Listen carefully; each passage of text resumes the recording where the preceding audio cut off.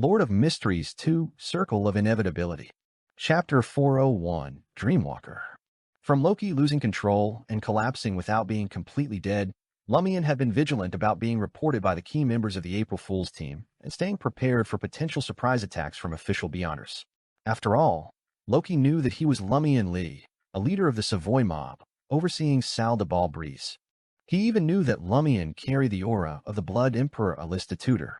In the end, official Beyonders merely approached the Market District's police headquarters to inquire about the abnormality that night and to see if Seal Du Bois, a capable mob leader, knew anything. This convinced Lumian that the April Fool's team still had their sights set on him. They were reluctant to hand their target over to the authorities or force him out of the Market District where they could no longer keep an eye on him. It had to be known that a marionette seal with an angel was undoubtedly an item that could cause Loki's strength to undergo a significant transformation. Missing out on Lumian meant he could almost never meet another one. Furthermore, the celestial worthy of heaven and earth for blessings might have a use for Termoboros. The key members of the April Fool's team were quite direct about this matter. They didn't bother concealing their mockery and malice. They believed Lumian could see through it and expected him to be provoked, eventually choosing to wait in the Market District. When to make their move was entirely up to them. They wouldn't recklessly attack while Lumian had assistance. Jenna sensed the anger and hostility lurking beneath Lumian's composed demeanor and calm words. She didn't attempt to persuade him further and simply mumbled, "I hope these villains get what's coming to them." Lumian's emotions had been on an upheaval, causing the lingering effects of his near loss of control to resurface. Taking a deep breath, he raised his right hand and massaged his temples to ease the pounding in his head. "What's wrong?" Jenna asked, her concern evident. Lumian replied succinctly, "The mental trauma from the battle with Loki will take a week or two to fully heal." Jenna's eyes darted as she offered, "Do you want me to give you a head massage? Franca taught me. I'm quite skilled at it." "Don't be shy. We're friends, after all." Her last statement trailed off playfully, an attempt to divert Lumian's attention and alleviate his emotional state with a teasing tone. Lumian scoffed. "Why do you keep saying that from time to time? Franca mentioned this. Franca taught me that. Don't you often?" Jenna started but abruptly stopped herself. Initially, she had intended to say, "Don't you often say, 'My sister said that, my sister taught me that.'" Lumian fell silent, and Jenna did the same. After a few seconds, seeing that Lumian didn't object, Jenna left the chair armrest and moved behind him. She reached out and began massaging his temples and both sides of his head. Lumian's body tensed up. Jenna playfully teased, "Have you never been intimate with a girl before?" Lumian scoffed. "As a hunter, I would instinctively throw anyone who dared to touch my head or bestow them with a massive fireball. It took a lot of effort not to roast you." Amused and exasperated, Jenna tightened her grip. "Did the provoker potion completely alter your language and speech patterns?" Lumian responded bluntly, "Yo, why the fancy words?" As the two of them bantered, Lumian's body gradually relaxed. After a few minutes, he leaned back on the sofa and half closed his eyes. While enjoying Jenna's massage and relieving his headache, he naturally brought up the pranks of Loki, I Know Someone, and the other key members of the April Fool's team. Jenna's anger flared, and she subconsciously tightened her grip. "Take it easy," Lumian said with a hint of physical discomfort. An assassin possessed considerable strength. Jenna eased her grip, still fuming. "I've never encountered such scoundrels or vile individuals in all my performances. They deserve every bit of suffering. Damn it, why am I not a witch yet?" Lumian's eyes remained closed as he asked, "How's the digestion with the instigator potion? Have you grasped the principles of acting?" Jenna's attention shifted. As she continued to knead, she reflected, "There are currently two key points. First, instigation is a means, not an end. Second, the essence of instigation lies in understanding the core of the matter and the conditions of the people involved, not in the use of abilities. Additionally, I've come to a realization. Instigation will inevitably bring about consequences. It just depends on whom you want to face those consequences." "Not bad," Lumian commended, a rare occurrence. Standing behind him, Jenna lifted her chin modestly and said, "I find opportunities to practice every day, especially among theater actors and apprentices at places like Theater de Lancian Cage aux Pigeons, where conflicts are abundant.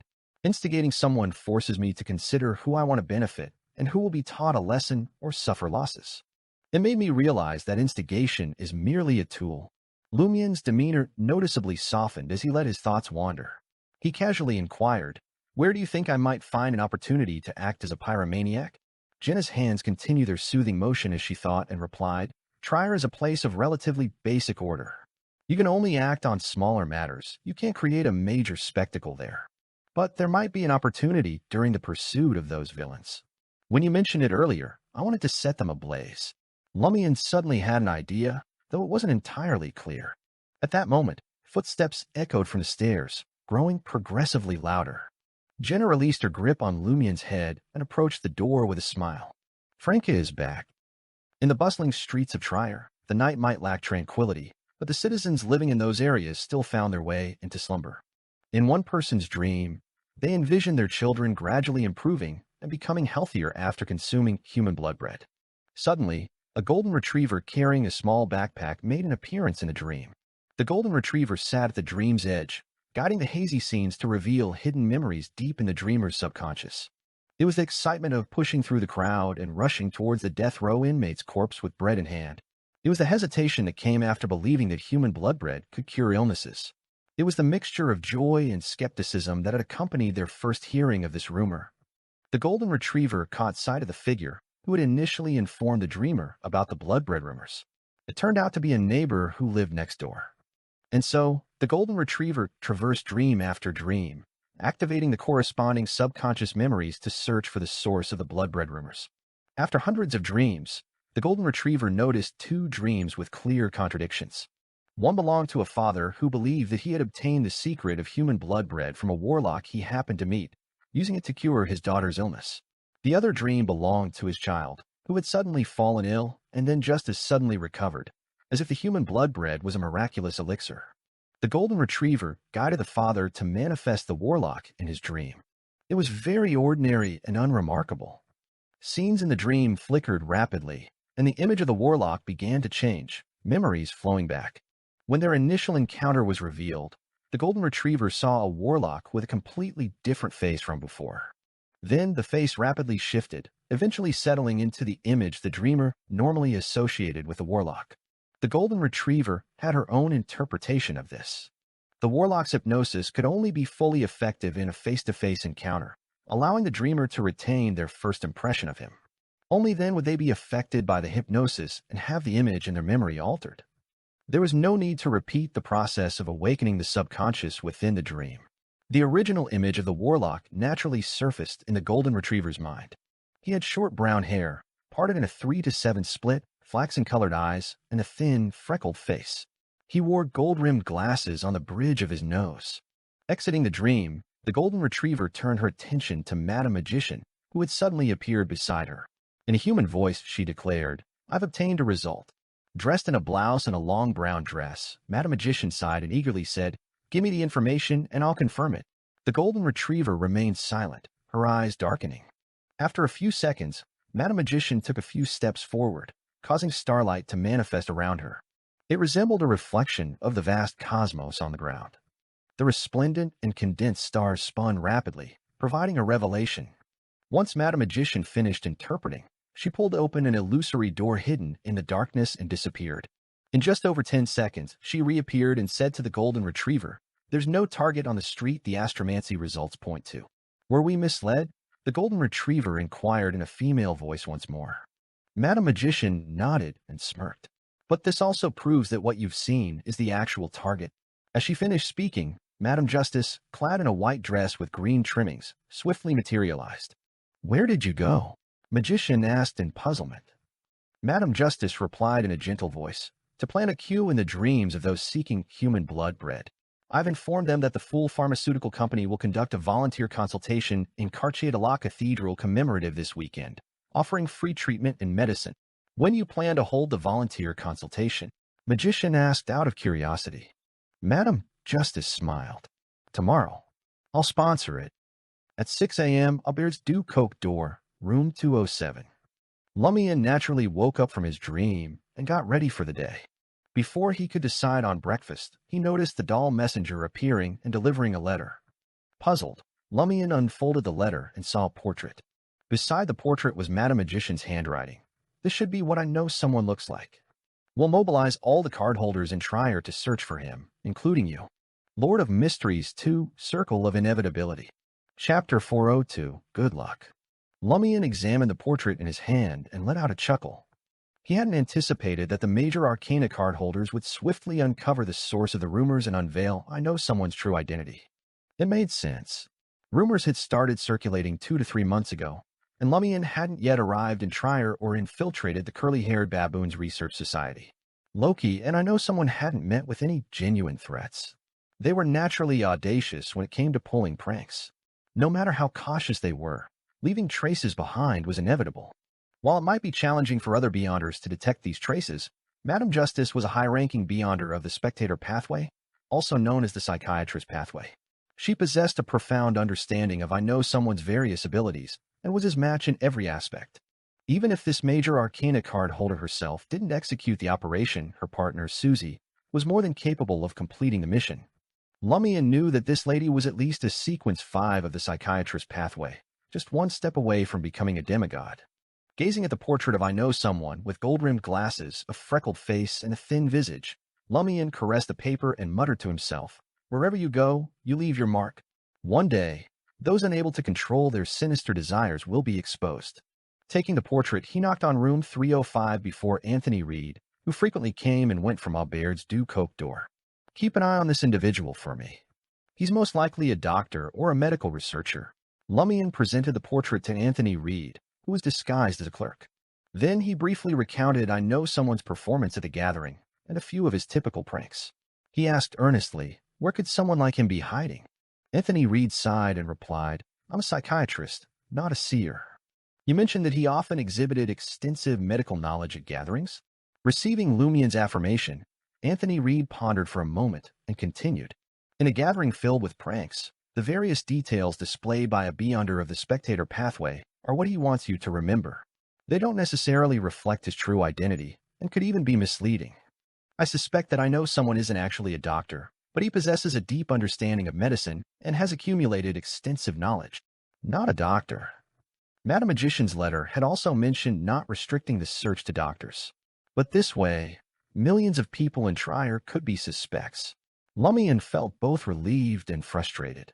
Anthony Reed added, "A person with antisocial tendencies and enough intelligence might have a fondness for flirting with danger. He enjoys playing with others like a clown. Perhaps it won't be long before he pulls another prank, mocking all those who pursue him. The only condition being that he remains unaware of the many demigods observing this matter."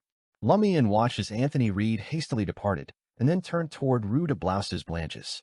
He had initially intended to locate Logano Toscano, a quasi-doctor, and inquire if he recognized the person in the portrait. However, it was still too early for that. Salle de Gristmill had not yet opened, and he had no information about where Logano resided. Apartment 601, 3 Rue de Blouses Blanches. Franca had already risen early, having also received a letter from her major arcana card holder, and was discussing the potential course of their investigation with Jenna. Franca cautioned Lumian, saying, "We can't involve too many information brokers in the search. I know someone might notice it beforehand and change his appearance or leave Trier." Lumian nodded slowly and responded, "It's nearly impossible to locate someone like this in Trier on our own. Don't forget we still have Anthony." Franca winked at Lumian, implying that they had all the card holders in Trier on their side. "Yes, and I'm here to help too," Jenna chimed in. Lumian tersely acknowledged her words and decided to proceed with his original plan to begin with doctors. In the afternoon, Jenna arrived at Avenue du Marquet and patiently waited by the public carriage stop sign. Today, she had donned a beige dress and a light brown straw hat, which shielded her from the sun and was adorned with a few cloth flowers. Her brownish-yellow hair was neatly tied into a bun at the back, with the rest cascading naturally. Without any makeup, her face remained fresh, and her blue eyes held a sweeter charm despite the absence of black eyeliner.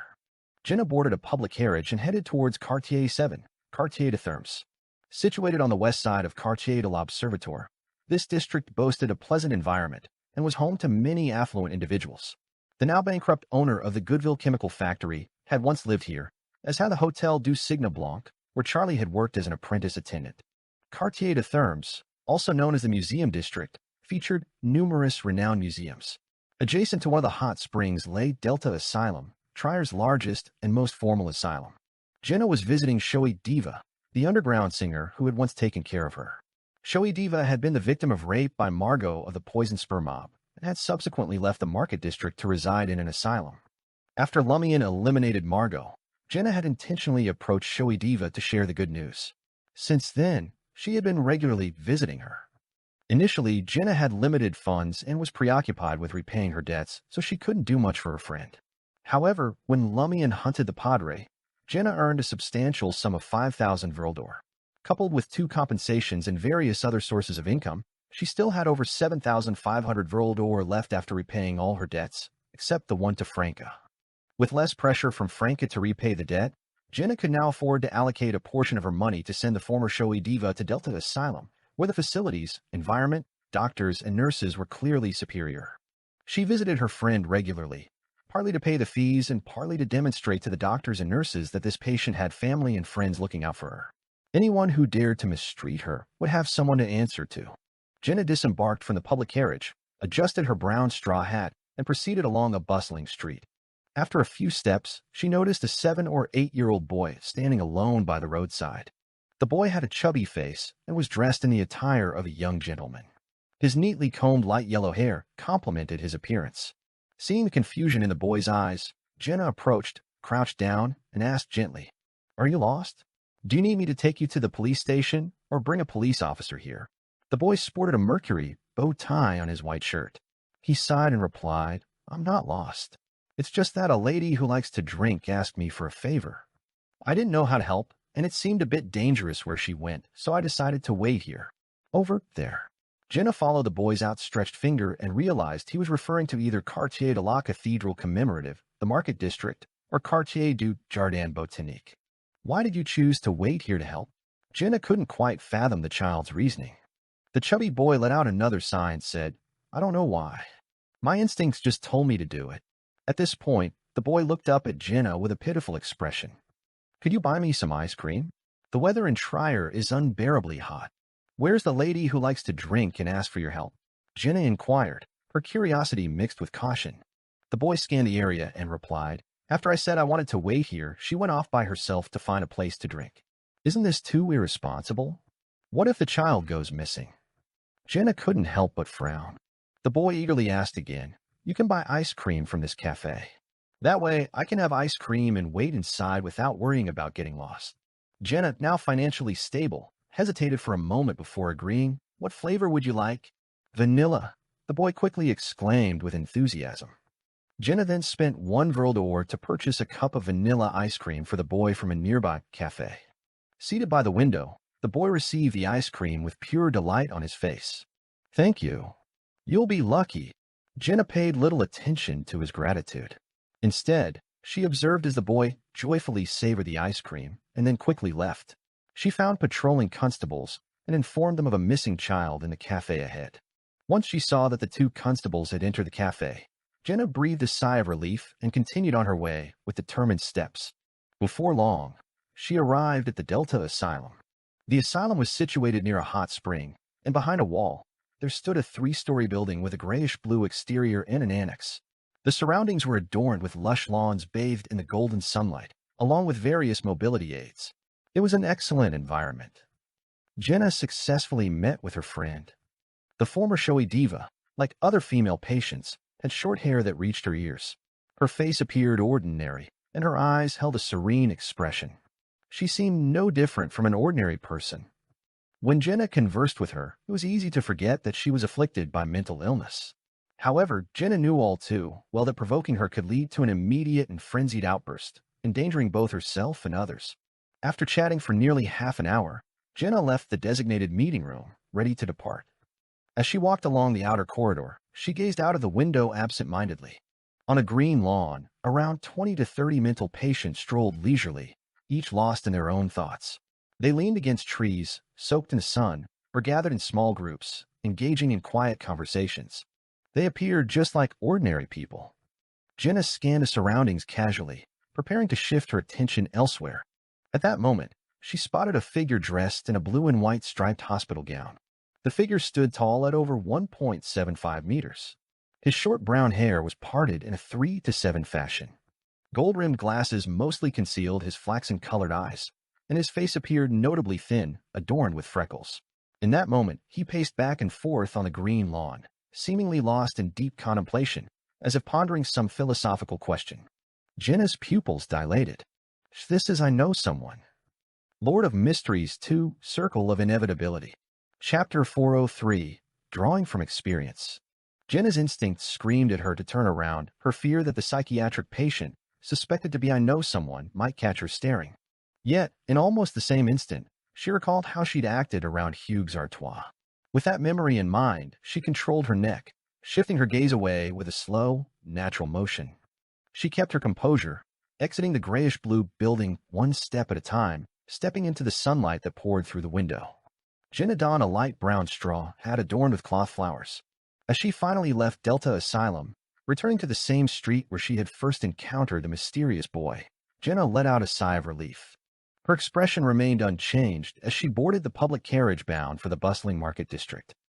In the evening, at 3 Rue de Blouses Blanches, apartment 601, Lumian, who had been summoned by Jenna, listened to her findings intently.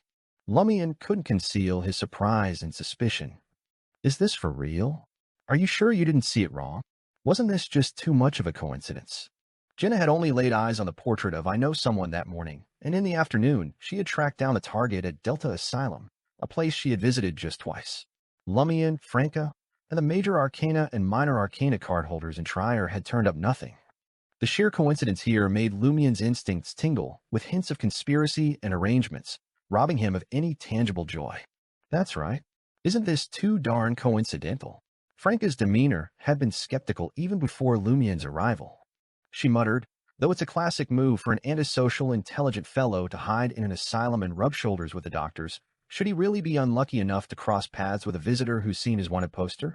There can't be more than 50 people in Trier who've laid eyes on that wanted poster.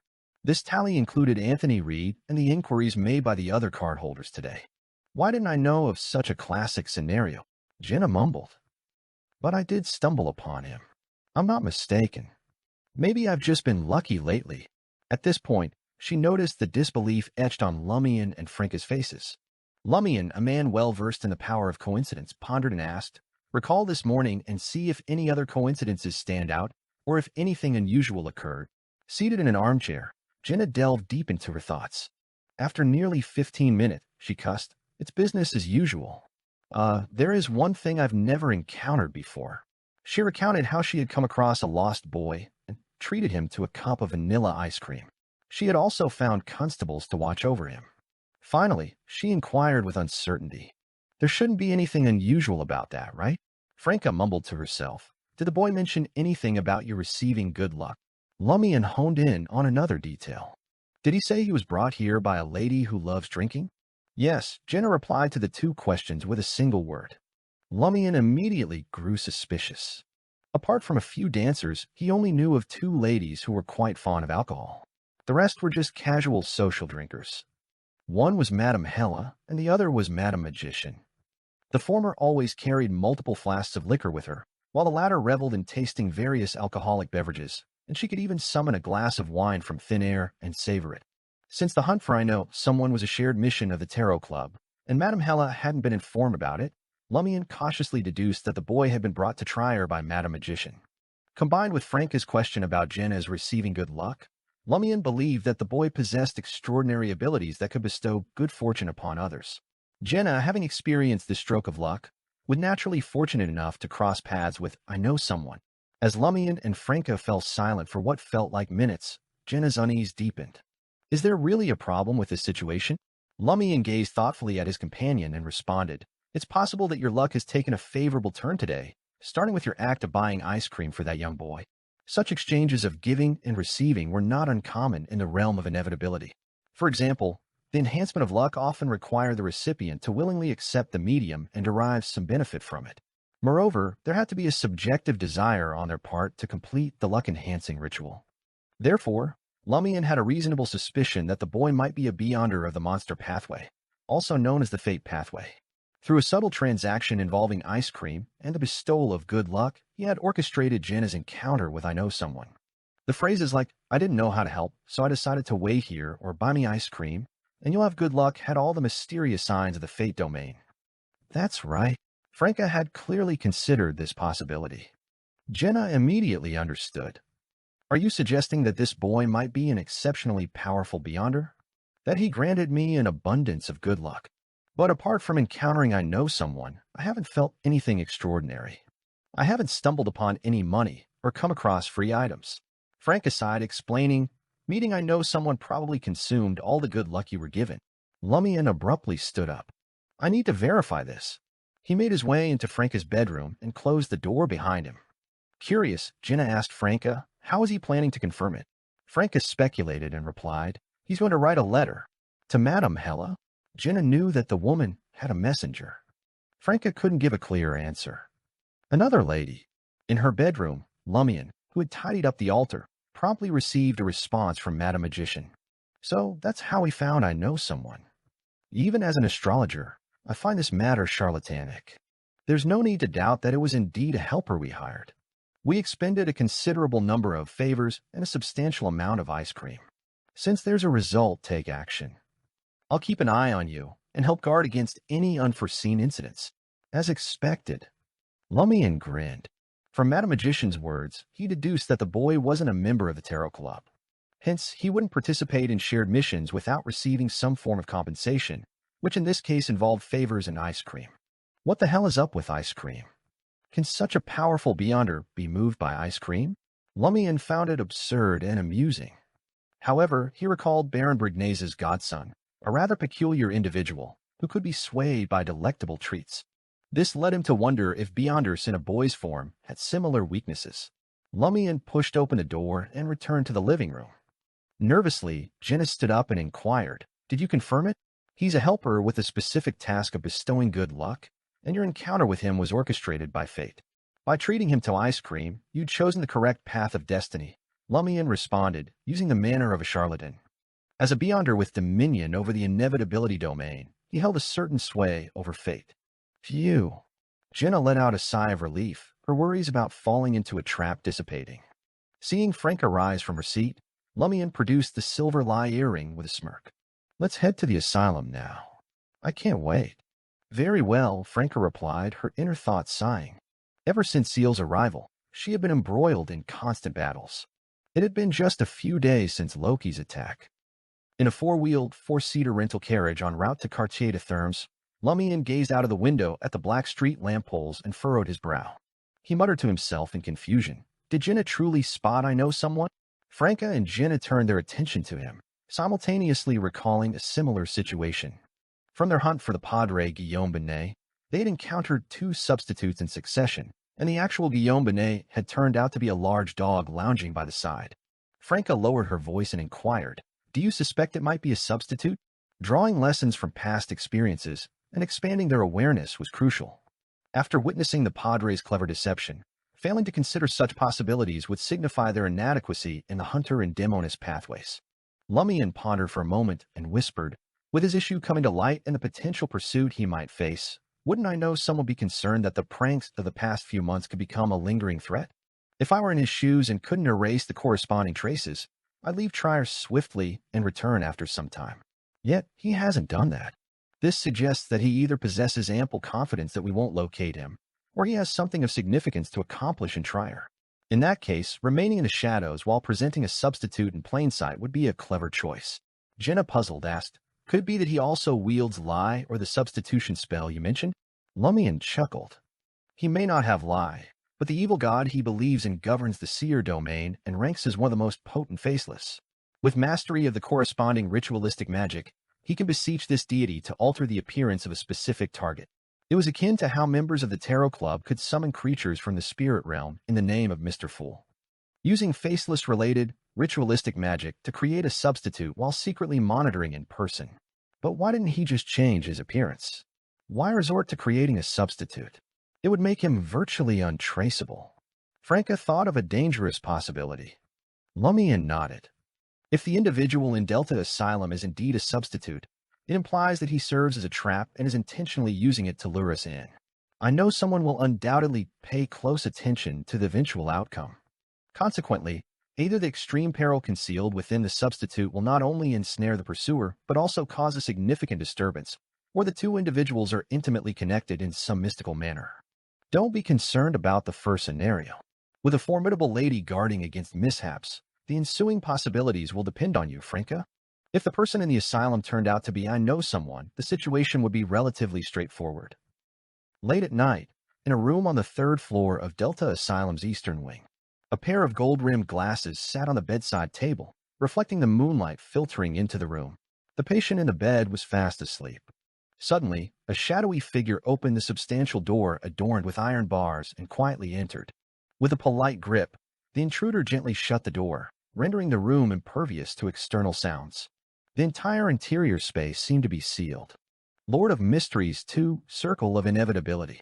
Chapter 404, Patient. Lumian harnessed the power of the decency brooch, distorting the door and sealing the entire room.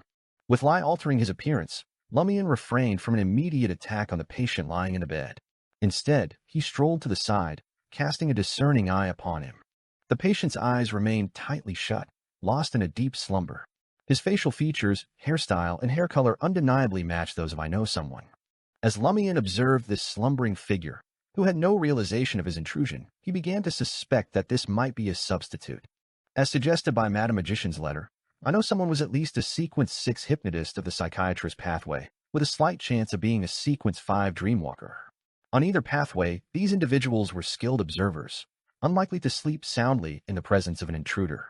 The conundrum now lay in discerning the trap with such a substitution. Beneath the faint moonlight filtering through the curtains, the patient on the bed suddenly snapped open his eyes. In those flaxen-colored eyes, Lumian's image was instantly mirrored. Simultaneously, Lumian once more glimpsed the dark void, the countless twinkling stars, and the mysterious symbol that had come to life, forming an invisible door.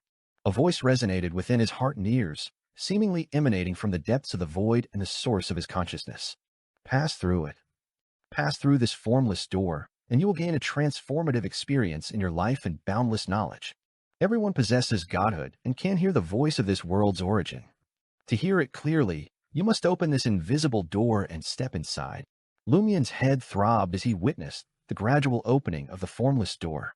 Each word from the voice transformed into a living, peculiar entity within his heart. Once more, the voice echoed, its tone tinged with perplexity and confusion. It muttered to itself, "Where is the end of the world? What did the universe resemble at its inception? Which deity brought all of this into existence, and who created him? What lies beyond the confines of the universe? How do other worlds differ? What sets human nature apart from godhood? Does true self-awareness equate to human nature or godhood?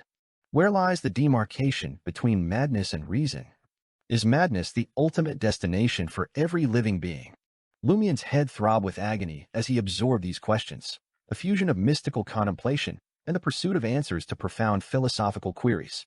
It was the first time in a long while that he felt the sensation of a steel drill boring into his skull, stirring his delicate brain. Moreover, these questions triggered bizarre alterations in his spirituality and his surroundings. Madness surged forth, as if probing the boundaries of sanity.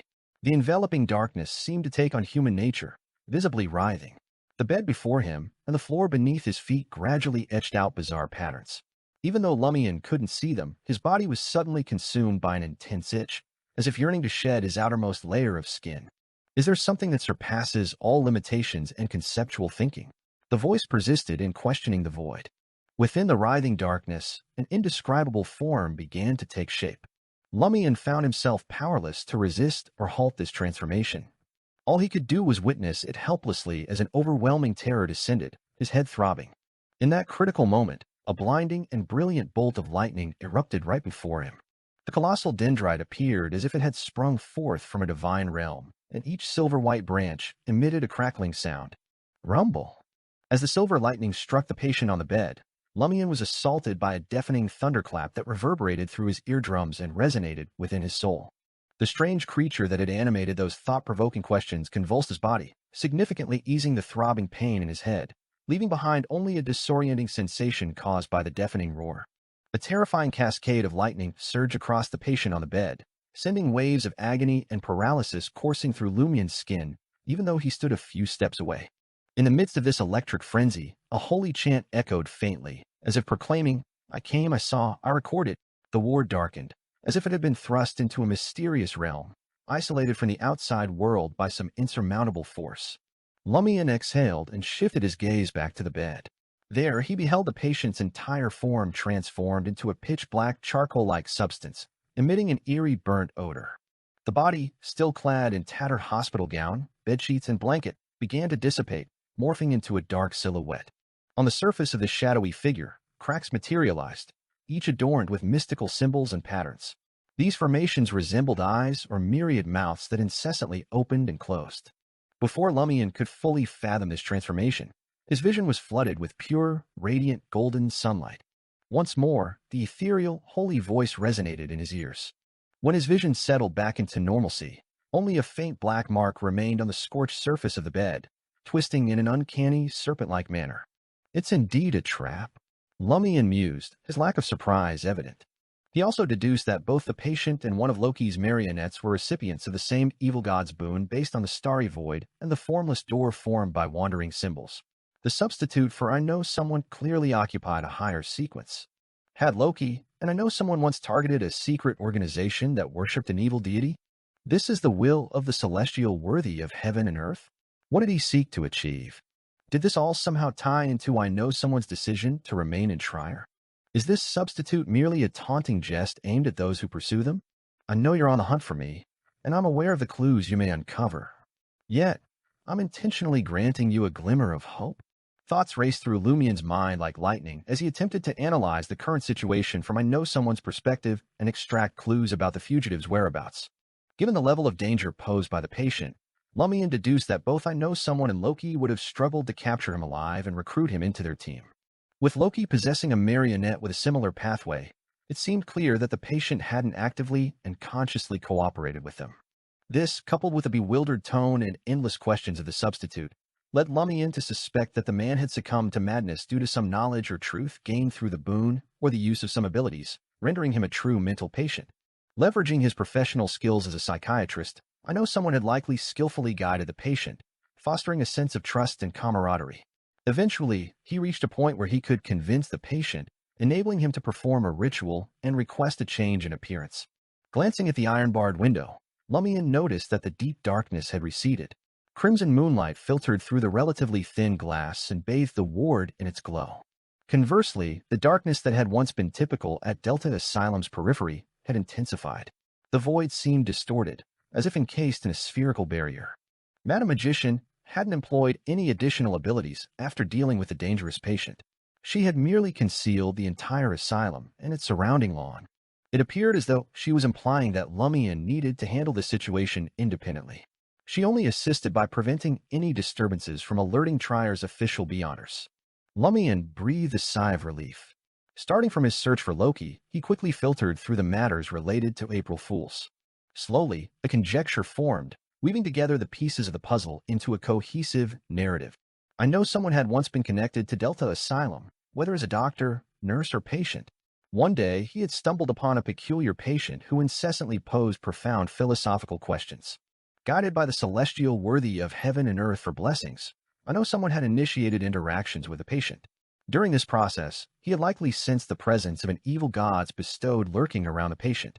Consequently, with the assistance of Loki, they had driven away these problematic figures and gained control over the strange patient.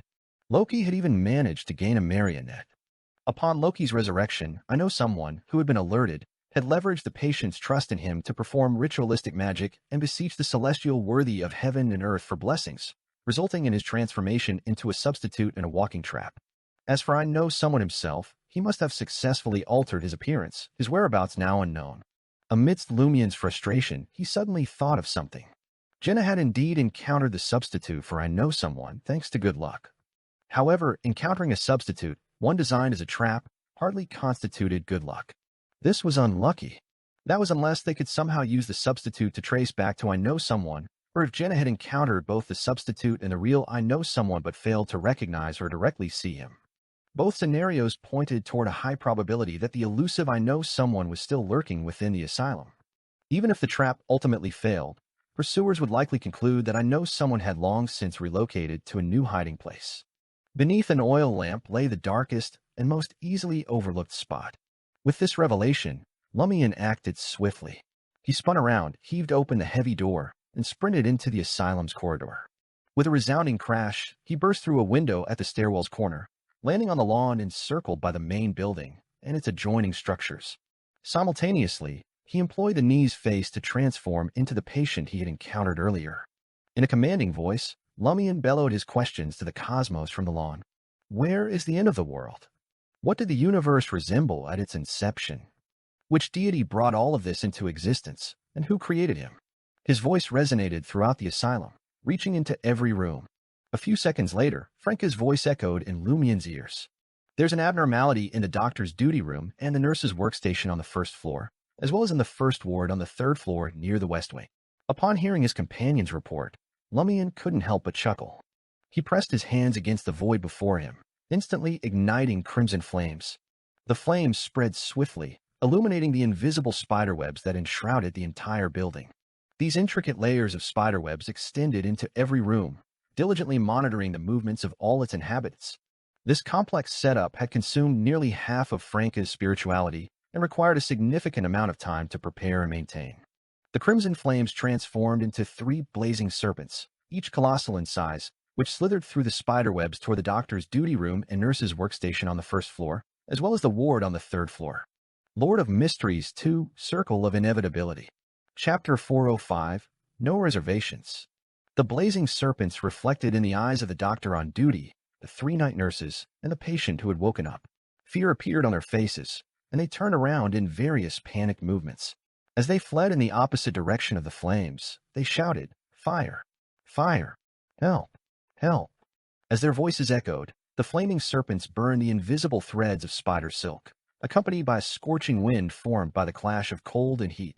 It pursued them relentlessly, blocking the exit from the room and forcing them into a corner. The 5 of them acted normally. They darted around, searching for a safe escape, wrapping themselves in blankets, and attempting to force their way through the wall of flames. They also rushed to another window with intention of jumping down. It seemed Lumian had misjudged the situation. Any abnormal movements didn't necessarily mean I know someone. If this continued, he risked incinerating 5 innocent people. However, the 3 crimson flaming serpents showed no hesitation. They continued to pursue the doctor on duty, the night nurses, and the mental patient, emanating an icy, ruthless madness that showed no regard for human life. As the blazing serpents closed in on their targets, a few of them began to show signs of despair. The patient on the third floor ward suddenly halted and turned around. Grayish-white stone-like scales sprouted on his once ordinary face, covering his skin that was not concealed by the blue and white striped hospital gown.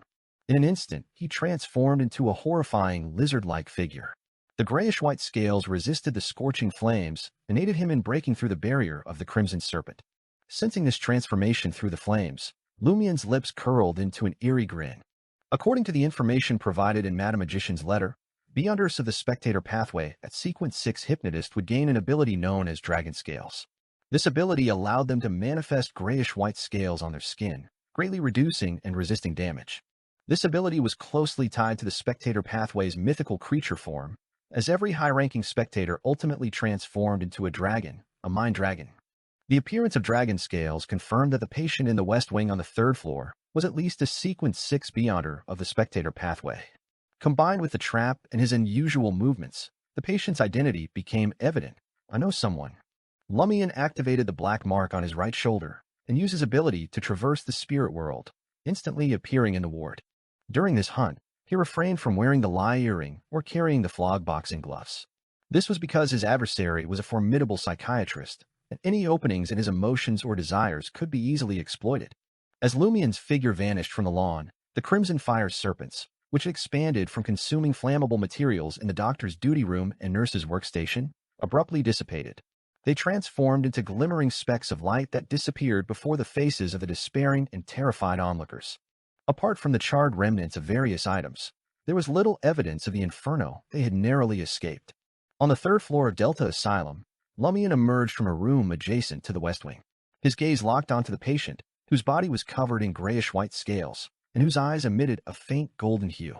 He didn't exchange pleasantries or make inquiries. Instead, he opened his mouth and let out a sharp exclamation, "Ha!"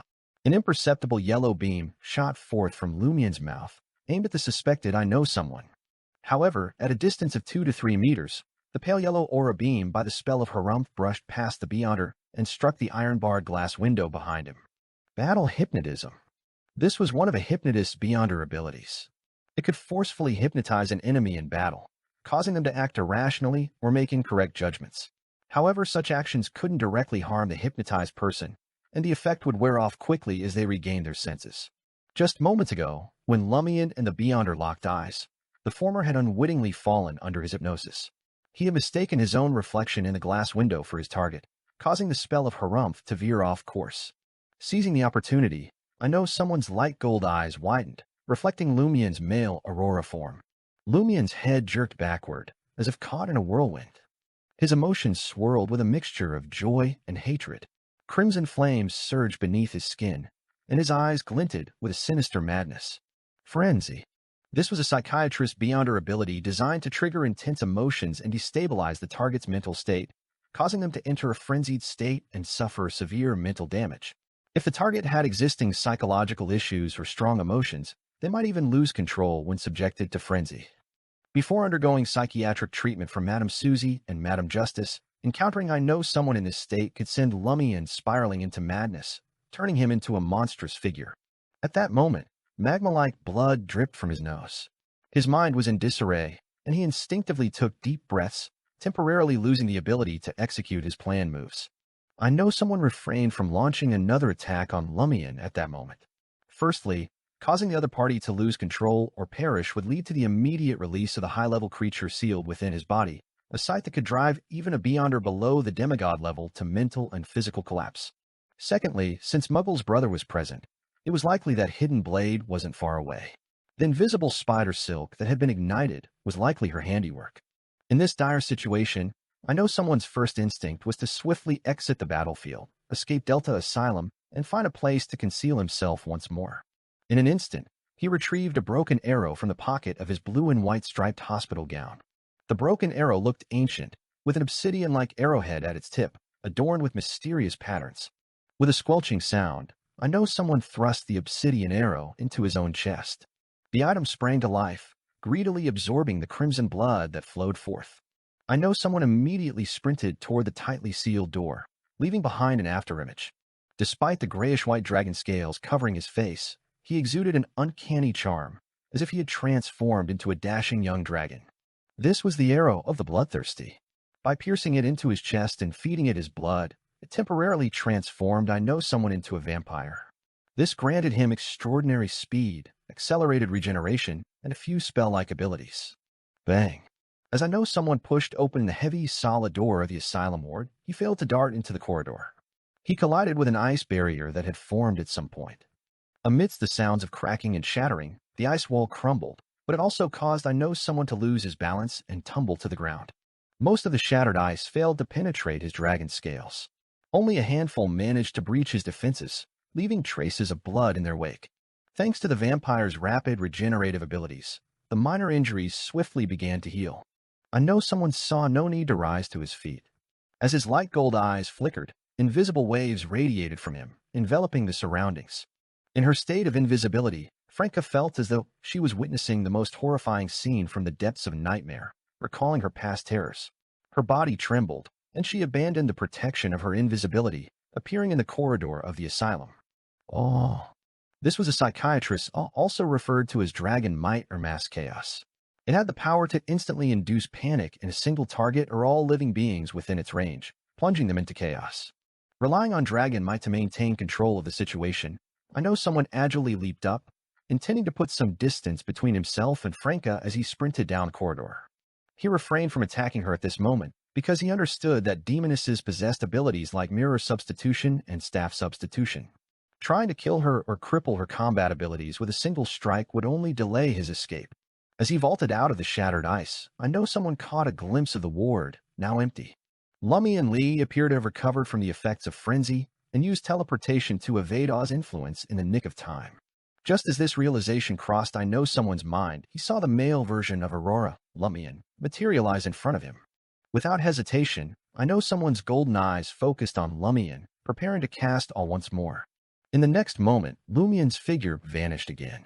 He had employed Spirit World Traversal twice in quick succession.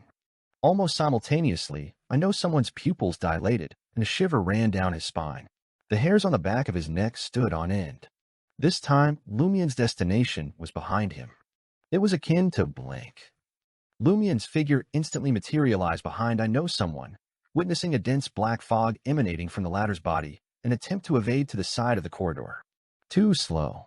Lumian harumphed, sending two white beams of light shooting from his nostrils to encompass the area ahead. I know someone couldn't evade and was struck by the white beams as he was thrown to the ground, tumbling twice.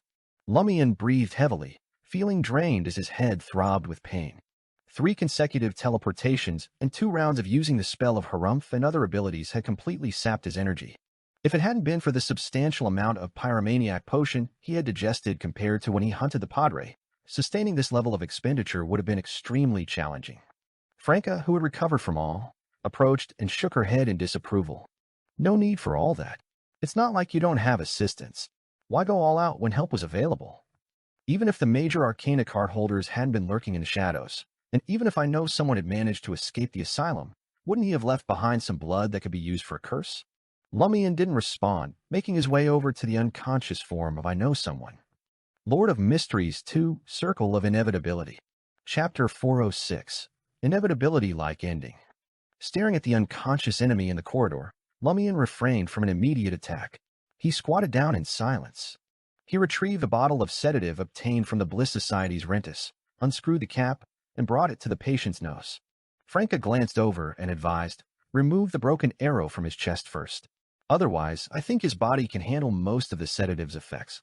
The grayish-white stone-like scales on the Beyonder suspected to be I know someone slowly dissipated due to the unconsciousness and spirituality brought about by the spell of Harumph. Lumian nodded and used the hand holding the bottle cap to carefully remove the obsidian arrow. Franca breathed a sigh of relief and continued, "The question now is how do we confirm if this guy is the real I know someone?" A powerful hypnotist can manipulate a Beyonder of the same pathway and sequence, altering their self-awareness and making them believe they are I know someone. They can substitute the real deal to appear in all sorts of occasions, completing different pranks and fight any adversaries. F***CK. Why does it seem more troublesome than dealing with a marionettist? What Franca meant was that the enemy in front of her might also be a victim, someone whose perceptions had been altered to make them believe they were I know someone. This possibility couldn't be ruled out, so she wasn't capable of steeling herself to kill him before channeling his spirit. Furthermore, Lumian's remaining truth serum wouldn't work in this case.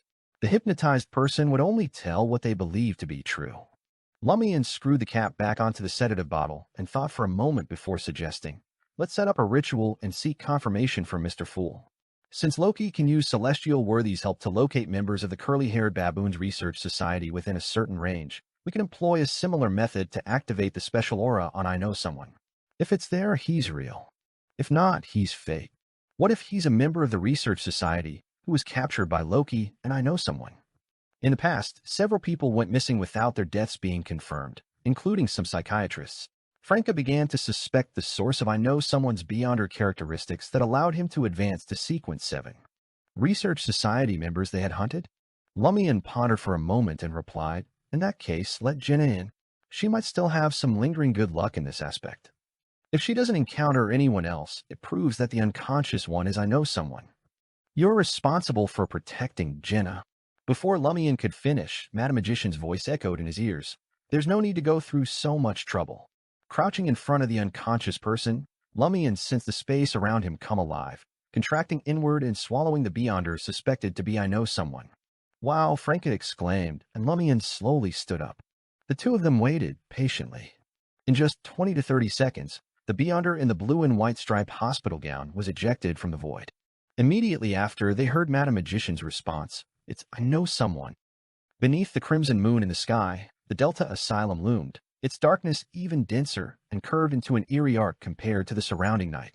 On the rooftop of the 3-story grayish-blue building, the shadowy magician turned to her companion and said, "Apart from the lunatic, there are no hidden dangers or traps.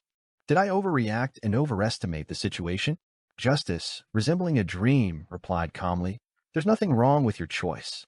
It's never wrong no matter how much importance you attach to matters related to that celestial worthy.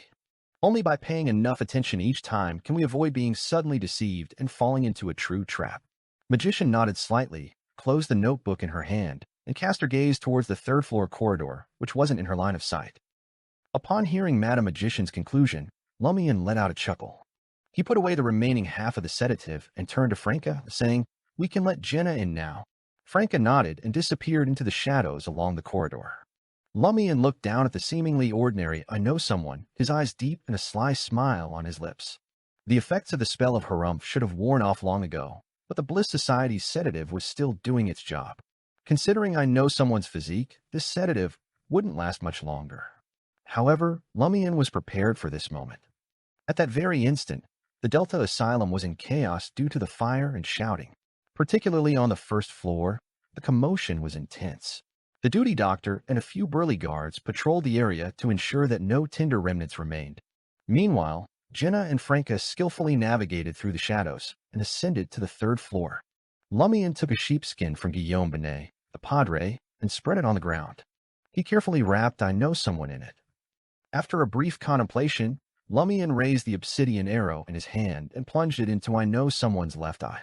The excruciating pain jolted "I know someone" awake, and his left eye turned bloodshot. Almost simultaneously, he heard a sinister chuckle. "Shape." Amidst the echoing Hermes' words, "I know someone," cocooned in the ritual sheepskin, was instantly engulfed by dark light, rendering him powerless. When the dark light finally subsided, he had transformed into a grayish-white sheep. Lumian withdrew the obsidian arrow from the crushed eyeball and swiftly plunged it into "I know someone's" right eye. A blood-curdling scream echoed through the room as Lumian pulled out the arrow. He pressed down on the struggling sheep with one hand and stroked its head with the other, a sinister smile playing on his lips. "Now we can finally have a good chat." While Lumian engaged in this whispering conversation, he tossed the obsidian arrow to Jenna. Next, Lumian produced an ordinary bottle of wound medicine and meticulously applied it to "I know someone's" blood-colored eye socket. He wrapped the other party's eyes in layers of white bandages he had prepared. Only then did "I know someone," who had awakened from his coma and was enduring intense pain, regain some composure. He attempted to use his abilities, but to no avail. Franca and Jenna watched Lumian intently as he continued to tend to the transformed sheep. "I know someone," feeling a mix of curiosity and unease. Initially, Jenna had wanted to assist Lumian in extracting information or exacting revenge, but now she felt that this scenario was enough. She shifted her attention to the obsidian broken arrow in her hand but noticed no negative effects. She wondered if it was one of the mystical items Franca had mentioned before. As Lumian retrieved a brownish-yellow twine he had prepared in advance and began to wrap it around the sheep's neck, the duty doctor, alerted by the sheep's bleeding, arrived on the third floor with several burly guards. Franca and Jenna swiftly concealed themselves in the shadows, while Lumian, disguised as Aurora, calmly turned and led the sheep to the end of the corridor. Crimson flames erupted from Lumian's body, which had regained some of its spirituality, and blazed fiercely in the corridor. The duty doctor and the guards dared not approach, witnessing a figure walking through the flames, heading to the end of the annex corridor. The figure was also guiding a sheep. It resisted, unwilling to leave, but the rope around its neck forced it to move forward. After being dragged on the ground for a while, the sheep, its neck tightening and its breathing becoming labored, finally stood up and followed. By the time the flames in the corridor abruptly extinguished, sparing any damage to the adjacent rooms, the doctor on duty and the guards had lost all trace of the man and the sheep. Am I hallucinating? The situation was so odd and unbelievable that these individuals shared the same thoughts. Meanwhile, the charred corridor stood as evidence that a fire had indeed occurred, miraculously without harming anyone. Leaving a guard to report the incident to the nearest police headquarters, the duty doctor returned to his office on the first floor in a bewildered state. As he sank into his chair, he couldn't help but wonder, could it be that the infernal being associated with fire has emerged from the abyss? Is its signature to lead a sheep? Is this the embodiment of flames? His thoughts grew more fantastical with each passing moment, and he couldn't shake the feeling that he should have gone straight to the cathedral to consult the bishops and padres rather than involve the police. Knock, knock, knock. He heard a knock on the door. The doctor on duty jolted in his chair. He straightened up and responded with a deep voice. "Come in, please." As the door creaked open, the doctor's eyes froze. It was the blonde devil, accompanied by the sheep with its eyes wrapped in white bandages and its grayish-white face stained with blood. "I need to trouble you with something," Lumian said calmly as he led "I know someone" into the doctor's office. "My sheep exhibits severe anti-human tendencies and extreme violence. I want to treat its mental illness." "How?" Before he could formulate a response, the handsome blonde devil inquired, "Do you know how to perform a lobotomy?" "Yes, a little," the doctor on duty replied subconsciously. "But it's a sheep." Could the brain structure be the same? As he contemplated this, he watched the sheep struggle frantically in its bindings, unable to escape. Lumian chuckled. It doesn't matter. We can give it a try. It's just a sheep. If it dies, so be it. We can still roast it. With that, he dragged the unruly sheep toward a nearby treatment table, using his hands and feet to pin it down. If the patient had been human, the doctor, lacking experience and prohibited from performing a lobotomy, would never have dared to attempt it. However, because it was a sheep, he had no reservations. In an effort to avoid antagonizing the arsonist devil and cooperate while awaiting the arrival of the police, the doctor on duty cautiously approached the treatment table. He said hesitantly, "I need an ice pick." His intention was to create an excuse to go to the ice warehouse and distance himself from the arsonist devil. However, just as he finished speaking, a hand emerged from the shadows, offering him a sharp icicle. "Tell you what's going on." In his shock, the doctor vaguely heard the words, "No need to thank me." Numbly, he accepted the thin icicle and unwrapped the white bandage covering the sheep's head. The sheep's struggle intensified. Assessing the damage to its eye sockets, the doctor on duty inserted the thin, sharp icicle through the crack and carefully manipulated it, stirring its brain's frontal lobe. After a few moments of struggle, the grayish-white sheep abruptly fell silent. Lord of Mysteries 2, Circle of Inevitability. Chapter 407, Reward for Good Luck. After the surgery, the blind sheep stepped off the treatment table, calm and docile, no longer resisting. The duty doctor felt like he was in a dream. The operation was a success. The surgical technique designed for humans had actually worked on a sheep. The doctor watched in a daze as the arsonist devil guided the blind sheep, now cured of its mental illness, out of the room and disappeared into the crimson moonlit night. Wherever they went, crimson flames ignited the white bandages and barely visible fur. In the blazing flames, black fire flowed like a river, cleansing away the remaining icicles, footprints, and any other traces. The doctor felt no immediate danger and watched in a daze, as if enjoying a spectacular fireworks show. After an unknown amount of time, all the flames subsided. The guard who had been dispatched returned to the Delta Asylum with a group of black uniformed police officers. "Why did it take you so long?" the doctor blurted out instinctively. The leading officer cursed angrily. "Son of a bitch, we were ambushed in the shadows on the way here. Someone was shooting at us from the darkness." In apartment 601, 3 Rue de Blouses Blanches, in the Market District. After securing I know someone to one of the dining table's sturdy legs, Lumian paid the sheep no mind. He lay on the sofa in the living room and pretended to be asleep. His appearance had been altered back by lie, and the decency brooch had long been taken off. Franca glanced at the sheep, which stood silently and didn't attempt to escape with the dining table, and asked, "Aren't we going to interrogate him now?" She avoided looking at Lumian because he had become so irritating that she felt like punching him. Even the sheep, now a pacifist, was eager to do the same. Lumian's voice remained calm as he replied, "I'll question him once I've regained my spirituality." "That makes sense. It's safer this way. After all, I know someone is now a sheep with his frontal lobe removed. He can't use his abilities or put up resistance." Franca, dressed in an assassin suit, averted her gaze and headed to her bedroom to avoid losing control of her hands, black flames, frost, or spider silk. She wasn't worried that any accidents might occur prior to the interrogation, leading to I know someone's bizarre death or him turning into a monster due to losing control. Madam Magician and the Major Arcana card holder had already confirmed I know someone's identity. They must have seized the opportunity to obtain the most important information. Jenna, holding the broken obsidian arrow, approached the divan with a warped expression. "Your trophy." She offered the obsidian arrow to Lumian, who hadn't yet closed his eyes. During this exchange, her right hand trembled slightly, as if she wanted to thrust the arrow into the other party's eye. Lumian didn't take it and calmly said, "This is your reward for your good luck. Or rather, this is your true stroke of luck." Why does he sound like a circus fortune teller? Jenna didn't refuse. After mumbling to herself, she quickly turned around and entered Franca's bedroom. It had to be said that after her companion advanced to demoness of pleasure, even as a woman, she would blush and feel her ears heat up when she saw her change her clothes. After changing into comfortable home clothes, Franca used magic mirror divination to get a rough understanding of the name, abilities, and negative effects of the obsidian arrow. Name: Arrow of the Bloodthirsty. Ability: plunge it into the chest or the heart and let it absorb blood. The user will gain potent self-healing and regeneration abilities, along with exceptional physical attributes.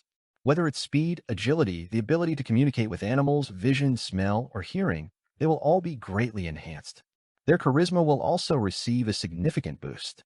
In addition, the user will gain dark domain spell-like abilities such as Abyss Shackles, Claw of Corrosion, and Wings of Darkness. Negative effects. While in use, you will despise sunlight and crave blood. Your blood will be continuously drained by the item until you succumb to excessive blood loss.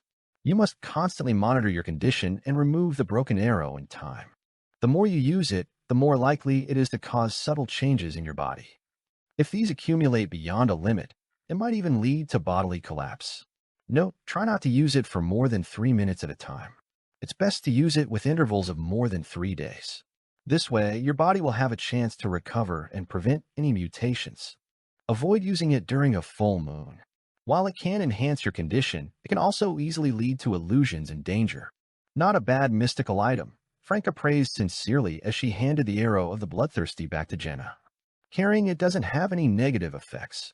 Such a mystical item could fetch over 40,000 Verl d'Or at various mysticism gatherings.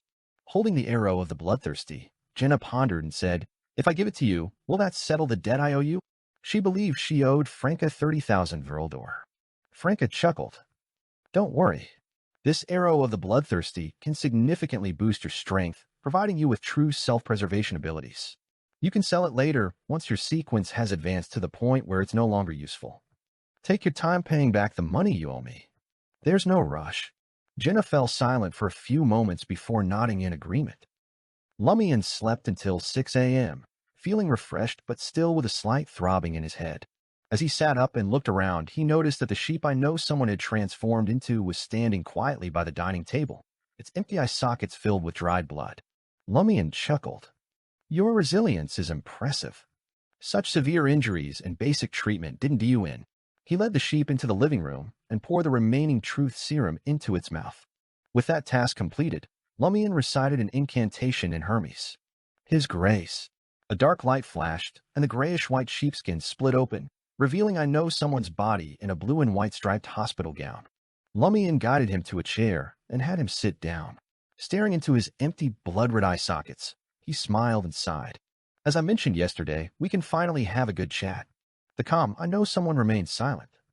Lumian retreated to the sofa and sat down. He patiently waited for the truth serum to take effect before asking, "What's your name? What was your original occupation? And why were you in the Delta Asylum?" He began with the simplest questions, using the truth serum to guide the other's instinctive responses.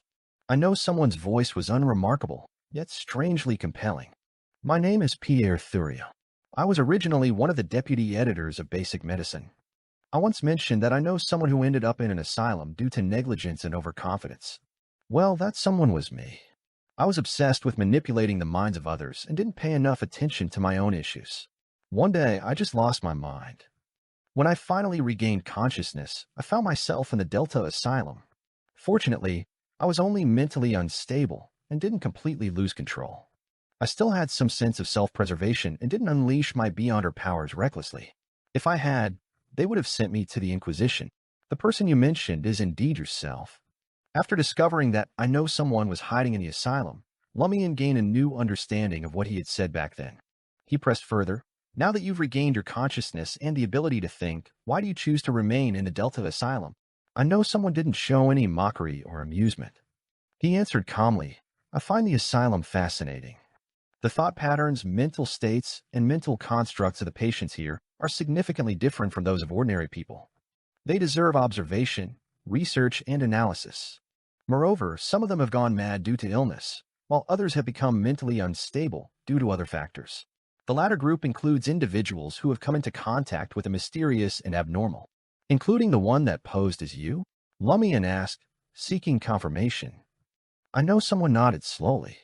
"Yes, he's quite special. I've been observing him for a long time. He's like a philosopher, constantly posing unusual questions.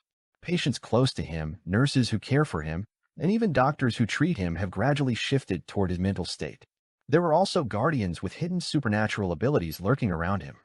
We dealt with the guardians and worked to gain his trust. Everything went smoothly. We learned that they are part of an organization called the Entry Persons and practice a secretive ritual known as Madoro's worship. It allows one's astral projection to ascend to various heavenly domains and witness extraordinary phenomena. They can touch the fringes of immortality and gain knowledge and corresponding abilities, enabling them to undergo a fundamental transformation behind the formless door. Entry persons. Formless door. Lumian memorized the information and continued asking. After Loki's resurrection and his given warning, why didn't you immediately flee, Trier? I know someone's response lacked any emotion as he said, how lame would that be? We'd have to eliminate a few pursuers before making our escape. So that's the reason. Lumian thought there must be something significant that had kept I know someone in Trier. Then why didn't you go into hiding somewhere else? I know someone replied calmly, I want to witness the despair and suffering of those chasing me, using my life for amusement. Lumian couldn't help but chuckle. Do you not realize the strength of the Tarot Club? I know someone pondered for a moment, and then said, the secret organization that uses tarot cards as their code names? What do they have to do with you? Upon hearing this, Lumian burst into laughter as he bent over, his amusement clearly exaggerated. Lord of Mysteries 2, Circle of Inevitability. Chapter 408 Motive. Amidst exaggerated laughter, the doors of the 2 bedrooms creaked open. Franca and Jenna appeared at the door, casting puzzled glances at Lumian. What's so funny? Franca muttered as she approached. How could he interrogate a criminal to get a reaction akin to watching a comedy performance? Lumian stopped laughing and remarked, ignorance can lead to many dangers, as can arrogance. And having ignorance and arrogance makes it almost irredeemable. Observing this, Jenna retreated to the bedroom and closed the door. She knew there were certain matters between Seal and Franca that were best left unknown to her. What? Is this guy really ignorant and arrogant? Franca used her right hand to quickly tidy her disheveled hair after waking up. She settled into the recliner and fixed her gaze on I know someone, who remained composed and emotionless. Lumian recounted how I know someone found it pointless to simply escape and insisted on seeking some amusement. He also mentioned his ignorance regarding the pursuer's connection to the Tarot Club. Franca was left speechless. She couldn't decide if this key member of April Fools was highly professional and committed to his principles or simply arrogant and ignorant. After a few moments, Franca glanced back at the guest bedroom door. Jenna is getting more involved in our affairs. Sooner or later, she would uncover our true faiths and the secret organization supporting us. Lumian said nonchalantly, it's simple. Mr. Fool is an officially recognized Orthodox god. In a few days, take Jenna to Lavini Docks and reveal who we truly worship and whose blessings we receive. Ask her if she wants to secretly convert to Mr. Fool. If she declines, that's okay too. Okay. Franca nodded solemnly. Lumian refocused his attention on I know someone, who remained remarkably composed, and he redirected the conversation. Why would a lot of you targeting Aurora, Muggle? I know someone seemed to be discussing something unrelated to himself. Because many members of the Research Society were praising her, we decided to embarrass her. What kind of logic is that? Franca blurted out. You want to tease people when they are praised? I know someone nodded gently. Breaking the idealized image in the minds of many people is part of the spirit of pranks. Their reactions bring us immense satisfaction. Franca's face flushed with anger. She wanted to unleash a tirade but restrained herself due to her lacking vocabulary. She took a deep breath and exhaled slowly. So, do you even remember what happiness and joy are? Do you still experience these emotions? Lumian let out a long sigh and asked, and then, I know someone wore a nostalgic expression. Capitalizing on Muggle's visit to our team to trade, I occasionally offered her helpful advice. She began to trust me more, even sharing her concerns with me as a psychiatrist seeking solutions. During that time, I played the role of a credible source, all while collecting enough information and planning a massive prank. Eventually, I discovered that the body Muggle inhabited following her transmigration belonged to a girl who believed in an evil deity of inevitability. Furthermore, she realized that her family, including her father, mother, brothers, and sister, displayed odd behaviors. There were numerous unsettling details upon closer examination, enough to induce fear in anyone who delved too deep. So, she found an opportunity to escape from home. This situation bore a striking resemblance to a family I knew, with a female member who had mysteriously vanished. After careful comparisons, Loki, the family, and I confirmed that Muggle was indeed their missing relative. Then, one day, Loki provided the family's modified soul summoning spell and instructed me to find a way to sell it to Muggle for her use. Drawing on my understanding of Muggle's psychological and emotional state, I meticulously crafted a persuasive argument. Leveraging her longing to return home and her habit of searching for clues, I convinced Mad Lady to sell the soul-summoning spell to her. As expected, she began to suffer from schizophrenia. In a sense, Roche Louise Sanson came back to life. In each subsequent treatment session, I made her appear better on the surface, but her condition deteriorated with each passing session. At times, I even guided Roche's personality to emerge and engage with her. It was quite intriguing. Lumian listened in silence, refraining from interrupting I know someone's account with anger. Franca, on the other hand, was seething with anger, repeatedly sipping water to calm herself. Why are these people so detestable? They didn't regard others as real people at all. After I know someone had finished speaking, Lumian inquired further. The soul-summoning spell comes from Roche Louise Sanson's family? That's correct. I know someone's condition was akin to a windless lake. They combined the knowledge obtained from a boon and a warlock soul-summoning spell, giving rise to the soul-summoning spell that Muggle purchased. I'm not sure what makes it special. I'm not a scholar of witchcraft. Knowledge from a boon. Lumian quickly reviewed his knowledge of Dancer, Alms Monk, and Contractee within the Inevitability pathway, but he found nothing that could be connected to the soul-summoning spell.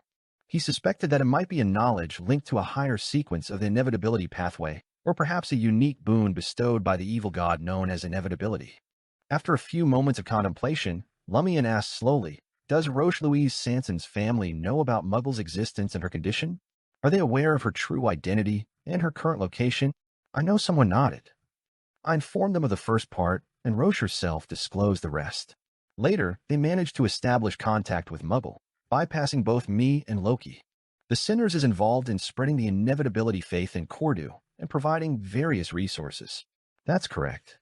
The Padre could have joined them immediately after leaving Cordu and become their so-called archbishop. This indirectly confirms it. Lumian's emotions remained subdued, but his mind was sharp. He subconsciously clenched his fists and focused on I know someone. What are the names of the members of Roche Louise Sanson's family? Where are they currently residing? Are they affiliated with a secret organization or a cult? I know someone shook his head. After I moved into the asylum, I lost contact with them. During this period, I attempted to locate them, but discovered that they had already relocated. It seemed they were no longer using their original identities, as if they were trying to hide from something. Roche's father's name is Voisin, her mother's name is Constace, her elder brother's name is Bliss, her elder sister's name is Annette, and her younger brother's name is Adder. They are all part of a branch of the Sanson family. However, I do not know their current names. Voisin was once a struggling merchant on the brink of bankruptcy, but he later joined a secret organization known as the Sinners. Miraculously, he escaped his financial woes and regained his success. He had numerous businesses, with the most notable being the Voisin Cafe, that doubled up as a hotel, restaurant, and various functions. It was frequented by high society, but before they relocated, these businesses were sold. Lumian proceeded to gather more information about the Sinners and sought details about the appearance, mannerisms, and habits of each family member. With the newly acquired information in hand, Lumian spoke thoughtfully. Do you know what role the Sinners demigod or Beyonder at a higher sequence played in the Cordu disaster? I know someone replied. Not long before I moved into the asylum, Voisin informed me that they were taken by surprise. This occurred much earlier than the agreed-upon time, so none of them had arrived at the scene. It appears that some individuals were overly eager to obtain the boons. The ensuing mishap resulting from their failure also caused them to lose many leads. Otherwise, they would have discovered you much earlier. The sufferer lurking in the shadows of Cordu and around me isn't the demigod of the Sinners, so who is interfering with my fate with Termaboros? Lumian frowned and asked, did Roche not inform the Sinners, her parents, or her siblings about the early ritual? No. I know someone replied succinctly. They believe she wished to reduce the number of individuals receiving the boons and concentrate the power. Lumian fell into a contemplative silence, sensing that something was amiss. Could the lizard-like elf be involved? It had prevented Aurora from seeking Madame Hella's help and Roche Louise Sanson from contacting the Sinners. Lumian attempted to inquire further about this matter, but did not receive additional information. Wary of the truth serum's effects wearing off, he decided to change the subject. What is the deity you believe and want you to do in Trier? I know someone's vacant eyes remained fixed on the sofa as he responded. He occasionally grants us revelations for us to decipher independently. If we interpret them correctly and complete the corresponding task, we receive something unexpected. Apart from these revelations, he rarely communicates with us directly. We can only pray to him through a ritual, and this can be done no more than once a week. The celestial worthy of heaven and earth for blessings and Mr. Fool's state are very similar. Lumian was tempted to inquire about the revelations granted by the celestial worthy, but decided it might be too risky to discuss. After a brief moment of consideration and deliberation, he decided to approach it from another angle and indirectly inquire. Did you start the rumors about human blood bread? Yes, I know, someone admitted without hesitation. Lumian continued. What about the rumor that Mandrake can treat illnesses? I know, someone calmly replied. I was the one behind that as well. It was a revelation from the celestial worthy. It was then that I realized I could influence events this way. After some time, rumors of human blood bread began to spread. The Mandrake rumor is a revelation from the celestial worthy of heaven and earth for blessings. Will there be any hidden dangers in using it to suppress the spirituality surge? Lumian contemplated the idea of warning the naive vampire, La Nubrook. He circled around and inquired about other revelations about the celestial worthy of heaven and earth for blessings. He didn't obtain much useful information, so he could only move on to the last topic. Tell me about Mad Lady, Ultraman, Hisoka, Loki, and Bard. Lord of Mysteries 2, Circle of Inevitability. Chapter 409, Fire Execution. I know, someone said calmly. Mad Lady is probably a traveler. I have no idea where she lives. Ultraman used to be a Sequence 6 notary of the Sun Pathway. I'm not sure anymore. He hasn't been to Trier recently, and I haven't left the asylum. We only exchange a few words at each gathering. Loki is a Sequence 5 marionettist of the Seer Pathway, but I suspect he wields more power from celestial worthy than us. He can access resources unknown to us. He even owns a mysterious ancient castle, Dylan, hidden somewhere. Bard is a Sequence 6 Prometheus of the Marauder Pathway. Of course, I'm unsure of his current situation. We haven't seen each other in reality for a long time. He did write Emperor Rosel's Secret Chronicles and published it under someone else's name. I'm not familiar with Hisoka. He hasn't attended any real-life gatherings in the northern continent. In my opinion, he's very dangerous, second only to Loki. He's similar to Mad Lady. If I hadn't gone crazy for a while, I would be a Sequence 5 by now. Castle Dylan. Lumian recalled Madame Hellas' description of Loki's dream and suspected that the mysterious ancient castle hidden somewhere was where Loki had been resurrected. He hadn't expected Bard to be a beyonder of the Marauder Pathway. He believed that the nickname originated from the ocean songster of the Sailor Pathway or the midnight poet of the Evernight Pathway, but on second thought, it made sense. In rural stories, bards often moonlighted as thieves. This also confirmed the celestial worthy of heaven and earth for blessings' influence on the seer, apprentice, and marauder pathways. Half of the 6 key members belonged to these 3 pathways. After I know someone finished speaking, Franca asked with concern, who else in the research society is involved with this? I know someone couldn't resist keeping it a secret. He replied calmly, I know Pettigrew is one. Pettigrew? Franca blurted out in surprise. I thought he was making fun of his height with that nickname, but it turns out he's mocking his identity? I know someone nodded gently. Before finding the organization and joining the research society, he already knew Loki. As you all know, Loki can use the celestial worthy's power to sense transmigrators within a certain range, and Pettigrew is also in the Trier Greater region. He first became Loki's subordinate before joining the research society. He was assigned to another team. He actually nicknamed himself Pettigrew because he wanted to play a prank and reveal the truth. He mocked and fooled all the research society members who lacked insight. But in reality, I knew he was hesitating, feeling guilty, and struggling. He hoped to use this method to warn the other research society members that there was something wrong with him. My plan was to find an opportunity to tell him that Muggle, who never discriminated against his height and was gentle and amiable to him, was harmed by us. He could be considered an indirect helper. When the time comes, his devastation and pain expression would have been very interesting. Damn it. Franca cursed. Although I know someone had been lobotomized and he had become very calm, his tone no longer mocking, his straightforward thoughts were still filled with vileness, making Franca unable to control her emotions. What else? Lumian asked on her behalf. I know someone recited 5 more aliases in a row before concluding. These are the few I know. As for the ones Loki and the others secretly developed or didn't tell me, I'm not sure. There's quite a few. Franca was filled with hatred and frustration. Lumian turned to her and said, just share this information with Madame Hella. How they handle it is up to the president and vice presidents. You don't need to be troubled or hesitant. Just enjoy the fruits of your labor.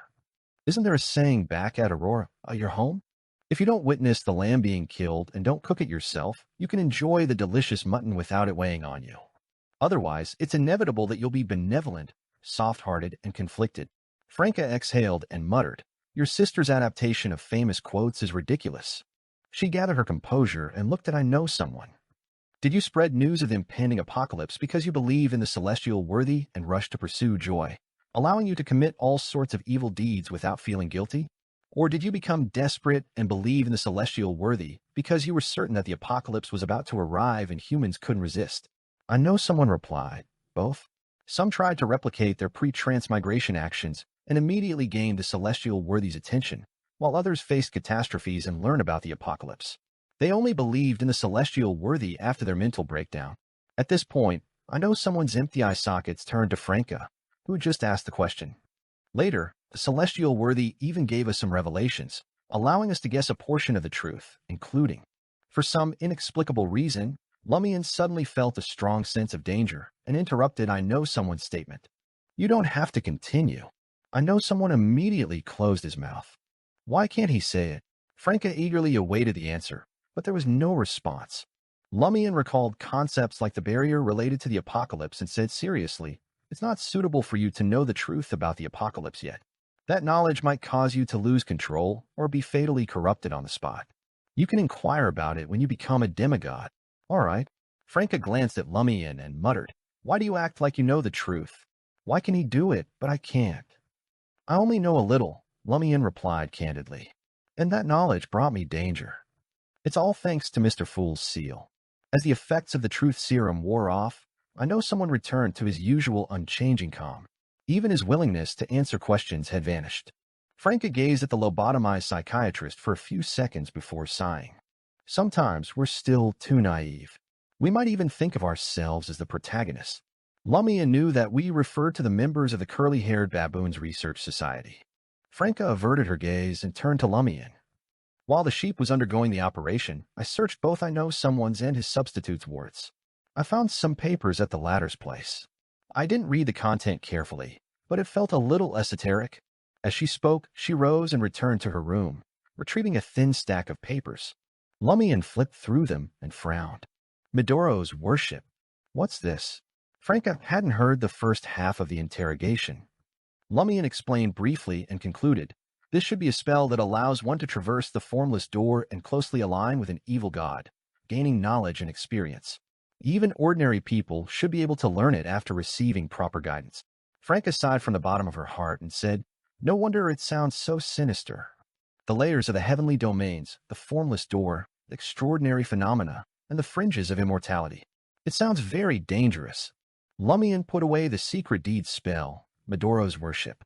Although he didn't know how to use it, nor did he need to, he could still grasp the corresponding knowledge. This would help him deal with the heretics who relied on Medoro's worship to obtain knowledge and strength. He then said to Franca, relay this information to Madame Hella. I'll handle I know someone. All right. Franca nodded gently and watched as Lumian put on the lie earring and walked to the armchair. He grabbed the calm man's shoulder and instantly vanished. Prison District, Royce Comprehensive Execution Ground. It was not yet 7 a.m., and there was no one here. It was wet, as if isolated from the world. Lumian emerged from the void with I know someone and tied the April Fool's key member to the stake. Then he retreated a long distance, crouched down, and pressed his hands to the ground.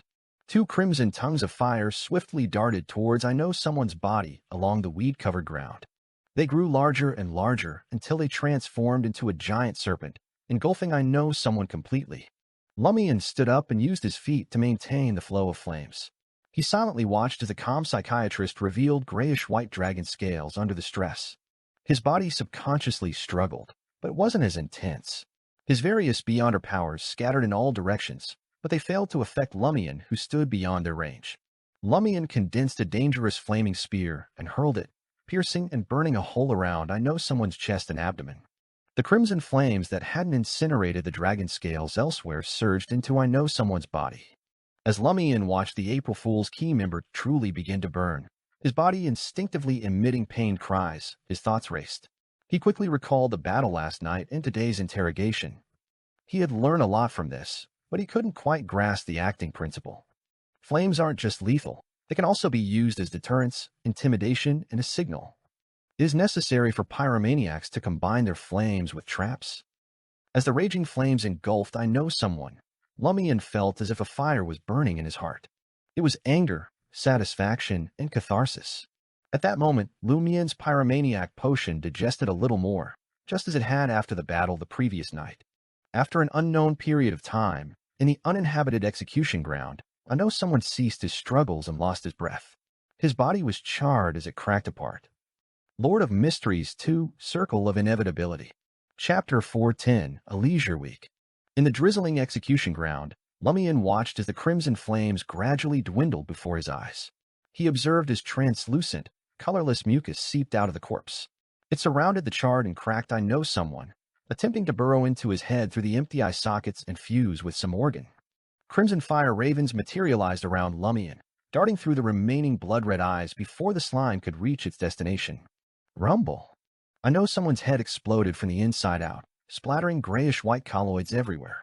The transparent, colorless mucus had lost its binding substance, leaving it only able to condense independently, eventually forming a sticky colloid. This colloid landed beneath the stake. From a distance, it resembled an unfixed mirror, capable of reflecting everything around it. Lumian strode over and retrieved the colorless colloid, which was likely a hypnotist beyonder characteristic. He did this amidst the scorching air and the flames that flowed around him. As he gazed upon it, he noticed minuscule transparent bubbles deep within the colloid. They caught and refracted sunlight from various angles, displaying an array of colors. After storing away the beyonder characteristic, Lumian turned on his heel and departed from the stake. Behind him, the lingering flames continued their relentless assault, devouring the charred corpse. As the light flickered, Lumian's figure vanished from the Royce Comprehensive Execution Ground. In apartment 601, 3 Rue de Blouses Blanches, in the Market District, Lumian, who had reverted to his original form with the lie earring, rubbed his temples and turned to Franca. It's already taken care of. It's fitting for someone like him to meet his end at the stake. Unfortunately, he's a believer in the celestial worthy. Even if he doesn't take action, he remains a hidden threat, a potential time bomb.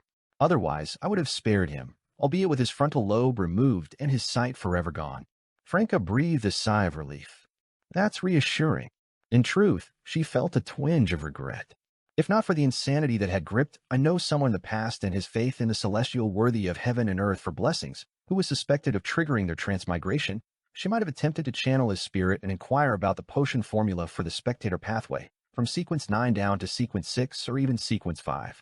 However, after thorough contemplation, she decided to forsake this perilous scheme. Lumian's gaze shifted to the open door of the guest bedroom. Where's Jenna? She's gone to the theater de Lancian Cage aux Pigeons, Franca taunted Lumian. She's much more diligent than you in digesting the potion. Lumian replied thoughtfully, after venting the flames within me to battle and carry out the execution, my pyromaniac potion has significantly digested. At this rate, if I can distill a new acting principle, it should be fully digested within 2 months. He didn't dwell on the subject and continued, I intend to share I Know Someone's beyonder characteristics with Madam Magician. Without her and a Tarot Club support, we might have lost track of our target or lost control during our initial assault. No problem, Franca replied without hesitation. The beyonder characteristics of these followers of the evil god have eluded the grasp of high-ranking individuals. I wouldn't dare to possess them myself. There's no need to think about repaying me. Dealing with I Know Someone is also a mandate from the Curly-Haired Baboons Research Society. Lumian didn't stand on ceremony. He observed as Franca returned to the bedroom, changing into a white lace-adorned shirt and slim beige pants, seemingly preparing to go out. Where are you off to? Lumian asked casually. Franca responded with a hint of annoyance. I've been caught up in all sorts of messes you've stirred up lately, and I haven't had a moment to pleasure myself. Now that it's finally settled, it's only fair that I take a break, right? I suggest you behave yourself for the next few days. Lumian couldn't help but smile as the demoness of pleasure slipped on her boots, swung the door open, and left. Once the door slammed shut, Lumian, who had originally planned to return to Aubert's Ducote door to write to Madame Magician, grabbed a pen and paper from the nearby table. He meticulously jotted down all the information I Know Someone had given him. He then neatly folded the paper and placed I Know Someone's hypnotist beyonder characteristic on top of it. Summoning the doll messenger, Lumian patiently waited. Before long, the doll messenger returned, carrying the translucent colloid and a square piece of folded paper. Madam Magician's reply read, "This is a shared mission of the Tarot Club. There's no need for a reward. Keep it for yourself. I've already removed the corruption that could be removed. We'll mobilize various resources to search for the whereabouts of the remaining 5 April Fool's members, but we currently lack a solid lead. The pranks mentioned in the information have been ongoing for too long." Lumian finished reading in silence, allowing the crimson flames to consume the paper in his hand. He longed to teleport directly to Faina Potter's Gaia province and the southern continent's West Balam to personally hunt down the suspicious April Fool's team members, such as Bard. However, he knew it was futile. Without sufficient information or clues, it was like searching for a needle in a haystack. He couldn't rely on the ice cream eating boy's luck every time, could he? All I can do now is wait for the Tarot Club to uncover useful leads. The only person I can track down at the moment is the publisher of the underground book, Emperor Roselle's Secret Chronicles. If only they had met with the real author, Bard. Lumian felt a mixture of disappointment and relief. He planned to take his time with a hypnotist beyonder characteristic. While he searched for a suitable artisan, he waited for Anthony Reed to investigate General Philip's widow. If the psychiatrist gained something and succeeded in curing his psychological issues, Lumian wouldn't mind selling him the hypnotist beyonder characteristics and splitting the proceeds with Franca. If Lumian found a suitable artisan before that, he would designate the mystical item he crafted as a common resource, allowing Franca, Jenna, and the others to use it as they saw fit. After tucking away the hypnotist beyonder characteristic in a concealed pocket, Lumian exhaled and leaned back in his dining chair. Only then did he hear the growl of his stomach and realize his hunger. Since waking up at 6 a.m., he had been engrossed in interrogation, execution, and letter writing, completely forgetting about breakfast. "Honestly, leaving me alone here. It's as if I live here." Lumian mumbled to himself as he got up and ventured into the apartment's kitchen to see what ingredients were available. Scanning the area, he spotted a few potatoes. Lumian was momentarily surprised, but quickly rolled up his sleeves and grabbed an apron hanging nearby. With skillful hands, he peeled, washed, and thinly sliced the potatoes into fine strips. Following the process, he ignited the stove, heated a pan, added oil, sautéed, and tossed in the shredded potatoes. He seasoned the dish accordingly. Once it was ready, Lumian toasted 2 slices of bread and poured a glass of milk. Sitting down at the dining table, he sandwiched the crispy shredded potatoes between the slices of toast and savored them, occasionally taking a sip of milk. Outside the window, the drizzle had cleared, and the sun beamed brightly. During the following week, Lumian made the most of his time.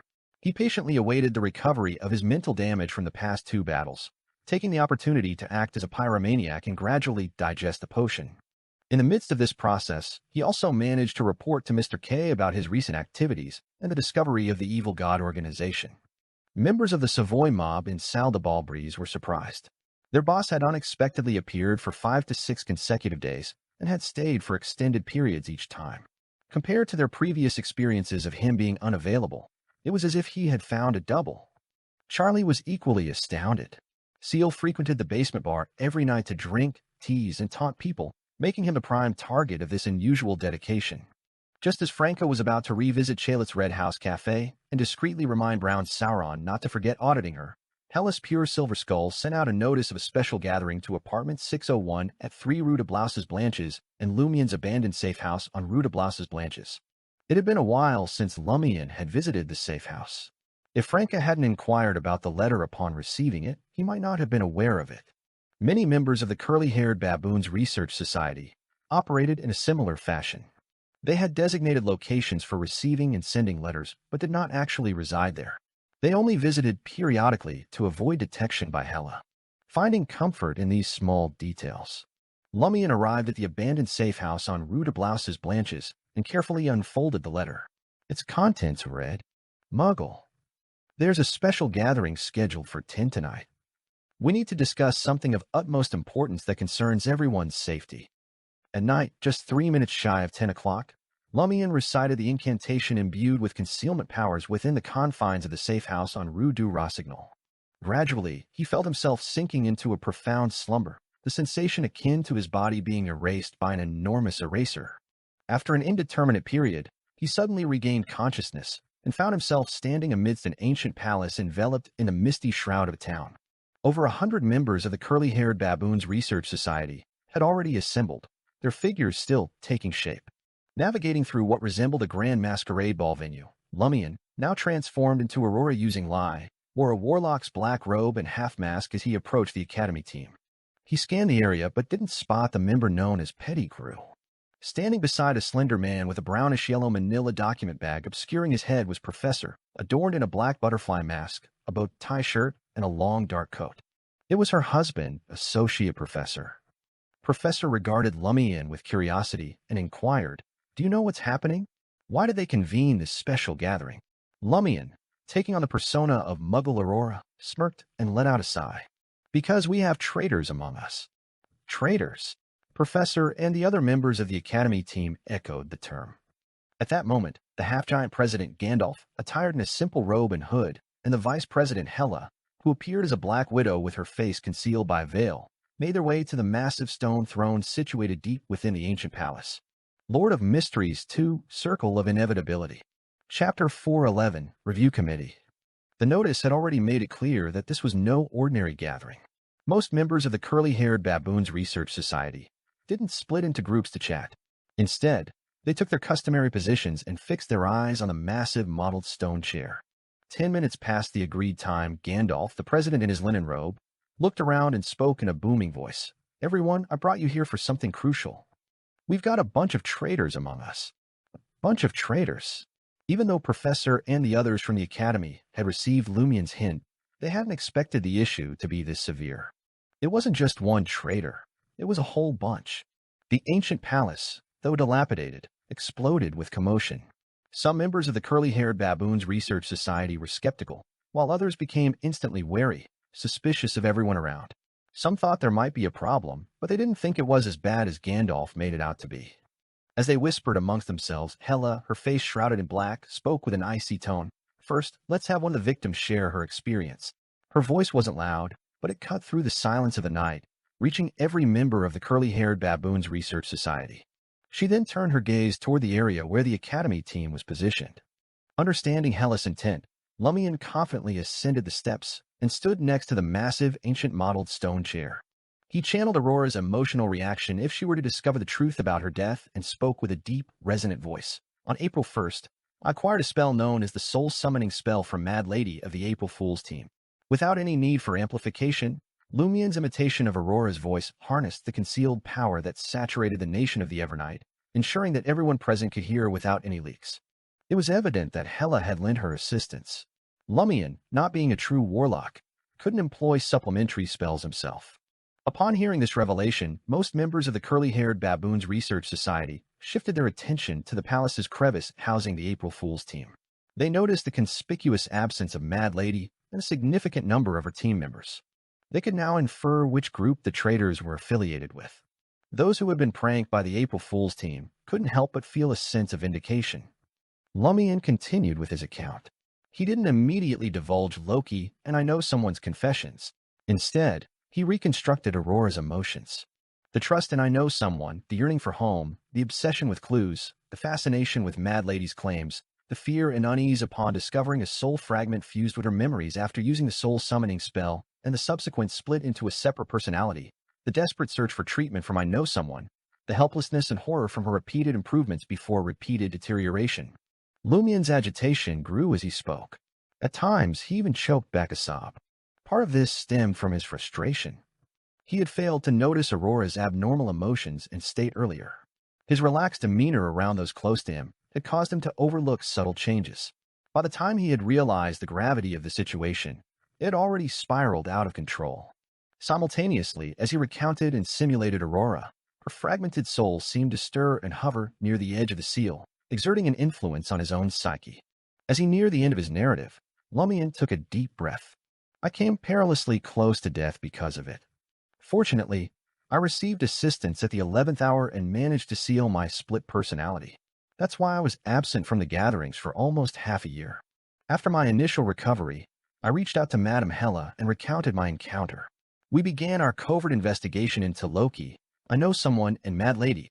Hela took charge of the conversation. So far, Loki has revealed a significant number of issues and has been dealt a severe blow from our actions. I know someone, on the other hand, was apprehended by Muggle and arrest, resulting in the extraction of a wealth of information. As Helen noticed the growing fear and concern among the members of the Curly-Haired Baboons Research Society, she recounted Loki's mockery of Muggle and I know someone's intricate schemes. This revelation stoked the flames of fury within most of the Research Society's members, and they began to grasp the reasons behind Muggle and Hella's actions. Hella surveyed the assembled crowd and continued, Muggle wasn't the sole victim of their malevolence. Many members who had previously met untimely ends or disappeared were also targeted. Now, let's invite a few witnesses up. With that, several witnesses, including Black Earth and other April Fool's team members, took the stage one by one to share what they knew. Their accounts sent shivers down the spines of the Curly-Haired Baboons Research Society members, leaving them with a lingering fear. It became abundantly clear that if Muggle hadn't survived and exposed their true colors, countless more individuals could have fallen prey to their schemes. After the witnesses had concluded their accounts, President Gandalf presented the evidence, including diaries and items. Finally, he addressed the assembly. According to I Know Someone's confession, we've managed to eliminate Loki's accomplices who were embedded in other teams. Among them, Pettigrew took his own life, overwhelmed by guilt. He was a good person but lacked determination and courage. If he had reached out to Hella and me earlier and hinted at the situation more effectively, many unfortunate events might have been averted. He wouldn't have had to carry this heavy burden. As sighs rippled through the audience, Gandalf's resonant voice grew stronger. Everyone, we've only dealt with those accomplices known to I Know Someone. It's entirely possible that there are still spies embedded in various teams, loyal only to Loki. I propose the formation of a review committee consisting of Hela, myself, and 3 other trusted companions who have already undergone mutual reviews. Our mission will be to assess the remaining members and root out any hidden threats.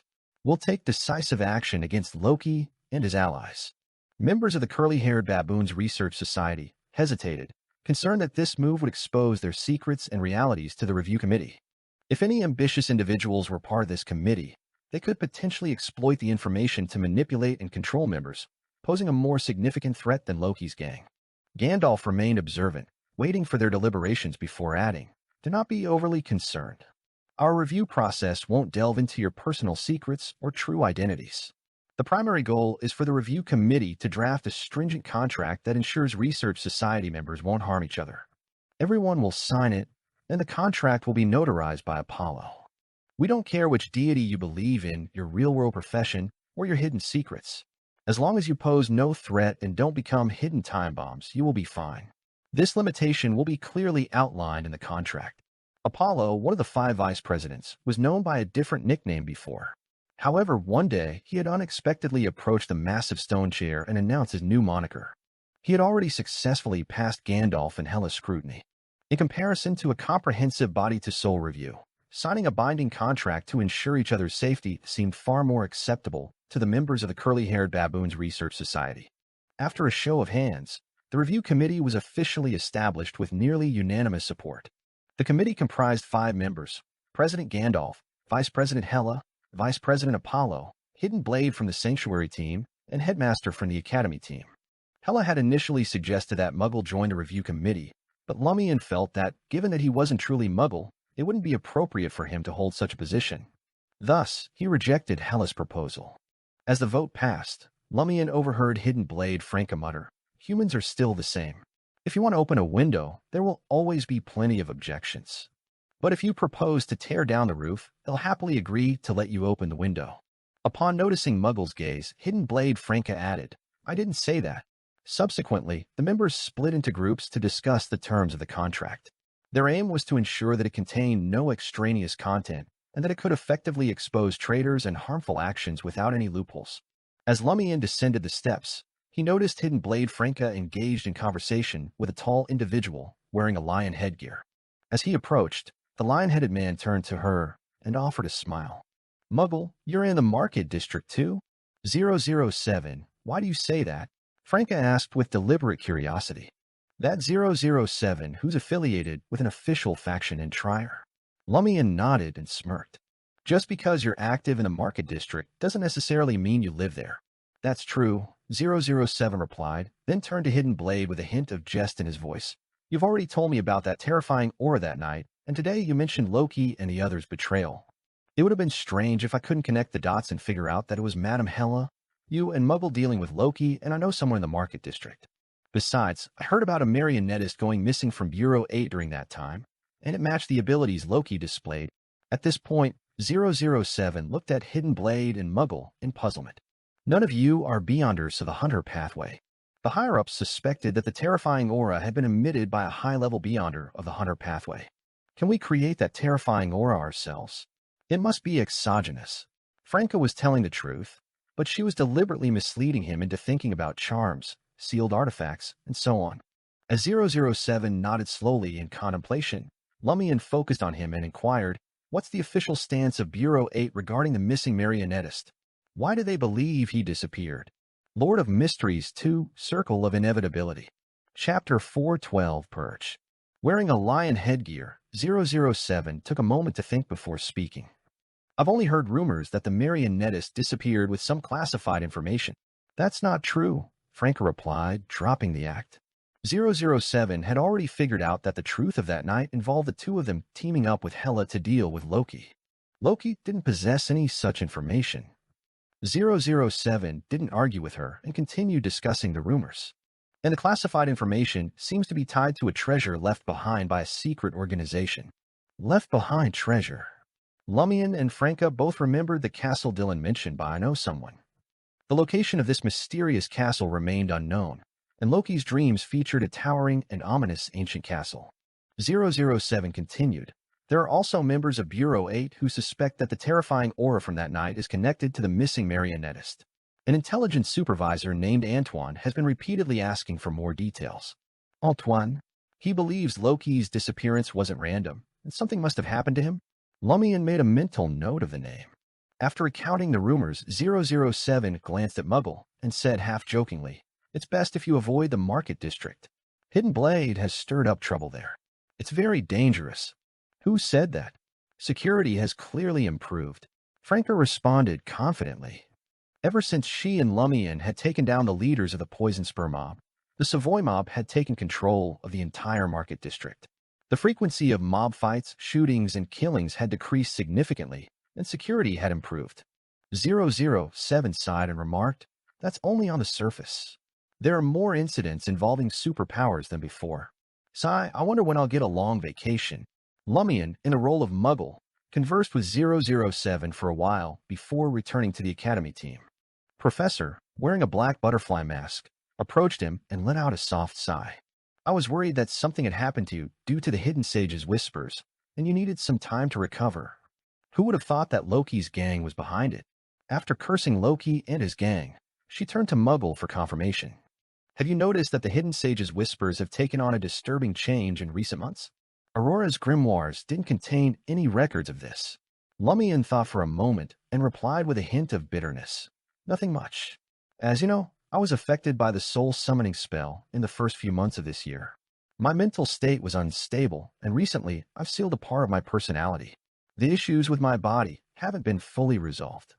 I had already digested the Warlock potion and was planning to gather ingredients for advancement, but I haven't dared to do so now." The professor understood and cautioned, "You should be careful. Until your mental problems are completely resolved and you return to your normal state, don't consider consuming the potion." Her voice lowered as she continued, "I've noticed that the Hidden Sage's whispers have been revealing more living knowledge lately. It's the kind of knowledge that actively seeks out individuals and insists on entering their minds. This makes it even more dangerous for Beyonders to the Mystery Prior pathway like us. More knowledge actively pursuing individuals. Has the Hidden Sage's nature changed?" Lumian had heard his sister Aurora mention the knowledge pursuer, so he didn't appear confused or bewildered. He nodded solemnly and said, "I'll be cautious." Professor didn't press further and continued discussing the specifics of the contract with Associate Professor and the other Academy team members. Muggle Lumian also took part in the conversation. It took more than half an hour for the teams to gather their members' opinions, document them, and submit them to the review committee. After careful consolidation, adoption, and rejection by Gandalf, Hela, and others, along with collective discussions involving all members of the Curly-Haired Baboons Research Society, the terms of the contract were painstakingly finalized. It wasn't clear if everyone tacitly agreed to enter the nation of the Evernight, but the gathering included transmigrators. There was no requirement for members of the Curly-Haired Baboons Research Society to be of the same kind or come from the same world. Hella was aware of this, but chose not to bring it up. This allowed Lumian to fully meet the conditions and willingly comply with the contract's restrictions. He wouldn't secretly investigate the background of the Research Society members and wouldn't intentionally harm one another. However, there were certain exceptions.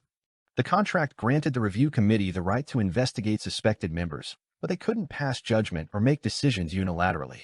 They had to convene a special gathering and inform all members of the situation. Every member would then vote on guilt and suggest a rough range of punishment. Loki and the others, who were currently being pursued, were no longer protected. Anyone had the authority to apprehend them. After the contract was approved, Hidden Blade Franca, who stood beside Lumian, let out a sigh of relief and genuinely commented, "Once everyone signs the contract, the Research Society will truly become a secret organization." It was too lax before. Many matters relied on everyone's self-awareness. Lumian, showing only the lower half of Aurora's face, smiled and replied, "After all, you all didn't come together for anything significant before. You lacked a strict hierarchy. It's only natural that you had the freedom to do as you pleased. A loosely organized group could only mature gradually after weathering various challenges." As Vice President Apollo drafted an extensive mystical contract, the various teams resumed their daily discussions. This time, the primary focus of each team was on Loki and his companions' actions and potential accomplices. Gandalf, Headmaster, Hela, Hidden Blade, and others moved from team to team, observing each member's reactions closely. Suddenly, the Research Society member disguised as a horse began reciting the incantation to leave the nation of the Evernight before the review committee could patrol his area. A beyonder from ancient times, the ruler of the nation of the Evernight, the noble mother of heaven. The voice echoed through the ancient palace, but before the figure could finish the incantation, his eyes closed and he fell asleep.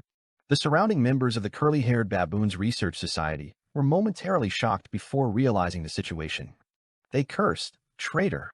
This individual had been one of Loki's hidden accomplices. With the mole incapacitated, the review committee resumed their patrol. 15 minutes later, the contract, as large as 2 dining tables, was produced, bearing the signature of a notary. Exhausted, Vice President Apollo drank a potion provided by Gandalf to alleviate his mental fatigue. In the following period, members of the Curly-Haired Baboons Research Society ascended the steps one by one. Under the watchful eyes of the review committee, they read the contract and signed it using the nicknames they had been using for years. During this process, the fog outside the ancient palace grew denser, as if preventing any external interference. Once all the members had signed, 3 more traitors were exposed. One of them transformed into a torch of light after signing, while another attempted to abduct his companion next to him, only to fall into a deep slumber. Seeing this, the third traitor chose to confess. After a vote, the one who confessed was handled by a hypnotist to erase relevant memories. He was expelled from the Research Society, while the remaining 3 turned into beyonder characteristics. Hela concluded, "Gandalf and I will investigate the family situations of these members. If they are ordinary people and there are no issues, I suggest auctioning off the beyonder characteristics for money and providing compensation." This compensation wasn't a reward for their wrongdoings, but rather a way to assist the relatives of the members who had taken over the bodies and could no longer provide support. Many members of the Curly-Haired Baboons Research Society had transmigrated to this world 5 to 6 years ago. Some had wives and children. Upon hearing this proposal, they were moved and felt it wouldn't be fair to implicate their families. Lumian had no objections. He still considered himself an outsider in this situation. In the remaining time, Lumian visited various teams, following Hidden Blade Franca's guidance, and identified 2 artisans capable of crafting mystical items. He didn't rush to interact with the artisans and entrust them with a hypnotist beyonder characteristic from "I know someone." Instead, he planned to wait for Anthony Reed. The assistance a hypnotist could provide far exceeded that of a corresponding mystical item. After all, most mystical items couldn't speak or offer advice and guidance. Due to Loki's incident and the exposure of hidden traitors, many members of the Curly-Haired Baboons Research Society lost their enthusiasm and chose to depart without lingering, causing the number of people in the ancient palace to dwindle. The professor and associate professor couple, who had initially intended to organize an academy team gathering in Trier, temporarily abandoned the idea. At noon the following day, Lumian casually arrived at Sal de Ball Breeze with a Rouen meatloaf in hand. Upon entering the cafe on the 2nd floor, he spotted Rat Christo. The short smuggling leader, sporting a pair of rat-like whiskers, greeted him with a smile. Lumian raised his eyebrows and asked with a smile, Got into trouble? Simultaneously, he thought to himself, this guy is a Sequence 8 beast tamer. Beyond that is Sequence 7 vampire. With his current appearance, I wonder how the potion will increase his charm and height. Christo chuckled and said, there's something I want to ask you. I can't make up my mind. Lumian pulled up a chair and sat down. And what's the matter? Christo, resembling a large rat, glanced around and said, the Trier Cave Association invited me to join them. Why do you think they're interested in recruiting me? The Trier Cave Association was a group of individuals passionate about exploring and studying caves. Over time, it expanded its scope to include mining and drew in mine owners as well. In Trier, the region with the most caves was underground. Lord of Mysteries 2, Circle of Inevitability. Chapter 413, Cave Association. Upon hearing the name Trier Cave Association and their invitation to Rat Christo, Lumian didn't feel puzzled initially. Instead, he recalled the secret map of underground Trier he had once seen from Gardner Martin. The upper section of the map was as detailed as if one had infiltrated the municipal department and copied the original information. Now, Lumian suspected that it might have been leaked from the Trier Cave Association. This seemingly civilian organization had a large number of cave researchers. Some of them were employees of the municipal department or expert consultants. They had ample opportunities to come into contact with confidential exploration and construction information. There was no lack of people who had participated in the municipal modification decades ago. They were hands-on witnesses who had bored through various tunnels and reinforced all the quarry caves.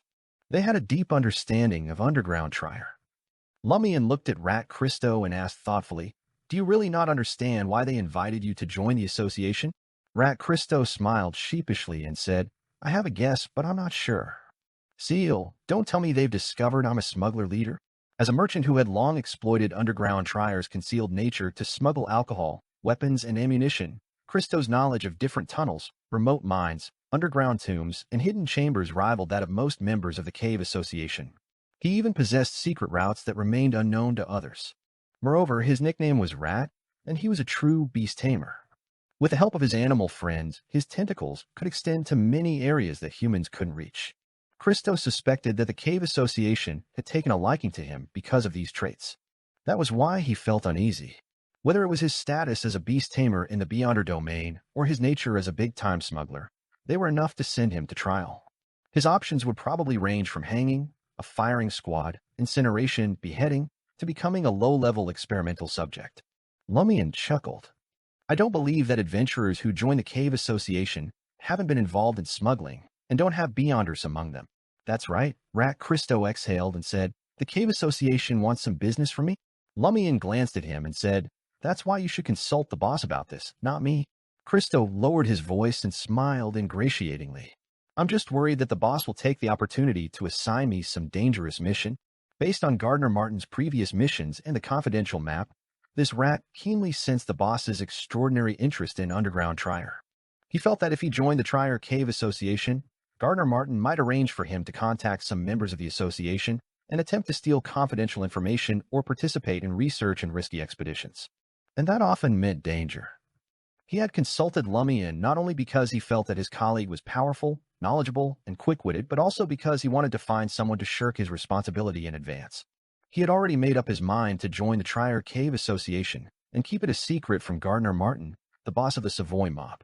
For him to progress from an ordinary mobster to a Beyonder and take control of the Savoy mob smuggling business, he relied on two principles. One, he had to avoid provoking anyone stronger than him, choosing only to bully the weak. If he ran out of options, he could seek help from his colleagues and join forces. Two, he had to never place all his chips on a bet or one person. Previously, he had fawned over Lumian, displaying a certain degree of submission. His words were filled with praise for Lumian because he valued his colleague's rapid advancement in sequence, his strength, and his intelligence. If he befriended him, he might be able to save his life from a dangerous mission given by Gardner Martin at a critical moment. Now that he had a chance to join the Trier Cave Association and interact with more factions and powerful figures, Rat Christo naturally didn't want to let it go. He didn't want his connections to be limited to the Savoy mob and the Market District. If Gardner Martin lost power one day, or he was given a certain death mission, he needed to switch teams, one that could protect him. Gardner Martin definitely couldn't know about this, but if he accidentally discovered the matter, Christo could naturally blame it on Seal. I, Rat, am a boorish and uncultured individual. I spend my days dealing with animals, laborers, and the dark underground. I have limited knowledge and ain't very bright. I often seek guidance from Seal when I encounter matters, and he told me that I could join the Cave Association. He said it was a very normal and personal matter. Lumian looked at Christo with a faint smile, his dark blue eyes and grayish-black hair, and didn't respond to his inquiry. Instead, he asked, "You've been a beast tamer for a long time, right? Do you know what the next sequence is?" Judging by Rat's care and concern for his animal companions, even if he didn't know the acting method, the beast tamer potion should have mostly been digested. "I don't know. The boss didn't tell me." Christo's eyes darted around. Lumian chuckled and said, "As far as I know, the next sequence of Beast Tamer is a qualitative change. It will bring you an all-around improvement, including a longer lifespan and a body with better recovery traits." Without waiting for Christo to press further, Lumian changed the subject. "Therefore, you must work hard to complete the mission given by the boss and strive to obtain the corresponding rewards as soon as possible." Yes, Christo hastily agreed. Only then did Lumian steer the conversation back on track. He smiled and asked, "Do you wish to join the Trier Cave Association?"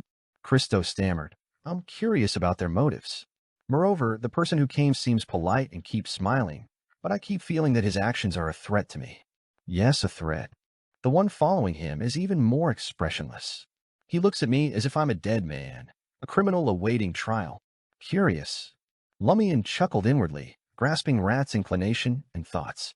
Angrily, he said, "How dare they threaten a leader of our Savoy mob? We must inform the boss about this." "No need." Christo panicked. "The Cave Association is a semi-official organization. We're just mobsters. There's no need to clash with them. This won't do you, me, or Red Boots, who are members of the Savoy mob in the Market District, any good." Lumian clicked his tongue silently, planning to add fuel to the fire and force the truth out of Rat. At that moment, Sarkota, who had been guarding the staircase at the bottom, walked up and said to Lumian, "Boss, 2 individuals calling themselves Trier Cave Association liaisons are here to pay you a visit." "Visit me?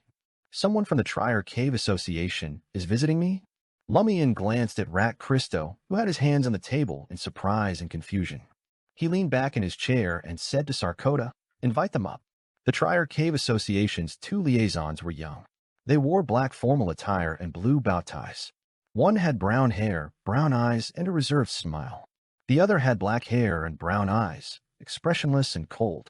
The friendly liaison glanced at Rat Christo and fixed his gaze on Lumian's face. He smiled and asked, "Good afternoon. Are you Monsieur Seal Dubois?" "Yes." Lumian wanted to see what the Trier Cave Association was up to. The liaison who had asked the question earlier smiled condescendingly and said, "We're members of the Trier Cave Association. My name is Joseph, and this is my colleague, Ryan. We're here to invite you to join our association. We just invited Monsieur Christo, who's standing beside you, a few hours ago." Lumian didn't hide his emotions and asked with amusement, "Would I have that caught your cave association's eye? I'm not a smuggler who frequents underground Trier. Could it be that you know that I entered the 4th level of the catacombs and obtained the Samaritan women's spring water? Could it be that you still know that I'm a member of the Iron and Blood Cross Order, and am aware of a series of hidden catacombs like the Albermines?" Joseph replied with a smile, "We have our reasons. If you're willing to join our association, you'll definitely know the specific reason." Ryan, who was taller than Joseph, added coldly, "That's a good thing for you." Lumian gazed at them for a few seconds before chuckling. "I'm not interested in your association." The expressionless Ryan narrowed his eyes. "I hope you won't regret it." Joseph smiled meaningfully and said, "You might not know the significance of our cave association in Trier. Unfortunately, you missed this opportunity." With that, the 2 of them turned around and prepared to walk towards the stairs leading to the ground floor. As Lumian watched them leave, he raised his head slightly. What is the Trier Cave Association up to? This matter is definitely not simple. Perhaps this is an opportunity. If I offend the Cave Association, Gardner Martin probably won't let me stay in the Market District anymore. My current mission in the Iron and Blood Cross Order is to investigate the Sauron family's decline and explore the underground to find the entrance to 4th Epic Trier. It has nothing to do with staying in the Market District. Once I leave the Market District, I'll be out of Loki's sight. I can slip into the shadows and wait patiently. I wonder if I can continue enjoying Sal de Balbreeze's share of profits. If anything goes awry, I'll teleport away immediately. As these thoughts raced through his mind, Lumian suddenly knocked on the coffee table in front of him. Amidst the thumping sounds, he glanced at Joseph and Ryan's figures and asked calmly, "Who gave you the permission to leave?" Lord of Mysteries 2, Circle of Inevitability. Chapter 4:14 Reason. Joseph and Ryan came to a sudden halt, swiftly turning to face Lumian. Lumian observed them in silence, offering no immediate explanation. Joseph, maintaining his smug and condescending grin, inquired, "Monsieur Seal, I'm not sure I comprehend your meaning." Lumian spoke with composure. "I granted you permission to visit me, not the freedom to depart. This is my salle de bal, Breeze, not your home. You can't come and go as you please." Though Lumian didn't intentionally use provocation, his demeanor, tone, and message radiated unmistakable disdain, as if he held no fear of their wrath. Ryan, his expression unchanged, narrowed his eyes, turned away, and continued his stride toward the staircase, completely disregarding Lumian's words. Joseph, with brown hair and eyes to match, glanced at Lumian, then at Ryan. His gaze flickered, but he made no move to stop him. Unfazed, Lumian calmly drew his revolver and discharged a round toward the staircase without hesitation. With a bang, Ryan came to an abrupt standstill once again. Slowly, he pivoted to face Lumian, exuding a palpable pressure from his eyes. A subtle movement in Christo's pocket betrayed his discomfort and vigilance, sensing imminent danger. Unperturbed, Lumian, holding the revolver, issued a sincere apology. "I'm sorry, I'm carrying a concealed firearm." As he spoke, he glanced back at Ryan and Joseph, a faint, fearless smile playing on his lips. Joseph's feigned polite smile crumbled, replaced by a piercing gaze fixed on Lumian, as if assessing the mob leader's resolve, confidence, and strength. Lumian contemplated, uttering, "What are you staring at? If you want to fight, let's fight. If not, back down," to further infuriate the Trier Cave Association representatives. But considering the presence of Rat Christo, he abandoned the notion. It would expose his true intention of provocation rather than investigating their true purpose, making it challenging to explain to Gardner Martin, the current or former conspirer. His unwavering gaze remained locked with Joseph and Ryan. With a revolver in his right hand, he deftly spun the cylinder. After more than 10 seconds that left Rat Christo visibly sweating, Joseph once again wore a polite smile and asked, "May we depart now, Monsieur Seal?" "Oh, so you see through my true intentions of deliberately finding fault, hoping to get some action? Where's your arrogance and self-esteem?" Lumian chuckled inwardly and said in an infuriating tone, "Not just yet." Ryan took an abrupt step forward, but Joseph restrained him. The freckled, brown-haired, brown-eyed young man raised his chin slightly and locked eyes with Lumian. "What must we do to gain your permission?" Lumian's smile held a tinge of disappointment as he replied, "Answer my question. Why did you invite Christo and me to join the Cave Association?" "I don't recall having a hobby of exploring and studying caves." Joseph fell into a brief silence before explaining, "Our association's cave adventurers have encountered Christo several times underground and noticed his in-depth knowledge of underground Trier. He appears to be well acquainted with many hidden routes, which aligns with our Cave Association's criteria for invitations." Rat Christo didn't voice any objections to this explanation. Although his primary activities involved smuggling underground, there were no completely hidden smuggling routes. They inevitably crossed paths with tunnels and mines known to cave adventurers and quarry police. During these encounters, it was inevitable that he would come across a few passers-by or be covertly observed from a distance. Lumian, all the while, idly stroked the revolver's muzzle without interrupting Joseph's narrative. Joseph paused for a brief moment before elaborating. "There are 2 reasons for your invitation. The first reason is an earth blood or specimen." The earth blood or specimen. Lumian hadn't anticipated this reason at all. Without taking much time to consider, guided by his prankster instincts and recent advice from Anthony Reed, Lumian swiftly responded, "An earth blood or specimen. I recall now. I acquired it from a lunatic named Flaming. Isn't it just a stone? It holds no value to me. I don't even know its whereabouts." Lumian then added with a touch of nostalgia, "It appears to have been stolen. I left it in a rented apartment. Individuals like us rarely have a place solely for rest and sleep. My apartment was laden with numerous traps. Who would have imagined a thief successfully infiltrating and accessing the cabinet? What's more, they only took the earth blood ore and left everything else untouched. It puzzled me at the time, making me wonder if my recollection was flawed. The stone has long been lost, and no thief had broken in." Seal de Bois's words were delivered with a sincere and detailed tone, and his demeanor conveyed an apparent lack of concern regarding the earth specimen. Now, it merely seemed like the loss of some insignificant item. Joseph and Ryan exchanged glances, their attitudes subtly shifting. As Lumian finished his act, his mind raced, trying to decipher the rationale behind the Trier Cave Association's interest in the Earth Blood ore. The Earth Blood's rock stratum has existed beneath Trier for centuries, if not millennia. The specific minerals concealed within it couldn't have surfaced recently, catching the attention of Flaming and other mineral researchers. Official factions in Trier and certain secretive organizations probably know that a select few minerals within the Earth Blood rock stratum hold connection to the death of Blood Emperor Tutor. However, they haven't uncovered their practical significance, merely corrupting the minds of those who encountered them. That night, I activated the brand on my right hand, causing numerous high-ranking individuals in Trier to sense it. Someone might have identified the aura of Blood Emperor Tutor through various means, prompting an investigation into relevant items. The whereabouts of the specific minerals within the Earth Blood rock stratum are a vital lead in their inquiry. Flaming's belongings were registered with a Market District's police headquarters.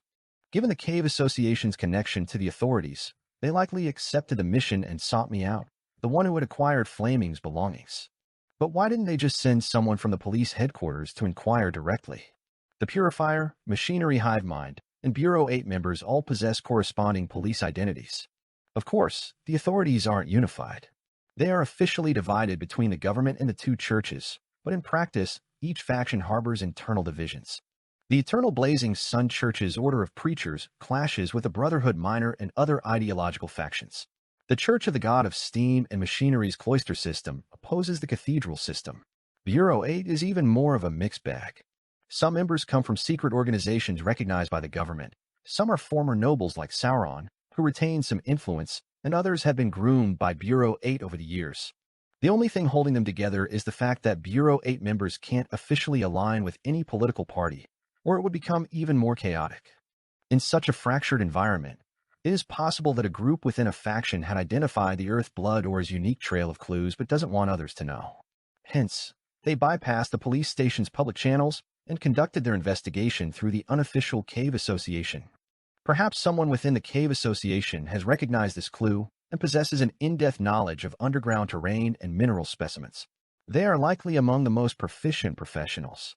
Is this why they hadn't directly requested my cooperation with the investigation and instead attempted to recruit me into the Cave Association? Lumian swiftly reached this preliminary conclusion, eagerly awaiting Joseph to reveal the second reason.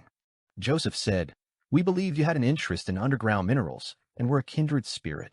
Did it really get stolen, or did you leave it somewhere else but have forgotten about it?" "It must have been stolen," Lumian said truthfully. "I found some traces of a break-in. Because of this, I became concerned about the gold I had saved, so I went to the bank to rent a safe deposit box for it." Joseph nodded gently and said, "The second reason is that Kendall, an administrator of the catacombs, told us that among the individuals who brought Flaming's ashes there for burial, you seem to possess a unique sensitivity to something abnormal that others couldn't perceive." They connected the dots from the Earth Blood or to the catacombs. Lumian was enlightened. "I'm not sure what you mean by special." Joseph didn't elaborate or push for further information. He simply looked at Lumian and asked, "Monsieur Seal, may we leave now?" Lumian regarded them for a few seconds before nodding slowly. "Sure." The situation had taken an unexpected turn, causing him to abandon his plan of provoking the two liaisons and antagonizing the Trier Cave Association further. While he had undoubtedly irked Joseph and Ryan, they had also obtained the answers they were seeking, or at least a part of them. There might be minor repercussions in the future, but a major confrontation was unlikely. After Joseph and Ryan disappeared down the stairs, Lumian sat in contemplation for several moments. He holstered his revolver, stood up, and addressed Rat Christo. "This situation is more complex than I anticipated. I need to report it to the boss." He considered a dangerous possibility. If it turned out that the Sauron family was behind the investigation into the special Earth Blood or through the Cave Association, and they discovered a connection between Seal Du Bois, a mob leader, and the supposed son of a wealthy businessman who exhibited peculiar behavior in Poofer Sauron's King's Pie game, it could pose a significant problem. Therefore, he needed to inform Gardner Martin immediately, be forthright with him, and eliminate any potential hidden threats while seeking useful advice.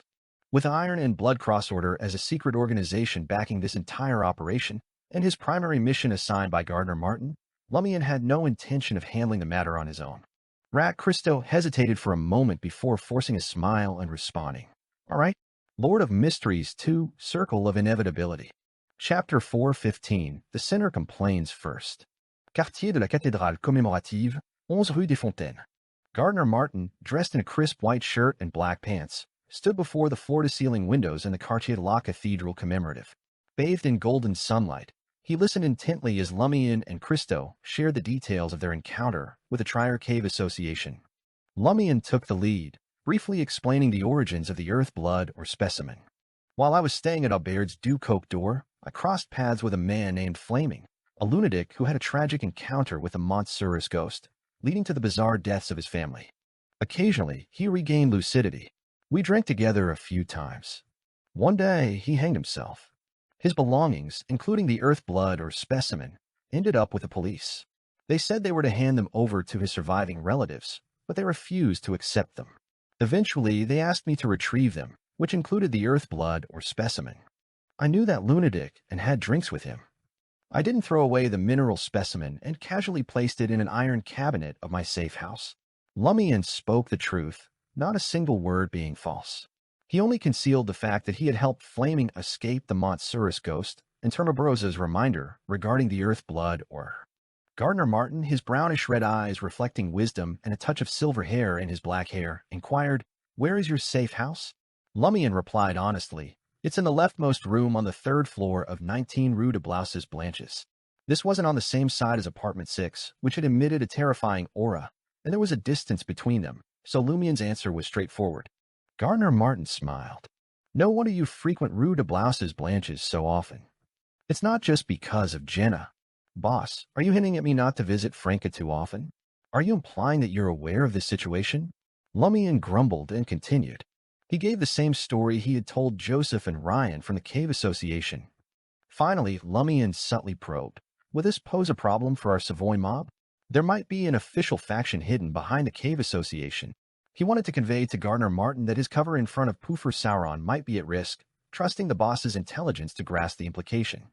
Gardner Martin gave a slight nod and turned his attention to Rat Christo, saying, "If you want to join the Cave Association, you can, but ensure it doesn't interfere with our smuggling operations."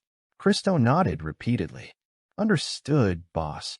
Following Gardner Martin's instructions, he departed from the study, leaving Lumian alone. Gardner Martin smiled and consoled the official member of the Iron and Blood Cross Order. "Don't worry about Poofer. Even if he figures out your true identity, he'll pretend he doesn't know. Ever since you became the king in the King's Pie game, he's been suspicious of you. He'll definitely probe and exploit you again and again." It was a subtle message, urging Lumian to remain in the market district and continue overseeing Salle de Balbrise, Aubert's du Coq d'Or, Salle de Gristmill, and other businesses. Lumian couldn't help but smile with relief. "All right, I was just worried that it would affect the most important mission." Simultaneously, he sneered inwardly. He keenly felt the irrationality of Gardner Martin's plan. Transitioning control to another Beyonder to oversee Salle de Balbrise and other operations, allowing Lumian to slip into the shadows, was a straightforward task for the boss of the Savoy mob and the commanding officer of the Iron and Blood Cross Order. There were no downsides to this arrangement. Even though he couldn't afford to mistreat Lumian, a subordinate on an important mission, he could compensate him by continuing to share the profits from Salle de Balbrise and other businesses. He couldn't risk keeping an official member, who had already attracted suspicion, in his current location. While Lumian's retreat into the shadows might make him appear even more suspicious, potentially putting the Savoy mob in the crosshairs, Gardner Martin had encountered such challenges numerous times before. There had to be a solution. Sensing the commanding officer of the Iron and Blood Cross Order's suspicion, Lumian aimed to use the Cave Association to keep testing him. His account and explanations were entirely truthful. Normally, Gardner Martin would believe him, but the issue was that too many unusual events had occurred around him recently. As a former or current conspirer, Gardner Martin would instinctively smell something fishy. The detailed reasons were no longer enough to hide the overall abnormality. With this thought in mind, Lumian's determination to kill surged. He stared at Gardner Martin, positioned by the floor-to-ceiling windows, and estimated the distance between them to be about 5 meters. At such a close range, if he were to suddenly employ the spell of Harumph, and Gardner Martin hadn't reached Sequence 4 and achieved godhood, lacking a mystical item to defend against such abilities, he could quickly subdue the Savoy mob boss and eliminate him. The current situation resembled that of two ordinary individuals without Beyonder powers standing within a 5-meter radius. One held a high social status and excelled in combat, while the other held a low status and lacked physical strength. However, they both concealed a revolver and possessed exceptional marksmanship. Within 5 meters, regardless of an ordinary person's status or combat skills, they would succumb to a single shot. Considering the missions for the Tarot Club and Aurora Order, Lumian composed himself and inquired, "Commanding Officer, I wish to purchase the Conspirer Potion formula from the Order." He had gained valuable insights from his advancement to Pyromaniac. He didn't want to go through the nerve-wracking process of searching for each Conspirer Potion ingredient after digesting the Pyromaniac Potion. His goal was to gather Conspirer ingredients in advance while continuing to digest the remaining Pyromaniac Potion, thereby maximizing his time efficiency. Gardner Martin responded with surprise. "Do you have that much cash for that?" The Conspirer Potion formula can command prices ranging from 70,000 to 80,000 Vril d'Or at the most mysticism gatherings, if not more. It's unlike Pyromaniacs, who are constantly perishing as others advance. Conspirers understand the importance of self-preservation, and they become more cautious about sharing their sequence potion formulas. In Trier, the most common potion formulas available range from sequence 9 to sequence 7 of the Hunter pathway. Without waiting for Lumian's reply, Gardner Martin grinned and added, "If you can unearth even a portion of the Sauron family's decline secret, I'll reward you with a Conspirer Potion formula. It doesn't have to be the whole story, just a piece of the puzzle. If you're eager to advance and don't want to wait, as an official member of the Iron and Blood Cross Order, you have the privilege of purchasing the Conspirer Potion formula at a discounted price of 60,000 Vril d'Or." Lumian agreed without hesitation. "No problem. I'll bring 60,000 Vril d'Or tomorrow." His initial plan had been to inquire with Mr. K and Madam Magician if Gardner Martin declined his request. "Do you really have 60,000 Vril d'Or?" Gardner Martin chuckled. Lumian's heart raced as he replied deliberately, "Just about. I previously assisted a tenant of Aubaird's Du Coq d'Or in recovering a 100,000 debt owed by Salle de Bal Unique on Rue Ancienne in Quartier de l'Observatoire. I took a bit over half of it. In total, he had received 50,000 Vril d'Or in banknotes and gold, worth 30,000 Vril d'Or. After repaying Franca's 25,000, he had 55,000 left. Combined with the original 1,000 gold, 1,000 banknotes, and 4,000 Vril d'Or, he had 61,000 Vril d'Or in liquid assets.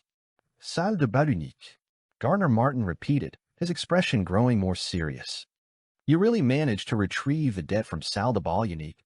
Evidently, the commanding officer of the Iron and Blood Cross Order was familiar with Salle de Bal Unique. Lumian nodded, his demeanor open and honest. "Yes." The members of the Savoy mob at Salle de Balbrise were more or less aware that he had helped Fitz collect his debt. Lumian couldn't keep Gardner Martin in the dark, so he decided to disclose it directly to confuse the situation and divert the Iron and Blood Cross Order's suspicions. Furthermore, he could use this opportunity to put a little fear into Gardner Martin. Gardner Martin scrutinized Lumian and subtly moved closer to the floor-to-ceiling windows. After a few moments, he inquired with curiosity, "Have you never heard the issues surrounding Salle de Bal Unique?" "I have," Lumian replied with a smile. If he had a monocle, he might have playfully inserted it into his right eye socket at that moment, savoring Gardner Martin's intriguing expressions and subconscious reactions. After a pause, Lumian continued, "After accepting the commission, I conducted a thorough investigation of the dance hall and realized it wasn't as simple as it seemed. It had a mysterious background and posed a significant danger, so I initially decided to abandon it. However, one day, while trailing an adversary, I noticed something unusual. One of the guards at Salle de Bal Unique's entrance had inexplicably vanished. And upstairs, behind a window, their boss Timmons appeared to have lost his spirit. I saw this as an opportunity, so I made an attempt to enter and collect the debt. To my surprise, I succeeded." As Lumian spoke, he took a step forward and asked earnestly, "Commanding Officer, are there any hidden dangers I should be aware of?" Gardner Martin discreetly took another step forward and smiled. "Not at the moment. Keep an eye out for any future anomalies." Lumian seized the opportunity to express his bewilderment. "Commanding Officer, something doesn't quite add up. Why have there been so many events swirling around me lately? Some I initiated, while others just seem to find their way to me. Am I truly a harbinger of trouble? Or has my recent fate been to rush around and handle things, leaving me constantly busy and weary?" Gardner Martin regarded him with meaning and replied, "Perhaps this is the destiny that every hunter is bound to face." After Lumian departed, Gardner Martin shifted his gaze to the side. A hidden door creaked open, and Supervisor Olson emerged, bearing a resemblance to a hungry bear. "How is it?" Gardner Martin inquired. Olson smirked and responded, "It's natural for him to be discontent with your arrangements. His loyalty isn't firmly established yet. He won't be able to join your team for the time being. Gardner Martin shifted the conversation thoughtfully. The calamity on him is more conspicuous than any of us. Is it possible that he's more compatible? Olson fell silent for a few moments before replying, "Let's observe and wait." Meanwhile, as Lumian returned to the market district, Franca sat at Chalit's Red House Cafe.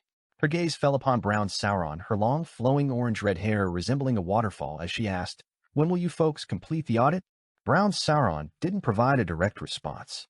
She studied Franca, who had black hair and brown eyes, for a moment before saying, "We've identified a suspected member of the Bliss Society. Lord of Mysteries 2, Circle of Inevitability." Chapter 416, Suspect. You're quite efficient. After receiving the warning, you swiftly unearthed the problem and found the clues. Instead of confirming it yourself, you're now informing me directly, intending to leverage this issue for the final audit? No wonder you didn't respond when I inquired about the audit completion date. Franca's mind raced as she grasped Brown Sauron's true intentions, representing the Demonist sect. Admiring the Demonist's appearance and demeanor, she smiled and asked, "Is it just a suspicion?" She was prompting the other party to provide more details. Brown Sauron ran her fingers through her long orange-red hair and spoke with a somber expression. "After learning from you that the Bliss Society interacts with the participants in the orgies, I observed my friends and noticed two members who were behaving unusually. One of them fell in love with a man once again and entered into a romantic relationship. Consequently, she started declining participation in the female orgies. The other one encountered a new woman and succumbed to her advances, leading to feelings of guilt for betraying us. Friends? Girlfriends?" Franca couldn't help but criticize. She smiled and inquired, "Who do you suspect are the members of the Bliss Society?" That woman, Brown Sauron's aura remained dark. She took the initiative to ask about the orgies and reassured Aina that there was no need to feel guilty. She claimed that everyone has the right to control their bodies and freely indulge their desires without caring about others' opinions, societal judgments, moral restrictions, or religious constraints. She also stated that only deities and churches that genuinely embrace free will, physical freedom, and desire freedom are worth following. Physical freedom, desire freedom. It's indeed the hallmark of the mother tree of Desire's believers. The key members of the Bliss Society truly excel as actors. Their acting skills are remarkable. They can artfully package indulgence and debauchery, presenting desires as a manifestation of willpower, subtly diminishing the importance of rationality, clarity, and thoughtful reflection. Franca clicked her tongue and inwardly sighed. For a demoness of pleasure, this approach proved highly effective. If the surrounding humans believed it, she could swiftly immerse them in intense and genuine pleasure, causing them to lose themselves in a sea of indulgence. Long-term consequences and effects were typically disregarded by most demonesses, as they would have already digested the potion by then. However, Franca could discern that Brown Sauron was possessive and didn't want her girlfriends to engage with humans outside of the orgies. "That certainly resembles the Bliss Society," Franca objectively remarked. Brown's added with a gloomy expression, "As for the other one, the lover is primarily concerned with money, houses, banquets, vacations, and various luxury items. It's quite evident that he's a male courtesan. They understand women very well, are eloquent, and possess considerable capabilities. What do you plan to do?" Franca asked curiously. She sensed that Brown Sauron wasn't the type to simply give up on one of her girlfriends, especially when the new lover seemed unreliable. Brown Sauron hesitated for a few moments before saying, "I've encountered him before, and I can tell he harbors an unusual desire for me. I intend to teach him a lesson, immersing him in pleasure without granting him true gratification. Once his body and mind are completely under my control, I'll discard him." "Wow. Did you learn this without a mentor? Do you even remember your original form?" Franca raised an eyebrow, finding a rare target for mockery. Browns glanced at her mockingly and retorted, "Based on what I've discovered and confirmed, you have two male lovers. One is mature, and the other is young. You seem to excel at enjoying yourself." Her implication was clear. "What right do you have to mock me? I'm merely planning to offer that man some pleasure without engaging in actual intimacy. As for you, you've long abandoned your gender, ending up in the beds of different men. Half of my reputation has been tarnished by Seal." Franca didn't lose her composure over the humiliation. She maintained a smile and said, "I view this as a unique experience. I've already become a woman. How can I not explore something entirely different from my previous existence? If you don't experiment now, you may never have the chance in the future. Don't you desire to return to your original form? Do you not know how?" She subtly hinted at her knowledge of mysticism, paving the way for revealing her true motives for infiltrating the Savoy mob in the future. Browns was left momentarily speechless, unable to refute Franca Rowland's twisted logic. Franca continued, "Life is confined to just a few decades. Why confine yourself to such a limited scope? As long as you avoid indulgence and obsession and always remain true to yourself, you're merely experiencing the present moment. Why not venture into various realms and experiences?" At this moment, Franca had an epiphany. Pleasure wasn't just something to offer to others. It was also meant for oneself. Is this my first principle of acting? No wonder my digestion speed hasn't been slowing down recently. It's even considered fast. How can being coy be considered pleasure? Franca thought with a sense of delight. Browns fell silent for a few seconds before speaking.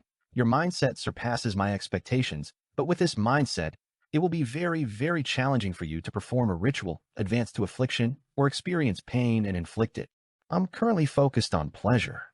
"I'll deal with affliction when the time comes," Franca replied casually. The digestion process would take months, half a year, or even longer to complete. What was the point of worrying too much? Browns glanced at Franca for a moment, feeling a mix of repulsion and envy. It wasn't that she desired it, but the demonesses she had encountered, whether at higher sequences or those who had just consumed the witch potion, lacked this calmness and radiance. Each of them carried their own distortions, conflicts, and pain, and some even teetered on the edge of madness. Browns decided not to delve further into personal philosophy and steer the conversation back on track. Adina encountered the suspected Bliss Society member at an art exhibition. She goes by the name Teresa and comes from a former noble family. She's now an art dealer. I've conducted some investigation. Her identity and name are real, but they don't belong to her. In other words, there is a real art dealer named Teresa. She's impersonating her and has altered her appearance to make herself more appealing. This aligns with the characteristics of an actor, as you mentioned. When Adina had intimate contact with her, she also experienced the abilities of a sex addict. I attempted to tail her earlier, but I was too cautious and lost her trail. Adina has a date with her tonight. Franca listened attentively and then asked thoughtfully, "Can we trust Adina now?" Browns' expression contorted as she replied, "She can be trusted." Franca didn't press further and reminded her deliberately, "Then will she exhibit any unusual behavior during her date with Teresa tonight? She's dealing with an actor. Perhaps she needs a psychiatrist or an even more powerful beyonder of the spectator pathway to plant a cue or hypnotize her. This will help her maintain her normal state and prevent Teresa from becoming suspicious. If you can't find one in a hurry, I can introduce someone, but it will come at a cost." Browns' expression softened as she nodded in agreement. "You're indeed more experienced than I am." Following her sigh, she smiled and asked, "Is that psychiatrist also a man?" Franca was taken aback. "Yes." "Hey, what kind of image do you have of me?" The two of them silently refrained from discussing which side would handle the subsequent questions after identifying the fake Teresa. It was as if they had already reached an unspoken agreement. At 7 p.m. in Quartier de la Maison d'Opera, just outside the Deland Music Hall, Franca and Lumian, both dressed in light-colored pants, walked toward the entrance while discreetly holding each other's arms. They had used light to alter their appearances and heights, ensuring that they wouldn't be recognized by anyone they might know. Their target for this operation was the woman entering the concert hall about 7 to 8 meters away. Among them, Adina, a participant in the Red House female orgies, had long light yellow hair with thin, curly bangs. Her face was powdered, her eyes light blue, and her nose perky, making her quite attractive. As for the art dealer Teresa, she had long, wavy brown hair and a simple style. When her flaxen-colored eyes scanned the surroundings, they sparkled with liveliness.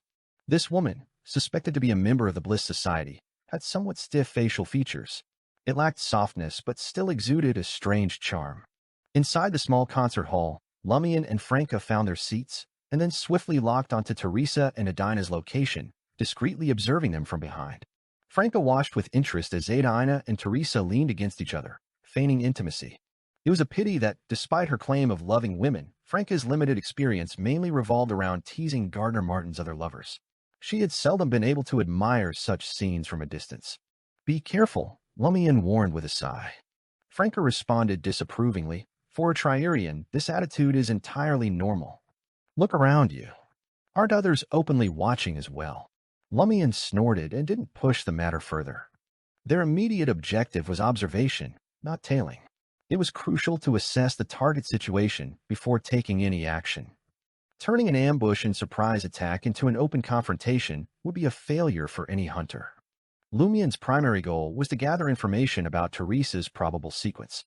If she happened to be a Sequence 7 actor or a Sequence 6 recipient, Lumian was confident in executing a successful surprise attack.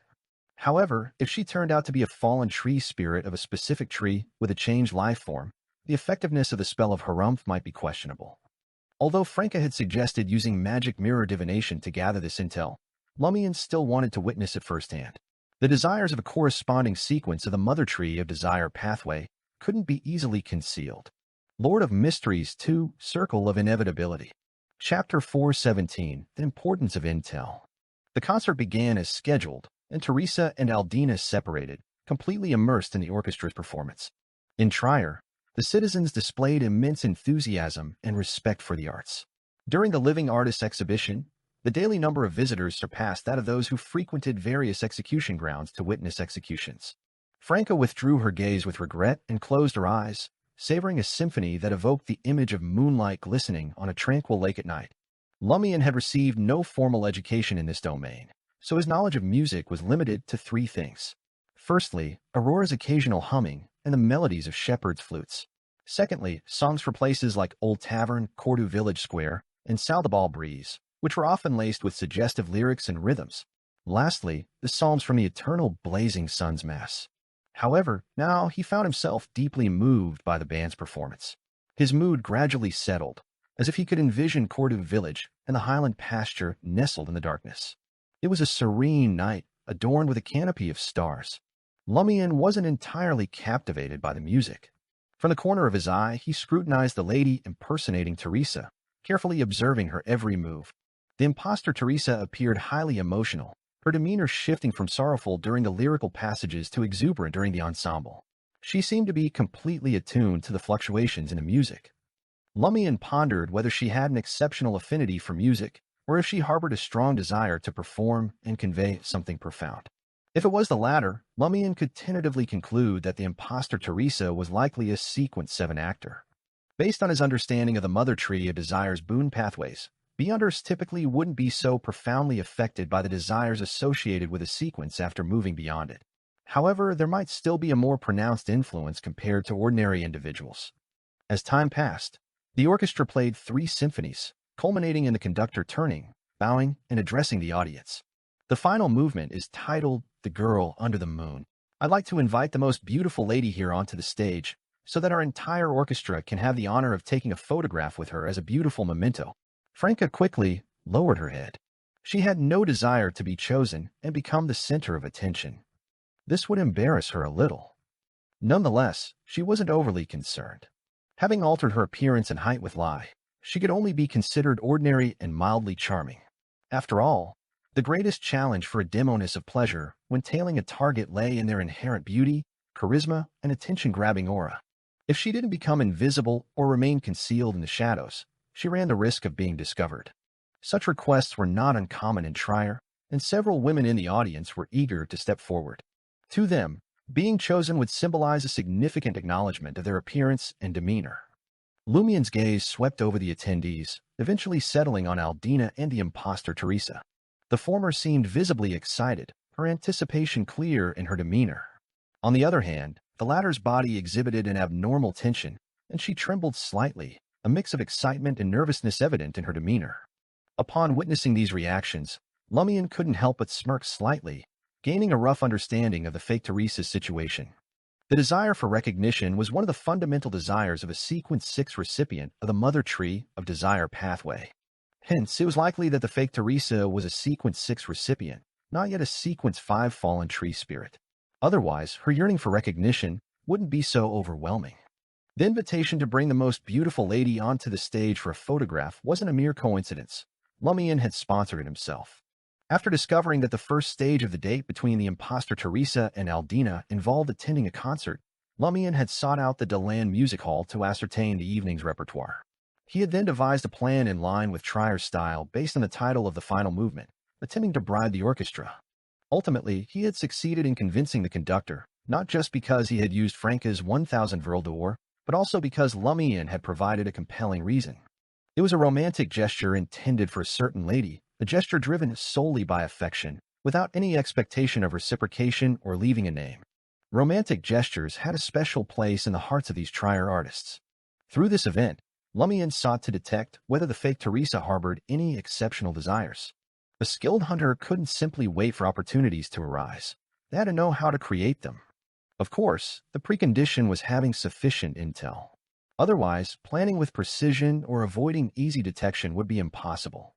The conductor scanned the room and singled out the woman whom he believed to be the most beautiful. He also assumed that she was the object of the young man's affection from earlier in the day. Such extraordinary beauty was a rarity. The woman, with her bright gray eyes and neatly tied black hair, gracefully approached the orchestra, while the fake Teresa slouched in her seat, unable to hide her disappointment, regret, and frustration. "How should I address you?" the conductor inquired of the lady in the elegant black court dress beside him. With a gentle and melodious voice, she replied, "Clarice." Franca gazed at Clarice with admiration, finding her exceptionally captivating, although she couldn't quite pinpoint the reason why.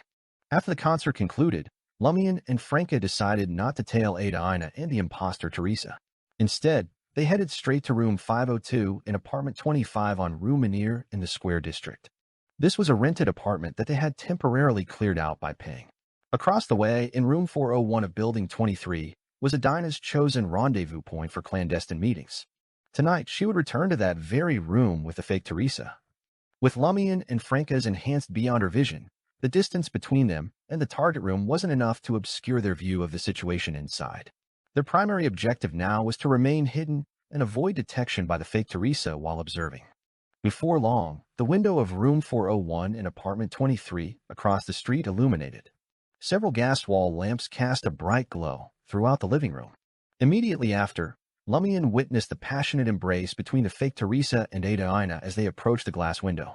Their longing was palpable, but they also wanted to shield their intimate moment from prying eyes. Quite focused, Lumian teased with a smile. Franca didn't reply, her breathing growing heavier.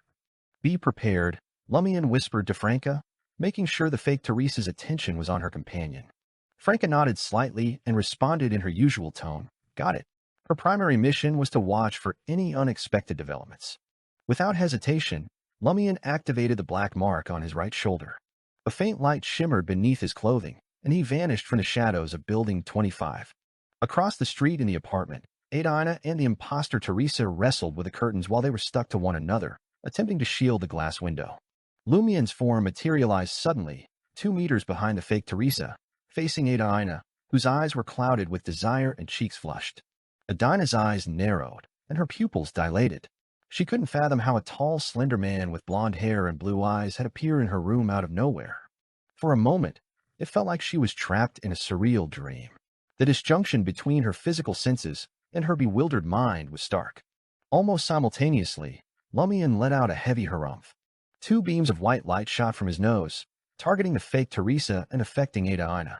In unison, the 2 women closed their eyes and slumped into unconsciousness. Lumian acted swiftly, catching the fake Teresa before she could fall to the ground. He then raised his right palm and delivered a firm strike behind her ear. A mystical coma combined with a physical one. With the fake Teresa safely incapacitated, Lumian gently placed her on the carpet, keeping a cautious distance from the unconscious Ada Ina. He squatted beside the woman he suspected to be a recipient and began searching her dress and handbag for canisters. Having familiarized himself with the mystical drugs commonly used by the Bliss Society, Lumian located a canister of sedatives, unscrewed the cap, and brought it to the fake Teresa's nose, allowing her to inhale its contents for more than 10 seconds. Only then did Lumian exhale a sigh of relief. He stowed away the sedative, no longer concerned about the imposter Teresa waking up suddenly. He stood up and made his way to the glass window, where the curtain was only partially closed. Lumian signaled to the 5th floor of the opposite building with his thumb and index finger forming a circle, while his other 3 fingers remained extended. He was informing Franca that the operation had been successful. The target was under control, and she could join him now. Lumian might need to employ magic mirror divination later. After drawing the curtains shut, Lumian turned his attention to the unconscious fake Teresa and sighed inwardly. Intel is crucial. The same principle applied to the synergy of abilities. Without a rough understanding of the names and characteristics of Sequence 9 to Sequence 5 within the actor pathway, along with knowledge of their corresponding desires and states, Lumian wouldn't have taken such a calculated risk. He wouldn't have been able to resolve the situation in just a few seconds. As for the contractee's three abilities, if they weren't carefully chosen and harmonized, they could easily be defeated by a Sequence 9 hunter, much like the mouth orifice monster in Cordu's Ruins. Even with Spirit World Traversal and the spell of Harumph, Lumian might stand a chance against some Sequence 5s, but it would be a formidable challenge to sustain such efforts. As Lumian waited for Franca to join him in the adjacent apartment to Adinus, Brown Sauron remained hidden in the shadows, her keen senses tuned to the situation behind the wall as she gazed at the building opposite. She could already discern the sounds of Adina and the fake Teresa returning to the apartment, along with the rustle of curtains being drawn. These scenes seemed to play out vividly in her mind. The situation tormented her. She felt a deep sense of injustice and pain, as though she had willingly sent her lover into the arms of her romantic rival. Despite her understanding that this was a carefully planned trap and that her lover and her rival had been intimate on multiple occasions, she still felt an overwhelming sense of worry and anxiety. The sporadic noises only fueled her imagination with various scenarios. Standing there made her uncomfortable, and leaning against the wall didn't alleviate her unease. Observing Franca and her young lover's concealed apartment across the way, Brown Sauron couldn't help but mutter with frustration, "Why haven't they launched their attack yet?" Lord of Mysteries 2, Circle of Inevitability. Chapter 418, Beatrice. Franca ended her concealment and quietly opened the door to Adina's apartment. The first thing she saw was Lumian, a tall, slender man with blonde hair and blue eyes. He was crouched beside the unconscious Adina, vigorously wiping her face with a wet towel. Franca lowered her voice and asked in confusion, "What were you doing? Shouldn't the target be the Bliss Society member posing as Teresa, the art dealer?" Lumian smirked and responded, "I've had a sudden thought. Actors can impersonate anyone. Once the imposter Teresa establishes an intimate relationship with Aldina, she can easily control this female companion and impersonate her to infiltrate the Red House Cafe's female orgies. Allowing Adina, who everyone is familiar with, to convey the Bliss Society's philosophy and hidden evil god faith will definitely be more persuasive and trustworthy than a new member." At this point, Lumian gazed toward the bedroom in a chilling tone and said, "Perhaps the real Adina is hidden in a corner here, in the form of a corpse." Franca couldn't help but imagine such a grim scenario and took a deep breath. She straightened her back and muttered to herself, "Not a bad story. I'll share it with Jenna later." After her muttering, she silently closed the door and approached Lumian, refuting his suspicion.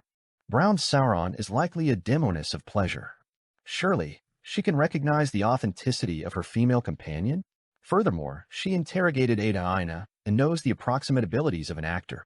Lumian, who had been assisting Adina in removing her makeup, confirmed that despite her altered appearance, she was still the same person. He chuckled and said, "Based on your description, I don't fully trust Brown Sauron's judgment. She clearly has less experience in the Beyonder domain than you. However, since she has the Demonist sect backing her and confirmation has been made, the interrogation results are still credible." Lumian didn't spare Adina another glance. He gestured towards the fake Teresa, who had been hit with a triple dose of unconsciousness, the Harumph spell, a physical knockout, and a sedative from the Bliss Society. He turned to Franca and said, "Use magic mirror divination to confirm if she's a key member of the Bliss Society." While Lumian had already suspected the fake Teresa was a key member based on her performance at the concert, they hadn't followed her closely the entire way. They had instead been waiting at their destination. What if she had sensed something amiss and had switched to a decoy during the journey?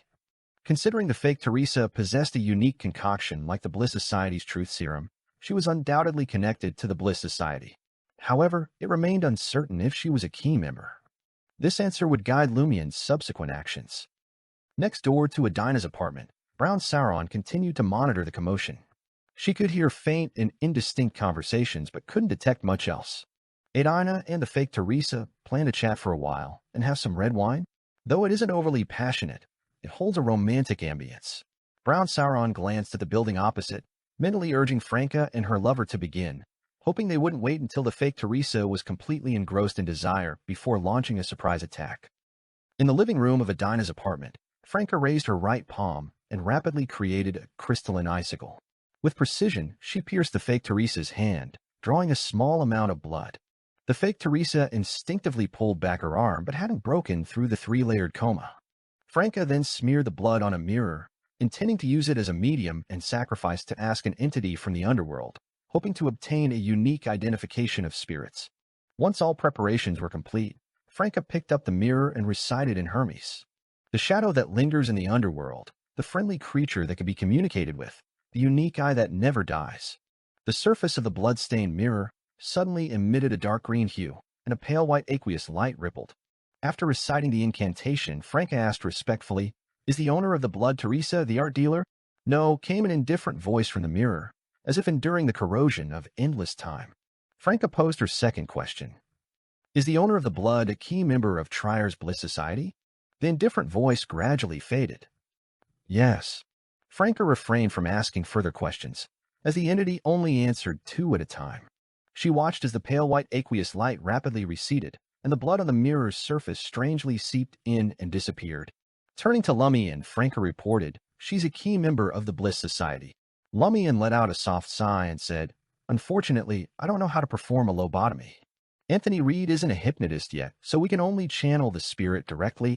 Using the truth serum didn't guarantee that the fake Teresa wouldn't resist when she woke up. Given her faith and abilities, a fierce battle was inevitable when the time came, and there was a high chance that she would be killed. In that case, he decided to proceed now." As Lumian spoke, he crouched down, his right palm ablaze with crimson flames. The flames intertwined and swiftly converged, turning white. Gently pressing his right palm against the fake Teresa's body, the blazing white fireball vanished into thin air. Rumble! A muffled explosion erupted from within the fake Teresa's body. She trembled a few times before life left her completely.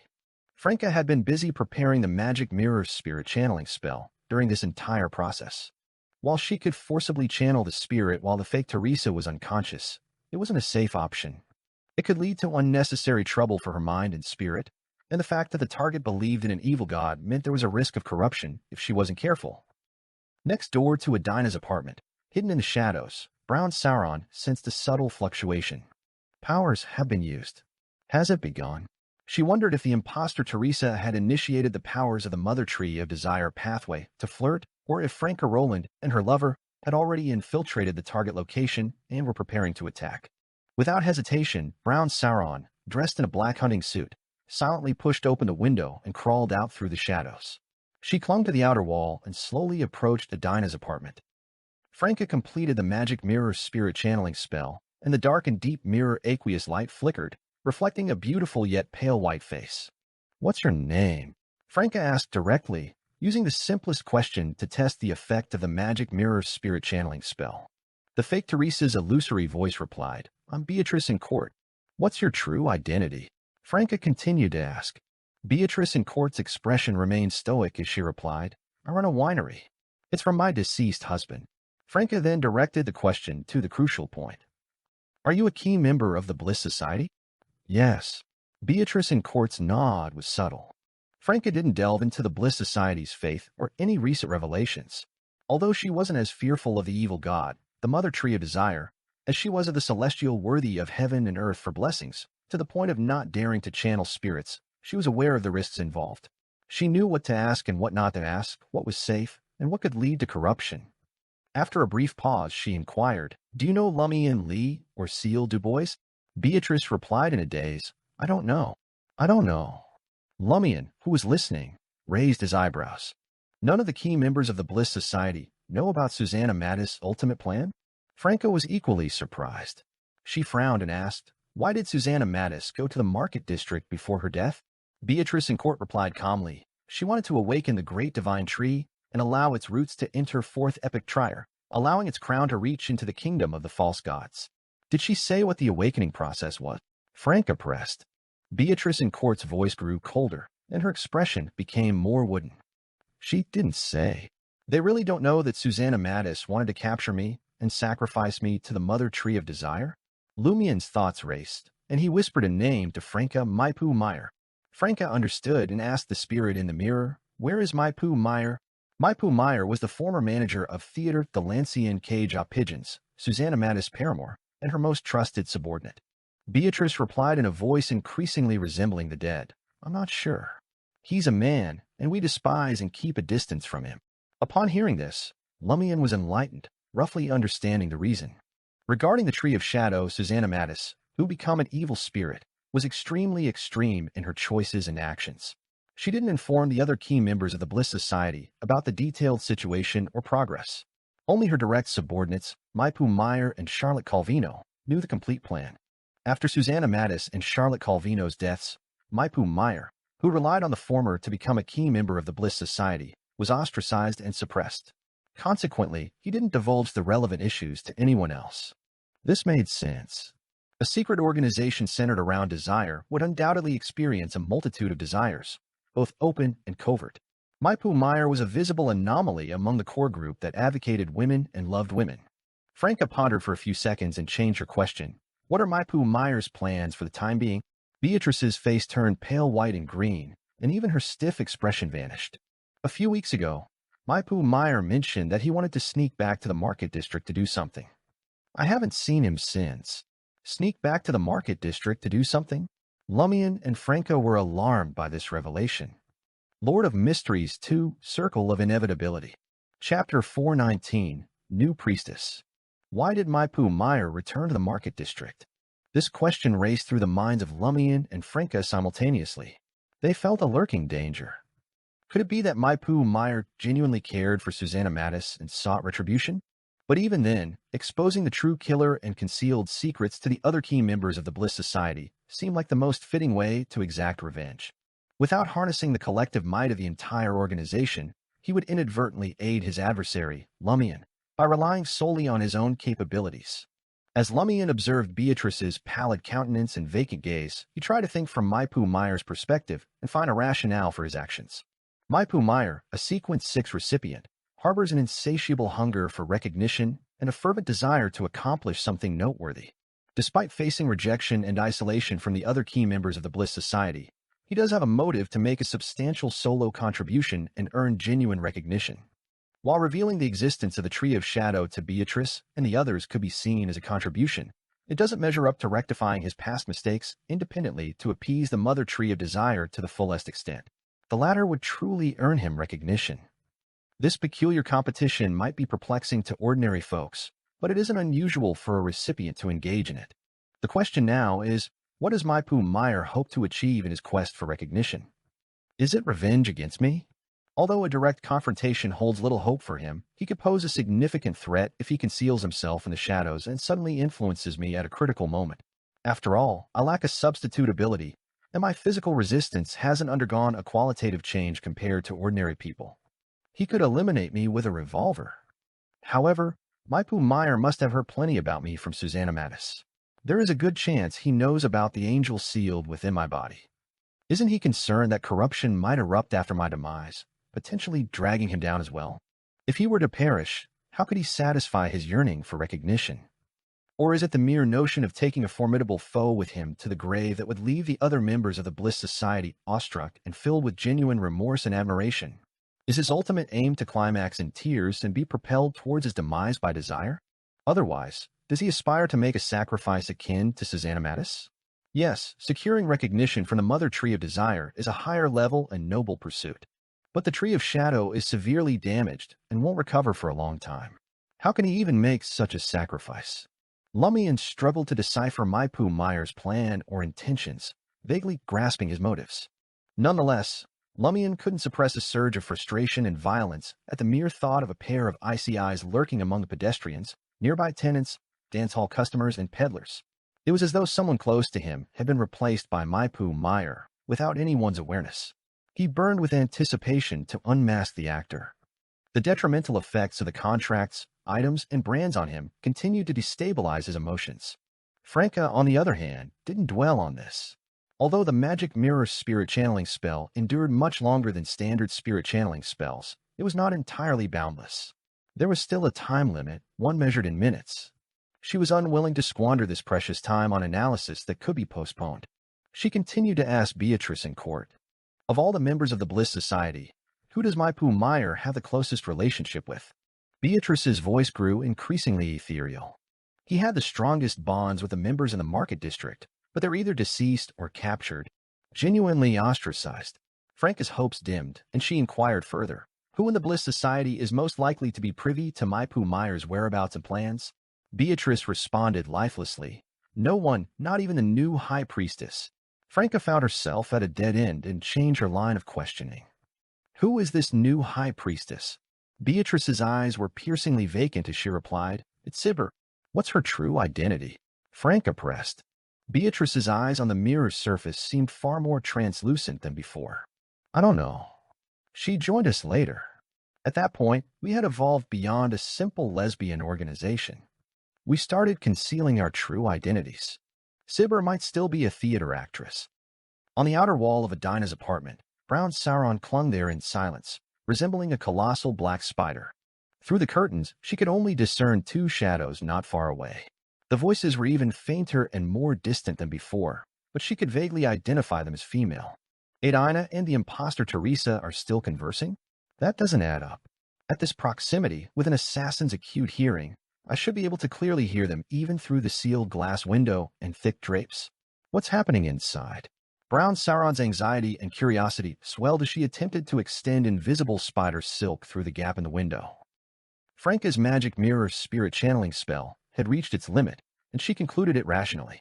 She watched as Beatrice and Court's image faded from the mirror's surface. She wasn't overly disheartened because she already knew the crucial details about several key members of the Bliss Society and their weekly gatherings time, venue, and method. But there is no need to personally track them. They are unaware of Seal. Even if the Rose School of Thought locates them, they wouldn't extract any valuable information. Franca cast a glance at Lumian, stowed away the mirror, and dispelled the wall of spirituality. Amidst the howling wind, the two of them sensed a disturbance at the window and the presence of a figure that seemed human. The wall of spirituality had isolated their movements, reducing interference, but also affecting their perception and surveillance of the surroundings. Franca's form abruptly vanished, and Lumian sidestepped, evading the window's direct line of sight. They didn't rush to attack because they had a vague notion of who was outside. Amidst the commotion, Browns, who had discreetly pried open the window, witnessed the curtain self-consciously part to either side, revealing her own silhouette. Just as she was about to react, she spotted Franca Rowland's current disguised countenance. Their gazes locked, and silence hung in the air for over 10 seconds. Finally, Brown snapped out of her trance and inquired with concern, "Where's Adina?" "She's unconscious." Franca gestured towards the carpet near the window. Brown scrutinized her female partner, then glanced at the motionless imposter Teresa, and queried once more, "Has it been dealt with?" "It's resolved," Franca replied calmly. The spirit channeling had already come to an end. Brown's gaze darted between Franca and Lumian, her expression a mix of surprise and confusion. She inquired, "When did you launch the attack?" Before the curtains were fully drawn. Franca was about to respond, but she hesitated, realizing that revealing the timing of the attack might expose Seal and her combat abilities. Instead, she quickly changed her response and smiled. "Why don't you take a guess?" Brown Sauron recollected the faint movements she had sensed but found no overt signs of a battle. This left her even more astonished. Could this wild demoness and her young partner be truly that formidable? Are their richer experiences and varied gains truly that advantageous? Consumed by jealousy, Browns leaped into the room and shut the window. She doesn't seem concerned about being attacked by us at all. Is she inexperienced, or does she have great confidence in the demoness' various substitutes? Or is there something she's relying on? Lumian observed with indifference, making no move. Franca maintained her smile and said, "We've gathered some intel, including information on the current High Priestess of the Bliss Society and a few key members." She began recounting the information she had acquired from Beatrice. The more Browns listened, the more astonished she became. They managed to gather so much intel? This should have taken a significant amount of time. When did they attack, and how long did they take to finish the battle? It couldn't be that the imposter Teresa was ambushed the moment she entered the room and approached the window, could they? Based on her observations, this member of the Bliss Society appeared to be a Sequence 6 recipient, on par with her and Franca Rowland, even surpassing the suspected Sequence 7 pyromaniac, Seal Dubois. Franca paid no heed to Browns' reaction and continued, "I'm pleased to inform you that our problem is simpler than we thought, and it's been resolved." "Now, it's your problem."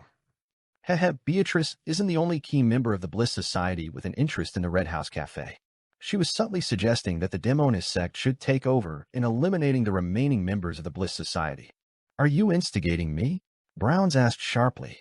Franca replied with a smile, "No, just a reminder." While they continued their conversation, Lumian returned to Beatrice's lifeless form, crouched down and conducted a more thorough search. This time, he discovered banknotes and gold coins amounting to 1,500 Vril, along with a neatly folded note. Lumian unfolded the note and read the incision written on it. Go to the hostel and retrieve the painting within 3 days. Hostel? What hostel? What painting is this referring to?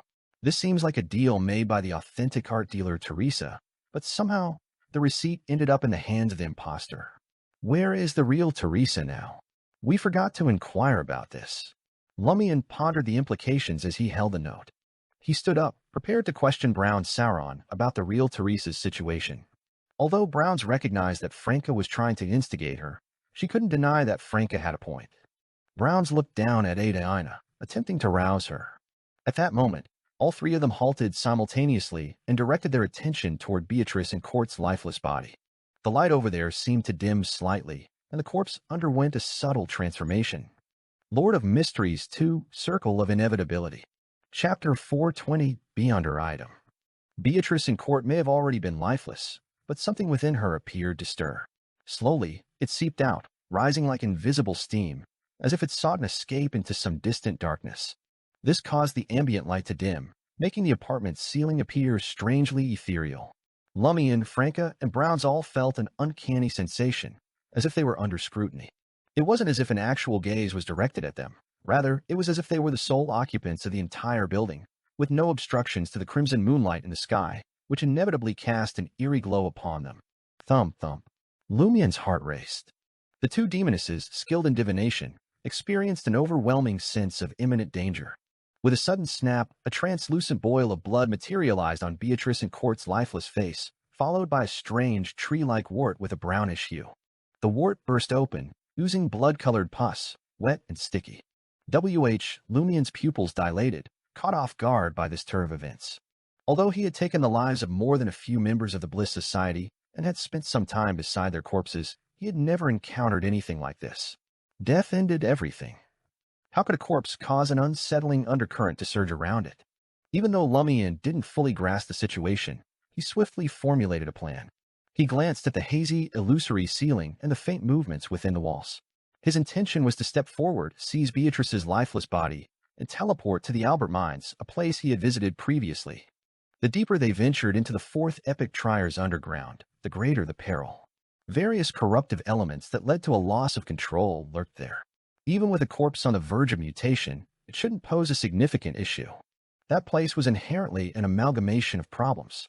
Lumian planned to utilize spirit world traversal for a third time, returning to the surface and avoiding any danger by abandoning Beatrice's body. While Lumian made his decision, Franca instinctively moved toward Beatrice's lifeless form, which now had a second tree-like wart. Her right hand reached into the concealed pocket of her dress, aiming to retrieve the ancient mirror she had discovered underground. This ancient mirror was connected to a strange and perilous mirror world. She could attempt to encase Beatrice's body within it, allowing one form of danger to counteract another. This would buy them precious time for further deliberation. Ultimately, whether the departed believer of the Mother Tree of Desire triumphed, or the enigmatic mirror world absorbed the corruption and stilled the mutation, it wouldn't directly impact Franca, the humans present, or the surrounding residents.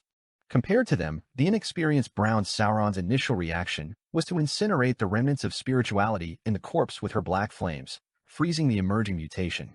This was the most demoness-like approach to disrupting the deteriorating situation. At that very moment, Lumian and the others sensed a significant dimming of the light around him, as if the crimson moon had vanished, leaving only a few dim wall lamps. Instinctively, Lumian turned his gaze to the window and discovered that the glass had turned pitch black, no longer offering a view outside. It had transformed from a window into a sealed barrier.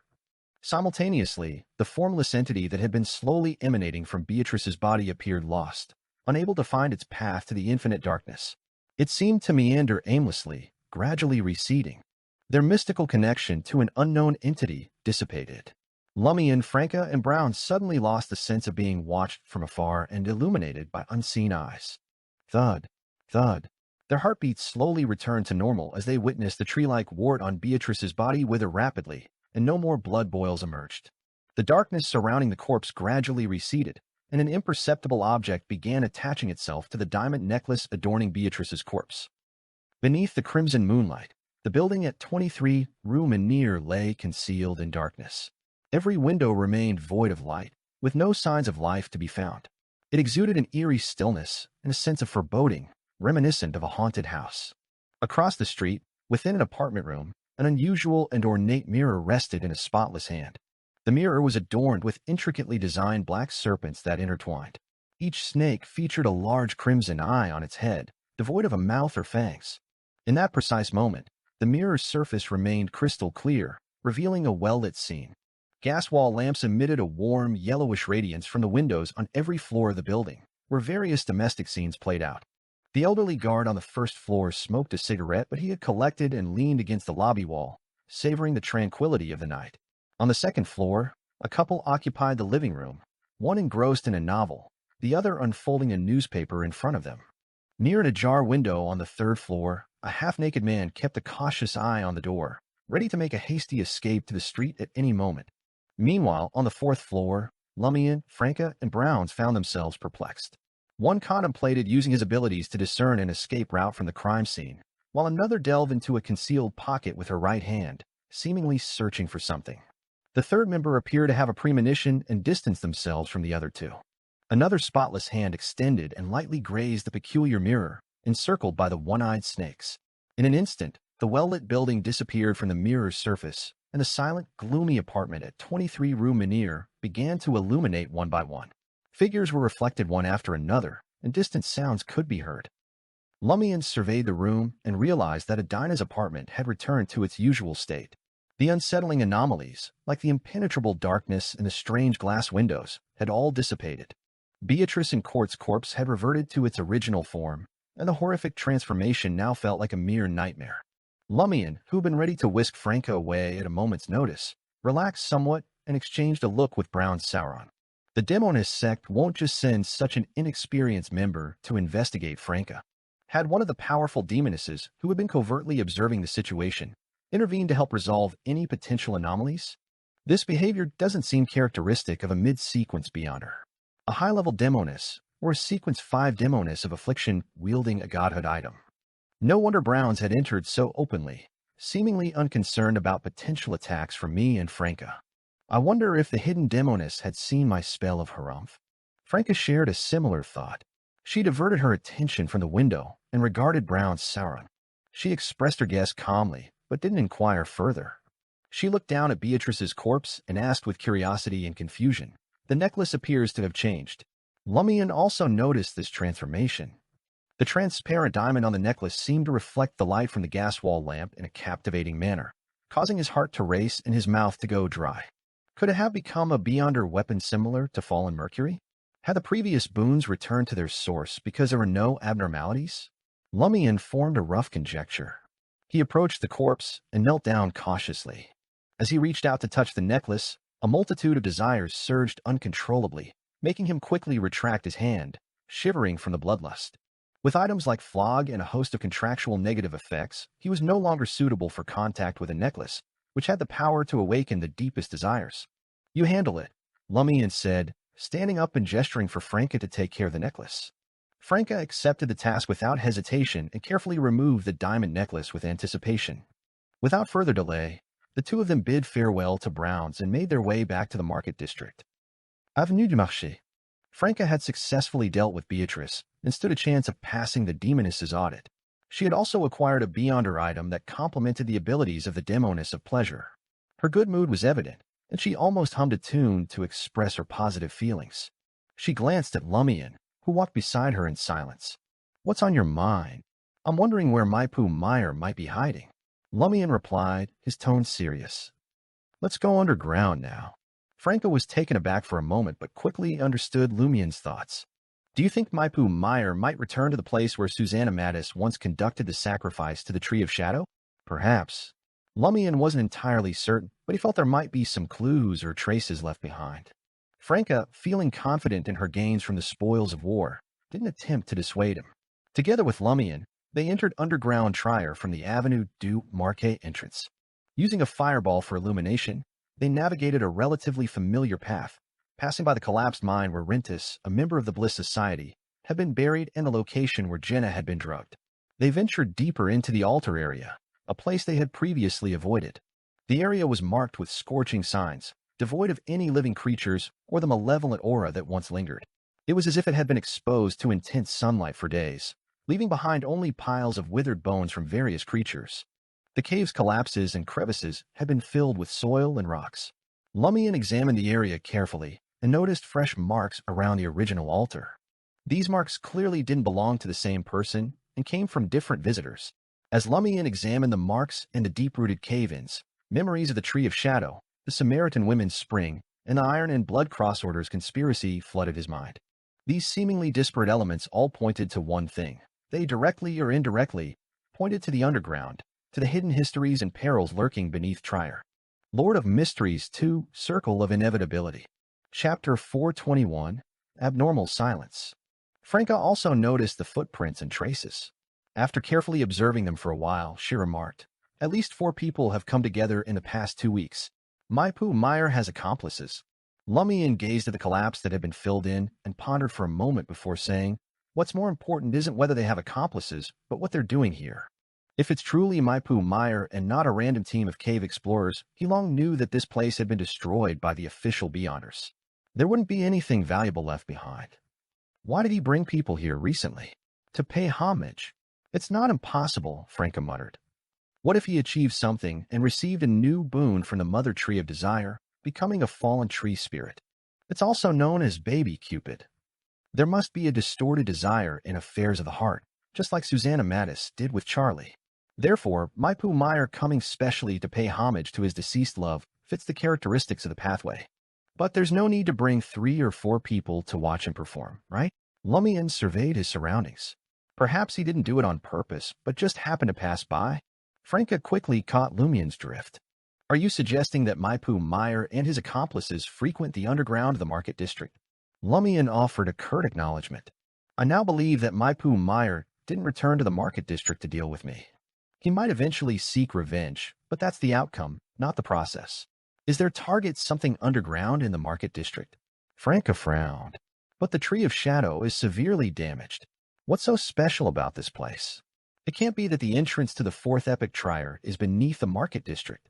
Franca stopped abruptly. That wasn't impossible. Lumian quickly recalled the situation in the market district and various rumors he knew.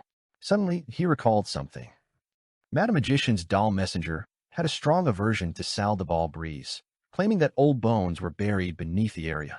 This had to refer to a unique situation beneath the market district. Moreover, the building facing Sal de Bal Breeze was suspected to be related to Église St. Robert's old cemetery. Lumian promptly shared this insight with Franca before they continued following the traces out of the destroyed sacrificial mine. There's really a problem. It's not hard to figure out. Summon that messenger later and ask, Franca remarked, bemoaning the poor feng shui in the market district. She followed Lumian, providing mysticism support for his pursuit. The two of them journeyed deeper underground, but they eventually lost the trail of their target. The suspected members of Maipu Meyer's group had traversed several well-known and long-used tunnels frequented by cave explorers, smuggling caravans, and mushroom-growing citizens. Their tracks had been effectively concealed by those who came later after more than 10 days. Lumian, with a crimson fireball above him, came to a halt and stared into the pitch-black mine ahead. He remained silent for an extended moment, his thoughts shrouded in mystery. Franca was about to suggest leaving when Lumian suddenly spoke.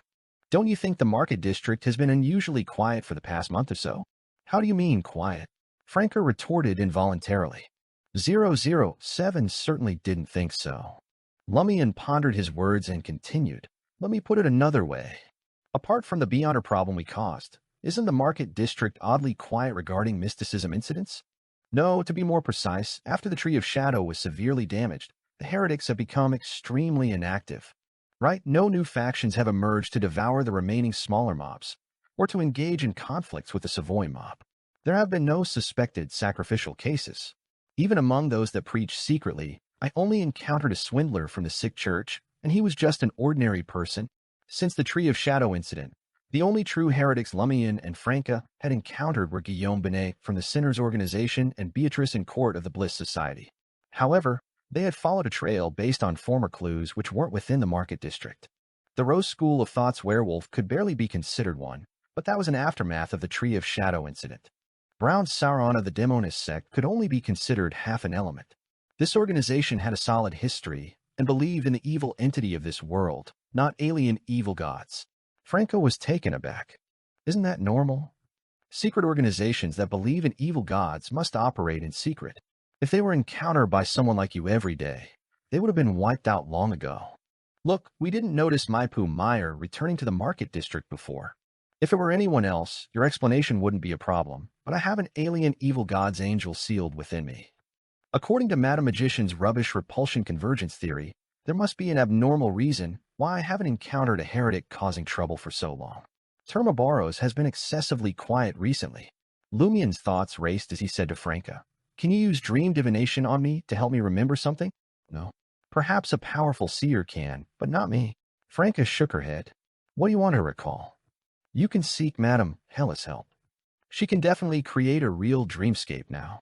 Lumian nodded slowly and responded, "I'd like to recall an address where suspected heretics reside. I plan to check it out and see if they've vanished, gone into hiding, or fallen silent." "Yes, there's no need to trouble Madame Hella for the time being. I know who to ask." This was him carefully making confirmation built upon bold assumptions. Seeing Lumian return to the surface as he spoke, Franca hurriedly asked, "What address? Who are you asking?" "We'll talk later. Let's head to Rue de Scotchbroom in Quartier Noël first," Lumian said without turning around. "Why does this address sound so familiar?" Franca mused for a moment as she followed closely behind. As she neared the surface, she finally remembered. Madame Poalis's address. Madame Knight from Cordoue. Quartier Noël, Rue de Scotchbroom. This suburban area was filled with villa-like buildings, each with a lawn facing the street and a garden at the back.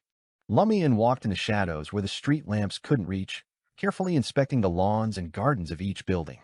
Franca did the same. Without knowing Madame Poalis's house number, they had to rely on the unusually vigorous and lively plants to make a judgment.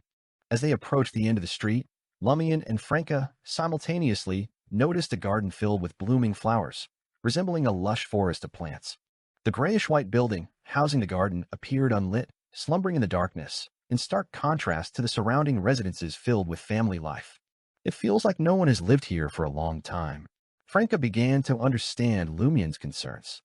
Has Madame Poalis, a member of the Night Stalkers, also moved out and hidden herself quietly? Lumian observed and listened for a while to confirm that the building was empty. He then took out a piece of wire, opened the door, and entered. During this process, Franca used magic mirror divination to confirm via mysticism means. The living room was devoid of furnishings, the linen long gone. Dust had gathered on the table, indicating that no one had lived there in some time. Lumian proceeded further into the house, and Franca followed him cautiously, not daring to near or touch anything. Upon reaching the coffee table, Lumian bent down and picked up an abandoned newspaper. Although it was tattered from rat bites, there were still some remnants left. Lumian examined the newspaper under the moonlight and whispered, "Early July. This means that Madame Poalis didn't leave immediately after I got the address out from Lewisland, nor did she depart immediately after the Tree of Shadow incident. She resided on Rue de Scotchbroom for a while and chose to abandon this place for unknown reasons. Something is indeed amiss," Franca noted with a grave expression. They quickly searched the building and then boarded a rental carriage to their next destination. Upon receiving an old newspaper advertising the interstellar bridge from Laurent, the former tenant of Aubaird's du Coq d'Or and now deputy editor of Le Petit Triérien, Lumian and Franca arrived at 9 Rue Saint-Martin in Quartier 2. The 5th floor was an office rented by a group of swindlers and suspected heretics. They aimed to raise funds for constructing an interstellar bridge to the Crimson Moon. Under the dim starlight, the entire 5th floor lay shrouded in darkness. Lumian cautiously reached out and pushed open the door to the apartment-like office. Crimson moonlight filtered through the window, revealing scattered papers on the ground. Complex mechanical symbols and intricate bridge diagrams displayed concepts that appeared both imaginative and plausible. Many of the drawers were open, devoid of any belongings, as if the swindlers had hastily retreated upon realizing the arrival of the police. Based on the written information and various traces at the scene, Lumian and Franca concluded that this floor had been vacant for nearly 2 weeks. "There's definitely something unusual," Franca remarked. "Why have the heretics from various organizations suddenly reduced their activities, hidden themselves, and gone quiet?" Lumian's expression grew solemn as he said in a deep voice, "This abnormality suggests that something significant might be in the works. Without waiting for Franca's response, he instructed her, contact 007 and inquire about any information regarding the sick church.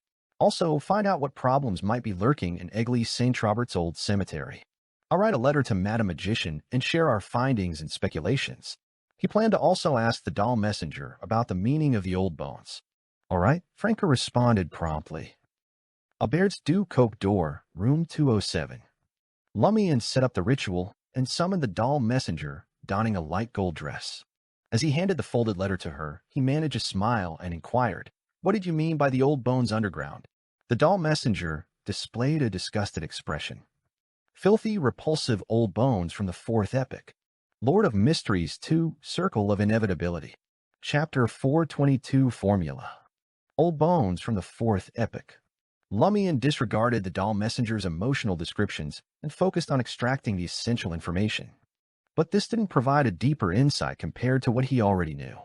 After all, most of Trier's underground issues had their roots in the fourth epoch. Lumian took a moment to ponder and inquired, "Where does it come from? How do the old bones look like?"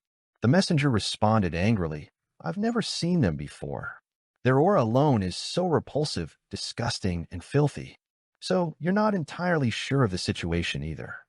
Lumian decided not to press the doll messenger further and observed as she vanished, carrying the neatly folded letter. Only then, as Lumian awaited Madame Magician's response, did he have the opportunity to assess his gains from the night.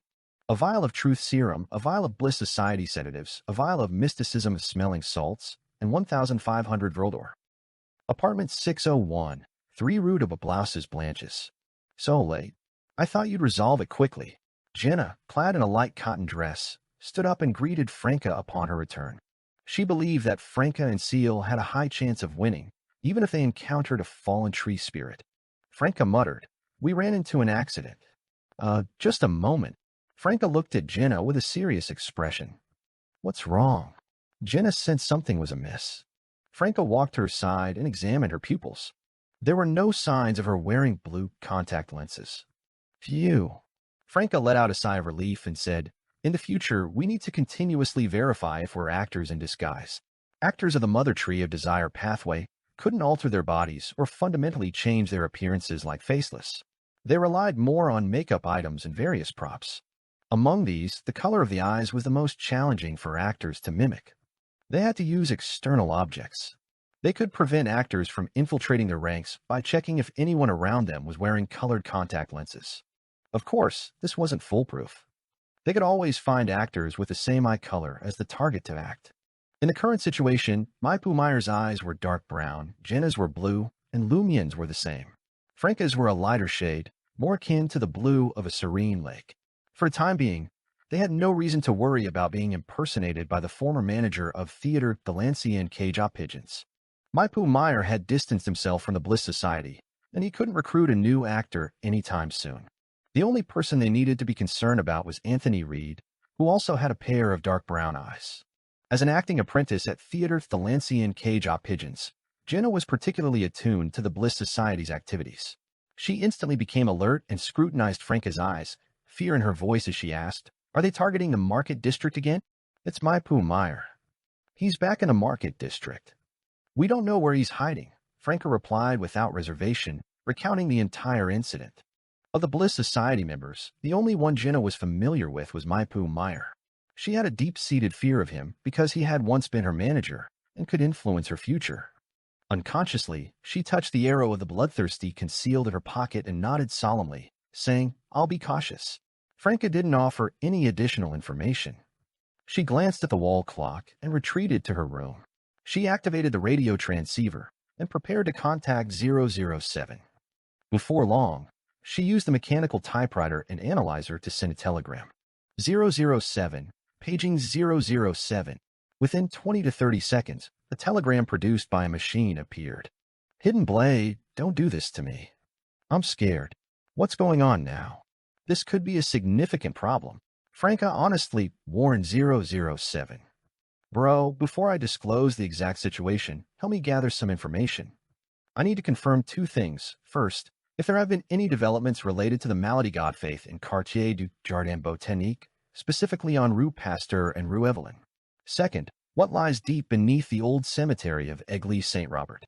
After a brief pause, a new telegram arrived. I'm off duty tonight, seriously. And now I have to go back to work overtime. Give me half an hour to an hour. Franca replied, no problem.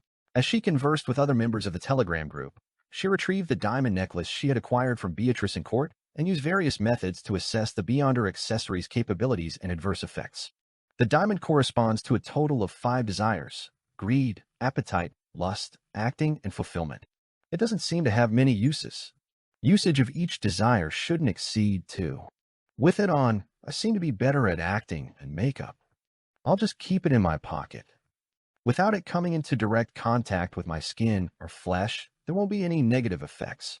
After wearing it, I'll become more excited than usual, and my various desires will significantly increase. If I encounter Beyonders with similar abilities, I'll be effectively restrained and even suffer a huge loss. Among them, the most intense desire is the desire for recognition. Yes, this thing can't be used against Beyonders, so the mother tree of desire pathway. Its weakness lies in their strengths. What should I call it? The 7 emotions and 6 desires pendant? The style doesn't seem right. Forget it, I'll call it Beatrice's necklace. It's simple, convenient, and clear. 007's response arrived faster than Franca had anticipated. In less than half an hour, he provided the relevant information. According to the heretic database shared by various official factions, the Malady God's envoy hasn't been located. He appears to have sensed danger in advance and hasn't resurfaced. The situation at Eglise St. Robert's old cemetery is extremely classified. I can't investigate it for the time being. Extremely classified? Franca inwardly hissed and relayed to 007 the eerie quietness from organizations devoted to evil gods. Rue Anarchie, Auberge du Coq Doré. Madame Magician's slow response arrived after an hour of waiting.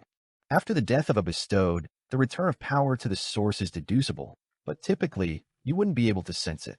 This time, it was due to your wearing the flog boxing gloves. They are made from the Tree of Shadow and are closely related to the one that the Bliss Society believes in, the source of the boon powers.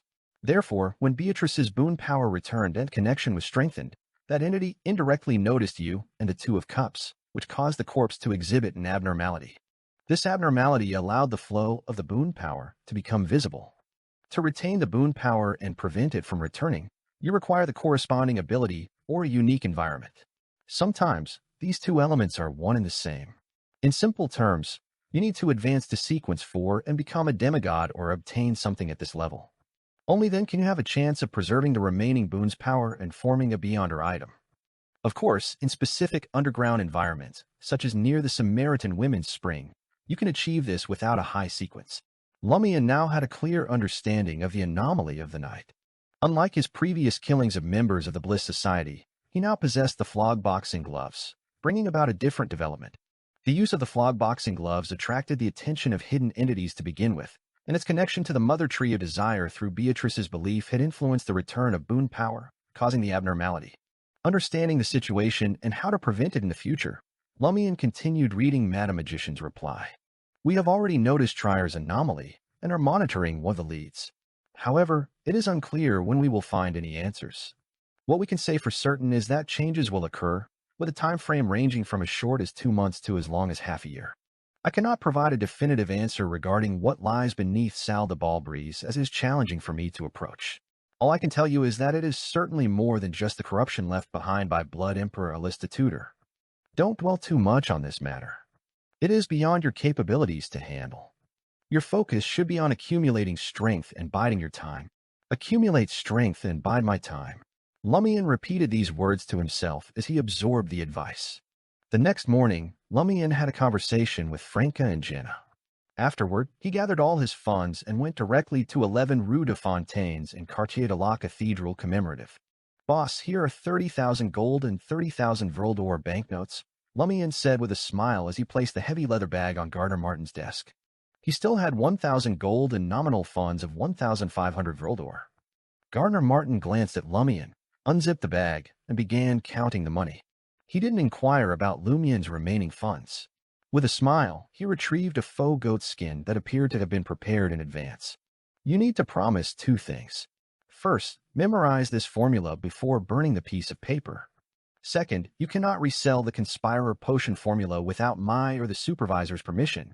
Gardner Martin stated these terms without requesting a notarized pledge, as if issuing an order. Lumian agreed to these terms without hesitation, saying, "No problem." Gardner Martin nodded in satisfaction and handed over the faux goat skin to Lumian. Lumian took it and began reading. Conspirer potion formula. Main ingredient: black hunting spider's composite eye, sphinx's brain. Supplementary ingredients: 1 black hunting spider's poison gland, 80 milliliters of sphinx blood, 10 grams of amber powder, and 2 white oak fruits. After reading and memorizing the formula, Lumian's right hand trembled, allowing the crimson flames to engulf the faux goat skin. Time passed in an eerie silence. Unbeknownst to them, the heat in Trier began to wane, and the temperature gradually dropped. One mid-September day, Franca stood before the window of apartment 601 and cursed Brown Sauron for what felt like the 100th time. She had already passed the Demonist sex audit and informed Browns that she had joined the Savoy mob to infiltrate the Iron and Blood Cross Order. However, she never anticipated there would be an assessment period. Only after this evaluation could she officially become a member of the Demonist sect. Her current liaison, Brown Sauron, used this as an excuse to prevent her from participating in the Red House Cafe's female orgies. This left her with no option but to endure tormenting Gardner Martin and his lovers for the past month or so. Franca turned her attention to Jenna, who appeared lost in thought and couldn't help but sigh at her companion's fortune. The Demonist sect remained oblivious to Jenna's true identity as a beyonder of the assassin pathway. "What's troubling you?" Franca inquired. Jenna responded with a hint of distress. "My instigator potion has completely digested." Franca exclaimed in pleasant surprise. "That's a good thing." Jenna scratched her head and let out a sigh. "I haven't even paid you back for the money I owe you, and now I have to consider the witch potion formula and its ingredients. Damn it, why does it feel like the more I advance, the poorer I become?" Lord of Mysteries 2, Circle of Inevitability. Chapter 423, Unexpected Encounter. Franca chuckled at Jenna's complaint and replied, "That's typical. As long as you master the acting method, progress comes quickly before reaching the mid-sequences. The pace at which you save money often falls short of the expenses for purchasing the potion formula and the necessary ingredients. Don't fret about the money. Sequence 7 in the Assassin Pathway is a game changer. It significantly boosts your combat prowess and survival skills. You're aware of the potential catastrophe on the horizon. Only by becoming a witch and wielding the arrow of the bloodthirsty will you stand a chance at survival and protecting the people you care about." Jenna fell silent for a moment, then she swore, "You instigated me without using your abilities." It's just the way things are. I'll share the witch potion formula with you now." "Let's start gathering," Franca said as she returned to the coffee table, spread out a piece of paper, and swiftly jotted down the instructions. Jenna stood beside her, examining the Intisian words taking shape. Meanwhile, Jenna silently tallied her debts. "Including the Purifier reward and the earnings from my underground singing, I've saved nearly 10,000 Vrildor. According to Franca and Seal, a Sequence 7 potion formula can go for between 30,000 and 40,000 Vrildor, depending on its rarity. At the very least, I owe Franca another 30,000 Vrildor, bringing the total to 60,000. Even if I sell the arrow of the bloodthirsty, I won't be able to make up for it. In the future, I'll have to purchase various ingredients for the witch potion, costing me over 30,000 Vrildor. Damn it. It's no wonder why so many Beyonders at those mysticism gatherings seemed strapped for cash and penny pinching." The more Jenna calculated, the more her head throbbed. If it weren't for the potion's tangible transformation and the clear, visible abilities it grants, she would have suspected she'd fallen into a scam. Why did her debts keep increasing as she worked harder? In the past, her whole family had often felt hopeless when dealing with a debt of a few thousand Vrildor. But now she owed Franca 60,000, and there was no end in sight. Even with her cash and assets, she still fell short by 10,000 Vrildor. Gritting her teeth, Jenna decided to put these worries aside for now and deal with them after advancing to Sequence 7 as a witch. Franca quickly finished writing down the witch potion formula. Sequence 7 Witch. Main ingredient: every drop of an abyss demonic fish's blood and an agate peacock's egg. Supplementary ingredients: 80 milliliters of purified water, 5 drops of jimsonweed juice, 3 scales of shadow lizard, and 10 drops of daffodil juice. She handed the paper with the formula to Jenna and added in thought, "Avoid gathering these materials at the mysticism gathering we attend. Acquire them from the gathering you discovered and joined, as well as from the purifiers." Oh, ask Seal for assistance too. Franca was still in the demonist sect's assessment period and worried about potential spies from the secret organization in the mysticism gatherings. If participants gathered the ingredients for the witch potion, it could raise suspicions. In contrast, the purifiers were a more secure source of these ingredients, given their history of dealing with demonesses. They definitely had the corresponding characteristics in reserve. Of course, Franca would also help inquire and gather information at the Curly-Haired Baboons Research Society, but she couldn't inform Jenna about it. All right. Jenna was well aware of the demonist sect's hostility toward wild assassins like her. As Jenna memorized the witch potion formula, Franca inquired with concern, "Has your brother left Trier?" Recognizing that the heretics were oddly quiet and them receiving confirmation from a major arcana card holder, Lumian and Franca had suggested that Jenna and her brother Julian relocate from Trier to another city in Intis for 6 months to monitor the situation. Jenna had insisted on staying to spend time with her comrades and had promised to advance her sequence quickly. This was the primary reason she had accepted Franca's gift without hesitation. As for her brother Julian, Jenna genuinely wanted to keep him away from another mysticism disaster. She wanted him to live a safe and happy life, and she had been busy instigating him to leave Trier. Jenna couldn't help but smile. "I went to Port Le Sueur last weekend." Port Le Sueur, situated at the estuary of the Srenzo River, was one of Trier's primary ports for shipping goods out to sea. Franca was surprised and pleased for her friend. "Did you manage to instigate that stubborn fellow?" Without divulging the truth, Jenna shook her head and said, "No. I shifted my instigation efforts to a different target. I discovered that the shipyard where Julian works has a branch in Port Le Sueur, so I used my instigation ability to convince their supervisor to propose a 6-month technical exchange program between the factories. I also paid to include Julian in the list. I only digested a potion after successfully instigating this. Dog Shaster's tea. No matter what I told Julian, he refused to listen. He even reneged on his word the next day after the instigation. As soon as his supervisor issued the order, he started packing. After venting her frustration about her brother, Jenna glanced at Franca and added with a sly grin, "The skilled workers from Trier arrived in Port Le Sueur last weekend. The return leg from Le Sueur to Trier will be half a year later to avoid the potential disaster. Franca, why don't we figure out a way to get more people to leave Trier and lay low for a while? They won't believe us even if we tell them," Franca sighed. "Moreover, if more people leave, those evil god organizations might sense it and act prematurely. If the official Beyonders aren't prepared, it could lead to more casualties." Unspoken was the fact that, combined with Madame Judgment's words and Seal's intel, the surface Trier served to seal the underground Trier. Everyone in the city contributed their strength, and if too many left, the seal might weaken, putting the remaining citizens in danger. Jenna fell silent for a moment, choosing not to dwell on the topic. Her upbringing and 6 months of experience had taught her to accept the harsh reality. All she could do was save as many as she could within reasonable bounds. After a pause of about 10 seconds, Jenna said thoughtfully, "When I instigated the supervisor to propose the exchange program, I noticed that many neighboring factories had similar arrangements. That's why I had an example to raise and succeeded without much difficulty. Now that I think about it, could it be a covert effort by official Beyonders to reduce the population in the market district? It's certainly possible," Franca considered for a moment before hesitating to add more. What she wanted to say was that it might also be orchestrated by the Tarot Club or Church of the Fool. Madame Justice, a major arcana card in the spectator domain, was well suited for such matters. Franca refrained from saying this because she hadn't yet told Jenna about her and Seal's belief in Mr. Fool. She had initially planned to visit the Fool's Cathedral at Lavini Docks with Jenna, but she dared not do so once she came under the scrutiny of the demonist sect. "Yes, I'll have to get Seal to take Jenna to Lavini Docks. If she embraces the faith of Mr. Fool, she'll be safer in the future." Franca's thoughts drifted to Lumian. In a 4-wheeled 4-seater carriage, navigating through the forest and farmland, Lumian, dressed in a casual formal suit, looked out the window at the golden harvest, his mind drifting. The past month had been his most leisurely period in the past 6 months, but he didn't find this leisure enjoyable.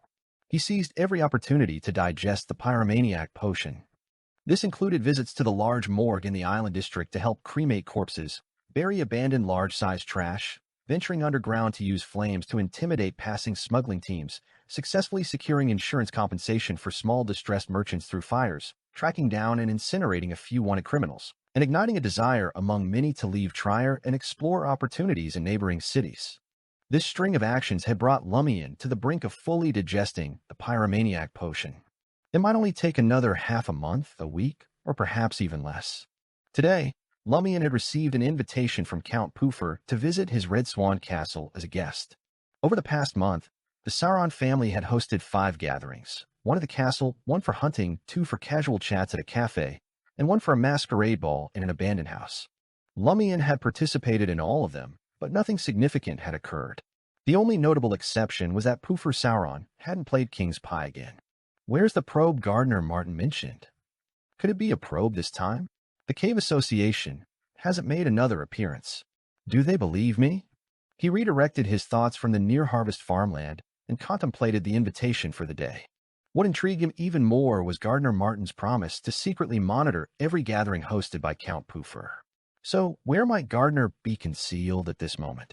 Under the afternoon sun, the carriage arrived at its destination. Lumian gazed up at the beige castle, tainted with the stains of ancient blood. Passing through the imposing door in the vast atrium, he reached the elegant living room on the first floor, adorned with a dark red plush carpet. Poofer Sauron, dressed in a red velvet coat, was engaged in conversation at the entrance with another guest when Lumian arrived. Lumian's gaze froze.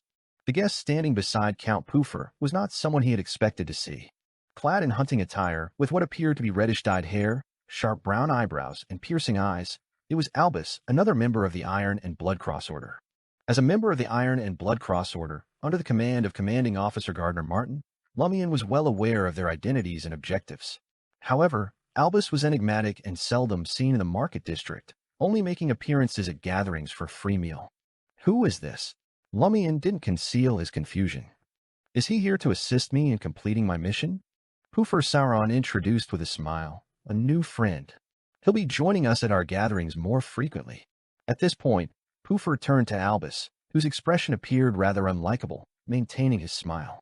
His full name is Albus Medici, Lord of Mysteries 2, Circle of Inevitability. Chapter 424, Underground Maze. Albus Medici. Lumian repeated the name to himself, glancing at the member of the Iron and Blood Cross Order, who had suddenly appeared. During Gardner Martin's gathering, Albus had never revealed his last name, and Gardner Martin had never introduced him. Now he had actually given his full name to Poofer Sauron. Is he trying to make it more realistic? Lumian's gaze swept across Albus's face, and he realized that when Count Poofer mentioned the surname Medici, he didn't hide his mockery at all, as if mocking the Sauron family member. Seal du Bois, Lumian extended his right hand and politely introduced himself. Albus casually shook his hand, a smile evident in his eyes. He said, "I've heard your name before, a generous patron of art." The member of the Iron and Blood Cross Order emphasized generous. "That's mainly thanks to my sponsor," Lumian said with a double entendre. In the ears of the other guest, he was referring to his father, his wealthy family. As a member of the Iron and Blood Cross Order, Albus caught the subtle message. Poofer Sauron exchanged a few pleasantries with Lumian before escorting him to the sofa. The gathering was intimate, with familiar faces all around, including Poofer's cousin, Elrose, novelist Nori, painter Mullen, critic Ernst Young, and poet Irida. After some casual conversation and nibbling on snacks accompanied by black tea, Count Poofer glanced around and suggested with a mischievous smile, "How about we embark on an adventure today?" Adventure? Albus raised an eyebrow and couldn't resist a playful quip. An adventure in the bedroom? His insinuation was clear.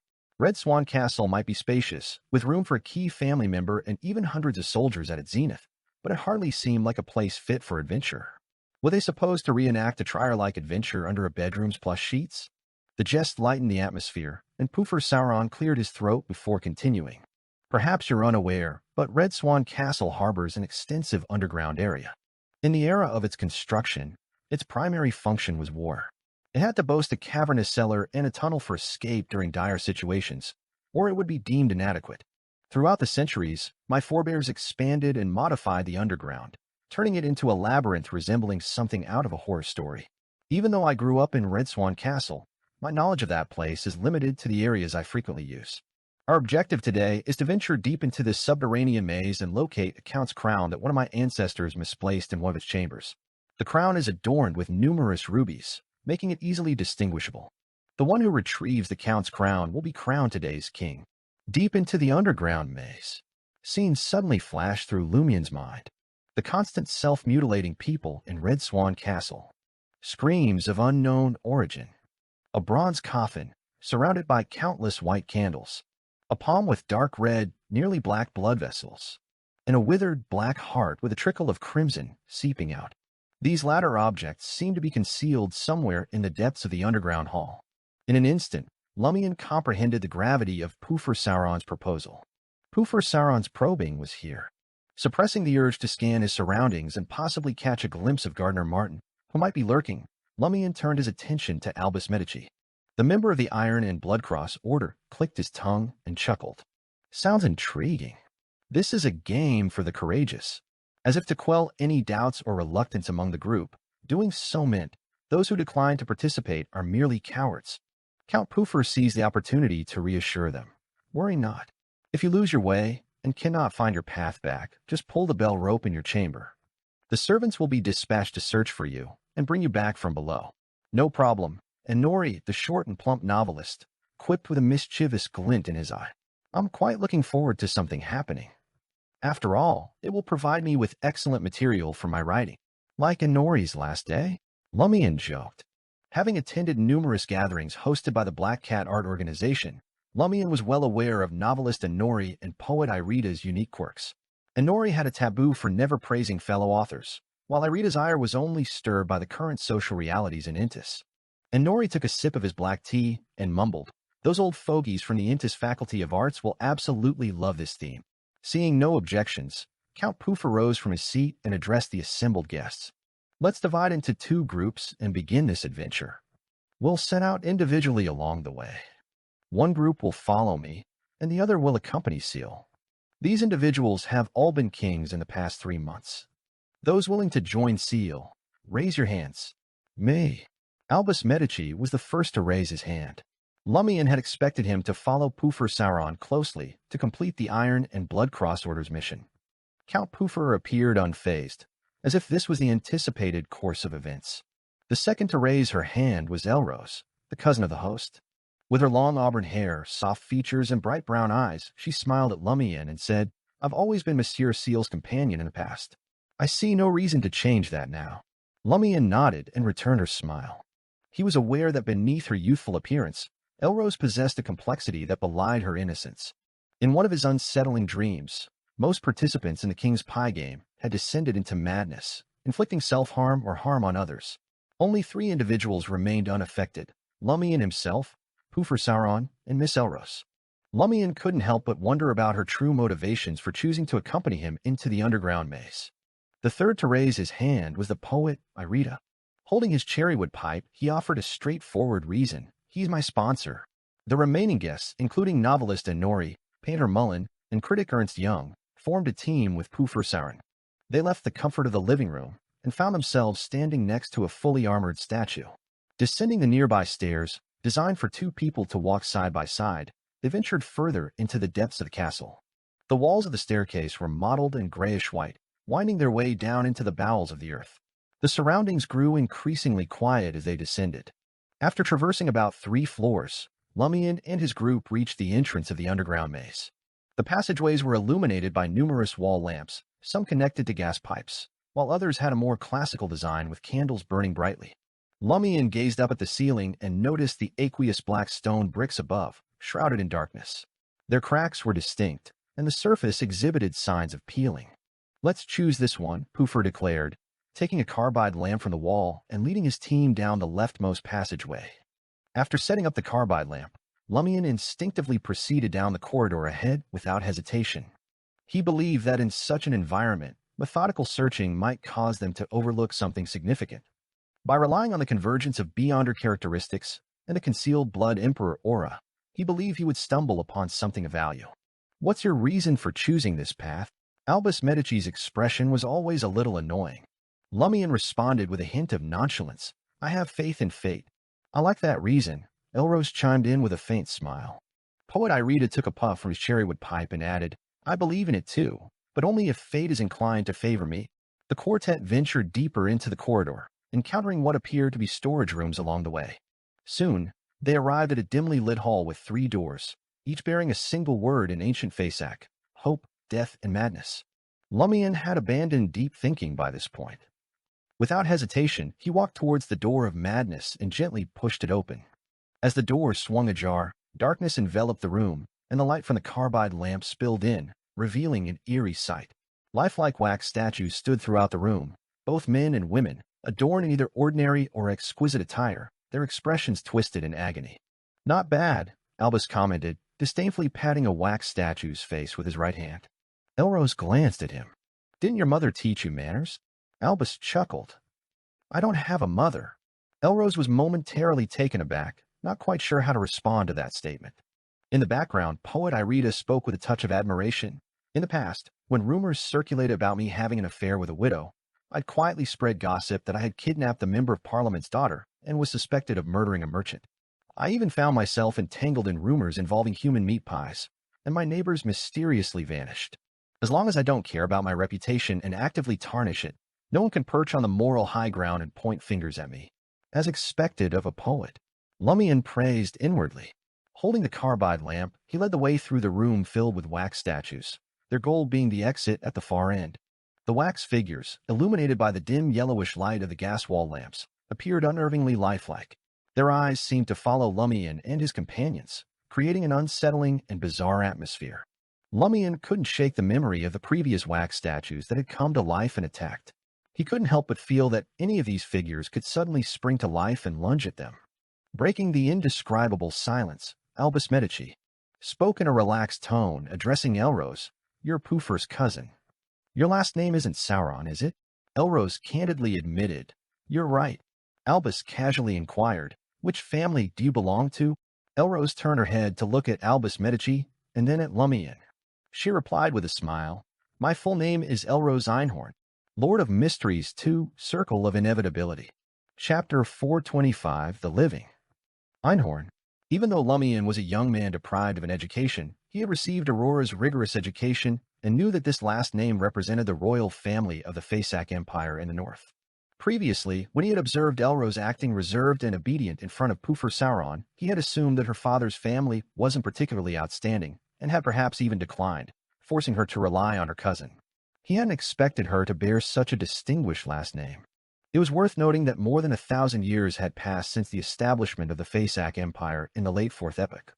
The Einhorn family had always held the throne, while the Sauron family had lost the Intis throne nearly 2 centuries ago.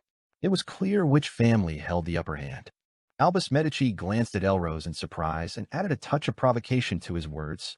"You're an Einhorn?" "I couldn't tell." Elrose gazed straight ahead, returning to her obedient demeanor. She spoke emotionlessly. The Sauron family and the Einhorn family often formed marriage alliances. Even though the Sauron family has long left the Intis throne, this tradition endures. "My mother just happened to marry a member of the Einhorn royal family."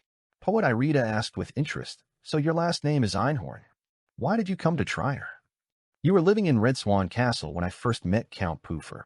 6 years ago, my father perished in the war between the Faesac Empire and the Lone Kingdom.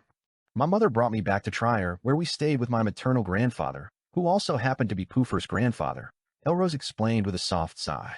2 years ago, my maternal grandfather passed away. Last year, my mother succumbed to illness. The frequency of death does seem remarkably high. Right, Aurora had mentioned that while the 4 powerful countries of the northern continent sometimes collaborated and at other times clashed, marriages between the royal family and nobles never ceased. Consequently, cousin marriages had become frequent. According to Franca, the Hunter pathway has mainly been in the hands of the Sauron and Einhorn families. Could a Hunter-Hunter marriage guarantee that future generations would be better suited for the Hunter pathway? Lumian held a carbide lamp and proceeded down the corridor toward the exit of the wax statues room. The wax statues on either side, bathed in the yellowish glow of the carbide lamp, seemed eerily lifelike. As they ventured further down the corridor, it grew narrower, and the wax statues almost obstructed their path. Lumian couldn't help but bump into them. Their bodies were cold, and their limbs felt stiff. They were indeed genuine wax statues. Finally, the 4 of them reached the end of the room and opened the iron-black wooden door. Just as Lumian was about to depart, a subconscious impulse made him glance back. In the dimly lit room, the pained expressions on the wax statues' faces appeared haunting, as if their eyes were fixed on the exit. Lumian was reminded of his earlier encounter with the wax statue in the river. He instinctively raised his wrist slightly and discreetly extended the middle finger toward the wax statue in the room. I really wish I could set this place on fire, Albus Medici lamented with a touch of regret. Lumian was momentarily surprised, but he secretly concurred. Good idea. He had a suspicion that if he could incinerate these wax statues, the potion would be fully digested. Elrose Einhorn remarked calmly, Red Swan Castle experiences an average of 3 fires a month. Is she suggesting we should go ahead and burn it down without any apprehension? Lumian grumbled in his thoughts and proceeded into the corridor behind the wax statue's room. The passageway descended diagonally, leading them deeper underground. Lumian felt an urge to purse his lips and whistle in amazement, but he resisted. The 4 of them continued down until the corridor leveled out once more. The wall lamps were not lit. Whether gas or candles, they slumbered in the darkness. With the yellowish glow of their 4 carbide lamps, Lumian discerned a room at a diagonal angle ahead, its wooden door slightly ajar. A faint, lingering odor of blood emanated from within. He approached and pushed open the wooden door. Light streamed into the room, and the scene within was cast upon the eyes of Lumian, Albus, and the rest of the group. It was a small bedroom, but time had not been kind to it. The bed had crumbled, the wood decayed, and the table lay in ruins. A collection of assorted items lay scattered in the center of the room. The walls bore vivid, deep gouges, as if they had been violently clawed at by someone until their fingers must have bled and rotted. The blood, having seeped into the crevices, had oxidized over time, turning black. Its original appearance was lost, but a faint cloyed odor still lingered. Then, a whistle reached Lumian's ears. Albus Medici expressed his emotions through this sound. He moved past Lumian, entering the room, and ran his fingers along the deep scratches on the wall. I can only imagine the horrifying sounds that were produced, the chubby-faced Elrose commented, her focus on the matter somewhat off. Lumian surmised that someone from Red Swan Castle had once descended into madness and been confined in this room. The marks on the wall were the haunting legacy of their torment. After a cursory search that yielded no findings, they pressed on. They opted for the right path at the 3-way intersection, leading them to a room with its wooden door partially open. Inside, the room was in shambles, marred by the presence of the blackened bloodstains. The walls appeared to be adorned with what could only be described as decaying flesh. Albus Medici observed it and let out a disapproving click of his tongue. A guy exploded here. From the inside out, blood and flesh splattered everywhere. Lumian nodded almost imperceptibly. The judgment aligned with his. Could it have been the result of a pyromaniac losing control and meeting their end?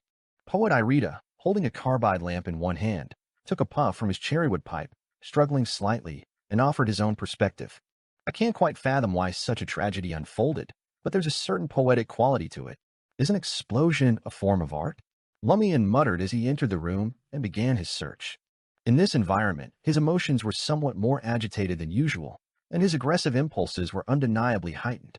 The putrid blood and decaying flesh seemed to exude an aura that could influence one's mental state. After moving forward for over 10 meters, the group discovered another room adjacent to the corridor, its wooden door partially open. The room didn't reek of blood, but Lumian felt as if sharp blades were pressed against his skin, causing his hair to stand on end. Sharpness. That was the word that naturally came to his mind. As the light from the carbide lamp illuminated the room, Lumian, Elrose, and the rest observed that the furniture had been reduced to tiny fragments. Beds and desks lay in finger-sized squares, partially collapsed. Remarkable swordsmanship, Albus Medici remarked with a chuckle. Lumian wasn't too concerned with this matter. What troubled him was that this place was unlike the previous 2 rooms, which had signs of decaying blood and rotting flesh. Where had the person who once occupied this room disappeared to? Lumian scrutinized the area intently before deciding to move on.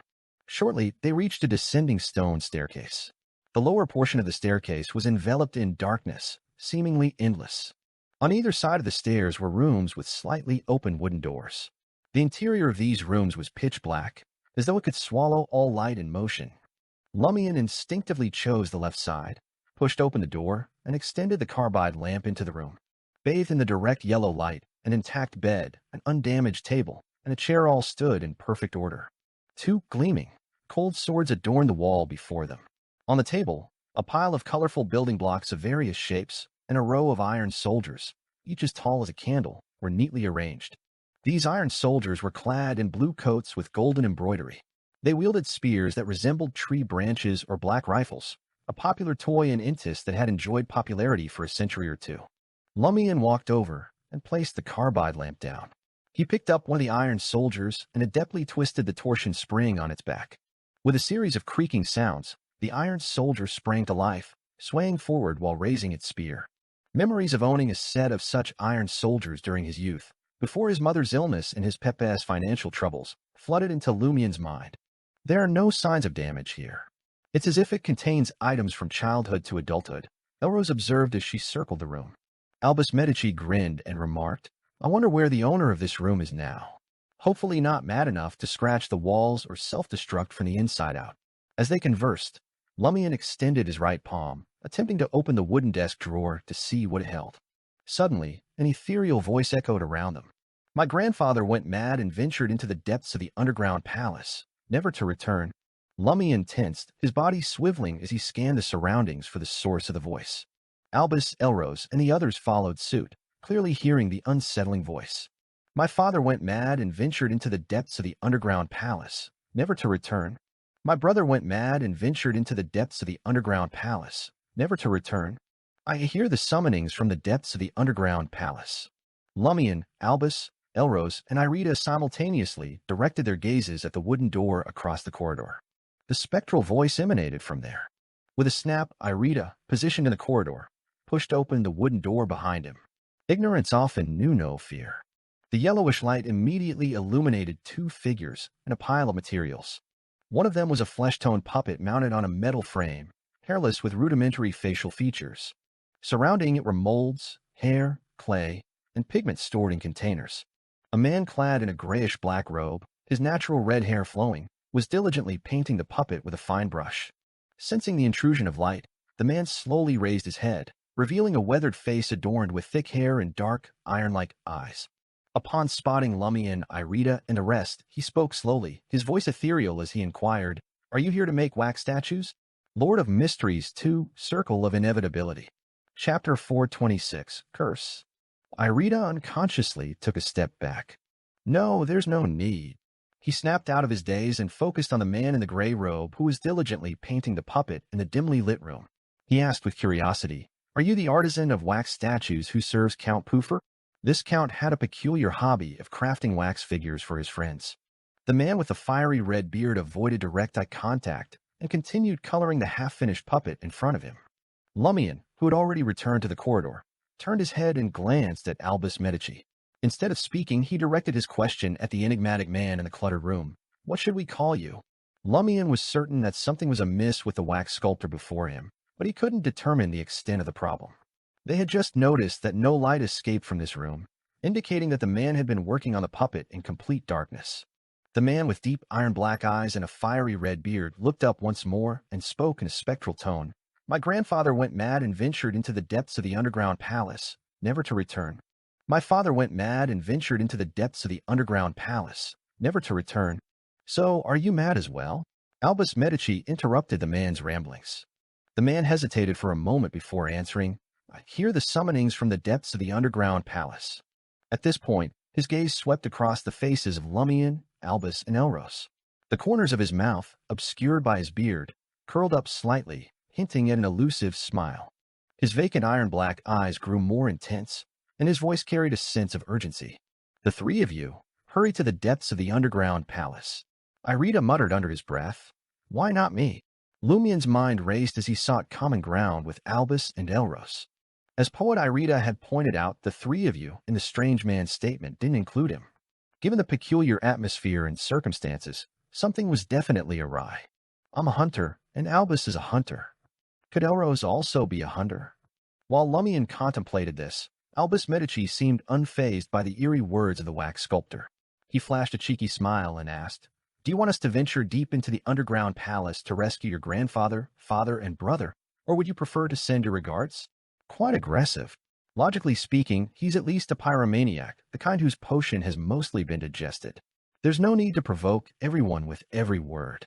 Could it be that he's intentionally misleading others to believe that he's only a provoker? Lumian looked at Albus's well-defined side profile and muttered inwardly. The man painting the puppet paid Albus no attention and continued his work. Sorry to bother you, Lumian said, not giving Albus a chance to escalate the situation. He reached for the vermilion wooden door's handle, gently closed it, and left the room behind. Lumian decided not to explore the room with the ironclad soldier, fearing it might trigger unwanted events. In the darkness, Lumian descended the worn stone steps, carbide lamp in hand. Amid the echoing footsteps, Elrose Einhorn suddenly commented, "That man looked like a lion." Lumian recalled the wax sculptor's appearance. Indeed, with his long, dense red hair and beard, he did resemble a humanized lion. Albus Medici gently swayed the carbide lamp in his hand and glanced at Elrose. "This is your maternal grandfather's castle. You've lived here for nearly 6 years. Don't act like a visitor like us who doesn't know anything." "I genuinely don't know who that person was," Elrose replied, shaking her head. "I rarely enter the underground palace. The farthest I've gone is the room filled with wax statues." In other words, during your limited explorations, you had chosen the same path as me. You had selected the door of madness among the 3 doors of hope, madness, and death. Why didn't you continue deeper? What were you worried about? Lumian deduced some information from Elrose Einhorn's succinct answer. Albus scoffed. "Had you heard the legend of Sauron family members going mad and venturing into the depths of the underground palace, never to return? For example, my grandfather went mad and ventured into the depths of the underground palace." The member of the Iron and Blood Cross Order mimicked the man's speech with an uncanny accuracy. "Excellent, you've asked the question I wanted to ask." Despite Albus Medici's grating manner, he did serve a purpose. He had no reservations and, with great acumen, asked questions that he couldn't. With such a teammate around, Lumian could maintain a semblance of distance and conceal his true thoughts and attitude. The worn stone steps seemed never-ending. As Elrose descended carefully, she sighed and explained, "I've always known about such legends. The master of Red Swan Castle and the Sauron family members who reside here, both men and women, gradually become violent and irritable, eventually going mad. It's possible for them to enter the depths of the underground palace after mutilating themselves and never return. These incidents occur sporadically, sometimes once every few years, or 2 or 3 times a year. Apart from the family members who yearn to restore their forebears' glory, Sauron has distanced himself from this ancient castle. He doesn't want to go mad. This has a certain effect, ensuring the Sauron family's continuation and heritage. However, that madness seems to be a curse rooted in the bloodline. Sauron, who resides elsewhere, will occasionally have people suddenly return and repeat the experiences of their forebears here. Is this the surface explanation behind the Sauron family's decline? If the key members of the family go mad one by one and enter the depths of the underground palace without returning, the family will indeed decline bit by bit. Why did Elrose tell us in detail about the matters that's privy to the Sauron family? She believes that we won't leave alive, so she's satisfying her desire to share. Lumian couldn't help but recall the nightmares he had experienced due to the King's Pie game. In the nightmares, Red Swan Castle was overrun by lunatics who mutilated themselves in gruesome ways, gouging out their own eyeballs and more. It seemed that these lunatics might have included various individuals from the Sauron family who had gone mad over the course of more than 2 centuries. But not all of them shared the Sauron bloodline. Lumian remembered how novelist Nori and other participants in the King's Pie game had also gone insane and committed grotesque acts to themselves and others, despite lacking the Sauron family's lineage. Albus Medici, in his irritating manner, wore a smirk as he asked Elrose, "Did your maternal grandfather also go crazy and venture into the depths of the underground palace?" Elrose remained calm and replied, "No, he passed away due to chronic headaches." Not every owner of Red Swan Castle eventually goes mad. Albus, undeterred, continued to press, "What are common factors among those who don't go mad?" Elrose's face was illuminated by the carbide lamp's glow as she responded in her usual tone, "It's a family secret." In essence, she was saying, "I'm not going to tell you." This response left Lumian, who was leading the way, feeling a growing sense of frustration. If Elrose had simply cautioned them against prying into the Sauron family's affairs from the start, he wouldn't have reacted emotionally. But her willingness to share intriguing information, only to withhold the crucial details, felt like a deliberate provocation. After a moment of silence, Albus Medici's smile returned, and he probed further, "What about your mother?" Elrose replied, "She passed away normally due to an illness." Albus chuckled and continued, "What about you? You also have the Sauron family's bloodline. Will you suddenly go crazy?" Elrose turned her head and glanced at the impolite fellow, revealing an indescribable smile. "In the long run, we'll all go mad." "Who do you mean by we?" Lumian's forehead twitched, sensing that Elrose wasn't just referring to the Sauron family. A moment of silence followed, broken by poet Irita's heartfelt sigh. The fear of a family, the curse that has lasted for generations, and the forebears who have ventured into the dark underground. What an excellent theme for an essay. It's very inspiring. If Inori were to find out, he would definitely produce a classic novel. Even I would have the urge to write a long poem. As they conversed, the four of them finally reached the end of the lengthy stone steps. Before them stretched a vast hall with grayish-white stone pillars supporting the dark ceiling above. The four carbide lamps illuminated the space, revealing several piles of bones partially exposed behind certain stone pillars. Plenty of the dead. Albus Medici, undaunted, sighed with a smile and strolled toward one of the bone piles. At that moment, Lumian picked up a rustling sound. He swiftly raised his head and raised the carbide lamp.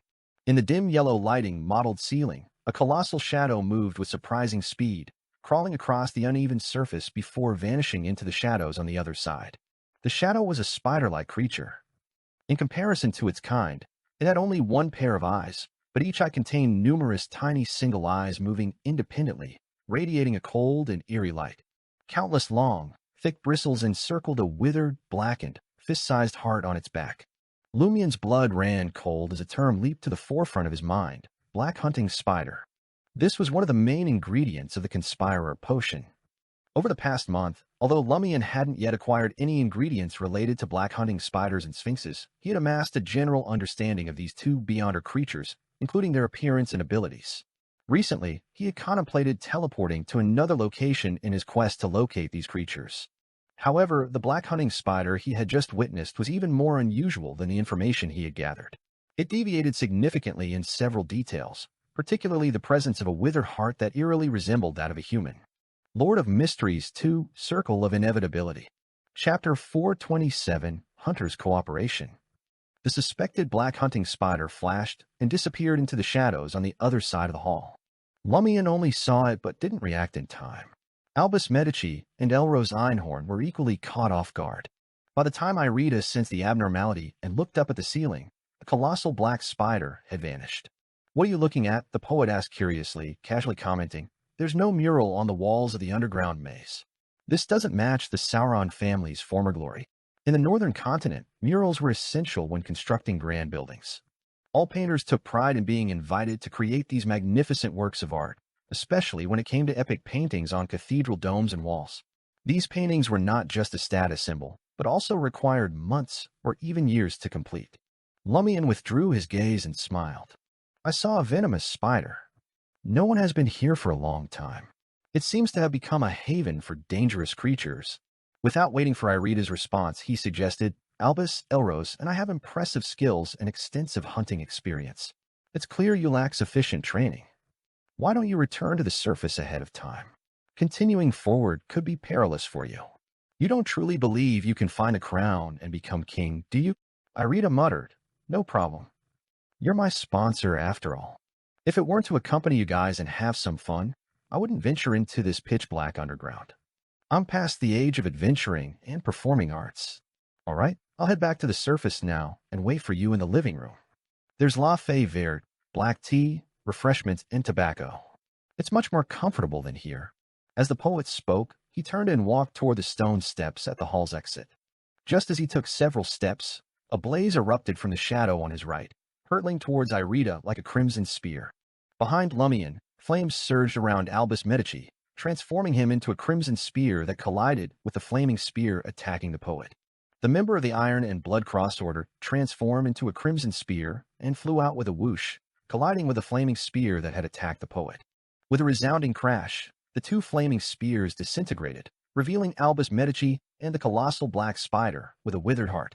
The spider emitted a high-frequency squeak, raising its body and swinging its four thick-furred limbs, resembling scythes that flickered with a cold light, at Albus Medici. At the same time, a nearly white-hot spear flew and struck the side of the black spider, incinerating its hard shell and piercing through it. It was Elrose Einhorn. She seemed prepared and quietly shifted her position, waiting for the colossal black spider to appear.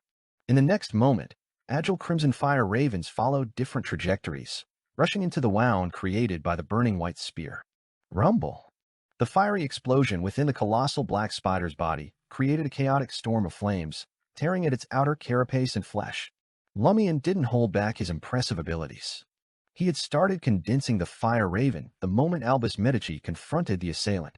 The colossal black spider's scythe appendages missed Albus, who had seized the opportunity to retreat.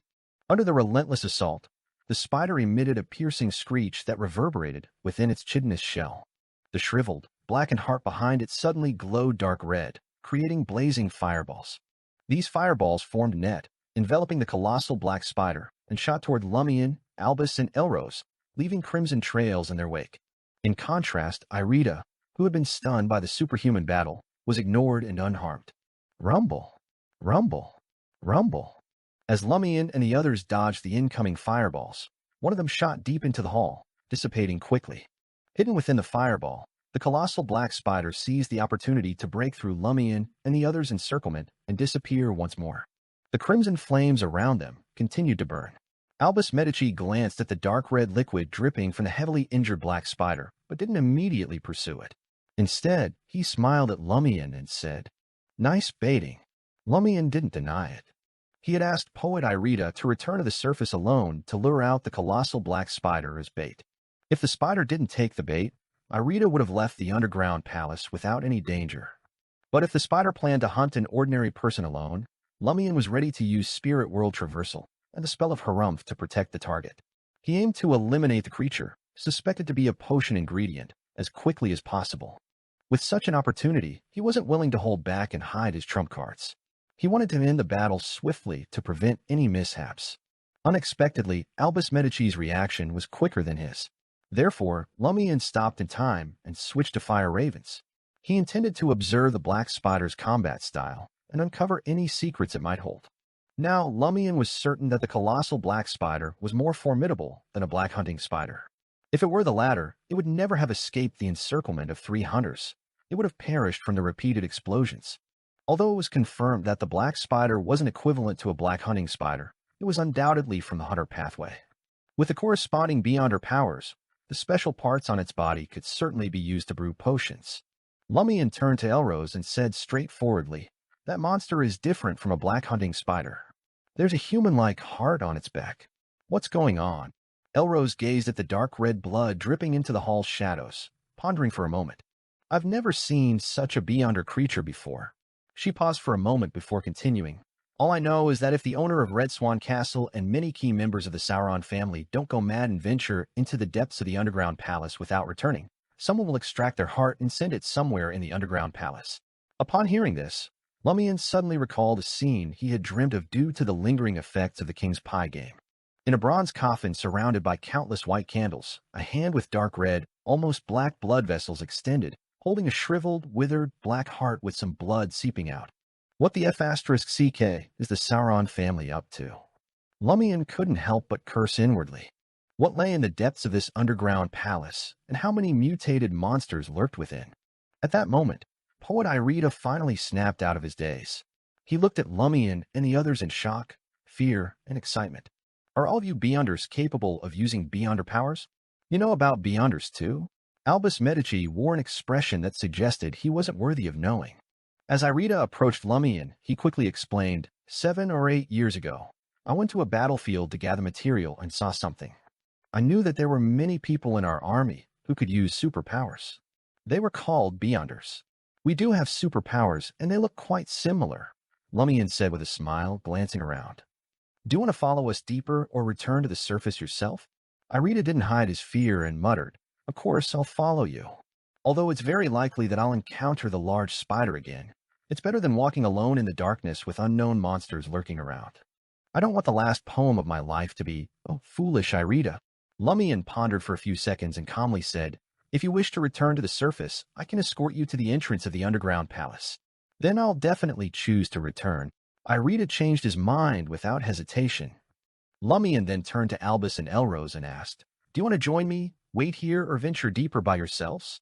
Albus Medici gave Lumian a deep look and sneered, "I didn't expect you to be such a moral person. You can escort this poet with a dubious reputation yourself." His implication was clear. You must have ulterior motives for escorting someone out, considering your lack of morals. He didn't specify if he intended to stay or venture in alone. "I'm with Albus." Elrose, who stood by Albus, replied with a smile, holding the carbide lamp. Lumian observed the dark red blood droplets left by the black spider and proceeded to ascend the stone steps with Irida, using the carbide lamp for illumination. In the pitch-black and silent underground, they returned to the corridor where the wax sculptor and the iron soldiers were. Poet Irida glanced back at the deep darkness below and said to his sponsor, "Those two shouldn't be simple." "No," Lumian replied nonchalantly. Holding the carbide lamp that emitted a yellowish glow, he advanced at a moderate pace. Irida walked closely beside him and continued in his usual tone. "The war between the Lone Kingdom and the Fasak Empire ended over 7 years ago. But Miss Elrose mentioned that her father died in the war 6 years ago. If I recall correctly, it was likely due to dissatisfaction with the Fasak Empire's losing treaty, leading to a rebellion. This was a civil war in the Fasak Empire." Why did Miss Elrose mention the Lone Kingdom? Is her father a representative of the extreme faction, or a member of the royal family who perished in the rebellion? A member of the royal family who rebelled. Is that why they fled to Trier? Lumian considered the information provided by the political enthusiast, Irida. Irida glanced at his sponsor and continued, "Actually, before today, I saw Albus Medici elsewhere." Lumian's curiosity was piqued as he asked, "Where?" Irida glanced around and lowered his voice. "Sacred Heart Cloister. Lord of Mysteries 2, Circle of Inevitability. Chapter 428, Incineration. Sacred Heart Cloister. The largest cloister in Trier's eternal blazing sun church. Why did Albus Medici go there? Could he be an undercover agent sent by the Purifier into the Iron and Blood Cross Order? Or did Gardner Martin instruct him to keep an eye on the Sacred Heart Cloister? Lumian's mind raced with questions and guesses. As he advanced, clutching a carbide lamp, Irida hastily interjected with more information. "I have a friend at the Sacred Heart Cloister. I often go there to drink with him." Lumian, momentarily diverting his focus from Albus Medici, jested, "Can the cloister monks drink?" The two moved through the shadowy passageway, guided solely by the yellowish glow of the carbide lamp. Irida rambled, "Of course they can, but they can't partake in liquor or get inebriated. The wine brewed by the Sacred Heart Cloister is the finest I've ever tasted." "Is your friend a monk?" Lumian walked at a moderate pace, his footsteps echoing through the seemingly endless passageway. Irida appeared content conversing with Seal and didn't hide anything. "Yes, he's a member of the Brotherhood Minor and served as my nephew's baptism priest. Later, he could no longer tolerate the cathedral's clergy indulging in pleasures and chose to become a monk. He joined the Sacred Heart Cloister and is currently overseeing the brewery. A member of the Brotherhood Minor, champions of temperance and asceticism." Lumian deduced this and redirected their conversation. "How often have you and your friends seen Albus Medici? What was the reason for his visit to the Sacred Heart Cloister?" "Just once," Irida muttered. "I don't concern myself with such matters. There are no nuns there. When I saw him, he was walking through the corridor with a monk and entered the rear of the cloister. It appears that Albus Medici had not entered covertly or with fear of discovery." Lumian deduced this from Irida's account. Amidst Poet Irida's relentless search for topics, the two of them finally passed through the eerie wax statue room, leaving behind the hall with the enigmatic doors of hope, madness, and death. They retraced their steps to the underground palace. Irida let out a long sigh of relief and relaxed. He grumbled, "The underground palace is so dangerous, and there are creatures with supernatural abilities. Poofer truly led us into an adventure down here. Is he attempting to get us killed? You've all been corrupted by the King's Pie game many times. I wonder if you're truly alive." Lumian refrained from a direct response to Irida's grievances, opting for a playful smile as he remarked, "It seems that the more frightened and tense you are, the more you like to talk." "That's what makes me feel alive," Irida confessed. He extinguished the carbide lamp as they exited the underground palace via the spiral staircase. Lumian turned back, retracing his steps to the door of madness. He hadn't closed the door when he left. Even though he hadn't approached yet, the yellowish light from the carbide lamp made the wax statues appear faintly, as if they were waiting in the darkness. Lumian stopped at the door, slowly bent down, and placed the carbide lamp on the ground in front of him. Then he straightened up and swept his gaze across the wax statues' faces, their expressions frozen in agony and shrouded in shadows. Crimson fire ravens began to materialize around him, one after another. Since Count Poofer had shown ill intent by leading them into the perilous depths of the underground palace, any ordinary person would already have died. There was no reason to show any courtesy to a member of the Sauron family, the owner of Red Swan Castle. Lumian's plan was straightforward, to set the wax statues ablaze. This had several purposes. First, it might assist in digesting his potion.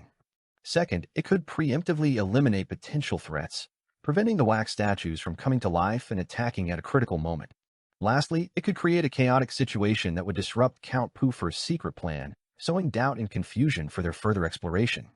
Chaos often created opportunities. Swoosh, swoosh, swoosh. With a swift motion, he released a flurry of crimson fire ravens that darted towards the wax statues. After dispatching 2 batches of fire ravens, Lumian dropped to one knee, pressing his hands to the ground. From his palms, fiery serpents slithered out, winding their way through the pile of wax statues and swiftly igniting them. A cacophony of explosions followed as the wax statues' heads burst, and their lower extremities were engulfed in flames, creating a cage of crimson fire. The flesh-white wax that composed their bodies melted rapidly, turning into liquid droplets or softening and crumbling away, rendering them fragile under the dual onslaught of explosion and combustion. Smack! The muscles on one of the wax statues completely disintegrated, revealing a new face. It was a human face. It was a male human who had lost his eyes and died long ago, his face filled with pain. Silently, more wax statues softened and crumbled. Without exception, there was a human corpse inside every one of them. Among the corpses encased in the wax statues were men and women, some with exposed flesh and skin, others with heads and bodies that appeared to have been crudely stitched together after death. Some had open stomachs, their intestines tangled and filled with white wax, creating a grotesque sight. What all of them had in common was the haunting expression of pain etched across their faces, as if they had lived through unspeakable horrors or had been trapped in the darkest of nightmares. As Lumian observed, the melted wax transformed into a viscous liquid that oozed from the faces of the deceased humans. It was as if these tortured souls were weeping tears of relief as they faced the purifying embrace of the flames. Inside the statues are actually real people. Lumian, who had his fair share of horrifying scenes, couldn't help but tense up, instinctively feeling repulsed and afraid. He finally knew where the ordinary people from Red Swan Castle who had gone mad and mutilated themselves in his nightmares had gone. Lumian rose to his feet, clutching the carbide lamp. Crimson flames erupted from his body, transforming into blazing meteors that streaked to every corner of the wax statue-filled chamber, turning it into an inferno. The flesh-white wax began to burn fervently, feeding upon itself until there was no space left for the fire to consume. Lumian's eyes reflected the crimson conflagration and the viscous wax tears on his pale face. He didn't avert his gaze but watched intently. At that moment, he gained a newfound understanding of his pyromaniac abilities. The once vague third-acting principle became clear. The pyromaniac wreaked havoc and caused utter catastrophe. As for pyromaniacs, they could willingly unleash disaster and destruction upon anyone. Lumian fervently wished that the heretics and those who had gone mad and could only harm others would be engulfed by the flames. Having amalgamated his various acts into this principle, Lumian had an uncommonly clear sense that his pyromaniac potion had been entirely digested. He could even hear an imaginary shattering sound. With a series of thuds, the lifeless bodies, stripped of their wax support, fell one by one to the ground. They piled up and burned even more fiercely. All of a sudden, the wooden door creaked open from the exit opposite the wax statue's chamber. The wax sculptor, his thick beard and hair resembling a humanoid lion, stood before Lumian. His iron-black eyes were tinged crimson by the flames that surged toward the ceiling. His voice sounded ethereal as he inquired, "Why did you set my wax statues ablaze?" Lumian didn't answer. Instead, he activated the black mark on his right shoulder. Spirit World Traversal. A spectral light flickered within his clothing, and his form swiftly materialized next to the wax sculptor. Almost simultaneously, Lumian parted his lips. "Huh." A pale yellow gaseous light shot out of his mouth and struck the wax sculptor's head. The wax sculptor, clad in a grayish-black robe, swayed visibly, as if momentarily losing his balance. He didn't lose consciousness completely. It was more like he had undergone a psychic piercing and was in a state of shock induced by the pain. Lumian didn't rely solely on the spell of Harumph. He raised his prepared left palm and hurled a crimson fireball, tightly compressed in layers, into the wax sculptor's mouth and nose with fire infusion. The fireball, gradually turning white in color, whooshed into the target's mouth and nostrils, invading his brain. Boom. The blazing white fireball exploded from the inside out while Lumian watched as the wax sculptor's head expanded rapidly before exploding. Flaming flesh and blood spurted out. Lumian, already prepared, shielded his face with a carbide lamp in his right hand, leaving the back of his hand stained with blood. With a thud, the wax sculptor, with only a small half of his head remaining, swayed and collapsed to the ground. Lumian, who had meticulously prepared a sequence of attacks, found himself momentarily taken aback. He hadn't expected the situation to resolve so effortlessly. He had foreseen that the enigmatic wax sculptor might pose a formidable challenge, and he had readied himself to teleport instantly if things took a turn for the worse. It was worth noting that the wax statue that had reanimated previously had been more formidable than the wax sculptor himself. Merely being in its presence had weighed heavily on Lumian's body and mind, almost rendering him incapable of resistance. Did he possess the unique ability to create these wax statues, but lacked inherent power? Or did he need to draw strength from the Sauron family's underground palace to bring these menacing wax figures to life? Perhaps my attack was too swift, leaving him no time to react. He perished on the spot before he could tap into any external strength. Lumian gazed down at the wax sculptor and assessed the situation. In the depths of the underground palace, within a hall adorned with white candles, Poofer Sauron, seated in a corner, abruptly opened his eyes and fixed his gaze upon the bronze coffin situated in the center of the chamber. Around the coffin, numerous candles strangely extinguished without warning. Poofer rose to his feet, his expression slightly twisted in consternation. At the exit of the wax statue chamber, Lumian witnessed a crimson radiance emanating from the wax sculptor's body. Initially, the luminescence surged towards the head, but only a small fragment of the wax sculptor's head remained. Consequently, it shifted to his chest, yet it couldn't dissipate. Lumian felt a tinge of surprise. He tore open the grayish-black robe of the wax statue master, unveiling his chest. There lay a sinister, pitch-black wound, and the space where his heart should have resided was hollow. The heart is missing. Elrose had mentioned that the Sauron family members' hearts had to be sent deep into the underground palace. Lumian vaguely grasped the reason behind the wax sculptor's formidable, yet fragile nature. Ultimately, the crimson light coalesced into an ethereal entity with myriad gullies, resembling a shrunken blood-colored brain. Unsure of its significance, Lumian stashed it away and made his exit. The flames in the room continued to burn, but for some unknown reason, they failed to spread. In the stone pillar hall where the confrontation with the black spider had transpired, Albus and Elrose observed as Lumian returned, carrying a carbide lamp that emitted a faint yellowish glow. Almost simultaneously, they noticed the specks of blood on Lumian's body. "Did you kill the poet?" Albus asked, amused. Lumian shook his head and replied calmly, "I killed the one making the wax statues." Lord of Mysteries 2, Circle of Inevitability. Chapter 429, Orders. Upon hearing Lumian's response, Albus's eyes widened slightly, and his eyebrows twitched. Elrose's mouth hung open as if something was stuck in her throat.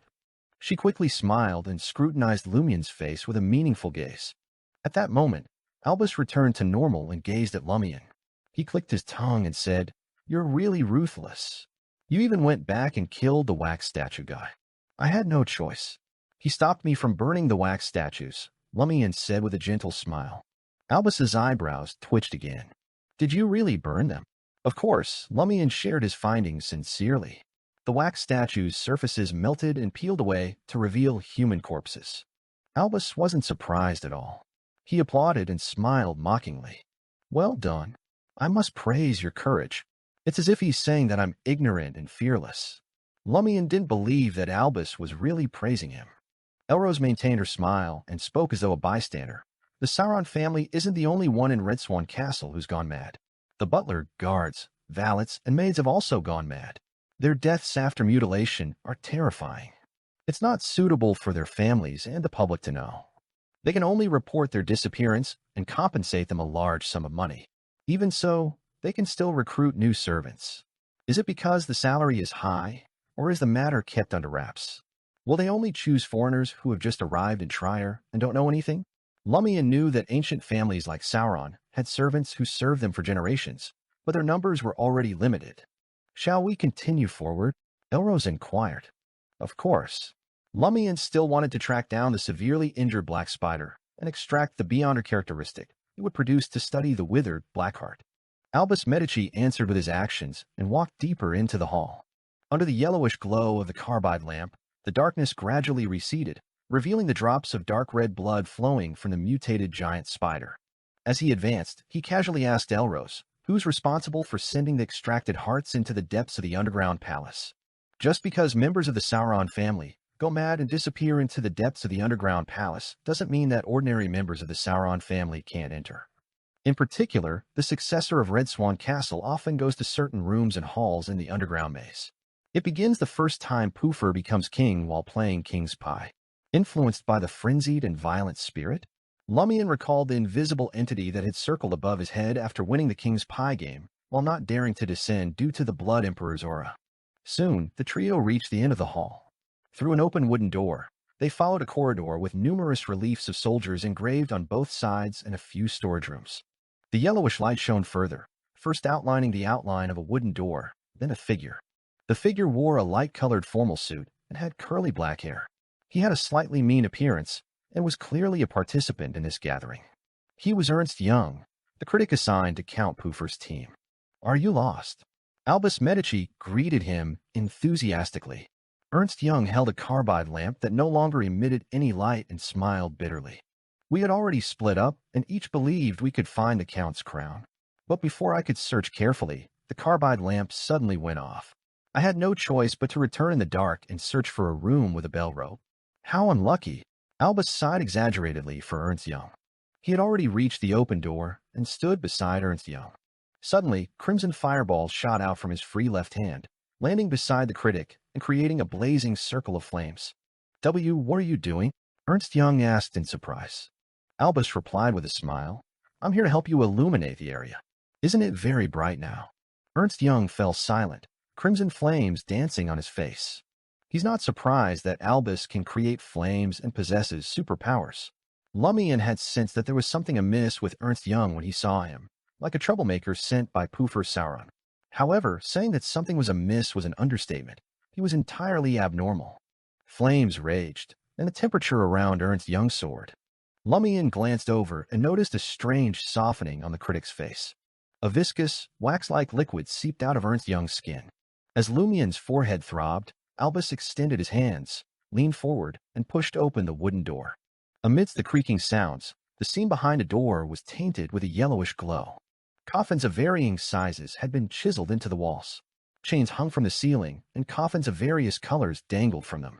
The ground was filled with countless coffins, with only narrow gaps for people to pass through. At that moment, Ernst Young raised his hands, his eyes empty, and tore at his face. The half-waxed, half-real skin was torn off, revealing bloody flesh and dark blue, nearly black blood vessels. A potent scent of blood and burning wax permeated the air, causing all the coffins in the hall to tremble simultaneously. Bang, bang, bang. The coffin lids of various colors opened one after another, and black giant spiders with compound eyes, lush bristles, and withered hearts inlaid crawled out. Rustling sounds filled the air as the giant black spiders covered almost every corner of the hall. Aiming at Lumian and the others, they extended their mouths and quickly condensed a crimson fireball that was nearly white. Numerous fireballs flew out, as if a volley had been fired from an artillery battery. Whether it was Lumian, Albus, or Elros, they all lunged to the side of the corridor, avoiding the location facing the hall. Rumble! Rumble! The entire corridor was engulfed in flames, ravaged by the shockwaves. The walls on both sides showed signs of collapse. Lumian's target was an empty storage room to the side, successfully evading the violent bombardment. Elros was the same. Only Albus used Ernst Young as a cover. Amidst the incessant explosions, the critic, who had lost most of his face, shattered into pieces. Flesh and blood splattered, and some parts of his body melted like candles. The rustling sound resounded once more, and the innumerable black spiders seemed to surge out of the hall. Lumian's scalp tingled as he listened. His first instinct was to quickly teleport away. In the face of such mutated black spiders, he had no problem dealing with one or two. Two was a bit of a stretch, but three meant he had to consider retreating. And now there were dozens of them. Son of a sow, there are so many of you. Will you usually eat to survive? Just air? Lumian cursed inwardly as he activated the black mark on his right shoulder to use Spirit World Traversal. Suddenly, he heard a nearly ethereal female voice. The voice quickly became clearer.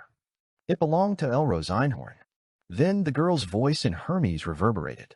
I command you, in the name of the Sauron family bloodline, leave this area. The rustling stopped abruptly, and the entire area fell into an indescribable silence. After a few seconds, the rapid crawling sounds of arthropods echoed again, but they spread in all directions. Lumian ceased his attempts to use spirit world traversal and cast his gaze towards the corridor beyond. The flames gradually extinguished, and no black spiders appeared. Lumian left the side storage room in thought and saw that all the coffins in the hall ahead were open, but there was no sign of the giant black spiders. Elrose, dressed in a light-colored dress, stood in the corridor, her right hand clenched tightly, her left palm hanging low. Her aura seemed slightly different from before, as if the commander-in-chief of an army had arrived before her loyal soldiers, naturally displaying an alluring charm that made people submit to her. Clap, clap, clap. Albus Medici stood up from behind the crumbled Ernst Young, clutching a lamp. He smiled mockingly and said, "Aren't you an Einhorn? Why are you using the Sauron family's name?" Elrose cast a cold glance at the Iron and Blood Cross Order member, causing him to subconsciously shut his mouth. "I have half of the Sauron bloodline." Elrose turned to Lumian and smiled again. "Do you want to continue?" "Of course." Albus Medici was the first to respond. Lumian cracked his neck and smiled. The game isn't over yet. Although he had the urge to escape the underground maze, the more he wanted to succumb to his urges, the more he couldn't show it. His experience and Aurora's teachings had taught him not to let others guess his true thoughts under such circumstances. The aura around Elrose that made people involuntarily submissive gradually dissipated, and she returned to her obedient state. Lumian and Albus entered the hall ahead side by side and saw that the wooden coffins of various colors were empty. The corpses that should have existed looked like they had been eaten by the giant black spiders. Just as he was about to pass through the mass tomb, Lumian spotted a massive black spider sprawled in the corner. Its side was hideously torn, and dark red blood continued to flow. This was the Beyonder creature that had previously fought the three hunters. Due to its severe injuries, it couldn't leave the tomb according to Elrose's orders. It could only stay where it was and lick its wounds. Upon seeing Lumian and the others, the giant black spider half raised its body and let out a threatening squeak. Glancing at the shriveled heart on the black spider's back, Lumian casually smiled and said, "It's mine, and the rest of the spoils of war are yours." "How does that sound?" Albus Medici chuckled. "Is that all you are? Only you care about such things." Elrose's lips curled into a faint smile. "I have no problem with that, but since it's your spoils of war, you can retrieve it yourself. I won't provide any assistance." "I like that. You can occasionally say something nice." Albus praised Elrose before casting his gaze at Lumian. The two hunters, a man and a woman, appear to be waiting to appreciate Lumian's performance. The colossal black spider had suffered severe injuries, but had clearly not lost its ability to fight. Lord of Mysteries 2, Circle of Inevitability. Chapter 430, Reckless. Sensing Albus and Elrose's gazes, Lumian cautiously approached the injured black spider with a carbide lamp in hand. As a hunter, he had a clear grasp of his two teammates' current mindsets. It was akin to navigating a dark forest. Everyone assumed the role of a hunter, but the moment one revealed their vulnerability, they became the hunted, vulnerable to collective assault. Albus and Elrose desired insights into Lumian's condition and capabilities. They harbored doubts that Lumian could easily dispatch the wax sculptor, believing he must have paid a significant price. Moreover, they aimed to decipher the precise sequence of the previous winner of the King's Pie game and the mystical items he carried. Lumian had no qualms about eliminating the severely injured black spider, but he was reluctant to unveil his trump cards, Spirit World Traversal, and the Spell of Harumph to Albus and Elrose. As he closed in on the black spider, his thoughts raced, pondering the most efficient strategy that would incur minimal cost and time, making the task as straightforward as possible. Lumian's gaze swept from the torn open side of the black spider, which remained trapped in the hall like its kin, dark red blood oozing out. With his left hand, he casually retrieved a silver earring from his pocket and fastened it to his left earlobe. Having fully digested the pyromaniac potion, Lumian's emotions steadied. He could now covertly wield the flog-boxing gloves and employ lie. Crimson flaming ravens materialized around him. Almost simultaneously, the colossal black spider reacted. The shriveled heart within it emitted a dark red glow, conjuring a plethora of menacing fireballs, as if weaving a protective crimson net. Swoosh, swoosh, swoosh. The fire ravens encircling Lumian shot out, each following a distinct trajectory towards their respective targets. Over 100 crimson fireballs erupted from the black spider's form, hurtling forward with menacing howls. Rumble. In an instant, some fire ravens were intercepted by the fireballs, while others detonated them, setting off a series of explosions around the black spider, causing flames to erupt one after another. At that precise moment, A brilliant fireball streaked towards the hall's exit. Lumian had been awaiting this opening. He raised his left hand and snapped his fingers. With a resounding crash, the bright fireball lost its trajectory and plummeted to the ground. Instead of detonating, flames billowed upward, revealing the black spider's figure. Lumian charged forward, his left hand ablaze with crimson flames. They coiled, layer upon layer, compressing until they almost turned white. Upon reaching the black spider's side, which lay stunned for the impact, Lumian leaned in and swung his left arm, pressing the blazing white fireball against the grotesque laceration, allowing it to penetrate the creature's body. Amid the frantic thrashing of its limbs, the black spider barely managed to turn around. Lumian had already capitalized on the moment to lean back and roll, increasing the distance between them. His form materialized beside the crimson sea created by the fire ravens and the fireball, distancing himself from the creature's violent aura. Boom. The white-hot fireball detonated within the black spider's body. The incineration might not have been visually apparent, but the swift expansion of gas tore through the Beyonder creature entirely, ejecting its chitinous shell along with its flesh. The colossal black spider emitted a spine-chilling screech as its 8 hairy legs frantically recoiled. Lumian wasted no time, preventing it from regaining its composure. He condensed a crimson spear that gleamed nearly white and hurled it toward the creature. The flaming spear soared through the air, piercing the gaping wound and pinning the giant black spider to the ground. The spear disintegrated, setting its insides ablaze. The black spider writhed a few times before falling silent. Lumian didn't rush to approach his fallen foe. He turned to Albus and Elros. With a smile, he removed Lie and said, "It's settled." As he spoke, he summoned dozens of crimson fire ravens and sent them swooping toward the seemingly lifeless black spider. Boom. The black spider leaped once more, self-destructing. It had been pretending to be dead. Unfortunately for it, Lumian had maintained his distance and didn't fall into the trap. He only sacrificed a dozen fire ravens. The remaining crimson fire ravens swarmed the battered body of the black spider, restoring peace to it. Upon witnessing this, Albus nodded slowly and grudgingly admitted, "Not bad." Elros observed thoughtfully, offering no immediate response to Lumian's proclamation. Lumian turned to the motionless black spider, waiting for an iron-black light to emerge from its body before he approached. After assessing the black spider's condition, he decided to exploit its severely injured state. Potential weaknesses included a probable decrease in flame-controlling ability and agility. Therefore, he activated Lie and harnessed its flame-controlling attributes to match his own speed and agility. The iron-black light didn't converge on the black spider's compound as Lumian had anticipated. Instead, it flowed into the shriveled, blackened heart embedded in its back like a stream. Lumian halted beside his prey, puzzled by the unfolding scene. After the Beyonder characteristic seeped out, he decided to collect it before drawing any conclusions. He carefully removed the shriveled heart, black compound eyes, and poison glands from the mouth, stashing them in separate concealed bags and metal canisters. "Don't tell me you're merely a pyromaniac and haven't advanced to become a conspirer?" Albus taunted. "You know perfectly well that I only recently became a pyromaniac when I joined the Iron and Blood Cross Order." Lumian grumbled inwardly.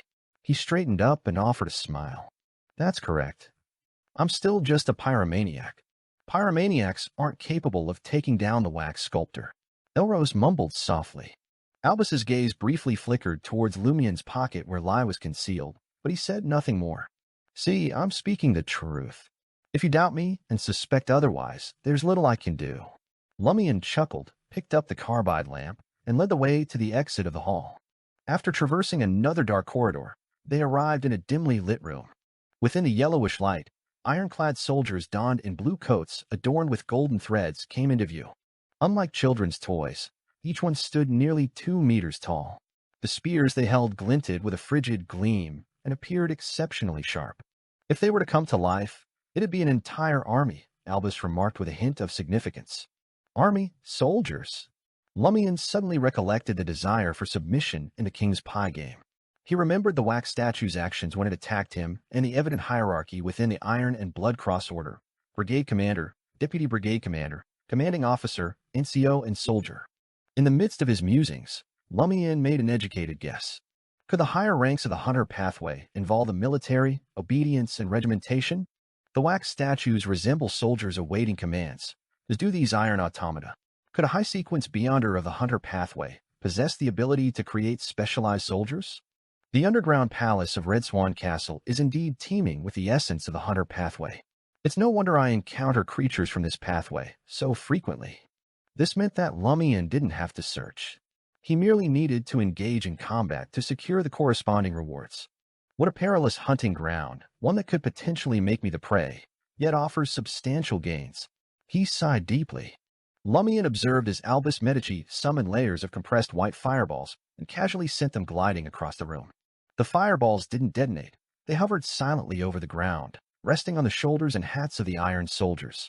After the trio departed the room, Albus transferred the carbide lamp to his left hand, raised his right palm, and snapped his fingers, emulating Lumian. Rumble, rumble, rumble.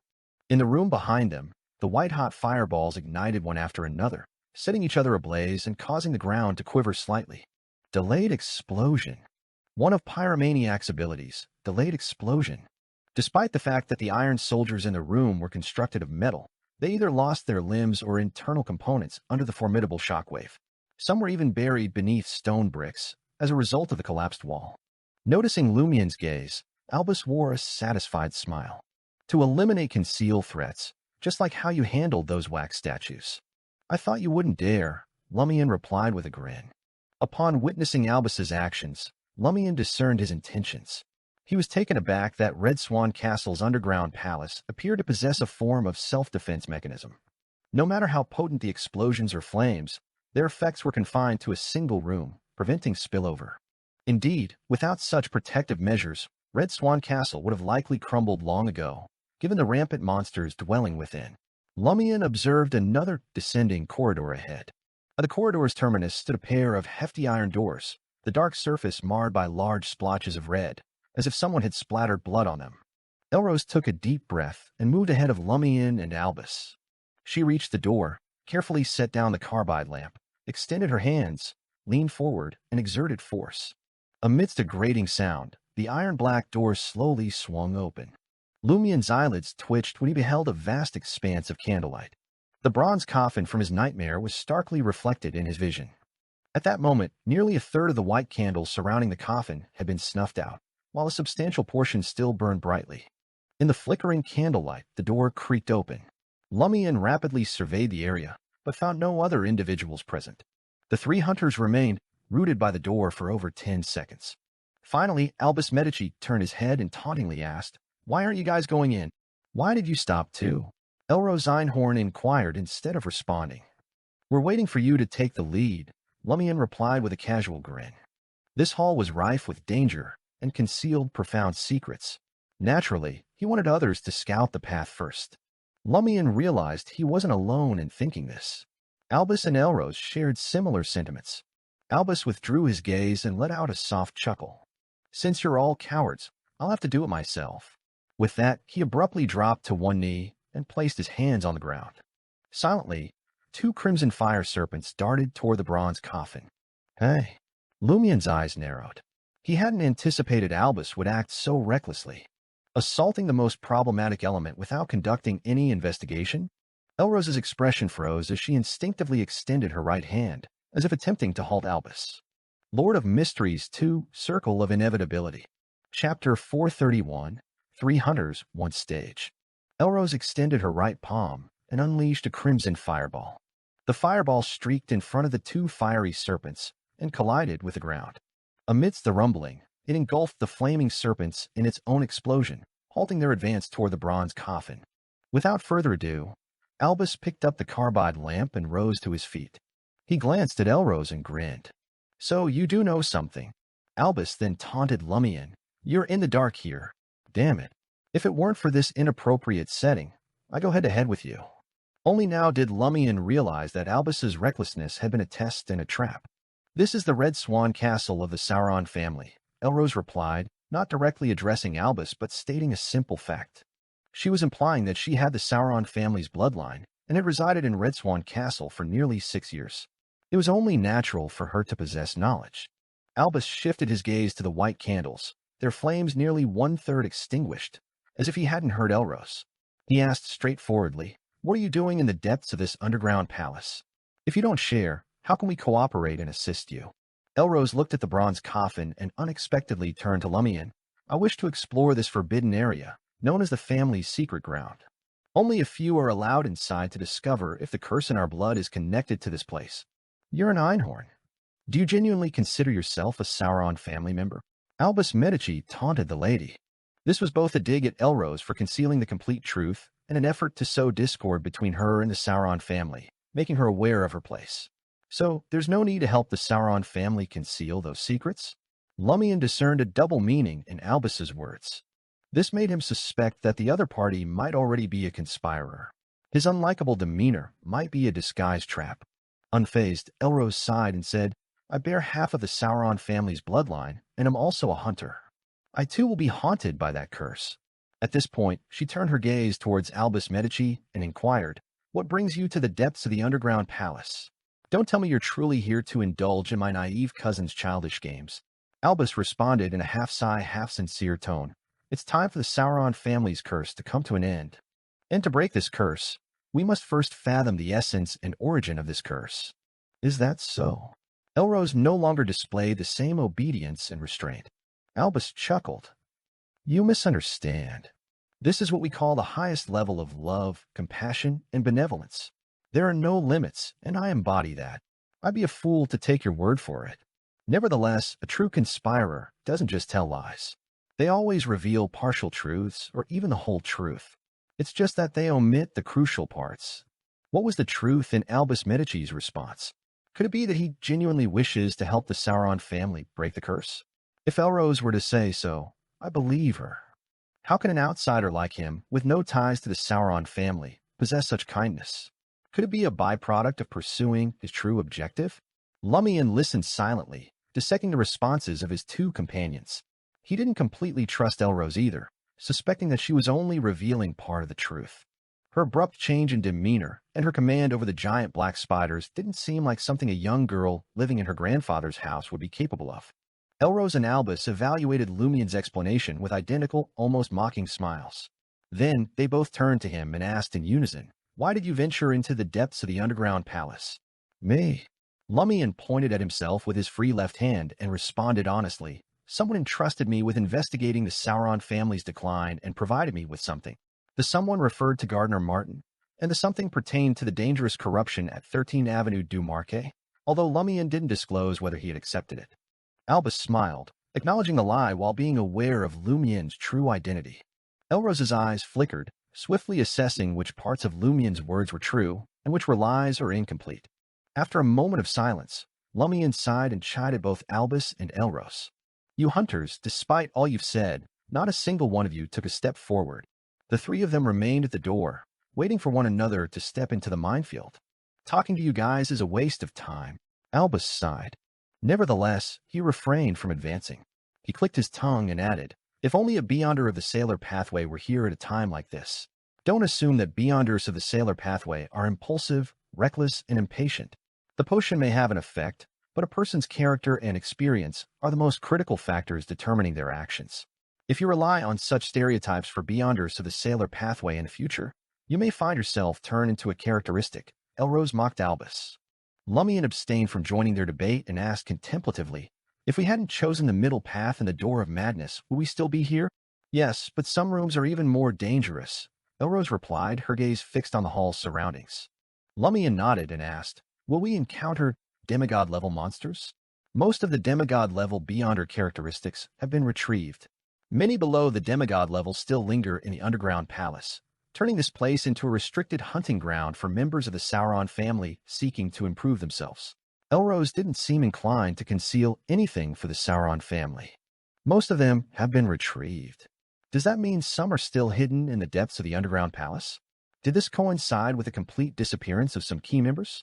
Do the Sauron family not want to retrieve them, or are they incapable of doing so? Indeed, Elrose's description aligns with the Sauron family's current situation. There aren't many saint-level demigods, but it's still a substantial number. Many key members are scattered in the military, politics, and business world, holding significant influence. Are they lacking strength at a higher level? There are no angels, only a Grade 0 sealed artifact. Or is there just one angel? Lumian glanced around and realized that Elrose and Albus remained remarkably patient, as if they had frozen in their spots. Truth be told, Lumian was tempted to observe the outcomes of Elrose and Albus, using their luck to gauge the danger of venturing deeper into the hall within the underground palace. However, given Elrose's erratic temperament and the unnerving silence of Termaboros, he abandoned the idea. Not only was it extremely risky, but it could also mislead him. At that moment, Lumian suddenly felt a surge of danger. He swiftly turned, his gaze following the glow of the carbide lamp, and Albus and Elrose did the same. In the diagonal corridor above, a hand with dark red, almost black blood vessels extended from the darkness, pressing against the wall, illuminated by the faint yellowish glow. Lumian's eyelids twitched as he recalled the image that had left the most profound mark on his nightmares, a result of the King's Pie game. In the bronze coffin, surrounded by white candles, a hand with dark red, nearly black blood vessels suddenly extended, gripping a shriveled, blackened heart from which blood oozed. Has the menacing creature from the bronze coffin surfaced? Before Lumian could activate Spirit World Traversal, an intense fear overwhelmed him, as if it wanted him to yield, and he involuntarily bent forward. Instinctively resisting and struggling, he, along with Albus and Elrose, stepped back and entered the hall. In an instant, an illusion materialized before their eyes. Lumian witnessed the hall enveloped in surreal purple flames, akin to an inferno from myths and legends. At the heart of the purple flames was the bronze coffin. It had turned transparent, as if it had lost its physical form, revealing an iron-black ring pressing down on it. The ring was embedded in the ground, with viscous, bottomless blood-colored spring water in its center. In the spring water, shriveled and blackened hearts bobbed up and down. Bloodlines extended from the iron-black ring. Some wound around the base of the bronze coffin and burrowed into it, while others connected to the white candles. In the next moment, Lumian heard a frenzied and violent illusory roar, as if emanating from deep underground. His mind reeled, and he lost consciousness. In the boundless darkness, the bewildered Lumian faintly heard a majestic voice, but the words eluded his understanding. In his stupor, he strained to discern the voice. Aurora's melodious song and the ethereal flute of the shepherds echoed in his ears. "I'm the elf of spring." As the voices gradually grew more distinct, Lumian sensed searing heat in his right palm. The intensity of the sensation was almost tangible, accompanied by a burning pain. Pain. Pain. Lumian snapped out of his fugue and forced his eyes open. Before him, a crimson fireball blazed, and he found himself encased within a metal framework, his body held upright. At that moment, a man dressed in black robes, sporting a vivid red beard that made him look like a human-lion hybrid, stood before the metal frame. He held softened candles and pressed them against Lumian's body, one by one. Without hesitation, Lumian activated the black mark on his right shoulder. With a ghostly flicker, he vanished from the metal frame, along with a portion of the candles. Lumian materialized swiftly at the entrance to Red Swan Castle's underground labyrinth. He hastily scanned the surroundings and breathed a sigh of relief, seeing that everything seemed normal. Without delay, Lumian brushed the wax from his body and examined his belongings. To his astonishment, not only were the original mystical items, gold coins, banknotes, and various lotions intact, but even the beyonder characteristic of the wax figure artisan and the shriveled heart he had obtained in the underground palace remained. "No one searched me." Amid his bewilderment, fragmented memories flitted through his mind. He recalled scenes of himself walking in silence through the darkness without his carbide lamp. In those images, his countenance appeared lifeless and rigid, like that of a wax figure. Eventually, he reached a room and nestled within a metal framework, calmly awaiting the wax figure artisan's transformation. "This doesn't resemble me at all." Lumian rubbed his throbbing head and opted to ascend the stairs, departing the underground labyrinth. He promptly returned to the first-floor living room, where he found the poet, Irida, happily sipping absinthe. "You're back too?" Irida inquired with curiosity. "Yes," Lumian replied, having regained his composure, as he settled onto the sofa and offered a smile. "I got separated from them." As he finished speaking, Albus, with his fiery red hair, made his appearance at the living room door. Lord of Mysteries 2, Circle of Inevitability. Chapter 432, Beatdown. Albus was caught off guard when he spotted Lumian comfortably seated on the sofa. "That was quick." "You're not slow either," Lumian replied with a kind smile. From his point of view, breaking free from the ethereal underground roar and not turning into a wax statue indicated that Albus wasn't just an ordinary member of the Iron and Blood Cross Order. Perhaps the sinister corruption at 13 Avenue du Marquet was helping him withstand that terrifying roar. In contrast, Elrose Einhorn, with her unique Sauron family bloodline, seemed more likely to emerge unscathed and return safely. Albus flashed a smile, pulled up a chair, and casually enjoyed some refreshments as though nothing out of the ordinary had occurred. He signaled a servant nearby to replace his tea with a fresh cup of black tea. After about 4 to 5 minutes, both Lumian and Albus simultaneously shifted their attention towards the living room door. Elrose, dressed in a comfortable dress, entered the room. Seeing Lumian and Albus, she appeared surprised but not shocked. She quickly put on a polite, obedient smile. Elrose resumed her seat, becoming once again the reserved girl staying at her maternal grandfather's house. Poet Irida seemed oblivious to the unusual atmosphere. He sipped his absinthe and discussed poetry writing with Lumian. 15 minutes later, Count Poofer, decked out in a scarlet velvet coat, returned to the living room with novelist Anori and painter Mullen. When Poofer laid eyes on Lumian, the owner of Red Swan Castle was visibly taken aback, nearly losing control of his expression. He never anticipated encountering Seal du Bois again, or more accurately, Seal du Bois in his present state. Shortly after, Poofer's gaze swept across Albus, Elrose, and Irida, his face reflecting shock and suspicion as if he had stepped into a surreal dream. "Ah, Poofer, you're finally back. We had given up on the adventure long ago, and decided not to delve deeper into the dark maze." Albus set aside his millfight and warmly welcomed him. "How did it go? Did you manage to locate the Count's crown?" Instinctively, Poofer shifted his body to prevent Albus, with his hands smeared in pastry flakes, from giving him a hug. He managed to force a smile and replied, "We had no luck finding it either." "When did you get back?" "Less than half an hour ago." Only then did Albus remember to smack his hands and brush off the pastry crumbs. Lumian rose from his seat and inquired, "Where's Monsieur Ernst Young?" Novelist Anori shook his head. "He got separated from us. I hope he remembers to pull the bell rope and summon the servants to find him." "That's correct. The servants in this castle know the underground palace better than I do," Poofer remarked, his expression returning to its usual state as he settled into an armchair. Lumian was eager to return and confirm his discoveries. He glanced at the antique wall clock hanging on the wall and smiled at Poofer. "I still have some matters to attend to, so I won't be attending the banquet tonight." Poofer's mind seemed preoccupied, and he didn't press Lumian to stay. He rose once more and escorted Lumian to the living room's exit. Lumian cast a grateful look at the owner of Red Swan Castle and shook his hand with sincerity. "Count, thank you for a fantastic afternoon. I thoroughly enjoyed this game. I hope we can play it again." From the depths of his heart, Lumian wanted to express his gratitude to Poofer Sauron. Not only had he provided an opportunity to digest the potion, but he had also unveiled the family's hunting grounds, making it easier for Lumian to locate suspected Beyonder creatures related to conspirers without extensive searching. How could he not show his appreciation? Of course, Lumian genuinely desired to eliminate Poofer Sauron. If not for his uniqueness, he would have been turned into a wax statue. Lumian's sole reason for not launching a direct attack wasn't concern about Sauron family retaliation or fear of spoiling the Iron and Blood Cross Order's plans. Instead, he instinctively believed that even though Poofer Sauron appeared to be an ordinary person or a relatively weak Beyonder with limited knowledge, if Lumian were to confront him, he might well be the one facing danger. Count Poofer's expression soured as he received the heartfelt gratitude. Lumian appeared oblivious to this and reiterated his desire to partake in another underground palace adventure game. With that, he turned and exited the living room, leaving Poofer Sauron perplexed and watchful. After departing from Red Swan Castle and boarding the four-wheeled, four-seater borrowed from Gardner Martin, Lumian's smile faded, replaced by a solemn countenance. At the conclusion of this underground palace adventure, he had gained a clear understanding of the disparity between his strength and that of higher-level entities. With a mere illusory roar, he lost consciousness and self-control, unable to resist. Only thanks to Mr. Fool Seal, Termaburos's presence, and the lingering aura of the Blood Emperor Alista Tudor did he manage to escape with his life.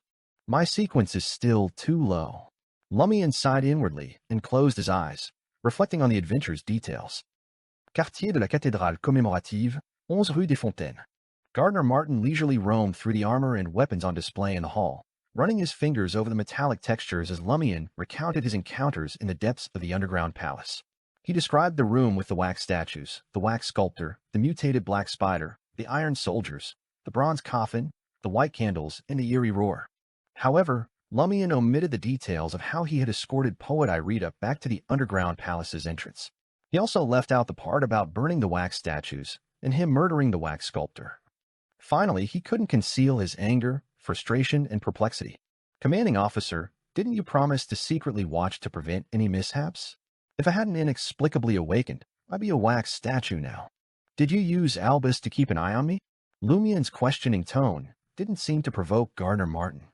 The latter turned to him, his smile widening as he spoke calmly. I was indeed observing from the shadows. At this point, his smile grew even more, but his voice remained composed. I witnessed you escorting the poet back to the underground palace's entrance. I saw you set fire to the wax statues in that room and detonate the wax sculptor's head. Lumian's eyes narrowed, and a shiver ran down his spine as his hair stood on end. He blurted out, Albus is already back? How did the boss find out about my actions? Could he truly be trailing me in secret or monitoring my every move in the underground maze? How did he do it? I didn't notice at all. Gardner Martin chuckled. Albus hasn't returned yet. It wasn't Albus. That's right. Albus had no knowledge of my actions regarding the wax sculptor's demise. No one else was present. How did the boss discover it? Lumian's usual tendency to underestimate Gardner Martin vanished, replaced by a sense that the head of the Savoy mob, the commanding officer of the Iron and Blood Cross Order, possessed more mystery and power than he initially believed. Previously, perhaps Madam Magician of the Tarot Club and Mr. K of the Aurora Order had displayed abilities that Lumian found beyond imagination or awe-inspiring. Therefore, when facing Gardner Martin, who appeared to be the weakest of the three superiors, Lumian had always considered him less formidable. He even believed that if they were within a 5-meter range, he might have a chance to eliminate this commanding officer. Now, from the looks of it, Lumian wasn't confident. Considering that Gardner Martin might have revealed this information to unnerve him, Lumian didn't attempt to conceal his changing expressions and body language. Gardner Martin observed Lumian's bewildered and fearful expression and added with a smile, Do you really think you woke up for no reason? Whoa, so you're the one who helped. If I hadn't heard the grandiose voice Aurora's humming and the conversation with the people in Cordu and felt the burning pain in my right palm, I would have believed you. In essence, the corruption at 13 Avenue du Marquet could have helped me break free from that state, but the boss had intentionally left it ambiguous. He wants me to believe that he had played a role. This hunter didn't lie, but he certainly didn't disclose the whole truth. How much of what he said was based on what he saw with his own eyes, and how much was gathered through other means? Lumian's thoughts raced as he bowed his head. Thank you, commanding officer. Gardner Martin nodded warmly with a smile and said, We've gained something from this operation. At the very least, we know that there are terrifying items sealed deep in Red Swan Castle's underground palace. Do you want to exchange them for rewards or save them to trade for valuable items later, such as higher sequence potions? Lumian had accumulated a sum of 20,000 Verl d'Or over the past month through Gardner Martin's funds, his salary from Saldebal Breeze, and his earnings from acting. Money wasn't an immediate concern. He pondered for a moment. Let's save them for now. As he spoke, he presented the Beyonder characteristic of the wax sculptor and other items to Gardner Martin and inquired, Boss, can I use these to concoct the Conspirer potion? Gardner Martin examined the shrunken, blood-colored brain and the shriveled, blackened heart for a moment. When combined, they can be used to concoct the Conspirer potion, but they will have additional hunter, provoker, and pyromaniac characteristics compared to ordinary ingredients. You need to be very confident before using them. Right, this heart still retains traces of the Sauron family's bloodline, which might affect your advancement to some extent. If you're not confident, I can provide you with a Conspirer potion in exchange for these ingredients and make up the difference. Consider it a partial reward. In essence, ordinary black hunting spiders and sphinxes only possess the Conspirer Beyonder characteristic, excluding the ones from before. The wax sculptor and the mutated black spider were like two halves of a Conspirer. When combined, they formed a complete sequence 9 to 6 Beyonder. Lumian grasped the situation and smiled. It sounds like it will make me stronger. I'd like to see if I can handle the associated risks. Gardner Martin didn't push further and allowed Lumian to depart. Upon returning to Aubert's Ducoque door, Lumian took his place at his desk and began writing a letter to Madam Magician. Lord of Mysteries 2, Circle of Inevitability. Chapter 433, Secret Past. Lumian diligently wrote down every detail of the events that had unfolded from the moment Lumian set foot in Red Swan Castle. He condensed the communications, focusing on the key points. He had a strong sense that the Sauron family's underground maze concealed a crucial secret. Fearing that he might lack the knowledge and write off problematic parts as normal, inadvertently overlooking something, he decided to mention everything and allow Madam Magician to assess it herself.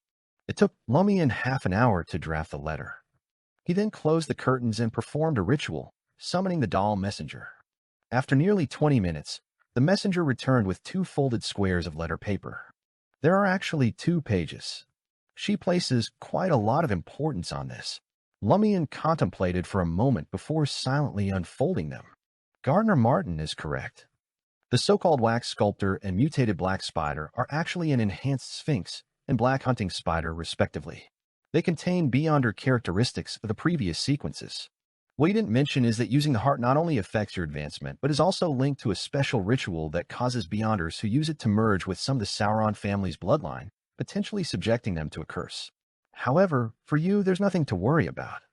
You've already taken the role of Emperor during the King's Pie game. Why should you fear this? That tiny trace of the Sauron family's bloodline might have an undiscovered significance at some point. Undiscovered significance?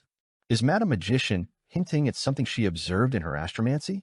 If I genuinely use that withered heart to concoct the potion, not only will I possess a hint of the Blood Emperor's aura, but I'll also have a bit of the Sauron family's bloodline. What kind of F***king amalgamation would this be? Lumian mercilessly mocked himself. If he further possessed an Einhorn bloodline, Lumian wouldn't even dare to imagine whether he'd be considered a prodigy in the hunter pathway or simply mediocre. After this self-mockery, Lumian continued to read. You've gained a lot from this adventure. Combining your experiences, what you've witnessed, what you've heard, and what you've encountered in the previous 2 King's Pie games, my initial assessment is that the formidable angel Vermonda Champagne Sauron from 200 years ago is still alive. He resides somewhere underground in that chamber, confined within a bronze coffin, surrounded by white candles, iron-black rings, blood-colored spring water, and the hearts extracted from the Sauron family's key members through a unique ritual. Even the entire underground maze is linked to a perilous sealed artifacts, designed to limit Vermonda Sauron's movements to the greatest extent.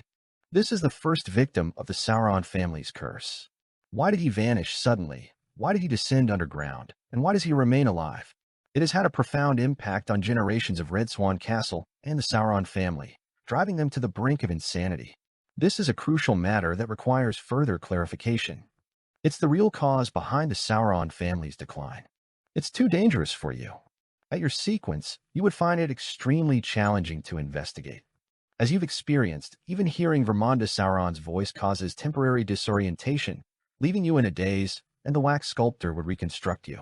This prevents you from getting close to the bronze coffin and the seal over it. Of course, once you possess a trace of the Sauron family's bloodline and master the special ritual that Poofer Sauron once underwent, you might have a chance to enter that chamber. But all in all, I advise against taking this risk until you're prepared to advance to Sequence 4 and approach the threshold of godhood. If Gardner Martin assigns a similar mission in the future, just perform it perfunctorily. Considering your contributions, the next time you require a potion formula or specific ingredients, feel free to contact me directly. You'll receive a substantial discount. Angel. Lumian's eyelids twitched. The mysterious and missing Sauron family ancestor Vermonda was, in fact, a formidable angel. The voice that had instantaneously robbed him of consciousness and nearly caused him to faint belonged to a genuine mythical creature. Furthermore, this angel remained in a state of complete madness and needed to be sealed. The Sauron family's underground maze is indeed a perilous place, but it also conceals a wealth of treasures. Lumian muttered with a mix of lingering fear and anticipation. In reality, even without Madam Magician's advice, he had no desire to risk approaching the chamber with the bronze coffin. What if Poofer Sauron was waiting there next time, and he ended up losing himself, only to be killed? It appeared that the mission to investigate the cause of the Sauron family's decline could only progress once he grew stronger. Of course, Gardner Martin could handle it himself or seek assistance from the vice presidents of the Iron and Blood Cross Order. After digesting these paragraphs, Lumian exhaled and continued reading the last part of the letter. Albus Medici isn't as straightforward as he may seem, not just a member of the Iron and Blood Cross Order. His last name is self-explanatory. In ancient times, before Blood Emperor Alistair became the Red Priest, the god of war had another name. He was one of the 8 kings of angels who had once served under the ancient sun god, known as the Red Angel or War Angel Medici. One of his duties was to watch over and instruct Amon. King of angels. How do they differ from regular angels? The ancient sun god's impact on the future was profoundly significant. The one revered by the Aurora Order, some of the 7 orthodox gods, Amon, and the former god of war, Medici. Lumian pondered, realizing that many issues of the current era might trace back to events 2,000 to 3,000 years ago, linked to the ancient sun god's downfall. His curiosity was piqued, and he read the remainder of the content with greater focus than before. Red Angel Medici, the Sauron family, and the Einhorn family's most ancient ancestor all perished simultaneously under a Lista tutor and the nobles' combined efforts, giving rise to the Red Priest. However, after the Blood Emperor's demise, the Sauron and Einhorn families reclaimed their Beyonder characteristics. A king of angels doesn't meet his ends so easily. For some reason, the Red Angel, Sauron, and Einhorn merged into a potent evil spirit, a fusion of malevolence. Just a few years ago, this evil spirit found a means to break free from the geographical confines, vanishing without a trace from its place of origin. Red Angel Medici left behind numerous descendants and established a secretive angelic lineage, with many residing in Banshee Harbor. Yes, the same Banshee Harbor I mentioned earlier, which was greatly corrupted and directly annihilated by the Church of Storms. However, over the past 1 to 2,000 years, members of the Medici family have gradually departed the island and returned to the northern continent. Albus Medici should be a direct descendant of one such individual. It's reasonable to suspect that Albus may have already crossed paths with this evil spirit. Removing the Sauron family's curse could be part of the evil spirit's agenda, and the portion linked to Red Angel Medici likely desires the Sauron family's hoarded possessions. They also seek to uncover what Vermundus Sauron experienced. As for Albus's presence at the Sacred Heart Cloister, it might be due to the evil spirit guiding him or the Iron and Blood Cross Order sensing an anomaly and sending him to establish contact with the monks and gather information. Don't worry, Miss Justice and Susie will keep a close watch. There's an issue with the Sacred Heart Cloister. Lumian hadn't foreseen problems with the Eternal Blazing Sun Church's largest cloister in Trier, but Madam Magician's words had unmistakably highlighted this situation. Previously, when he speculated about Albus's purpose at the Sacred Heart Cloister, he had engaged in extensive analysis, yet he hadn't contemplated an issue with the cloister itself. He had merely assumed that Gardner Martin was seeking to understand certain matters there, and gauge the inclinations and attitudes of various Eternal Blazing Sun Church factions. Combined with Madam Magician's statement that someone from the Tarot Club was monitoring a potential lead, Lumian now suspected that the issue with the Sacred Heart Cloister might be linked to the worship of an evil god. A substantial crisis is brewing. Lumian's sense of urgency surged. At the end of the letter, Madam Magician wrote, "Perhaps Gardner Martin's ability to see something in the underground maze is related to his exposure to the corruption at 13 Avenue du Marquet. It could also be due to the items smuggled in through Rat. I don't know what it is exactly. Consume the potion soon and advance to Sequence 6. If the catastrophe is averted unsuccessfully in the future, teleport out of Trier with the Two of Cups and your friends, or seek refuge in Mr. Fool's Cathedral." Lumian read the reply and contemplated it for a moment, silently watching it consumed by the crimson flames. 3 Rue de Blouses Blanches, apartment 601. Franca, clad in a cotton shirt and light-colored pants, looked surprised when she saw Lumian outside the door. Didn't Poofer Sauron's banquet just begin? Why did he return so suddenly? I ventured into Red Swan Castle's underground maze this afternoon and gained quite a bit. Lumian replied with a smile as he entered the room and closed the door. I need your help now. What did you gain? And how can I help? Franca inquired, a mix of curiosity and confusion in her expression. Lumian chose to address the latter question. Help me hold something. If something goes wrong after I consume the potion, open it immediately. Consume the potion? Franca was taken aback. Have you finished digesting your pyromaniac potion? The digestion is complete, Lumian affirmed with a smile. Franca instinctively asked, have you gathered all the ingredients for your conspirer potion? Yes, Lumian replied with a grin. Franca couldn't help but mutter, you've only been out for an afternoon, but it feels like you've been gone for 2 to 3 weeks. Not only had the pyromaniac potion been fully digested, but he had also acquired most of the ingredients for the subsequent potion. Lumian showed an unusual sincerity as he explained, this is all thanks to nature, no thanks to Poofer Sauron. Lord of Mysteries 2, Circle of Inevitability. Chapter 434, Utilizing the Special Environment. In a dim tunnel supported by stone pillars, Franca, indifferent to the presence of carbide lamps, turned to Lumian and expressed her concern. Are you absolutely sure there won't be any issues with using that heart to advance? Even if you don't appear afraid of the Sauron family's curse, it could still affect your condition after consuming the potion and potentially lead to failure. Honestly, Gardner's proposal is worth considering. Consuming an additional Sequence 9 to Sequence 7 potion will make you stronger, but not by much. There won't be any qualitative changes, so it's better to take a safer route. The demoness of pleasure had already learned about Lumian's experiences in Red Swan Castle's underground maze, and most of the information from Mad Magician's letter. While she was awed by the special soldier's existence and the frenzied cries of the uncontrollable angel, she couldn't help but be concerned about Lumian's plan to use the beyonder characteristic of the wax statue artisan and the shriveled heart of the mutated black spider to concoct the potion. Lumian, holding a carbide lamp, chuckled. I'm doing it because I'm more than confident. Franca remained skeptical. Do you have a method to negate the influence of the heart's remaining bloodline? At this point, it was as if she snapped out of her reverie. Where are we headed? Aren't you going to drink the potion? Just find a quiet spot. There's no need to keep wandering underground, right? Lumian chuckled. It's precisely because the destination is special that I believe I can minimize the influence of the Sauron family's residual bloodline in the heart. Simultaneously, it would reduce the risk of the corruption in his body during the advancement. Franca's curiosity was piqued. Where are we going? Lumian replied with a smile. You'll find out when we get there. Damn it. I hate people like you who leave sentences hanging. Franca couldn't resist cursing.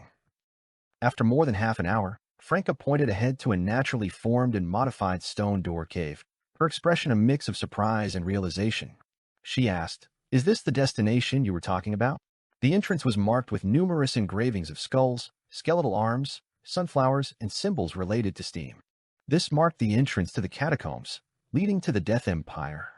Somewhere inside, Lumian replied. He retrieved a white candle from the satchel containing the flog boxing gloves and tossed it to Franca.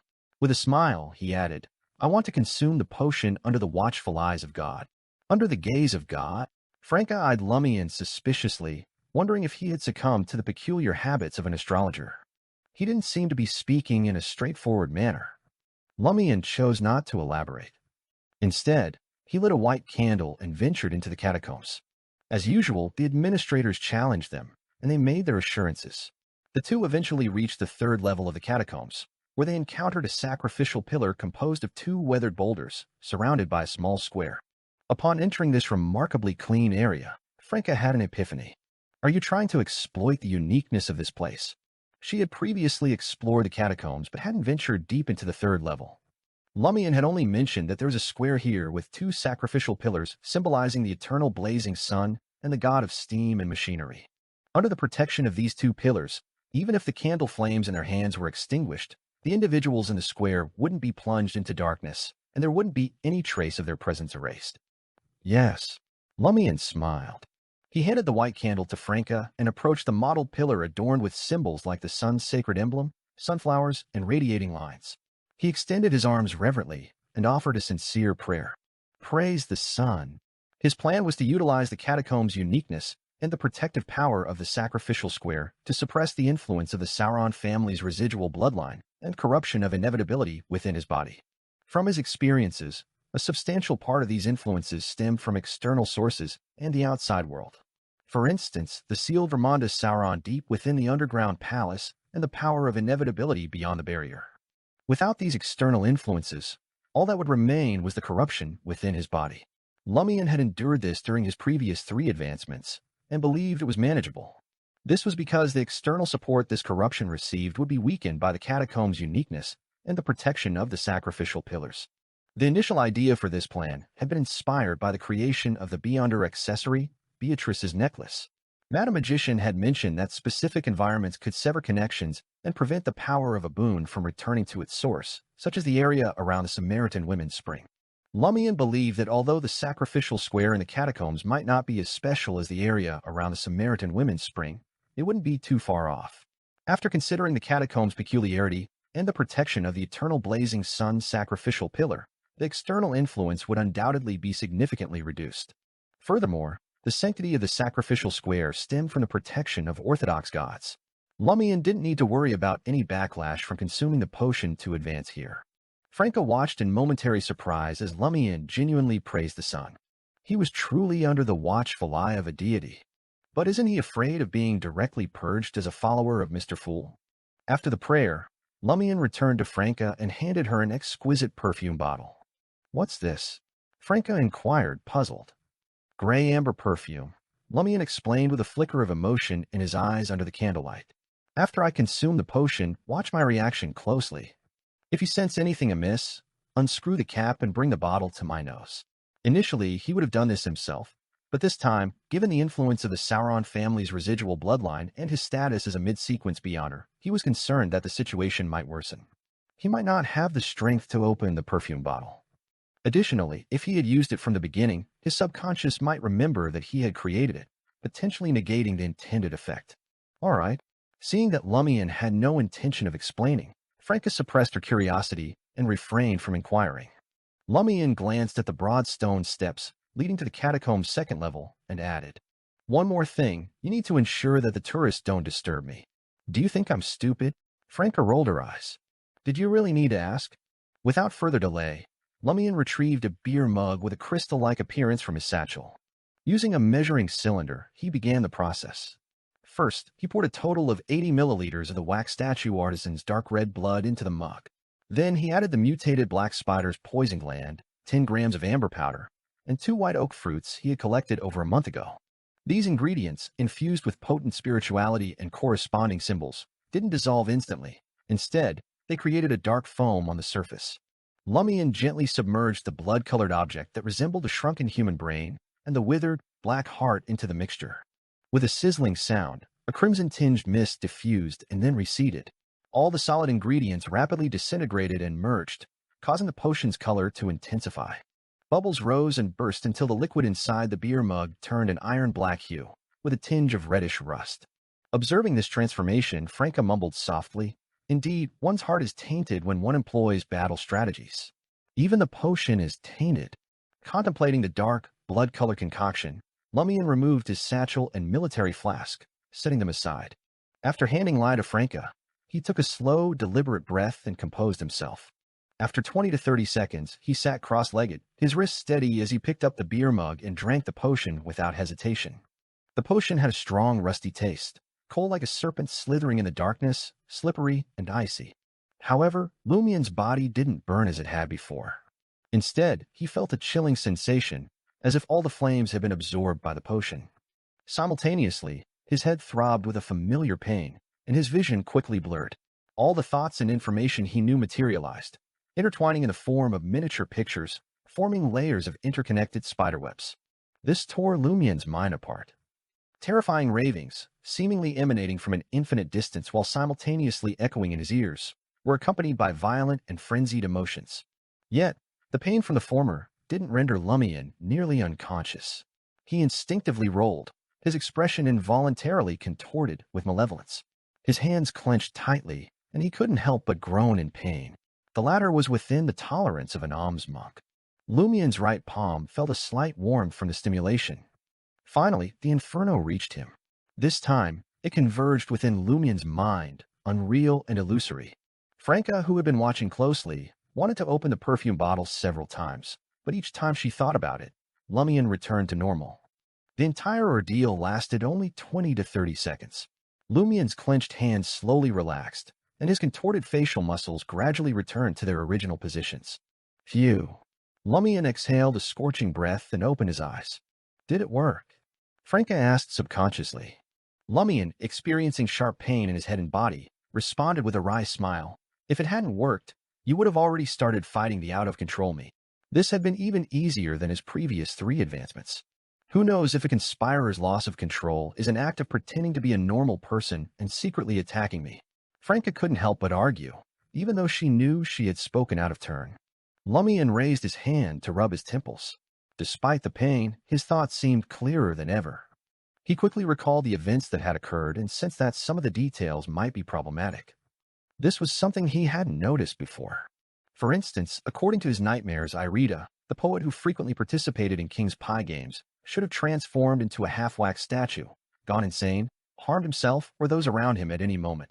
Yet, not only was he unscathed, but he had also entered the problematic Sacred Heart Cloister and coincidentally encountered Albus Medici. Lord of Mysteries 2, Circle of Inevitability. Chapter 435, An Early Acting Principle. In the nightmare, poet Irida failed to escape his deranged fate. It's not that he isn't affected by the King's Pie game, but that he hasn't shown it yet, just like painter Mullen and novelist Honori. In other words, the likelihood of him already being anomalous is very low, nothing like Elrose and Albus. He has a facilitator behind him, ensuring his current safety and allowing him to transmit effective information? If that's the case, who was the facilitator? Someone from the Sacred Heart Cloister? Did he make many similar arrangements after discovering the turbulent undercurrents in the cloister? Lumian's thoughts raced faster than usual, and he quickly made a guess. He retracted his thoughts and focused on observing the changes in his body after consuming the potion. In addition to his enhanced insight, sharper and clearer thinking, and a series of specific manifestations, like improved intelligence and the ability to fabricate excuses to convince others, he also had superpowers in misdirection, confusion, and deception. These abilities were core components of conspiracies. A qualified conspirer would only employ them subtly and at critical moments. Under normal circumstances, they tried their best to rely on their wits to prevent targets with backgrounds from detecting the existence of superpowers and seeing through their schemes. Similar to misleading, there's another ability called incitement or instigation. This is very much like the demoness instigation. And when Lumian played Pyromaniac, he consciously incited others to ignite the flames in their hearts. Lumian couldn't help but mutter, "Is my acting too advanced, or is the hunter pathway deepening in certain concepts? Is acting in a previous stage an ability at the later stages?" Yes, the Conspirer potion revolves around conspiracies. There's no qualitative improvement in combat. After repeated confirmation, Lumian realized that his physique had improved to a certain extent, and his precise control over flames had improved. He no longer had to rely on Fire Raven, Fireball, Spear, Fire Serpent, and Firewall every time. He could casually shape the flames into different forms, such as whips and sabers. Similarly, the difficulty of repeatedly compressing the crimson flames to form incandescent white flames decreased. The time required was significantly reduced, and, depending on the flame's specific appearance and energy density, it ranged from 1 to 3 seconds. In addition, Lumian could temporarily merge his body with fire.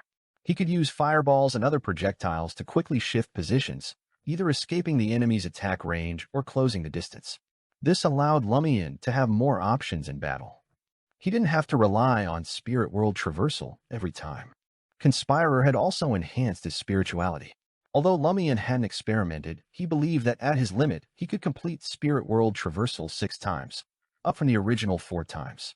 Lumian sniffed and unsurprisingly caught a whiff of something further away, discerning more details. This was due to the enhancement of a conspirer's information-gathering abilities. It would inevitably enhance their 5 senses and spiritual perception. That's about it. Lumian stood up, his body suddenly enveloped in flowing crimson flames. He transformed into a fireball and flew away with a whoosh.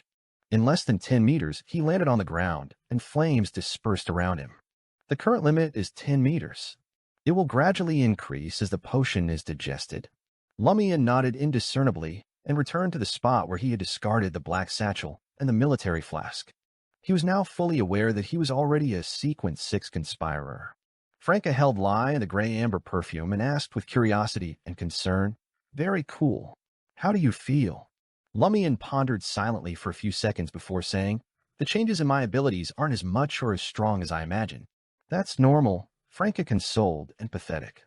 For most pathways, there are only 2 qualitative changes below the high sequences. For the Hunter pathway, one is at Sequence 7 Pyromaniac, and the other is at Sequence 5 Reaper. Regardless, each potion brings about new abilities or strengthening of the original abilities.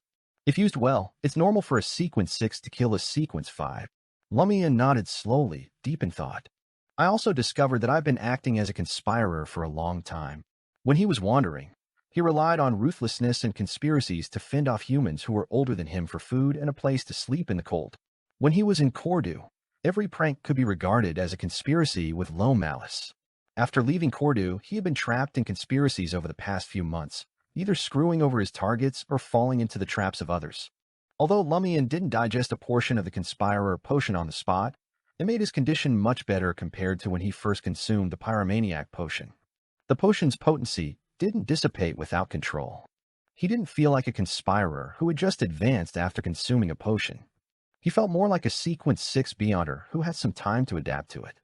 Simultaneously, he deduced 2 acting principles from his past experiences. Firstly, a conspirer's core lay in their intelligence, not superpowers. Secondly, the key to a conspiracy lay in concealing one's true motives. In the past, the acting principles were derived step by step, leading to a substantial digestion of the potion. In contrast, These two acting principles were accumulated from past experiences.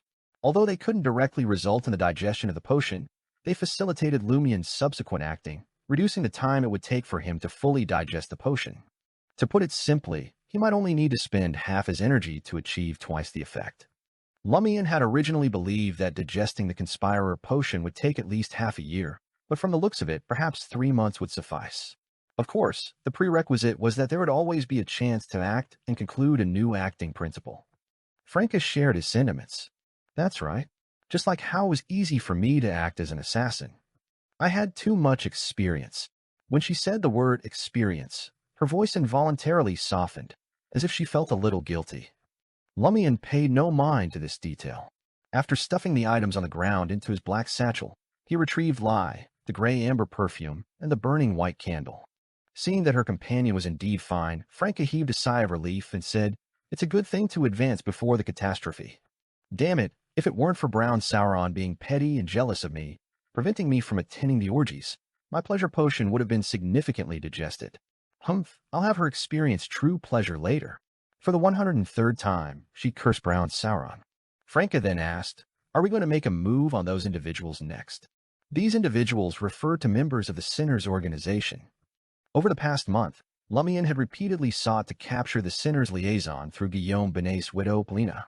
First, he sought to uncover the Sanson family, seeking revenge for his sister and tracking Loki's whereabouts. They had a deep connection to Loki. Perhaps they knew the location of the castle where Loki had been resurrected. Second, the Sinners organization also believed in an evil god. It was possible they knew a little about Trier's cultists' abnormal silence. Perhaps it could help Lumian and the others figure out the source of the disaster and the essence of the outbreak. Back then, Lumian hadn't figured out the pattern of the Sinners organization's liaison, so he had postponed any operation. Later, he planned to wait until he advanced to Sequence 6 and gained greater strength before taking action. After all, other members of the Sinners organization weren't like Padre Guillaume Benet, whose contract abilities and corresponding negative effects were grasped by him, allowing him to prepare in advance. If the contract abilities of the evil god bestowed synergized well, they would be quite a tough nut. Of course, Lumian had no intention of completely annihilating the Sinners organization by relying solely on his small team. It was a cult with a saint. His plan was to capture the liaison and obtain the information he needed before calling the Tarot Club for reinforcements. That's right. Lumian nodded with a smile and replied to Franca, "In 2 days, the Sinners liaison will likely visit Madame Paulina again. Yes, I hope he knows something." Although Franca didn't think she could prevent the potential disaster, she still hoped to do something. She paused for a moment and continued, "Take Jenna to Lavini docks tomorrow and introduce her to Mr. Fool's Faith." All right. Lumian had such thoughts to begin with. The following morning, Lumian knocked on apartment 601's door. He glanced at Jenna, who had changed into a light blue dress, and smiled. "I need your help with something." "Me?" Jenna pointed at herself and turned to Franca. "How can I help?" "Don't ask. You'll find out when you get there." Lumian couldn't be bothered to find an excuse. Jenna's eyes darted around in confusion. "Damn it. Can you make yourself clear?" As she cursed, she gestured to Franca, indicating her helplessness. Then she followed Lumian out of the apartment door. Franca fell into deep thought when she saw this scene. In the four-wheeled, four-seater rental carriage, Lumian didn't mention the purpose of his trip. He chatted with Jenna about the drunkards at Salle de Balbreeze and the actors at Theatre de l'Ancien Cage aux Pigeons. The atmosphere was relaxed and cheerful, as if they were on a school autumn outing. Jenna didn't inquire further and displayed considerable patience. Finally, the rental carriage arrived at Lavini docks. Lumian paid the fare of 1.75 d'or, opened the door, and agilely leaped out. Jenna moved to the carriage door, but before she could gracefully leap down, her eyes narrowed as she let out Franca's usual sigh. "Wow." Lumian followed her gaze and saw an ancient-looking three-masted sailboat parked at Lavini docks, clearly lagging behind the times. Such a boat was rare at Lavini docks, but those who had grown up reading or listening to the Great Adventure series found it oddly familiar. These great pirates seemed to be fond of such boats. Lord of Mysteries 2, Circle of Inevitability. Chapter 436, Open and Inclusive Faith. Lumian had seen a similar three-masted sailboat in the illustrations of the Great Adventure series. It stood out amidst the bustling Lavini docks, a contrast to the inland steamboats, and drew the attention of passers-by. Simultaneously, Lumian felt a warmth in his right palm, which then subsided. What's happening? Has the lingering aura of the Blood Emperor experienced a change under stimulus? This feels like a kind of resonance. Lumian pondered in surprise and confusion. Could there be a connection between this ancient three-masted sailboat and Blood Emperor Listitutor? As Lumian stared at the sailboat, Jenna disembarked from the carriage and playfully remarked, "You didn't bring me here just to show me this vintage pirate ship, did you?" She had read the first two serialized volumes of the Great Adventure series in the newspapers. Books had always been expensive in her family, and when her father's work-related compensation didn't arrive after his unfortunate death, her reading opportunities grew scarce. She'd occasionally find old newspapers used to paste on the wall or for other purposes and read until sunset. With the presence of street bards and her mother's bedtime stories, her spirit remained far from desolate. Since arriving in the market district and becoming an underground singer, Jenna had found a means to earn a substantial income. She had even saved up to purchase a pirated copy of the Great Adventurer series from an underground bookseller to finally appreciate the intricate illustrations. This endeavor often made her feel remorseful for Madame Fur's wall. She planned to buy an authentic set once she had cleared all her debts. To her surprise, her debts only seemed to accumulate. Lumian withdrew his gaze and replied with a teasing grin, "Consider this a bonus." The two of them stood on the harbor's edge, discussing the disparities between the ancient sailboat and the illustrations from the Great Adventure series. After a while, Lumian led Jenna to the unassuming The Fool's Cathedral. Jenna looked up at the bell tower and steeple atop the four-story building, examining the silver symbol comprising an incomplete pupilless eye and a section of contorted lines. Baffled, she inquired, "Is this a cathedral? Aren't cathedrals supposed to be grander?" The Cathedral of the Eternal Blazing Sun Church in the Market District and Quartier du Jardin Botanique was far more magnificent and sacred in comparison. "Yes," Lumian affirmed, leading the way inside. Jenna trailed closely behind, increasingly surprised by the cathedral's simplicity. The stained glass windows were scarce, and there was no ornate gilding to be found. The cathedral lacked intricate machinery. The only semblance of religion lay in the massive murals, which seemed to favor muted colors and subdued illumination. The most striking feature of the cathedral was the large, numerous windows. Even on the ground floor, the interior was awash with natural light. Jenna's gaze flitted over the murals, and she instinctively felt that they symbolized guidance and redemption. It was slightly past 10 a.m., and the cathedral's attendance was sparse. It was silent, exuding a sense of serenity. Lumian guided Jenna to the third row of pews facing the altar. He surveyed their surroundings, his gaze resting on the Fool's sacred emblem before him. In a solemn tone, he disclosed, "You should be aware that Franca and I are keeping something from you. There are some secrets we haven't shared with you." "Yeah," Jenna nodded gently, awaiting Lumian's explanation. Lumian continued, "As you can tell, Franca and I aren't related. She and my sister Aurora are close friends who share common interests. Loki and I know someone whom we dealt with previously, are also part of this group, but they betrayed others, causing a disaster in Cordu and costing my sister her life." "I see," Jenna replied, having refrained from delving too deeply previously, but having a vague understanding. Lumian's gaze remained fixed on Mr. Fool's altar. "There's another connection between Franca and me. We don't believe in the eternal blazing sun or the god of steam and machinery." Jenna couldn't help but chuckle. "I've already guessed it. When have any of you gone to church? I don't usually see you praying at fixed times. At least you know which street Église St. Robert is on. Franca might not even know where the cathedral's door opens to. She, on the other hand, prayed, listened to the sermons, and attended Mass at least once a week. This was both a display of piety to the purifiers and a habit of faith from all these years. The only downside was that she often sang at Salle de Balbrise until midnight before returning to Rue de Blouses Blanches to sleep. She couldn't get up to welcome the morning sun and dawn, so she could only set a fixed prayer time for noon.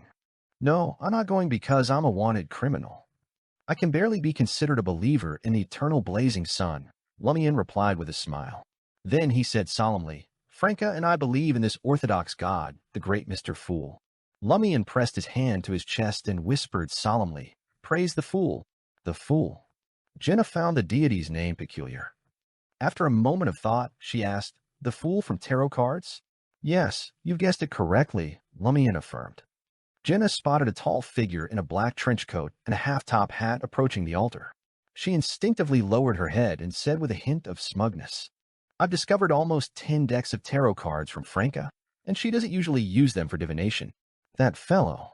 Could it be that she thought it would be cool to toss a two of cups on the corpse after taking out a target, so she made preparations? The more Lumian considered it, the more he felt that this was Franca's style. Jenna paused for a moment and asked, "Does the Fool Pharmaceutical Company also belong to the Church of the Fool?" Lumian was momentarily caught off guard. He hadn't given it much thought. Initially, he believed the pharmaceutical company was named after tarot cards. Now, it appeared that the Fool from the tarot card seemed to equal Mr. Fool. Lumian hesitated before responding. Maybe he wasn't entirely certain if the Fool Pharmaceutical Company was affiliated with the Church of the Fool, or if it was simply a venture by a member of the Tarot Club. Jenna demonstrated her keen insight as she inquired, "You brought me here not only because it's a safe place for discussing your faith, but also to show that the Church of the Fool is a recognized mainstream church capable of constructing a cathedral in Trier." "You're not as naive as you appear." Lumian turned his head and smiled. "My third purpose is to ask if you consider converting to Mr. Fool." Convert? Jenna's mind was in a whirl. Lumian adopted a persuasive tone, saying, "This doesn't conflict with your contract with the purifiers. Mr. Fool is an orthodox god acknowledged by all the churches. However, the propagation of this faith is concentrated on the maritime islands and certain regions of the southern continent. Most people in the northern continent are unaware of it." But Jenna hesitated. "I've never thought about changing my faith." Her faith in the eternal blazing sun couldn't be described as devout or fanatical, but it was a habit she had cultivated since childhood. She had also accepted most of the teachings. Until today, the idea of conversion had never crossed her mind. She didn't feel a strong urge to change her faith, nor did she harbor any deep dissatisfaction with the church. The only times she'd voiced discontent were during the most challenging years her family endured, especially after her mother's passing. At those moments, she occasionally grumbled about the eternal blazing sun, feeling that he didn't protect true believers. However, these moments were far from sufficient to motivate a conversion. Lumian glanced at Jenna's face and offered a reassuring smile. "It's entirely fine if you don't want to convert. I'm merely suggesting it. My main concern is ensuring that if you ever find yourself separated from us during the impending disaster, you know this place is a refuge. Don't worry, even if you're a believer of the eternal blazing sun, Mr. Fool's church will welcome you and provide protection." Jenna seemed puzzled and asked, "Then why can't I go to Église St. Robert?"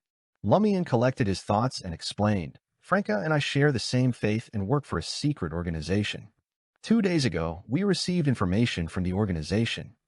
There's a problem with the Eternal Blazing Sun Church's Sacred Heart Cloister, similar to the issues with the Deep Valley Cloister of the God of Steam and Machinery Church.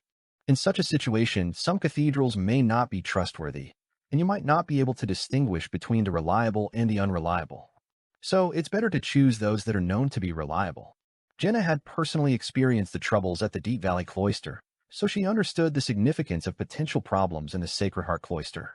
She murmured to herself, could the catastrophe begin from within the churches? Perhaps, Lumian replied, though he couldn't provide a definitive answer. At that moment, a towering figure, dressed in a custom-made black trench coat and a half-top hat, approached Lumian and Jenna. He stood at a towering 2.56 meters, with golden hair and eyes. He looked at Jenna and asked with a warm smile, "Sister, is this your first visit to my lord's cathedral?" "Yes, but I'm here with a friend," Jenna replied. She instinctively resisted the idea of converting her faith and inquired, "And who are you?" "I am the bishop here, Teslian." The half-giant introduced himself with a confident smile. Jenna observed his attire, which looked far from conventional clergy attire. Teslian turned his gaze to Lumian and continued, "Would you be interested in hearing me introduce our beacon and savior, the great Mr. Fool? Don't worry. Our Lord doesn't compel people to convert, and he doesn't mind if they believe in him alongside other deities. In turn, believing in him can also coexist with other beliefs." You can do that," Jenna stammered. This was completely beyond her understanding. Which deity would allow their followers to have impure or multiple beliefs? Additionally, why refer to this deity as him instead of him? The latter is the exclusive pronoun for deities. Why address this deity as Mr.? Jenna's mind was filled with questions, and her thoughts were in disarray. "Yes, Mr. Fool is known for his compassion and benevolence," the bishop responded, seeing that Jenna and Lumian didn't object. He then opened the black Bible with silver patterns and began to preach. Lord of Mysteries 2, Circle of Inevitability. Chapter 437, Cashing Out. Jenna remained indifferent during the initial part of the sermon, finding it reminiscent of the Eternal Blazing Sun Church's Holy Bible. However, her attention perked up when the fool requested to be addressed as him rather than him. This slight change in expression indicated her growing focus. As the sermon continued, Jenna's surprise became evident, and her face revealed a mix of shock and intrigue. Is Gehrman Sparrow, the adventurer, truly connected to the fool's church? Could he be an angelic messenger, delivering the fool's message of redemption? Jenna wondered amidst her astonishment. Teslian, the half-giant bishop, didn't press her about her belief in the fool, but instead turned his attention to a supplicant deeply immersed in prayer. The supplicant appeared to be a sailor in his prime from the sea. His skin was bronze, and his face bore obvious signs of the elements. His hair was disheveled and dark blue, and Jenna couldn't see his features due to his bowed head in prayer. Dressed in the same linen shirt, brown jacket, and loose dark pantaloons favored by sailors and pirates, he also sported a unique belt adorned with a dagger, telescope, and various tools. He's probably a captain. He looks quite dignified. Lumian retracted his gaze and looked at Jenna. Jenna, still processing the revelations, rose in a daze and left the cathedral. She wandered aimlessly along the harbor district's edge. Lumian followed, hands in his pockets, refraining from immediate persuasion. After walking for nearly 10 minutes, Jenna slowed down and muttered to herself, "No wonder you claim to be a shallow believer in God." The God referred to the eternal blazing sun. Lumian replied with a smirk, "You can also be a shallow believer in Mr. Fool.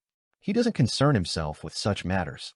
"Ah, I'll think about it," Jenna replied, her belief shaken by the unconventional sermon. It wasn't that the Bible was well written. Rather, the fool's claims and the Church of the Fool's approach differed significantly from her previous teachings.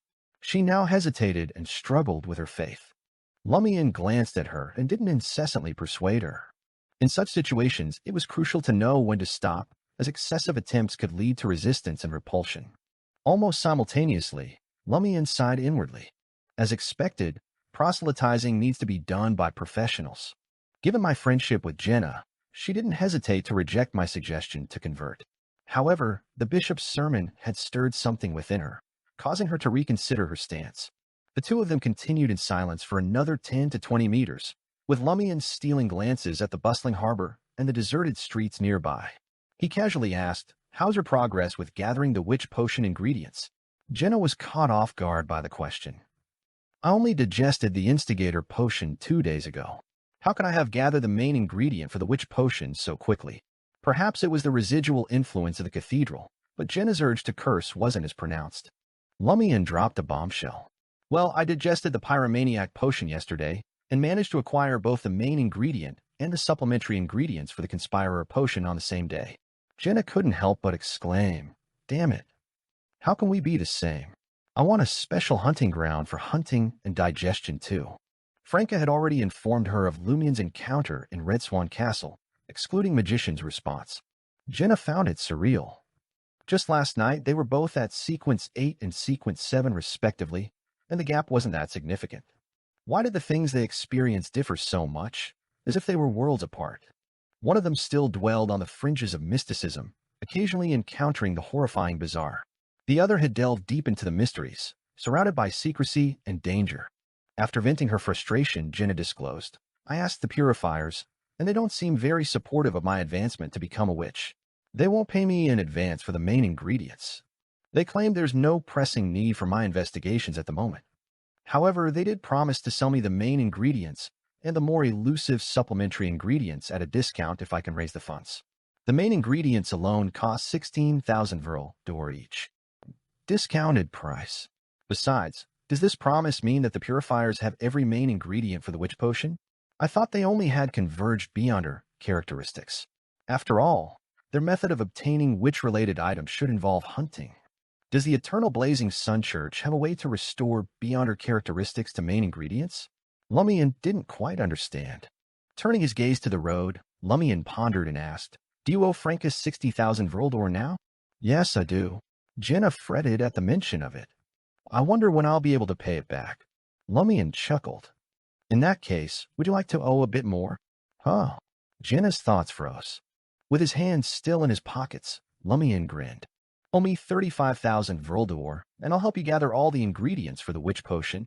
Jenna, intrigued, inquired, "Do you actually know where to find them?" Lumian chuckled. "I'm not entirely certain, but there's a good chance. He intended to exchange it from the Iron and Blood Cross Order. Yesterday, he had received recognition from Gardner Martin for his adventure in Red Swan Castle's underground maze, and this contribution could be redeemed immediately or accumulated for higher sequence potions. Lumian hadn't made up his mind on how to use it yet, but now he decided to utilize it to get all the ingredients for Jenna's witch potion. He might need to fork out some money, but disaster could strike at any moment. He might not remain with the Iron and Blood Cross Order in the future. Converting his contribution into a tangible reward made sense. Moreover, the items gained through such contributions were of lesser value compared to having a willing, living witch's assistance. When the time came, with Conspirer Lummy and Demoness of Pleasure Franca, and Witch Jenna working together, they could form a formidable team even among official factions and the Inquisition. Combined with the appropriate mystical items, they could handle most Beyonders below the demigod level. Additionally, they had an unofficial member, psychiatrist Anthony Reed. Lumian believed that Gardner Martin likely had the necessary witch potion ingredients. After all, the Iron and Blood Cross Order primarily followed the Hunter pathway, which was closely related to the Assassin pathway. Over the years, it was improbable that no convergence effect had occurred. If needed, Lumian could also seek assistance from Mr. K and Madam Magician. Jenna fell silent, unable to respond immediately. Lumian chuckled again. It's not a good thing to owe me. In addition to repaying the principal, you have to pay interest, which is helping me with certain tasks. Fortunately, you'll soon have an opportunity to do so. Jenna pursed her lips and exhaled slowly. All right, I'll give you 10,000 Vrildor first, so I'll only owe you 25,000. No problem, Lumian agreed indifferently. Seeing that Jenna was about to say something, he chuckled and said, "No need to thank me." He then lowered his voice and feigned a feminine voice. "We're friends after all." Jenna struggled to find the words. Damn it. Lumian simply chuckled and said nothing. Jenna, on the other hand, silently followed him across the street toward a few rental carriages parked there. As they boarded the carriage, Jenna suddenly muttered to herself, "Thank you." Lumian appeared to be in his own world, occupying a seat in the carriage and disregarding his image. In the afternoon, at 11 Rue de Fontaines, Lumian spotted Gardner Martin, dressed in a shirt and sweater. Lumian got straight to the point, saying, "Boss, I wish to exchange my contributions for the witch potion or all the corresponding ingredients." Gardner Martin, without displaying any surprise, looked at Lumian with a smile and inquired, "Who is the witch potion for?" Lumian replied candidly, "It's for Jenna." Gardner Martin appeared to be listening and gestured for Lumian to continue. Lumian said sincerely, "I'm looking for a reliable ally with considerable strength." At this point, he smiled. "Moreover, I want to experience genuine pleasure." Gardner Martin burst into laughter. "Not bad. That's what ambitious hunters should aim for." "No problem. Come by tomorrow morning to collect the Beyonder characteristics and supplementary ingredients. Oh, and make up the difference with another 10,000 Vrildor." Gardner Martin understood that Lumian and Jenna had a close relationship with mutual trust. Furthermore, Lumian and Franca's cooperation didn't involve seeking pleasure. Lumian responded with a smile, "Thank you, commanding officer." After leaving Rue de Fontaines and returning to Salle de Balbrise, Lumian finally had some free time after a long day of activity. In the evening, he enjoyed La Fée Verte while listening to Jenna, dressed as showy diva, singing passionately to earn money. His mind wandered. How much can a local singer earn? It's only a few thousand Vrildor a year. It's still better to fleece the Iron and Blood Cross Order and hunt heretics. When Jenna becomes a witch, she'll have the strength to participate in battles at this level. Speaking of which, I didn't think much of it when I read the Great Adventure series in the past. Now that I think about it, doesn't Gehrman Sparrow spend most of his time hunting pirates with Beyonder characteristics? How could he become a famous pirate or a great pirate without Beyonder characteristics? Yes, although the corresponding battles are vague and exaggerated, only highlighting the main points, it's obvious that the author has a certain understanding of Beyonder battles. Is Madame Furzwall also a Beyonder? Relaxing until nearly midnight, Lumian returned to Aubert's du Coq door. As soon as he pushed open room 207's door, he saw a square of letter on the table under the crimson moonlight. Madame Magician's letter. Lumian lit the carbide lamp and unfolded the letter. "Mr. Hangman hopes that you and the Two of Cups can summon the Armored Shadow again soon. He'll be responsible for providing the gold. Let me know when you've confirmed the time. Lord of Mysteries 2, Circle of Inevitability." Chapter 438, Ghost Ship. Mr. Hangman is ready. Lumian took out his golden pocket watch and opened it to take a look. He could summon the armored shadow at any moment. His only concern was that it might pose a danger. Summoning it without a good reason could lead to an attack or a curse. However, with the Hangman, the major arcana card holder of the Tarot Club, present, there was no need to worry about such matters. The uncertainty now lay in Franca's availability. After all, she had to translate. Lumian burned the letter and left Aubaird's Ducoque door, heading straight for apartment 601 at 3 Rue de Blouses Blanches. "Why are you here so late?" Franca clearly wasn't the early-to-bed type. Lumian glanced at Jenna, who had just finished removing her heavy makeup, and smiled at Franca. "Do you have time tonight? We can summon the armored shadow again and ask it questions." Summon the armored shadow again. Franca's eyes lit up as she blurted out, "I'm free." The armored shadow was most likely from her homeland, involving the secret of their transmigration and their way back. Even at 6 a.m., she would say she had time to be a translator, let alone just midnight.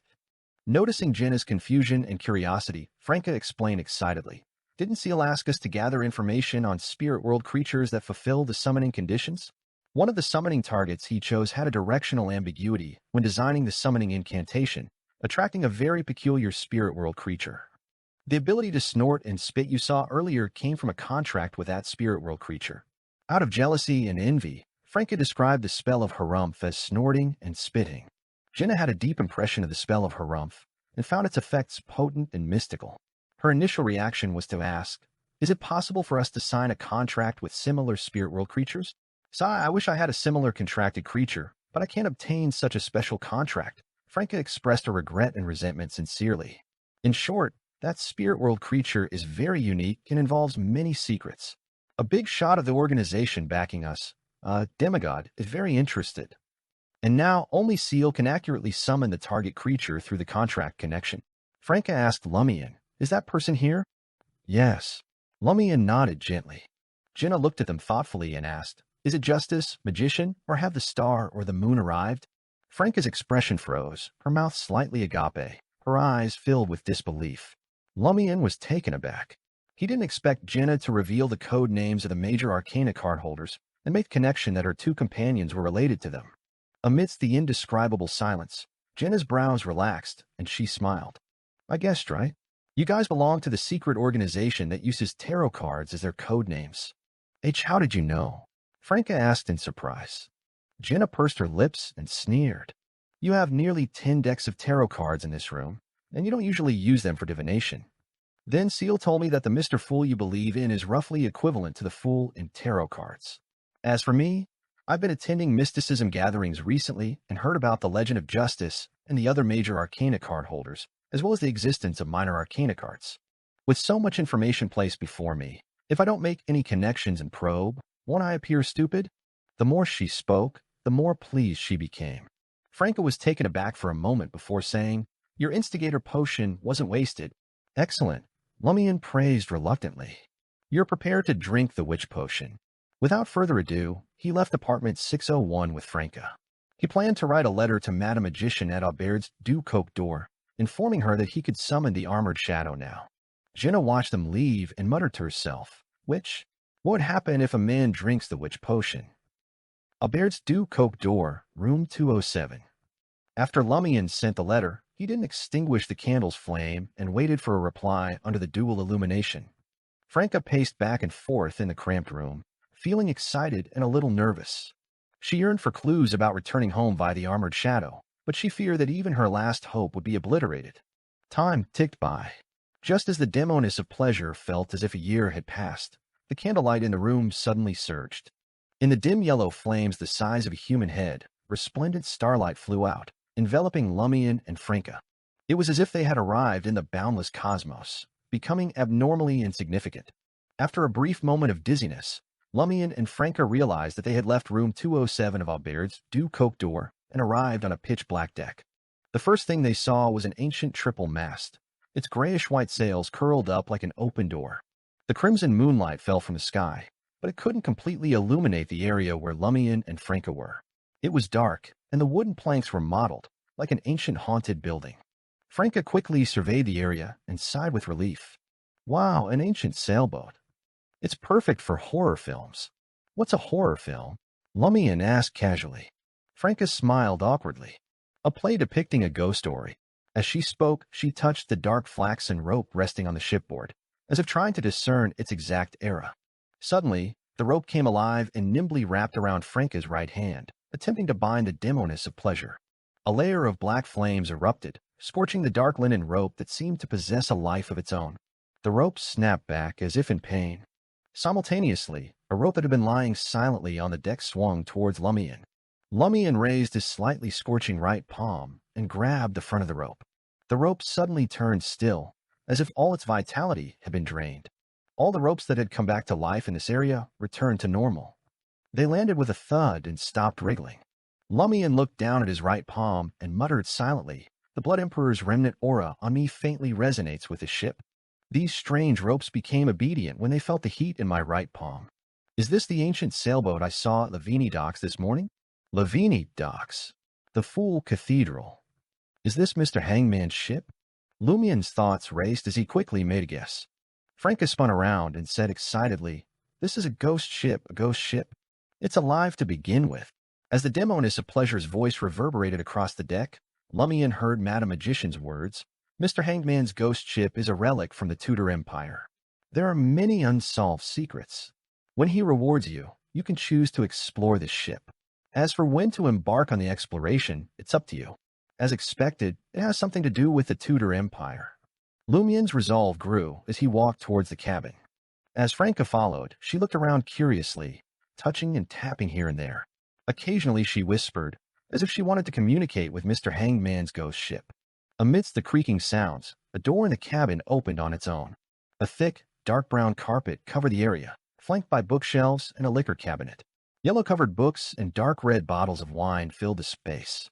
In front of the bookshelf stood a wide wooden table. On it were a variety of items: an ink bottle, a quill, a brass sextant, a black metallic telescope, and white candles. Leaning against the desk stood a middle-aged man of average stature. His dark blue hair was disheveled, and his skin was bronze and rough. He wore a linen shirt, a brown jacket, and loose dark pantaloons. He exuded a dignified aura. He was the supplicant Lumian had seen at the Fool Cathedral that morning. "Are you Mr. Hangman?" Lumian inquired. The man in his prime nodded slightly. "I'm the Hanged Man." Franca scrutinized the man and recalled that they were on a ghost ship. She immediately recalled something. "Why, you're Stormbringer Alger? Is this the Blue Avenger?" Franca blurted out in surprise and delight. The Hanged Man glanced at her and replied expressionlessly, "You've heard me?" "Of course." Franca praised sincerely. "You're a maritime king without the title of a pirate king. If you hadn't fought the king of the five seas in the Fog Sea and caused the surrounding ships to experience a terrifying storm, no one would have known you were a demigod. Furthermore, you're different from those pirates. You're a genuine, unadulterated treasure hunter with lofty aspirations. You never plunder proper ships. You've been exploring the western borders of the Fog Sea, searching for the lost city of Nuance and the Solomon Empire's inheritance." It wasn't easy for her to hold back the words, "You're my idol." She felt that it would appear to transcend the times. Franca had once dreamed of being a pure treasure hunter and sailing the five seas. Stormbringer Alger. After Lumian discovered that Church of the Fool's power center was at sea, he had consciously shared information about the pirate kings and pirate admirals with Franca. He knew that Alger, nicknamed Stormbringer, was a demigod captain, but he wasn't a pirate king. Therefore, his nickname didn't include the term king. However, Vice Admiral Ailment, who had become a pirate king, was now known as the Queen of Ailment. As for the lost city of Nuance and the Solomon Empire's legacy, they were treasure legends that had been popular in the Five Seas for many years. At times, Lumian couldn't help but admire Furs Wall, the author of the Great Adventure series. She had the audacity to write erotic stories about the pirate kings. Aren't you afraid of being found and executed? Or was she under the protection of the Church of the Fool? In the face of Franca's enthusiastic praise, the Hanged Man Alger fell silent for 2 seconds before saying, "Maintaining a certain level of purity is both a good and a bad thing. Can we begin the summoning ritual?" Franca muttered under her breath, "A man still has a youthful side even in death." Lumian responded to Mr. Hangman's question, "Anytime." Lord of Mysteries 2, Circle of Inevitability. Chapter 439, 3 Questions. With the Hanged Man present, Lumian didn't need to worry about an attack from the armored shadow. Instead, he followed a straightforward procedure, creating a protective wall of spirituality and summoning the armored shadow as if beckoning a messenger. Before the candle's dark green flame, an indistinct shadow silently hovered in midair, adorned in pitch-black armor adorned with golden fish scales. The contorted faces on the scales twisted ferociously, wordlessly expressing their agony, which had transformed into a deep-seated hatred and malice toward all living beings around them. The hanged man Alger, dressed as a sailor, took a step forward, and subtle silver lightning bolts crackled from the wall of spirituality. In an instant, they materialized out of thin air, causing Lumian and Franca's skin to prickle. Amidst the oppressive calm preceding the impending storm, the myriad transparent faces on the armored shadow returned to their silence, but their malevolent gazes persisted. Lumian fixed his gaze on the 6 radiant gold bars on the altar, steadying himself. In Hermes, he spoke, "I offer a sacrifice. Please answer 3 questions." The blurry faces on the armored shadow's form shifted their attention to the glowing gold, silently conveying their agreement to Lumian. Lumian then nodded at the hangman. After a brief pause, the hangman posed his first question. "Who are you?" Lumian repeated the query in Hermes. As his contracted creature, the armored shadow would only engage in communication under these circumstances. After a moment of silence, the armored shadow spoke in a language that only Franca could barely decipher. "I am Chen Tu, the god of ghost suppression, imperially conferred by the Celestial Master." Celestial Master. Franca paused, considering her words carefully. His last name is Chen, and his first name is Tu. He holds the title of the god of ghost suppression, which was granted by the leader of Taoism. He is responsible for suppressing evil spirits. What is Taoism? The hanged man inquired after some thought. What does imperially conferred mean? Lumian turned to Franca and asked in Intijan. To him, referring to as an ism, regardless of the prefix, seemed no different from the Church of the Fool or the Eternal Blazing Sun Church. Franca appeared troubled. It's a complex topic. We can discuss it later. I'm afraid the armored shadow may not have the patience to wait. That's true. Lumian cast his gaze at Mr. Hangman. The hangman paused briefly before asking the second question, which Lumian translated into Hermes. What makes the Eastern Sea so special? In a deep and solemn tone, the armored shadow replied, "In the East Sea, there's a long-lost immortal mountain known as Penglai. Penglai. It's really my homeland." Franca was delighted by this revelation. Her translation speed increased as she continued. On the Eastern Sea, there's a mountain peak inhabited by various powerful warlocks and unique deities. It has been lost to history, and its name is Penglai. Both Lumian and the hangman found these words to be straightforward and didn't raise any further questions. After a brief pause, the hangman Alger asked in a deliberate manner, "Have there been any unusual occurrences in the Eastern Sea in recent years?" In recent years? How could the armored shadow be aware of recent events when he was suspected to have been killed by the underworld Taoist, imprisoned by his side, and transported to the Yellow Springs millennia ago? It's a time when the Blood Emperor had just perished or recently perished. Franca quietly mused on this, but refrained from correcting the hangman. Lumian repeated the question, and the armored shadow responded with a cold tone. A corpse from Penglai floated over via the river. Franca was taken aback and quickly translated. The mountain called Penglai has reappeared. A powerful warlock or special deity residing on it has perished, and their corpse drifted to a place that might be the river Styx. It's the river where Blood Emperor Alista Tudor was suppressed by underworld Taoist. It's the source of the Samaritan women's spring. Does this mean that the Eastern Sea of the world where the armored shadow resides has undergone an abnormality in recent years? The long-vanished divine mountain, Penglai, has reappeared, and powerful beyonders residing there have perished? Has the mountain known as Penglai always stood tall in the East Sea, or does it only appear occasionally? Lumian yearned to inquire further, but he couldn't ask any more questions due to the rules pertaining to summoning. The 6 gold bars on the altar disintegrated, turning into sparkling specks of light that merged with the pitch-black fish scale armor. This time, nearly 1/5 of the armor plates turned golden and radiant. The hanged man observed as the armored shadow faded into the dark green candle flame. He remained silent, lost in thought, his intentions unclear. Lumian completed the ritual and swiftly tidied up the altar. Turning to Franca, he said, "You can explain the terms in the first answer." "You're killing me." Franca grumbled silently and pondered for a moment before saying, "An imperial conferment is equivalent to a boon." "Yes, a boon." This armored shadow named Chen Tu was granted a position within the church or a deity's kingdom. Through this role, he gained the corresponding powers to suppress evil spirits. It's not a direct gift from a deity, but rather a ceremonial act performed by the leader of that school of thought, acting on behalf of the deity and bestowing a specific title. Lumian listened attentively and started to grasp the concept of imperial conferment. This more structured boon system not only linked the power of boons to a specific role, but also emphasized the role of the deity's proxy. Franca exhaled and said, "That's the basic idea. There are many more intricacies if you delve deeper into it. It's a complex topic that can't be fully explained in a short time. Terms like the heavenly court, the netherworld, ritual protocols, receiving scriptures, and others are related, but I'm not well versed in all of them. My knowledge is limited to individual terms." Seeing Mr. Hanged Man and Lumian still staring at her, her heart skipped a beat. "You really want me to explain all of it?" The Hanged Man nodded slightly. "I understand it might be challenging to explain on the spot, and there may be inaccuracies. You can take your time to recollect and organize the information when you return. It might be helpful to put it in writing and convey it to me through your major arcana card holder." "All right." Franca was relieved that the Hanged Man was understanding and accommodating. He seemed skilled at considering things from another person's perspective. She then grumbled silently. "Why did I agree so quickly?"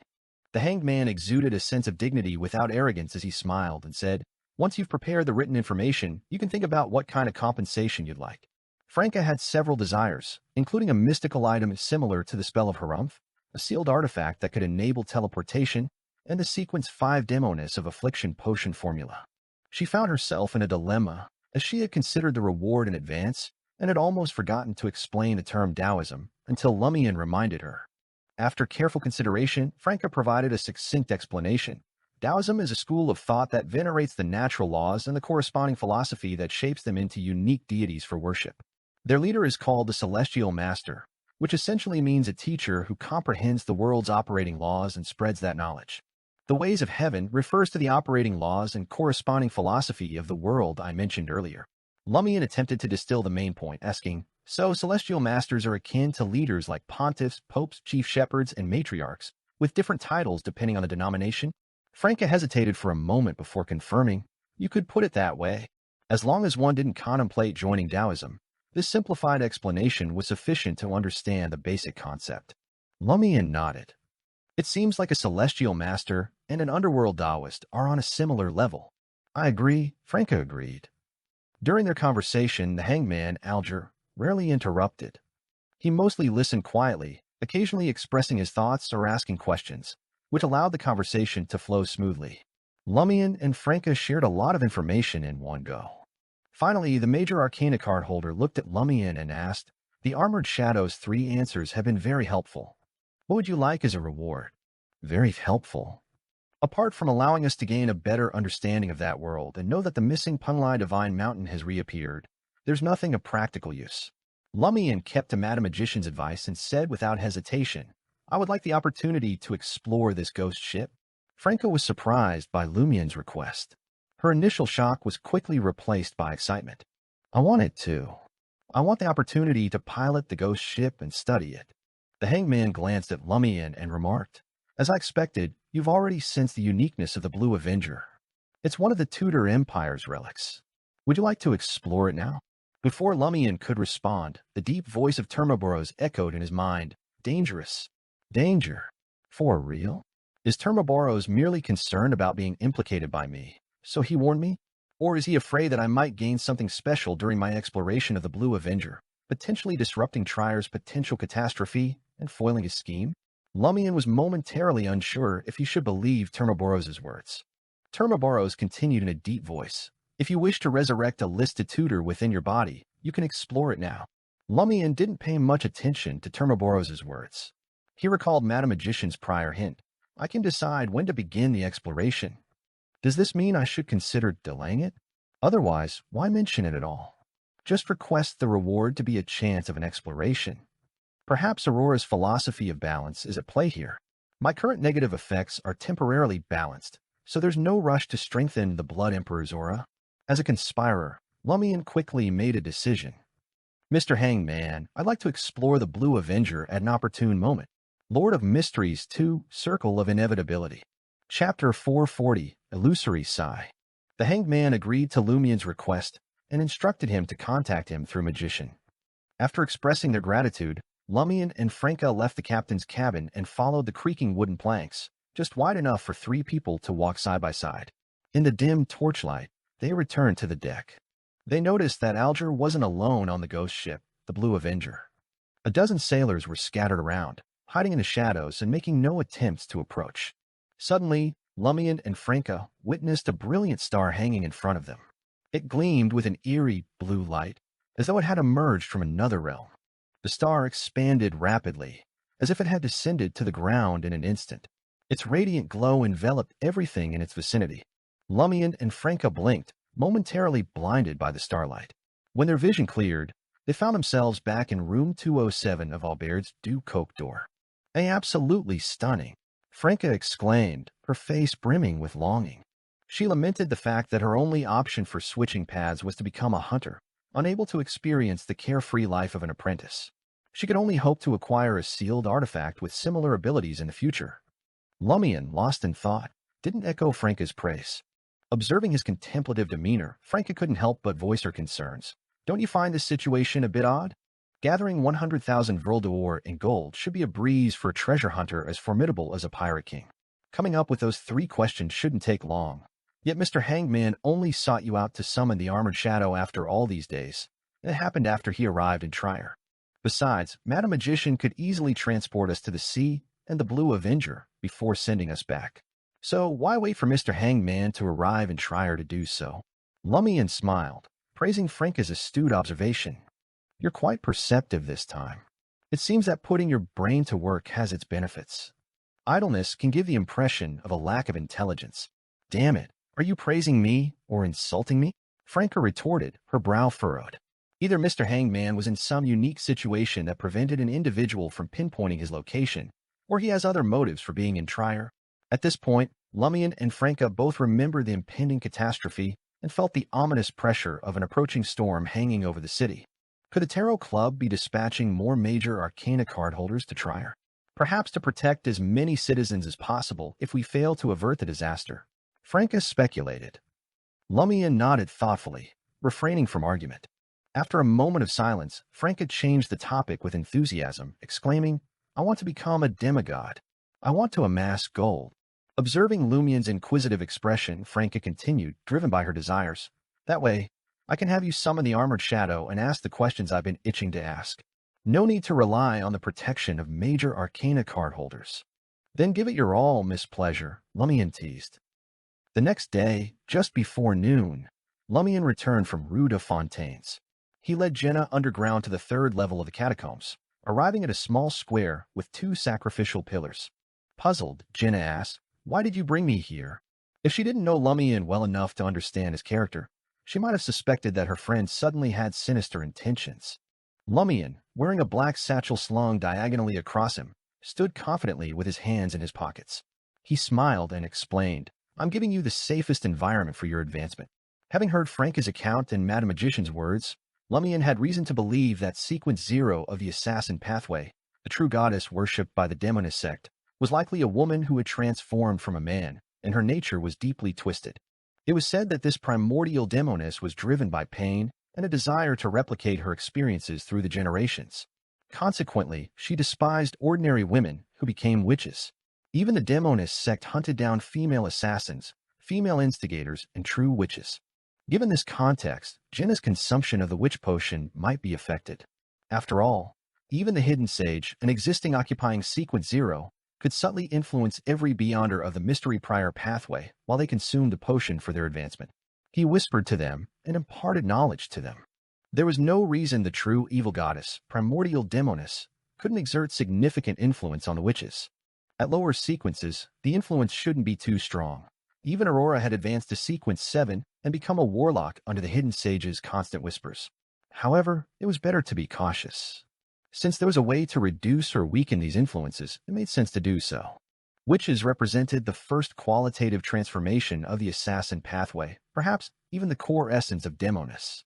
The primordial Demoness, who sought to change men into women, would likely pay more attention to this particular sequence advancement. Neither Franca nor Lumian wanted Jenna to take unnecessary risks. Of course, Madam Magician had occasionally mentioned that this evil goddess wasn't in a stable state. The safest. Jenna looked around, still somewhat unconvinced. The surroundings were immersed in darkness, and corpses were scattered about. How did it seem safe? Only the two weathered stone pillars appeared strangely warm and calming. Lumian briefly explained the unique nature of the sacrificial square and concluded, at the pinnacle of the assassin pathway is an evil goddess. No one knows if she might suddenly lose her sanity. Deities of the same pathway have the ability to influence beyonders when they consume potions for advancement. This, divine manifestation complicates things. This place can significantly weaken that connection. Jenna listened intently and approached the stone pillar engraved with the sun's sacred emblem. She extended her arms slightly and began to pray. Noticing that she hadn't asked Franca why she hadn't been affected by this before, Lumian raised his right hand, stroked his chin, and clicked his tongue. Praise the sun. Jenna sang praises to the eternal blazing sun reverently as she concluded her prayer. Lumian remained silent as he handed Jenna the witch beyonder characteristic, shadow lizard scales, and other ingredients from the black satchel. He had used her 10,000 Vril to obtain these items from Gardner Martin. Jenna examined the dark blue vertical eye-like jewel and the intricate thread-like patterns on its surface. She knelt on one knee and began concocting the potion on the unusually clean square ground. Before long, she held a dark red potion with concealed shadows in her hand. Jenna steadied herself, feeling as though she had been pushed forward by various events in the past few months. She couldn't stop now. Perhaps this is my destiny. Praise the sun. Jenna closed her eyes and added silently in her heart, praise the fool. At this critical moment, in her quest for smooth advancement and survival, her faith inadvertently shifted. This was partly because Franca and Lumian seemed relatively relaxed about consuming potions and advancing their sequences. At the very least, they both believed in Mr. Fool. Without hesitation, Jenna swallowed the potion, fully accepting the notion that she had been dead when she assassinated Hugues Artois. The potion was icy and illusory, like melting frost. Jenna quickly began to feel an itching, painful sensation spreading all over her body. Her thoughts began to blur, and she felt as though she were slowly sinking into water. Suddenly, excruciating pain surged throughout her body, jolting Jenna back to full awareness. She found herself surrounded by black, silent flames that were slowly consuming her. Above her, a translucent layer of frost-encased ice, like a mirror, prevented Jenna from escaping the black flames. In the next instant, a face and a figure materialized on the ice. The face bore an uncanny resemblance to Jenna's own. The figure was another Jenna, but her master hand had transformed into her left. The Jenna above the ice stared at the figure engulfed by the black flames with anticipation and desire. Experienced in combat, Jenna reacted quickly despite her surprise and horror. She summoned all her strength and delivered a powerful punch upward. The ice shattered without a sound, and the corrupted Jenna plunged into the black flames. In the distance, a python-like black object swayed gently, with a dark blue vertical eye at its tip. The bizarre python vanished in an instant, not entering the area. Instead, it delved into a black shadow. Almost simultaneously, Jenna heard a long, painful sigh. The ethereal sigh seemed to emanate from very close to her, as if it originated from the vicinity of the sacrificial square and the surrounding corpses. The black shadow cast by the strange serpent expanded wildly, growing larger and fainter. It enveloped Jenna and the malevolent figure and seeped into their bodies. Jenna refused to surrender. Enduring the pain and dizziness, she crawled out of the abyss of black flames and onto the nearby ice. The black shadow weakened and ceased its pursuit. It could only drag the malevolent Jenna into an unfathomable abyss. The scene shattered instantly, and Jenna's vision returned to normal. She saw the mottled stone pillar engraved with the sun's sacred emblem. Her face contorted, but the pain in her body gradually subsided. Lumian watched as the black flames on Jenna's body rapidly shrank and dissipated, while the surrounding frost melted. He understood that his companion had successfully advanced to Sequence 7 and had become a witch. Only then did he turn his gaze towards the edge of the sacrificial square, where the tomb and the surrounding corpses lay in darkness. Not long after Jenna consumed a potion, he sensed an anomaly in that direction. However, nothing entered the clean square with the two sacrificial pillars. When Jenna's unusual state finally subsided, she rose to her feet and noticed Lumian gazing into the distance. Puzzled, she asked, "After drinking the potion, I thought I heard a sigh from over there." Lumian nodded slowly and replied, "On this level of the catacombs, there's a Chrismona night pillar. It represents a demoness of catastrophe who once met her end here. Lord of Mysteries 2, Circle of Inevitability. Chapter 441, Demoness Cooperation. Demoness of Catastrophe. Jenna had never heard of this term from Franca. Is it a sequence name? Lumian didn't hold anything back. Yes, a sequence 2 angel. Haha, the term angel and demoness always seem strange together. Angel. Jenna didn't have a clear impression of individuals at this level. Though she had often heard Lumian and Franca talk about the terror and might of demigods, it had remained theoretical for her. She didn't know how terrifying or powerful they were. Jenna muttered to herself, Crismona, hasn't she already perished? Why am I still hearing her sigh? It should be from her, right? Lumian looked at Jenna and said solemnly, for such a formidable figure, even if they were to perish completely, there would still be remnants of their mind that wouldn't dissipate. It's like not stiffening even after becoming a corpse. In the future, if you come into contact with the inheritance of a similar influential figure, you must be very, very careful.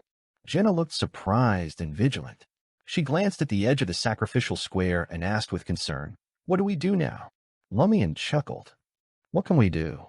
What else but wait for her to sigh? Do you have thoughts of comforting her? Don't worry. She's imprisoned by death and bound by the spring water. She can't leave the 4th and 3rd levels of the catacombs. As long as you don't explore this place, you don't have to worry about anything. How was it? Was there any influence from the primordial demoness? It was only then that Lumian, holding the white candle, assessed Jenna's appearance.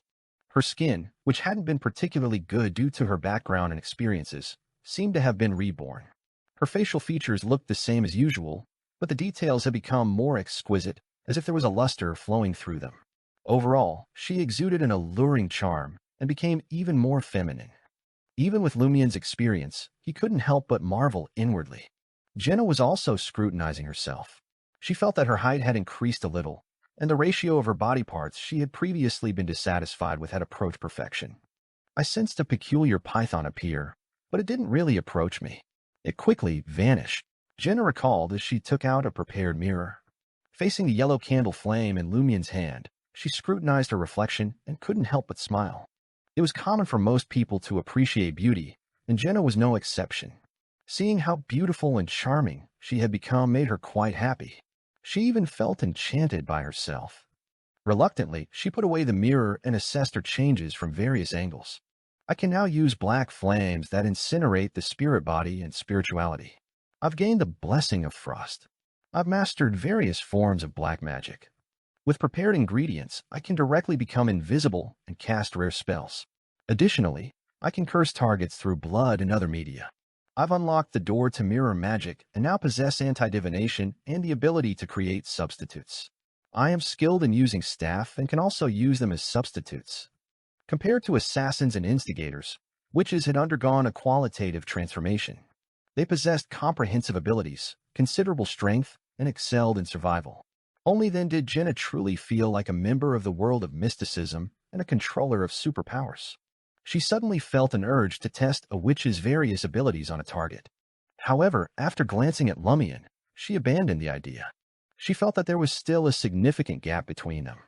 Even a sequence 6 Franca likely wasn't Seal's match. Of course, if Franca truly intended to assassinate Lumian, her chances of eliminating him weren't slim. Most Beyonders below sequence 4 were relatively weak.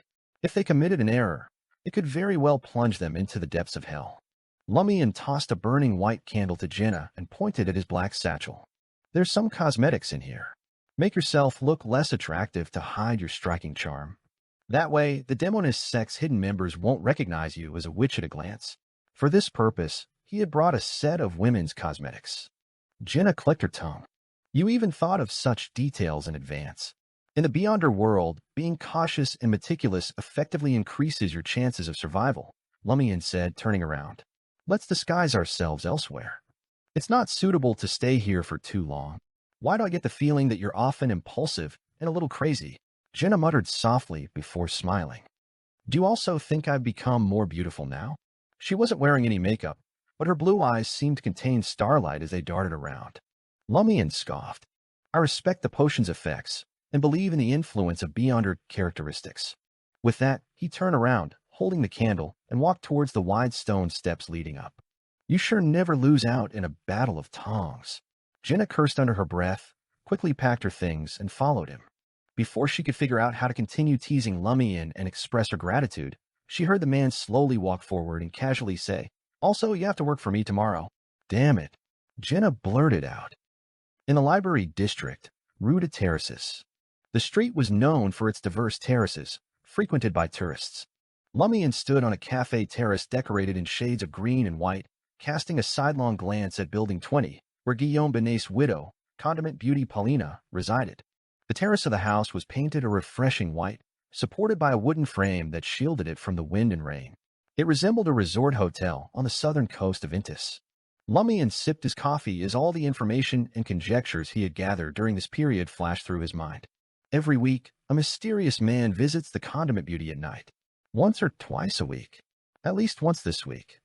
It should be within these 2 days. According to the observations of the surrounding citizens, there are a total of 3 mysterious men who visited Paulina at night. One is young, one is in his prime, and one is nearly 60 years old. Who among them could be the sinner's liaison, Bavard Pontpiro? One of Bavard's contracted abilities is transfiguration. These 3 might or might not be him. They're just substitutes he creates to attract attention, and he sneaks in disguised as one of Paulina's servants. The price of transfiguration is one's own face. The downside is the desire to abuse others. The buildings on Rue de la Terrasse are quite soundproof. None of the neighbors heard Paulina's screams. Some time has elapsed since Guillaume Benet's demise. It's highly likely that Paulina officially joined the Sinners organization, received a boon, and became a Beyonder. The most important part of the plan is to determine who Bouvard Pontpiro is. Lumian had a plan. As the sky darkened, he finished his coffee and donned his brown round hat. Without making a sound, he left the building and vanished into an alley on the side of the street. 20 Rue de la Terrasse, in the spacious and warm master bedroom. The mature and beautiful Paulina, adorned in a pale white nightgown, walked to the full-body mirror, removed her clothes, and examined the whip-like marks on her body. They had faded to a faint dark red hue, likely to dissipate completely within a few days. Paulina let out a soft sigh at the thought of the pain she would have to endure for the next 2 days. Her gaze fell upon the black mark on her right shoulder, and she rejoiced that the first contractability she had chosen after becoming a contractee was regeneration. Once activated, it could regenerate flesh and skin to a certain extent, allowing various injuries to quickly recover. Paulina had never tested whether this could regenerate limbs, believing it should work if the conditions were met. Of course, the dead couldn't activate their abilities. Paulina adjusted her light white nightgown and prepared to put on light makeup to welcome a potential guest. At that moment, she suddenly felt a strong sense of danger. This also stemmed from her contractability. She felt that sensing danger was more important than actual combat. For this, she had paid the price of fertility and received the negative effect of mild mental weakness. Paulina's nerves tightened, and her body abruptly bent backward. With the flexibility of a dancer, she distanced herself from the source of danger. Simultaneously, she opened her right palm, and silver-white lightning shot out, intertwining with a crackling sound, enveloping the area where she suspected the assailant was hiding. This was her third and final contracted ability, Electric Arc. It could effectively compensate for her weaknesses in offensive means. The price was that she was prone to lightning strikes in a thunderstorm. The downside was that her body had become more sensitive. She could originally withstand 70 to 80% of her original threshold for pain. This made Paulina resistant to Bavard Pontpiro's visit. She relied on Om's monk's endurance to hold on every time. With a cracking sound, a mirror suddenly appeared in the area covered by the lightning in her palm. It quickly charred and shattered into pieces. From the corner of her eye, Paulina spotted a figure swiftly outlined by the drawn curtains. She hurriedly contorted her body to avoid it. Suddenly, a white fist materialized behind her head and smashed below her ear. With a bang, Paulina blacked out. Behind Condiment Beauty, Jenna, dressed as a female mercenary, instantly appeared. She and Franca easily controlled their target with dual invisibility, anti-divination tactics, one to attract attention and the other to launch a sneak attack. Franca took a few steps forward, retrieved the Bliss Society's sedative, and brought it to Paulina's nose. After completing her task, Jenna drew the curtains to leave a slight crack, casting her outstretched palm in the light of the room. This was a signal to Lumian that the operation had succeeded. Before long, Lumian scaled the outer wall and entered the master bedroom with Jenna's help. Then he tossed the lie earring to Franca. Franca transformed the mystical item into a silver pendant, hung it on her chest. Her appearance and height changed, becoming more and more like Paulina. Lord of Mysteries 2, Circle of Inevitability. Chapter 442, Opportunity to Act. Seeing Franca appear before her as Paulina, Jenna couldn't help but marvel at the wonders of the lie accessory. This transformation was countless times more potent than that of an actor of the Mother Tree of Desire pathway. It was the most mystical disguise she had ever encountered. Franca gazed at her reflection in the full-body mirror and stroked her face gently. She chuckled and said, "I like this style too. What don't you like?" Lumian mocked. "This is called having an eye for beauty." Franca opened Paulina's wardrobe and chose a pair of pajamas that could hide many items. She entered the master bedroom's washroom and began changing. Soon, Madame Paulina emerged. Jenna knew Franca well, but she temporarily couldn't tell the authenticity. After Franca entered invisibility, Lumian administered some truth serum to the unconscious Paulina. He estimated the time and felt that it was about time. Then, he took out the mysticism-smelling salts and brought them to Paulina's nose. Amidst the sneezes, Lumian capped the bottle and retreated into a crevice beside the wardrobe, preventing Paulina, who had regained consciousness, from seeing him. Jenna retrieved a small revolver from her dark brown belt, squatted down, and pressed it against Paulina's forehead, ready to pull the trigger. Paulina snapped out of her daze and saw a face adorned with a silvery white half-mask. The face was uncovered, and although the skin wasn't fair and had some flaws, and the texture was concealed by cosmetics, the curves were quite beautiful, making people of the same sex take a second look. Immediately after, Paulina felt the coldness of the gun's barrel and saw a revolver held to her head. Her body tensed instinctively. Jenna didn't give her a chance to express her doubts or pleas. She asked bluntly, "When will Bouvard Pontpiro arrive?" Paulina replied subconsciously, "In the next 2 days." Before she could finish, she suddenly shut her mouth, disbelief etched on her face. Why did I say what was on my mind?" Jenna raised a second question based on her preparations. "In the past 2 months, among the mysterious men who visited you under the cover of night, who was Bouvard Pontpiro? Or were all of them him?" Paulina struggled for a few seconds before blurting out, "No, it's Bouvard only once a week. The rest are just his attempts to confuse others. Moreover, he changes his appearance every 2 or 3 times. He has transfiguration." Jenna asked curiously, "Will the others Bouvard Pontpiro send sleep with you? Did they keep up the act to the very end, or did they only keep up appearances for the latter half?"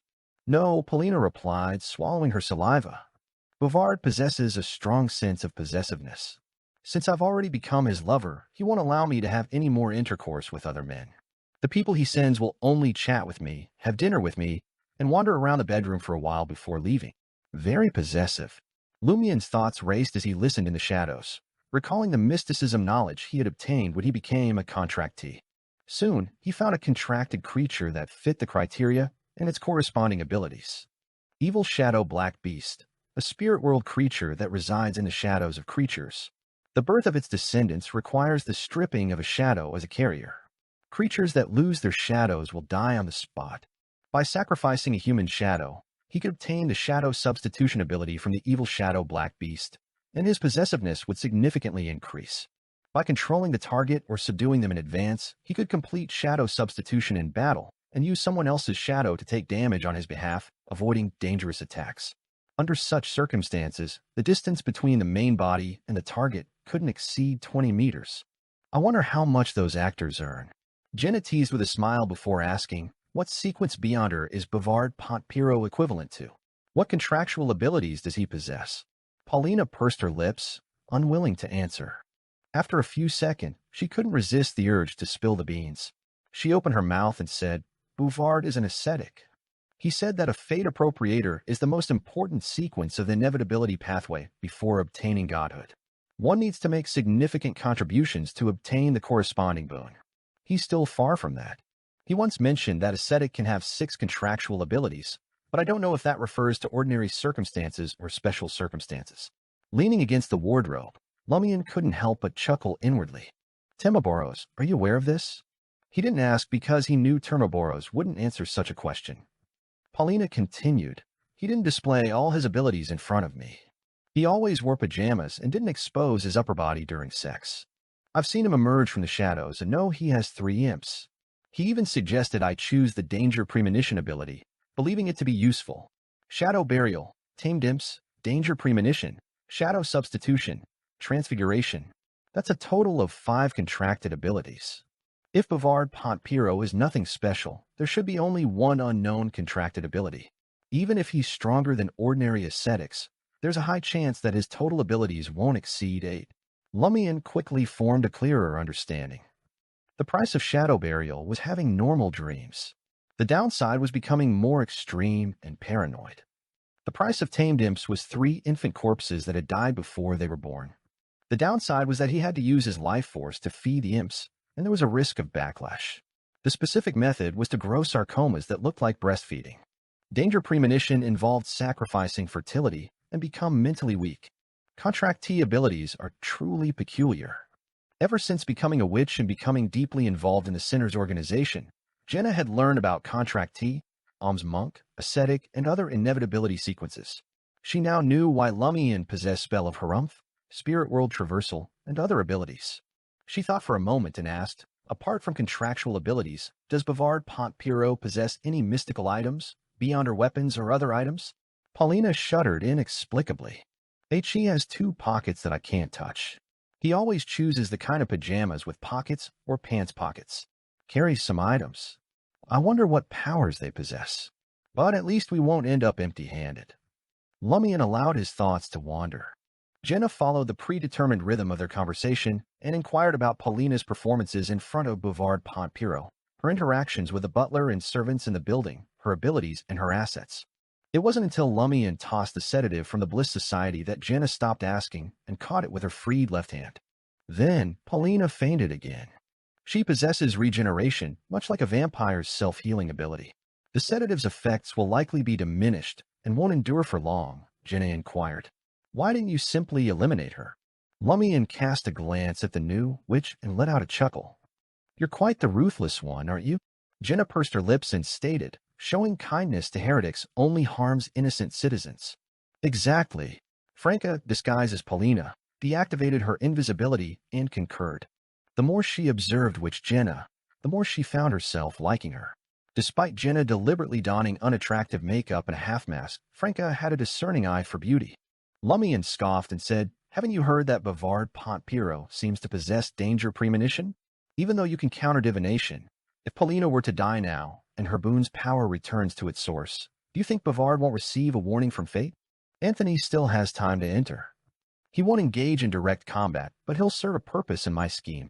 Lumian not only aimed to capture Bavard Pont Piro, but also intended to act as a conspirer in this endeavor. I understand, Franca said with widened eyes. I just adhere to the notion of being ruthless toward heretics. As she spoke, she removed the lie-silver pendant from her chest and tossed it to Jenna. Lumian instructed Anthony Reed to infiltrate the building via the outer wall of the master bedroom. As the drizzle descended into night, the gas street lamps on both sides of the street emitted a hazy glow. At 20 Rue de la Terrasse, a man in a silk top hat, black suit, and dark bow tie rang the doorbell. He had an ordinary appearance, short, thick eyebrows, and deep blue eyes. He wouldn't attract anyone's attention when he walked along the bustling arcade. The butler of the house opened the door. He glanced at the visitor and discreetly gestured. The man formed a circle with his hands and asked, "Where's Paulina?" "Madam awaits you in the bedroom," the butler replied respectfully. The man nodded and made his way through the living room and up the stairs, arriving outside the master bedroom. Without knocking, he turned the handle and entered. In the spacious and warm master bedroom, the wall lamps had all been extinguished. The candlelight flickered dimly, casting a soft, rosy glow that quickened one's pulse. The man's eyes fixed on Paulina, reclining on the bed, and a grin crept across his face. "Why does it feel even more enticing than before?" "Something special just for you," Paulina whispered. The man stared at the alluring contours, his pulse racing. He chuckled and said, "Why do I find you more captivating than ever? I dressed up just for you." Paulina, in her two-piece pajamas, seemed bashful, her cheeks flushed as she closed her eyes. The man swallowed hard, his mind on high alert, though his body couldn't resist taking a step forward. Lord of Mysteries 2, Circle of Inevitability. Chapter 443, Trap Within a Trap. The man suspected to be Bavard Pont Piro took a step forward and finally regained some rationality. He adjusted the dark bow tie beneath his neck, and three indistinct figures materialized above his head and shoulders. These figures weren't large. They looked like newborns with pale white, bluish skin and sinister expressions on their round, distorted faces. Tamed imps. The three translucent and indistinct imps burrowed toward Bavard Pontpiro's chest, each finding its place, and began suckling in a frenzied manner. Suddenly, their figures became much clearer. They left his body, circling around and flying at an extremely fast speed to different parts of 20 Rue de la Terrasse. With no corporeal form, they effortlessly traversed walls and doors. In a short span of time, they went through the master bedroom's wardrobe, desk, changing room, and washroom, leaving no room for any assailant to hide. One sinister-looking imp with a bluish-white face even circled the room's shadows, ensuring that no beyonder could rely on supernatural powers to lurk in this special environment. Seeing Paulina's puzzled and watery gaze as she opened her eyes, Bavard Pontpiro subconsciously explained, "My danger premonition tells me that something is amiss here. Lately, I need to be extremely cautious and avoid making any mistakes. After I eliminate the hidden danger and confirm my safety, I'll enjoy my evening with you." For some inexplicable reason, Bavard's tone was gentler and more eager to explain than before when facing Paulina. It was as if her attire and demeanor tonight had touched his heart, making him irresistibly attracted and eager to please her. As Bavard Pontpiro finished speaking, one of the imps left the master bedroom and entered the adjacent room. With its bluish-white skin, it reached the end of the corridor, passed through the wardrobe, and entered. In the next moment, it saw a figure bound and gagged. The figure wore a pale white nightgown, and her clothes were disheveled, revealing a large area of her skin. She was beautiful, elegant, and had a plump body like a ripe fruit. She was another Paulina. The contorted-faced imp let out a shrill cry and rushed back into Bavard Pontpiro's embrace. As it drew closer to his chest, sucking, it relayed the scene it had witnessed to its feeder. Bavard Pontpiro's expression changed, realizing he had fallen into a trap and been ambushed. Luckily, he had been cautious enough to detect hidden dangers in advance. The sinner's liaison darkened and merged with his shadow, sliding into the wall's shadows like a snake. His shadow burial's ability was unlike that of many beyonders. They relied on the dimness of shadows to hide, while he transformed himself into a shadow, truly becoming part of the darkness. Just like the special creatures that inhabited such environments, he could stray into alternate spaces connected to certain shadowy regions. At that moment, Bavard Pontpiro felt as if he had plunged into a lightless sea. His body extended and merged with the inky droplets. Quickly, he darted towards the room at the end of the corridor. His mission, to save Paulina and escape Rue de la Terrasse with her. He harbored an extraordinary possessiveness for this consummate beauty. As Bavard moved through the shadows, he suddenly heard a crisp crack. The yellow gas wall lamp blazed to life, filling every inch of the glass cover with flames. The gas lamps in the corridor transformed into miniature suns, banishing the shadows. Only a serpentine humanoid shadow remained on the floor. Jenna, who had transformed into the lady's maid using Lie, emerged from a side room, casting a black flame onto Bavard Pontpiro's shadow. The sinner's liaison immediately felt pain and weakness originating from the depths of his soul. Without hesitation, he used shadow substitution. In 20 Rue de la Terrasse, Paulina's butler and servants had already become believers in inevitability. They submitted to the envoy, Bavard Pontpiro, and their shadows were offered for exchange. In Paulina's lady's maid's room, the human shadow suddenly squirmed and transformed. The black shadow stood up, becoming plumper, resembling Bavard Pontpiro. The shadows in the corridor quickly dissipated under the black flames. The lady's maid in the room twitched a few times, and black flames oozed from her nostrils, ears, mouth, and eyes. Then she fell silent and ceased breathing. Bavard Pontpiro seized the moment when shadow substitution took effect to activate another contracted ability. He sprinted forward, leaving behind dozens, even hundreds of phantoms. His body flickered amidst the phantoms, shifting positions so that Jenna couldn't lock onto him or distinguish him. In the blink of an eye, Bavard Pontpiro, accompanied by a group of figures, entered the room where Paulina was bound and opened the corresponding wardrobe. Paulina's eyes were filled with surprise, desire, and hope as she watched Bavard's right hand, gleaming with a metallic luster, become incredibly sharp. In an instant, the sinner's liaison severed the rope and attempted to escape the encirclement with Paulina. He had a total of 8 contracted abilities, one of which had never been used before. At that moment, as the rope loosened, Paulina couldn't help but remember her traumatic experiences of abuse at the hands of Bavard. The pain etched into the depths of her mind. Uncontrollable hatred surged in her heart. She longed for the one who had harmed her to face justice. She suddenly raised her right hand. Alarm bells rang in Bouvard's mind as he sensed an intense danger premonition. Yet, at this distance, no one could react faster than electric arc. Silver-white lightning shot from Paulina's palm and struck Bouvard's body. His body went numb, and even his thoughts seemed to be engulfed by lightning, temporarily rendering him powerless. Franca, disguised as Paulina, had already closed within 5 meters, aiming the ring of punishment she wore. Lightning flickered in her eyes, and Bouvard's body shuddered, as if his soul was being torn apart in excruciating pain that left him unable to think straight. Psychic piercing. Smack. Jenna, who had dashed to her target's side, clenched her fist and struck behind Bouvard's ear before he could rely on his ascetic endurance to recover. The sinner's liaison slipped into unconsciousness. Before Bouvard lost consciousness, he glimpsed a pair of black leather shoes and heard a taunting voice. "I don't even need to lift a finger when dealing with you." Bouvard abruptly broke free from the darkness and regained consciousness. The first thing he saw was a right leg resting on his left knee and that pair of black leather shoes. Then he saw a young man leaning back in an armchair, his hands pressing on the armrests. Bouvard instinctively wanted to use his abilities, but all his thoughts seemed to sink into a quagmire unresponsive.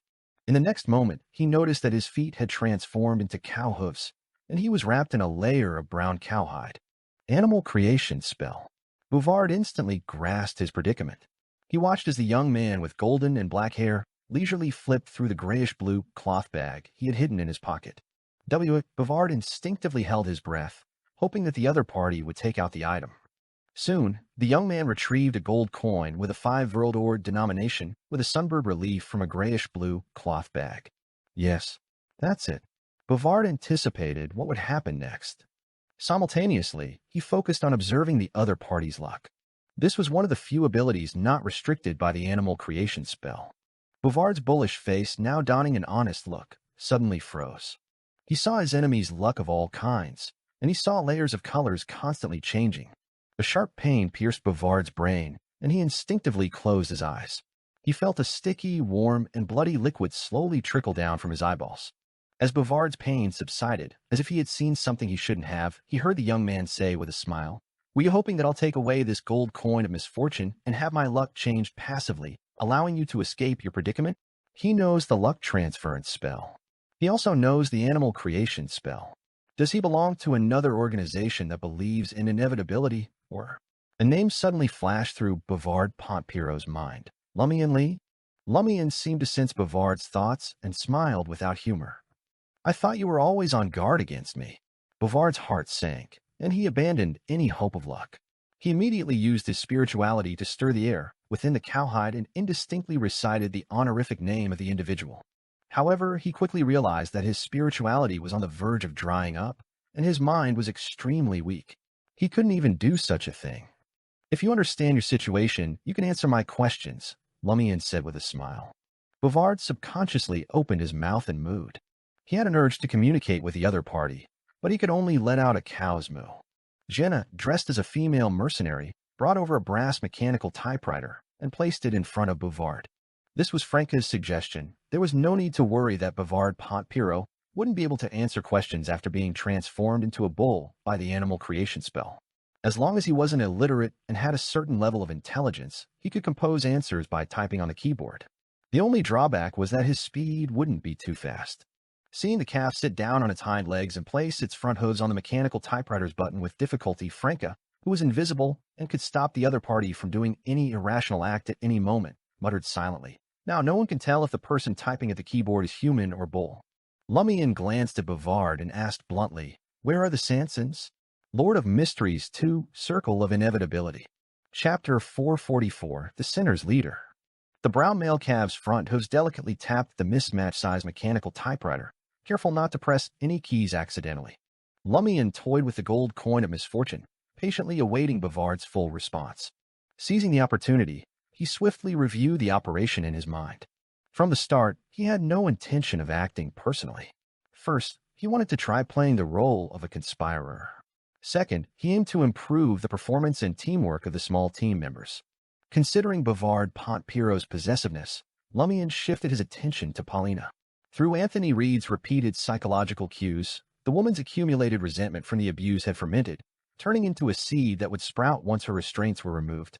To make Bouvard lower his guard, Allowing his danger premonition to only trigger at the end, Lumian not only made Franca prepare against divination but also had his companion masquerade as Paulina, making the target believe subconsciously that the one tied up was the real Paulina. Of course, she was the real deal. Before Bavard cut the rope, Paulina didn't hold any true grudge against him. Her sincere desire was to be rescued, an emotion that couldn't be feigned. It was enough to convince Bavard without setting off his danger premonition.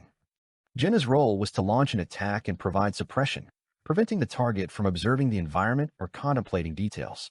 This forced him to approach Paulina and escape from 20 Rue de la Terrasse with his precious belongings as quickly as possible. Additionally, they wanted the enemy to instinctively believe that the ambush centered around the master bedroom. The room where the actual Paulina was held was, therefore, relatively secure. As Lumian had foreseen, Bavard sprinted right into the trap. Without focusing the conspiracy on Paulina, with Bavard's danger premonition, regardless of how convincing Franca's performance was or how similar she looked to Paulina, he would have sensed it in advance and sent his imps to confirm it cautiously. From this act, traps are the simplest and most direct conspiracy, while conspiracies are the deepening and escalation of traps. Lumian sensed the potion's minute digestion and sighed inwardly. Simultaneously, in her invisible state, Franca sensed no impending or brewing danger as Bavard's hooves struck the keys. She gradually relaxed. She couldn't help but recall her conversation with the Sinners Organization's liaison while impersonating Paulina. Her face flushed red, and she felt intense embarrassment. How embarrassing! How F***king embarrassing! Finally, Bavard completed his initial keyboard conversation. Jenna ripped the paper filled with words from the mechanical typewriter and swiftly read it to Lumian and Franca. More than 2 months ago, the Sansons went somewhere and haven't returned yet. I don't know where that is. From what they said, it's related to something important. Before this, Constance, the mistress of the Sansons, had already gone mad. To prevent her from taking drastic actions when out of control and attracting the attention of official Beyonders and affecting the other members of the organization, her husband, Voisin Sanson, along with their child, killed her and allowed her to return to the Lord's kingdom. Purge due to madness? When did you get the impression that you weren't mad? However, the extent of your madness isn't serious. You're at a stage where your perspectives are distorted and abnormal. You even know how to disguise yourself. Lumian muttered silently after hearing that. From his perspective, ever since establishing a connection with the entity known as Inevitability, those believers were no longer ordinary people. They had more or less been corrupted and had potential mental problems. At some point in time, they might completely lose their minds or collapse. If Lumian didn't possess Mr. Fool's seal and had the Beyonder characteristics balancing things out, he would have been crazier and more terrifying than Constance, whom Bavard had mentioned. Jenna, who stood between him and Bavard, couldn't help but hiss. She felt that it was a good thing to be ruthless to heretics. Those people had lost their normal emotions. They killed their wife or mother without hesitation. If they could even do this to their loved ones, one could imagine how they would treat the people around them. Who were the ones who went to the unknown place you mentioned? Lumian inquired. Tap, tap, tap. The calf began typing on the keyboard again. This time, it was much more proficient than before. Its answers appeared character by character on the paper. Voisin Sanson is our leader. He received a revelation and led a few fate appropriators and Trier to that place. Voisin Sanson is the leader of the Sinners Organization? Lumian asked in surprise. According to I Know Someone, didn't Voisin Sanson choose to join the Sinners Organization because he was on the verge of bankruptcy and later successfully change his luck and obtain the power of boons? Tap, tap, tap. A new answer was printed on the paper and read out by Jenna. He was the first to spread the faith of inevitability in Trier. He obtained godhood nearly 3 years ago and became a circle inhabitant. He likes to disguise himself. In front of his collaborators, he pretends to only be a key member of the organization and not the founder. His wife and children were all brought into the mysticism world by him to become the bestowed of inevitability. Apart from the deceased Roche, his wife and 3 other children are now fate appropriators. Of course, Constance has already been purged. A demigod, a circle inhabitant, actually interacted with low to mid-sequence Beyonders like Loki and I Know Someone. He's truly sinister and cunning. I wonder if I Know Someone and the others noticed. If they didn't, they're truly living in their own world. They think the people around them are fools who can be exploited and squeezed dry their value. Who's the hunter and who's the prey? Lumian mocked the 2 key members of April Fools once again. Simultaneously, he gained a deeper understanding of the Sinners' organization. The cult had been established with the Sansons as its core. As for how Voisin Sanson had come into contact with the faith of inevitability and obtained the boon of an evil god, that was another matter. From the looks of it, his business had failed, and he was on the brink of bankruptcy. With no other choice, he had tried various things. Why didn't Voisin Sanson let Guillaume Binet know he was the leader of the Sinners? Lumian attempted to confirm the details. Guillaume Binet was already a Sequence 5 Fate appropriator, on par with the Sansons and other key members. He was significantly stronger than Bavard Pontpiro. Once again, the calf satiated his desire to share information with his typewriter. His Excellency Voisin believed Guillaume Binet was overly ambitious. If he's involved in core matters, it will make him arrogant and do unnecessary things. To put it simply, Guillaume Binet's early conduct of the sacrificial ritual in Cordoue had left Voisin dissatisfied. He believed that he had messed up the descent of the Inevitability Angel. However, due to the entity known as Inevitability not punishing the Fate appropriator on the spot, he could only suppress his dissatisfaction and temporarily accept Guillaume Binet before marginalizing him. Lumian roughly grasped Voisin Sanson's take on a matter from Bavard's response. He pondered for a moment and changed the question. Has Voisin Sanson occasionally contacted you after visiting that place? What are you responsible for? Why do you think you need to be cautious and not make any mistakes? The cab's proficiency with a mechanical typewriter increased once more. Before His Excellency Voisin departed, he informed me that he wouldn't contact me for 3 months and would only return after the matter was concluded. Me and a few other members are responsible for managing different businesses and contacting different believers. We want them to focus on their prayers and businesses for the next 3 months and not cause any trouble. Likewise for the few of us. Does Inevitability's oracle believe that the catastrophe will descend within 3 months? It's been more than 2 months since Voisin Sanson and company vanished. In less than 3 weeks, the problem will definitely erupt. Time is of the essence. Lumian inquired about the Sansons and the Sinners organization's current situation, but it was evident that Bavard Pontpiro didn't know much. He only knew about the matters under him. Finally, Lumian pointed at the items he had retrieved from the other party's pocket and asked, "What are these? What's their purpose?" The calf replied truthfully through the mechanical typewriter. "You were holding a gold coin of misfortune made using the luck transference spell. I once encountered an extremely unlucky person and used the luck transference spell to give him a new life. As a result, he became a believer of my lord. This gold coin of misfortune was the product of that help. Once, Lumian frowned and said, "How long can the luck transference spell of an ascetic last?" At the alms monk stage, he had relied on a ritual to transfer a target's fate to a corresponding item. The effect could only last 3 days. Beyond this time limit, if he didn't find another person to shoulder the fate, it would return to the original owner and couldn't be transferred again. After becoming a contractee, Lumian hadn't used the luck transference spell again. He could only estimate that the duration would increase to somewhere in the vicinity of 5 to 7 days based on the mystical knowledge he had obtained. As he spoke, he focused on the 5 Vril gold coin in his hand and realized that it was entwined with blood red, nearly black luck. It tried to spread towards him, but failed to do anything. Ordinary misfortune can affect me, but extreme misfortune will affect the intertwined fates of Termaboros and me. Without the corresponding level, it can't shake the mainstream. Lumian made a preliminary judgment. The calf replied amidst the tapping, 13 days is the limit of the luck transference spell. If I want to raise it further, I can only rely on the abilities of a fate appropriator. In 13 days, if I don't have an enemy I need to deal with, I'll randomly choose a target and subject him to misfortune. Then, when his misfortune starts, I'll promote the power of inevitability and help him change his luck. I'll obtain another gold coin of misfortune and a new believer. Damn it, a perpetual motion machine. Franca, in her invisibility state, couldn't help but criticize. Lord of Mysteries 2, Circle of Inevitability. Chapter 445, Spoils of War. Lumian was flabbergasted. You can do that. After careful consideration, he realized that it was indeed possible. The mystical knowledge that came with the boon only stated that if bad luck hadn't been transferred and returned to the original individual, it couldn't be affected by the luck transference spell. It didn't mention anything about whether people whose fates had been altered by cursed gold coins and other items could be transferred again. I can't underestimate others. Although they are mostly foolish and not very clever, they occasionally come up with strange ideas and unusual methods.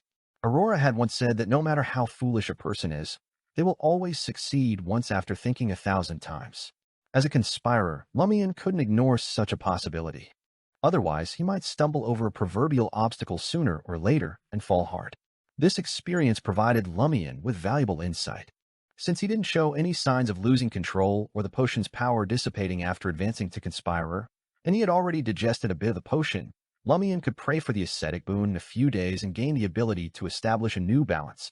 Lumian gazed at the calf sitting there with difficulty and pondered. Can one keep repeating this process? Bouvard's hooves tapped on the brass mechanical keyboard, while Jenna read the contents of the paper. With each transfer of luck, the river of fate will undergo a certain change and advance to a higher level. This will result in misfortune occurring sooner. The difficulty of stirring it will also keep increasing. 2 or 3 more people's fates on the gold coin of misfortune aren't something ascetics can stir. The same goes for the unlucky banknote. An alms monk can only maintain 1 item of fate at a time, while an ascetic can manage 2. The unlucky banknote referred to a single 20 Vril banknote that had originally been stored in the grayish-blue cloth bag. On the front was a bust of Intis's first president, Levanx, in a large dock on the Srinzo River. So it wasn't that you didn't want more gold coins of misfortune, but you couldn't make them. Lumian nodded slowly. How much longer can the gold coins of misfortune and unlucky banknotes last? 10 days. The calf quickly typed out 2 words. Franca had heard Lumian mention the luck transference spell, instructing her and Jenna to carefully distinguish spoils of war when facing those on the inevitability pathway and not to touch anything they shouldn't. Listening to their conversation, she muttered silently, "What unlucky banknotes? I think they're life-threatening banknotes. Before I transmigrated, I knew a little about such sorcery, but I thought it was fake and rooted in feudal superstition. But now it seems that humans' thoughts and beliefs are similar in similar environments. Even the sorcery they create is relatively similar. Or could there be traces of an inevitability evil god or a deity in a similar domain in our world?" Lumian pointed at the 2 metal canisters beside the gold coin of misfortune and the unlucky banknote and inquired, "What are they?" "They're all prophetic concoctions." Jenna recited the sentence typed by the calf. "Prophetic concoctions? I've always found them troublesome, so I didn't make them. Besides, if I were to find a corpse and administer the prophetic concoction, I might be secretly influenced by Termaboros, resulting in inaccuracies or misleading outcomes." Lumian shifted his attention to the item he found in Bouvard Pontpiro's other pocket. It was a monocle, something Lumian didn't dare to recognize, with a peculiar design. Its main body was a thick, circular cover made of pale white flesh and dark blood vessels, as if it could be worn directly over one's ear. One end of the circle extended, connecting to a lens intertwined with a transparent purple tube, still flowing with blood. Just now, when Franca put on her gloves and took out the item, a strange and illusory voice echoed in her ears, but she couldn't hear it clearly. "What's this?" Lumian asked. Bouvard tapped on the mechanical typewriter's keyboard. "A dangerous mystical item. I call it the Eye of Truth. It seems to have been severely corrupted. All that's left is the ability to see through illusions and perceive the truth, the light of spirituality. If you wear it, you can hear the voice of some hidden entity at any moment and experience an irresistible negative influence. If you only carry it and don't touch it with your body, you'll only experience faint tinnitus and auditory hallucinations, and incomplete eyes of mystery prying." Lumian fell silent for a few seconds before asking, "Don't you have any ritual sheepskin or dog skin?" "There are 3 ritualistic dog skins back home," the calf eagerly shared. He took the initiative to provide details even without Lumian asking. The incantation for usage is circle, and the dispelling incantation is arrangement of fate. Any language that can stir supernatural powers is fine. Quite devout. Lumian exhaled and smiled. "What other valuable items do you have at home?" "There are banknotes worth over 13,000, gold coins, gold bars, and accessories currently valued at 30,000 Vril d'Or, 20,000 Vril d'Or worth of stocks and bonds, and real estate deeds for 3 houses. The calf listed his assets. "Stocks? I need to secure those stocks and sell them on the black market. Who knows if they will crash tomorrow?" Franca keenly caught the keywords relevant to her. Real estate that can't be easily discovered by official beyonders and is difficult to liquidate with more than 60,000 Vril d'Or. As expected of the liaison responsible for a portion of the Sinners organization's believers and corresponding businesses, Lumian immediately inquired about the whereabouts of Bouvard's residence. Finally, Lumian inquired about the other liaisons and important members of the Sinners organization, but Bouvard had limited knowledge. They mainly had one-way contact with the Sansons and handled their own specific tasks. Interaction with other members was minimal, with occasional meetings at the Sanson's residence once or twice. Lumian listened quietly, but didn't immediately decide Bavard's fate. Instead, he turned to Franca, Jenna, and Anthony Reed, who was waiting outside the door, avoiding Bavard's sight.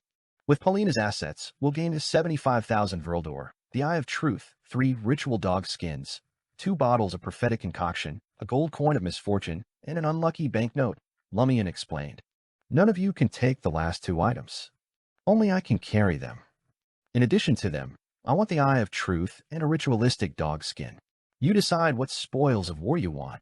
Jenna cast her gaze at Franca, feeling that her companion's sacrifice was somewhat excessive. She had the right to choose first. Franca dispelled her invisibility and considered her options. She finally said, I want the 2 bottles of prophetic concoction and a ritual dog skin. Well, forget it, I can't get used to it yet. I'll switch to 15,000 Verldor, all in gold. Jenna then turned her gaze to the door, signaling to Anthony Reed to make his choice. Anthony's voice quickly reached their ears. I want 2 ritualistic dog skins. They'll be very useful to me.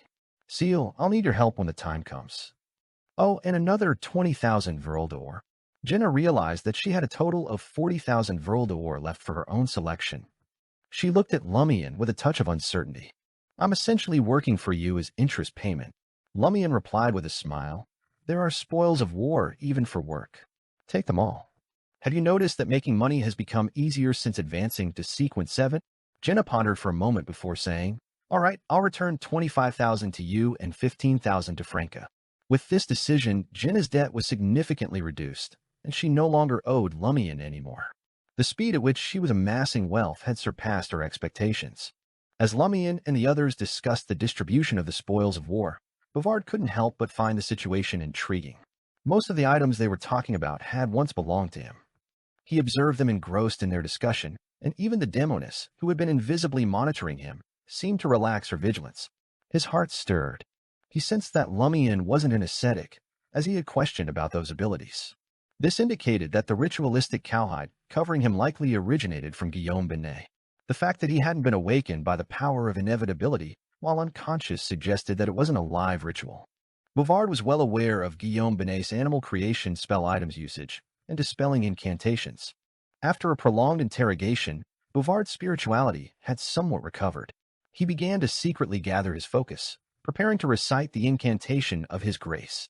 However, just as the first word echoed within the brown cowhide, Bouvard's eyes narrowed when he realized that Lumian was looking at him with a faint smile. Humph. 2 beams of white light shot out and rendered Bouvard unconscious once more. Lumian looked at the collapsed calf and chuckled. The test is completed. There are no other secrets. He only possesses the Padre's dispelling incantation. Rather than dealing with Bouvard first, Lumian had discussed the distribution of the spoils of war, hoping to uncover any additional secrets held by the Sinners Organization's liaison, who had somewhat recovered spiritually. Franca glanced at the unconscious calf and subtly hinted, Should we take him away? Her suggestion implied taking Bouvard to the pillared square in the catacombs for sacrificial purposes, potentially preventing some of the boon's power from returning and forming beyond her items. Lumian considered for a moment before responding, We might be discovered. Let's deal with him here. Lumian couldn't teleport Bouvard to a specific area in the catacombs from the outside world. Various entrances were guarded by tomb administrators, and any suspicious activity might trigger their intervention or a police report. All right, Franca responded after a brief pause. She added with anticipation, I happen to want to try the prophetic concoction.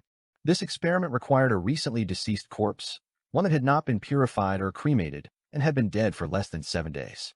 Lumian stood up and gestured toward the door. Call me when Bouvard is dead. He carried the flog boxing gloves with him as he left the scene. Staying in the vicinity might disrupt the return of the boon's power. Franca acknowledged his instructions and then turned to Jenna with a mischievous smile. Take care of this. This is your chance to act as a witch. Can this be used to act as a witch? Jenna had previously found the sequence name of which to be abstract and comprehensive, and she hadn't yet thought of a specific way to act as one. Franca smiled and explained, In mysticism, witches are often associated with negative forces that bring catastrophe. They are seen as possessing mystical, evil, and powerful traits. Imagine this, a woman using black flames to kill someone, and then pumping their corpse with a strange concoction to make prophecies about the future. It's sinister and mysterious, just like a witch. Lord of Mysteries 2, Circle of Inevitability. Chapter 446, Prophecy. Witches are associated with negative forces that bring catastrophe. Catastrophe? Jenna, in her role as an instigator, had come to understand that instigation inevitably led to catastrophe. However, given that the outcome depended on the subjective intentions of the instigator and the uncertainty of the recipient, Jenna was quite sensitive to the term catastrophe and believed it could be a key element in portraying a witch. At the same time, she confirmed a suspicion. Negative force. Witches do indeed represent a negative force. Sequence 2 of the assassin pathway is called demoness of catastrophe. This means that even at the demigod level, catastrophe is crucial. Jenna nodded slightly and approached the door of the activity room. She turned the knob on the wall, causing the gas wall lamps to emit a dimmer light. After doing the same for all 4 gas wall lamps, the room grew darker. The faint light blended with the shadows, creating an atmosphere of impending terror. Franca surveyed the room, her curiosity piqued as she asked, "Are you trying to create a dark, terrifying, and eerie atmosphere?" Jenna smiled and said, "Don't witches always appear in such settings in various plays and novels?" As expected of a true apprentice actress, Franca praised Jenna, a sense of pride swelling within her. She, too, had quickly grasped the essence of portraying a witch. She had even experimented with concocting dark potions for a period, though it paled in comparison to the work of apothecaries. In the gloomy and dimly lit room, Jenna returned to the caf. She leaned forward slightly and in a deep voice, whispered 2 words from the Hermes language, "His Grace." Nothing happened. Outside the door, Lumian chuckled, recognizing Jenna's commitment to her role. She knew she lacked the bestowed powers of inevitability and couldn't use the simplified animal creation spell. To portray a witch convincingly, she had to follow a predetermined process. Lumian raised his voice, mimicking the grandeur of Termaburos, resembling a hidden entity responding to a witch reciting an ominous incantation. "His Grace." In the activity room, an eerie darkness enveloped the area, causing the brown cowhide to split open, revealing Bavard Pontpiro. He was dressed only in a white shirt, black pants, and dark socks. With this accomplished, Lumian proceeded until he reached the entrance of 20 Rue de la Terrasse. Through the glass of the oriel window, he stared at the drizzle, which seemed to meld with the night. Jenna crouched down and placed her right hand on Bavard's forehead. From her palm, black flames emerged, seeping into the Sinners Organization's liaison. These flames didn't crackle, but engulfed Bavard like inky water. After over 10 seconds, Bavard's body convulsed violently. Moments later, his body relaxed, and the smell of incontinence wafted through the air. He had lost his life. Dressed as a female mercenary, Jenna examined her attire with dissatisfaction. She stood and extended her hand to Franca. Franca understood this as her acting as a mysterious and powerful witch, so she handed her a bottle of prophetic concoction. Jenna genuflected once more and poured the potion into Bavard's mouth. The dark liquid, bubbling with silver-black light, flowed into the corpse's mouth and lingered there. A faint gust of wind blew, and the dim gas wall lamp's light took on a faint blue hue. Sensing this familiar change, Lumian knew that Bavard was now entirely lifeless, and the power of the boon had returned to its source. Thus, he turned away from the door, past Anthony Reed, and re-entered the activity room. Gulp. The sound of the corpse swallowing the liquid reached his ears. With a swish, Bavard sat up. His face was deathly pale, and his eyes had turned translucent and devoid of color. As Jenna gazed into those clear eyes, she marveled at their magical quality, the vibrant colors, the pure light, the invisible form, and the mercurial ripples. She endured the intense chill, and then turned her attention to Lumian and Franca. She had no questions, she was merely acting. Franca motioned for Lumian to take the lead in asking the questions, as she aimed to learn how to make better use of the remaining canister of prophetic concoction. Lumian, well-versed in the rules, carefully considered the inquiry and addressed Jenna, saying, "Ask where is Voisin Sanson, the former owner of the Voisin Café in the Trier region of the Intis Republic, this time next week?" This question carried not only its apparent meaning, but also a hidden implication. If Bavard's corpse couldn't provide a valid answer, or if the response seemed abnormal, it could indicate that Voisin Sanson had left the place where the powerful bestowed resided, possibly signaling an impending catastrophe. Jenna nodded and posed the question to Bavard's lifeless form, her voice deep and enchanting. The corpse's pale face, tinged with a hint of dark green in the dim blue light, opened its mouth and replied in Intisian, "Room 7. Room 7. So specific? But there's no restrictive description from before. Lumian originally imagined that Bavard's corpse would be like the deceased he had previously used, using a broader description like Trier's Quartier de la Princesse Rouge. This could narrow down the scope of the Tarot Club's investigation. However, he never expected Bavard's corpse to directly reveal Voisin-Sanson's room number. To Lumian, this answer wasn't as useful as the Quartier de la Princesse Rouge. There were countless Room 7s in Trier. Furthermore, what if Room 7 wasn't in Trier? It wasn't necessary to plan a conspiracy while in Trier. Bouvard is a bestowed of the inevitability pathway. He possesses the power of fate, the corruption left behind by the power of inevitability. After his corpse consumed the prophetic concoction, it must have seen more than the average deceased and foreseen it more clearly. Is that why such a change occurred? Lumian muttered inwardly.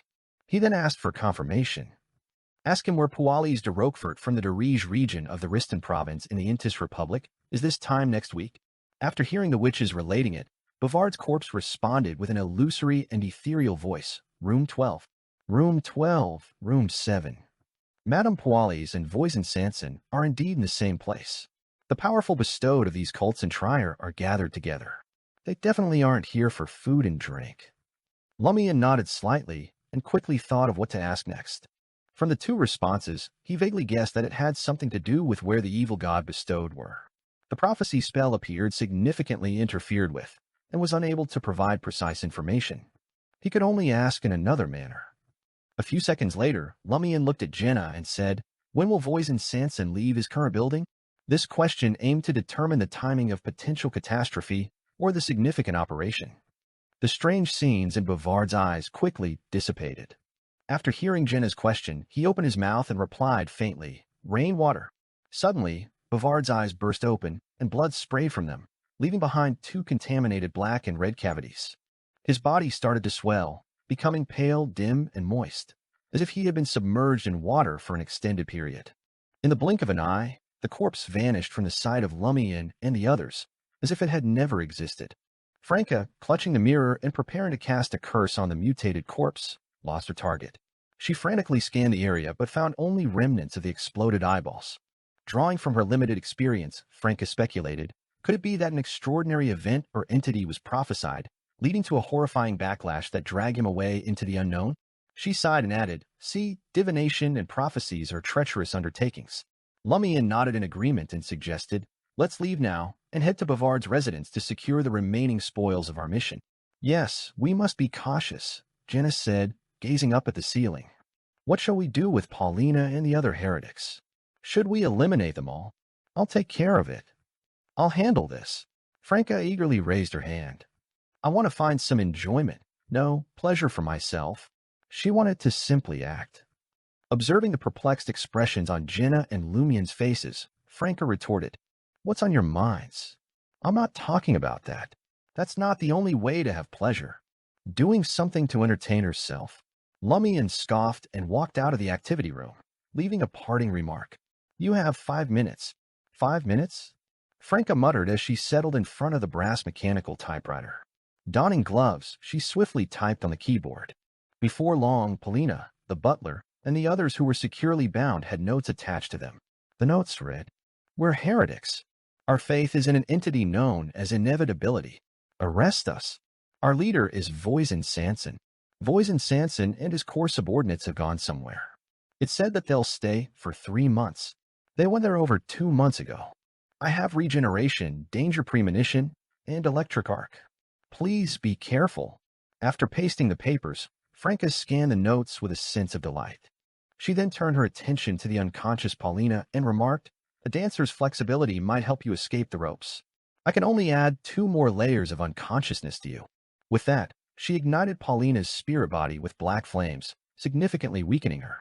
She followed this with the Bliss Society's sedative. Clap, clap. Franca clapped her hands together and left the room, leaving behind black flames that burned all kinds of traces.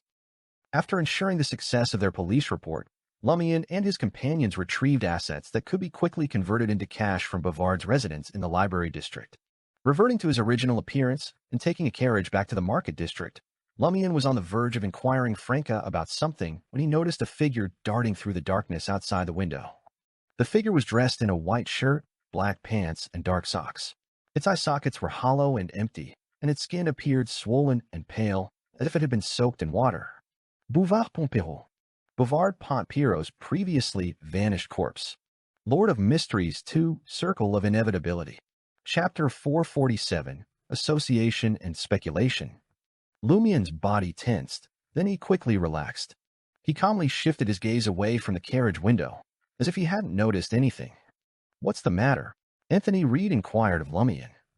Lumian chuckled. "Nothing." Franca, seated across from him, remarked, "Your smile and your responses always make me suspect you're up to no good." Lumian's lips curve into a smile. "When you assume I'm up to no good, only to discover I haven't done anything, could it be seen as a conspiracy? Why does your sister always teach you such things?" Franca critiqued, sounding severe. Jenna glanced at Lumian but didn't press for more information. She remained on guard. The four-wheeled rental carriage returned to Rue de Blouses Blanches in the Market District. The team didn't immediately go their separate ways. Following Lumian's suggestion, they gathered in Franca's apartment to discuss Bavard's confession and prophecy. As Lumian closed the door, he suddenly spoke, "I need to use a bedroom." "Now."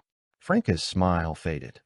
She sensed the seriousness in Lumian's tone and, considering the earlier events, realized that something had indeed occurred. "Yes," Lumian replied, heading toward Franca's bedroom and closing the door behind him. Jenna, Franca, and Anthony Reed exchanged glances but remained standing. They each took positions beneath the glow of the gas wall lamp, neither too close nor too far from one another. In just 3 to 4 minutes, Lumian re-emerged from the master bedroom. Franca peeked inside and noticed that the curtains in her bedroom were drawn. Lumian surveyed the area and smiled before Franca could voice her question. "Let me introduce you to a friend, but I need you to turn off the lamps first." "What friend?" "You're acting all strange. You can't even speak properly after becoming a conspirer," Franca muttered as she turned the knob valve at the bottom of the black gas wall lamp. Jenna murmured, "He didn't like to talk nicely before either." It always felt like a provocation. This wasn't a conspirer issue. It was a chemical reaction between his personality and the traits of the hunter pathway. Soon, the lamps were extinguished, plunging the living room into darkness. Only the crimson moonlight and dim starlight near the window provided some visibility. Lumian looked at the glass window and waited patiently. Franca, experienced, asked thoughtfully, "Do we need to activate spirit vision?" "I don't think so." Just as Lumian finished speaking, he saw a face reflected in the dark glass window. The skin of the face was puffy, pale, and moist. The eyes were empty, save for 2 black holes that were dyed red. Bouvard Pompero's vanished corpse reappeared. Jenna, who had little experience with such situations, took a step back in fear, and black flames ignited in her palm. Has it been following us?" Franca had already taken out a mirror. "That's right," Lumian said with a relaxed smile. "According to my observations, it only appears in a very dark environment. As for when it will attack us, I'm not sure yet. Aren't you worried or nervous? This thing is a severely corrupted, mutated corpse. No one knows what terrifying abilities it possesses." Franca was affected by Lumian's relaxed attitude and didn't rush to deal with Bouvard Pompero's corpse, which had its face pressed against the glass window. Lumian chuckled. "Shouldn't you be happy to see an old friend again?" He paused for a moment and explained simply, "I regretted not being able to prevent Bouvard's corpse from vanishing. Although its prophecy has been interrupted, the source of the corruption and the backlash it suffered, as well as its traits, can point to many problems and some hidden entities. Isn't this also a clue?" Just as Lumian finished speaking, Bouvard Pompero's bloated corpse, as if drowned, suddenly fell backward. It was as if someone had grabbed his collar and yanked him out of the living room window. Behind him, the darkness intensified, as if a strange tunnel had opened, leading to an unknown destination. In the depths of the tunnel, specks of starlight flickered in the distance. Bouvard Pompero's eyeless corpse plummeted into the tunnel, accelerating and shrinking until it vanished entirely, swallowed by darkness. "I just found a helper." Lumian's smile persisted. Even if the 4 of them could easily deal with Bouvard's mutated corpse, Lumian didn't think anyone present could carefully investigate and determine the source of the problem while ensuring their safety.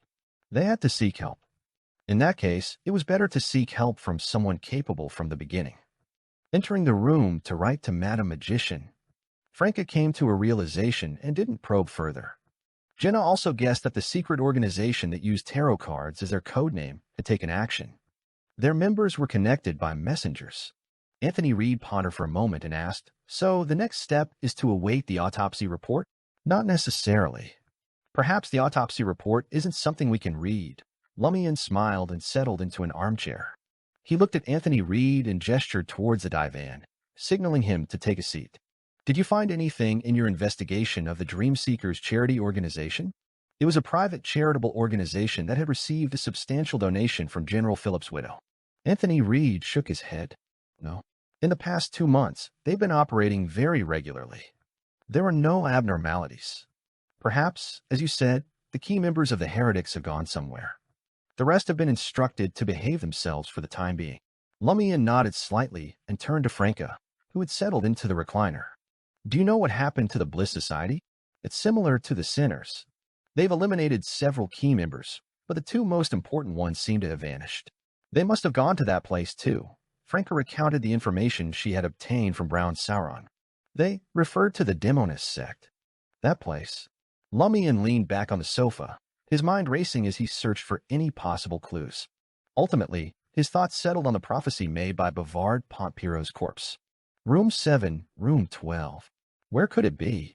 Anthony Reed pondered and said, if it were a private house, there wouldn't be such a numbering scheme. Sounds like an apartment. Or a hotel, Franca added. Hotel. Hotel. Lumian's eyes widened as a bolt of lightning flashed through his mind, illuminating a detail he hadn't previously found problematic.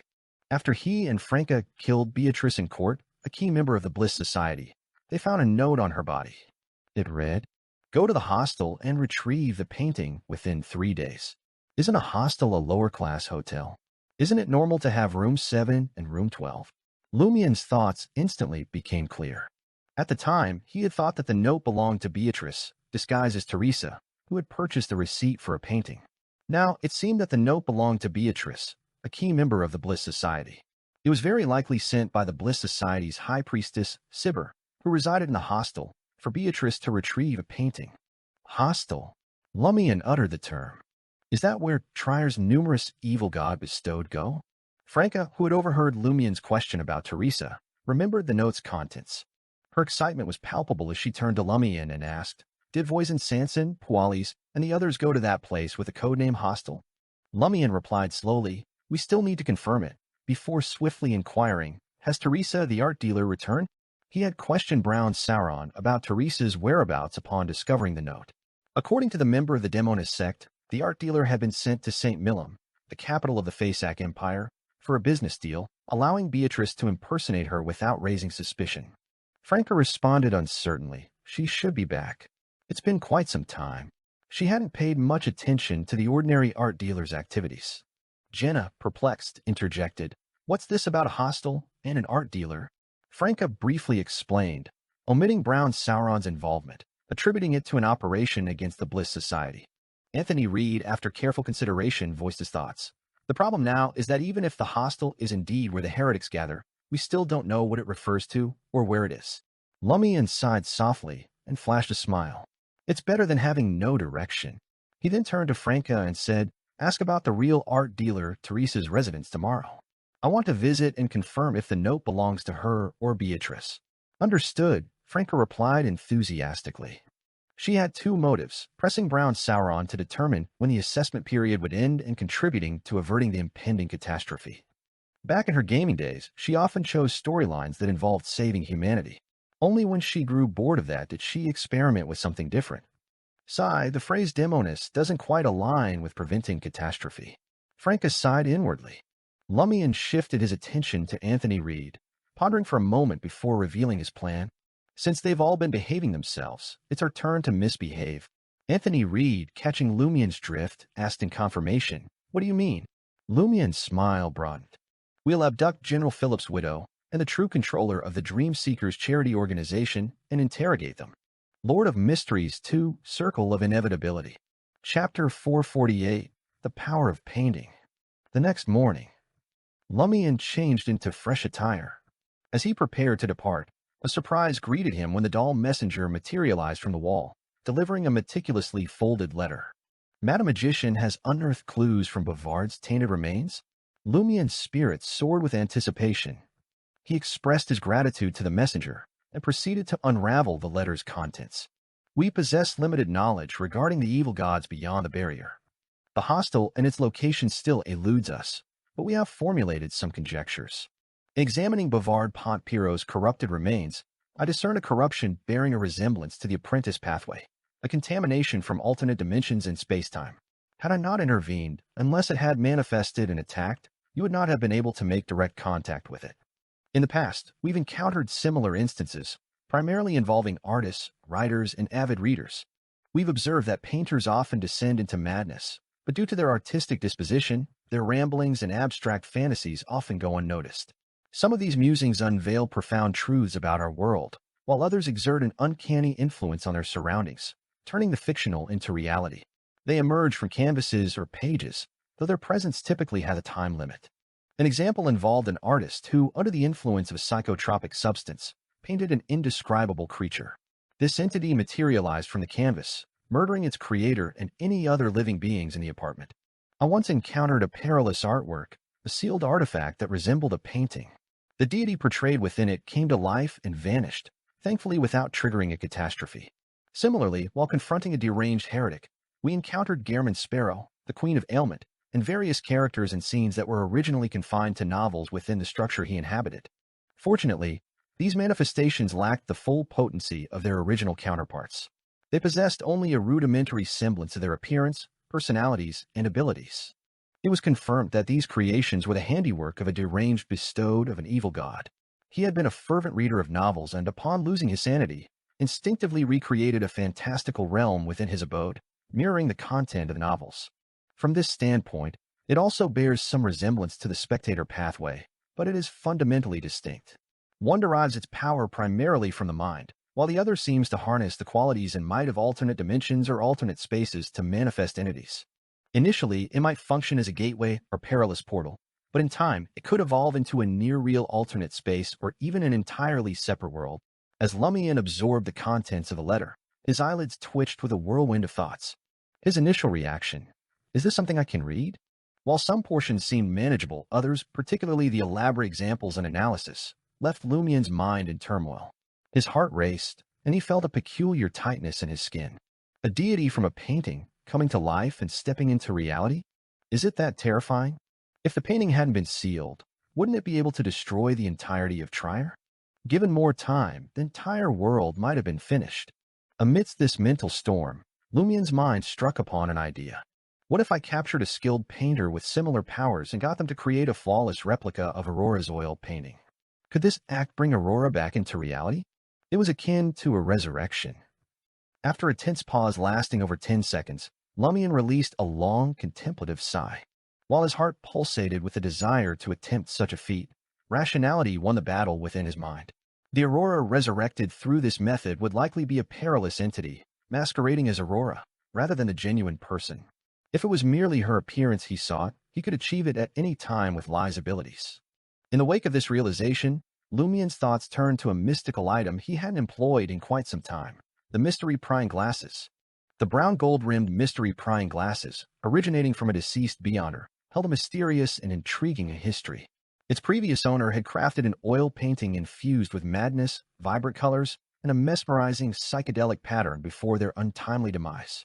When Lumian put on these mystery-prying glasses, the world around him transformed, revealing hidden truths that were once invisible. Occasionally, these revelations kindled a desire to sketch, resulting in drawings imbued with supernatural power, each with unique effects. For instance, they could cause an itching sensation across his body, ushering in warmth and radiant sunlight, aligning with Madame Magician's account of paintings by evil god bestowed that influenced their surroundings. With the abilities granted by the knees, face, and lie earring, Lumian no longer required the mystery prying glasses for disguise. However, he retrieved them from his pocket and pondered for a moment. Was its original owner a bestowed of a hostile-related pathway, or did it come into contact with a corresponding item and suffer a certain level of corruption? Yes, I'll report to Mr. K later and inquire about further details. The Aurora Order is fanatical about hunting heretics. Perhaps they possess more information about evil gods than the Tarot Club. Mr. K might know something about the hostel. Lumian was part of 4 different secret organizations and could gather information from 4 unusually well-developed information systems. As a result, he didn't have an urgent need to participate in mysticism gatherings. He only visited occasionally to join in the fun and listen to rumors and stories. After stowing the mystery-prying glasses, Lumian continued reading the letter's content. Until now, the evil god bestowed following this pathway had been relatively passive, avoiding bloodshed and not frequently engaging in sacrificial rituals. Even if they did, it was usually confined to themselves and those in their immediate vicinity, minimizing the danger. However, their nature may not be as harmless as previously believed. They could pose a significant threat. You might want to consult Termoboros about the hostel. He possesses the most extensive knowledge of these evil gods and their bestowed. Although don't be surprised if he chooses not to share. Lumian set the letter ablaze with crimson flames and whispered with a chuckle, Termoboros, do you know the meaning of hostile and its association with which evil god? Termoboros's majestic voice resounded. Not an evil god, but a great existence. After retorting, he answered Lumian's question. I'm aware. Then there was nothing else. This provoked Lumian. Was I hoping to hear you say you are aware or not? Well, I wanted to know what it represents and to which pathway it belongs. After pressing further, Termoboros asked in a deep voice, do you truly wish to know? Lumian, sensing danger, responded cautiously. There's no need for an honorific name or other details about the evil god. Just describe the situation and characteristics of the corresponding pathway of hostile. Termoboros fell silent, withholding the requested information. Lumian scoffed, believing that the entity's response indicated, I have nothing to lose. Why not give it a shot? What if my vessel suddenly turned foolish? Termoboros had no intention of revealing details about hostile. He exhaled and left room 207, prepared to find Mr. K for further guidance. As Lumian made his way to Avenue du Boulevard, Franca had already met up with Brown Sauron. Both were clad in hunting attire, armed with double-barreled shotguns, and positioned at the edge of the East Loggins forest, where they took aim at wild deer hidden behind the trees. Browns, when will you F*** king in my assessment?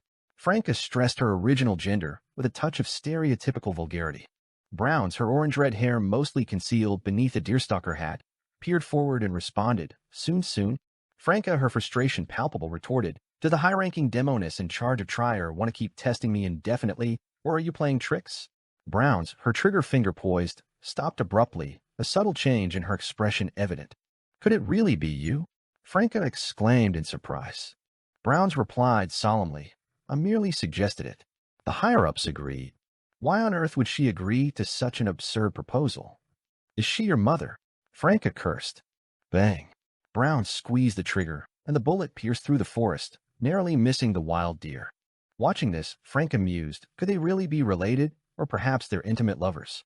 The Demonist sect is essentially a family, and it's common for members to have some familial connections. The Sauron family once held sway in the neighboring assassin pathway, so it's not inconceivable that the Demonist sect has infiltrated certain branches over the years. Observing Franca's silence, Browns cleared her throat and made an offer. If you promise not to partake in the Red House Cafe's orgies, your assessment will end this week. Franca fought the urge to curse and burst into laughter instead.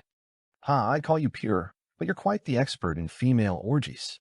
As for promiscuous, you're selective with your participants. Without waiting for Browns' reply, Franca continued, I can promise that. Besides, I can organize orgies myself. Her true intentions were rooted in the impending catastrophe that might engulf Trier in a week or two. She needed to swiftly infiltrate the Demonist sect and procure valuable information. After the crisis subsided, and if she was still alive, she could contemplate participating in Browns' orgies. A true man could be indulgent and flashy, but when necessary, he could bear personal hardships. Browns turned her head to scrutinize Franca, who met her gaze without a hint of guilt. After almost 10 seconds, Browns whispered, Remember what you just said? Franca responded with a smile, signifying her agreement. With the assessment period now set to conclude, Franca raised her shotgun and shared. Some time ago, Seal and I ventured into the catacombs and reached the Chrismona Night Pillar. I had a peculiar feeling about that pillar. Could it have been left behind by a fourth epic Demoness? After hearing about the sigh from Jenna, Franca had become intrigued by the Chrismona Night Pillar. Seal? Your lover? Browns turned to Franca. Franca replied candidly, Yes. Browns fell into a brief silence before revealing. Chrismona is indeed a fourth epic Demoness, as she is the child of the goddess. Lord of Mysteries 2, Circle of Inevitability. Chapter 449, Tracking Clues. A child of the goddess. Franca jumped in fright, almost causing the double-barreled shotgun, which wasn't aimed at the target, to discharge accidentally. She glanced at Brown's and sought confirmation. A child of the primordial one, even though her assessment period wasn't yet over, she had already passed the audit and was now considered an associate member of the Demonist sect. She knew that this secret organization worshipped the deity known as the primordial Demonist, often referring to her as the primordial one. Browns nodded slowly and replied, "As far as I know, the primordial Demonist had once given birth." Franca couldn't hide her curiosity and asked, "Who is Crismona's father?" "I don't know," Browns cautioned Franca. "That's not something we should be privy to. This is a scandal at the deity level." Franca thought to herself and shifted the conversation to her primary reason for coming to Chela today. "Has Beatrice in court returned from the Fasak Empire? Do you know where she is residing?" "Why do you ask?" Browns inquired warily. In her eyes, Franca Roland and her lovers were powerful and dangerous beyonders. Only Jenna, who lived with her, seemed relatively ordinary. Franca chuckled. "Yesterday, I helped seal exact revenge and apprehended a heretic who believed in inevitability. From him, I learned that many of Trier's bestowed individuals have disappeared to some mysterious and strange place. Based on the information he provided, we suspect that the hostel mentioned in the note about Beatrice is the destination for these bestowed of evil gods. We want to confirm with Teresa whether the note is intended for her or Beatrice." Browns felt uncomfortable hearing Franca mention heretics and the bestowed of evil gods. In the world of mysticism, the primordial Demoness had always been considered an evil goddess.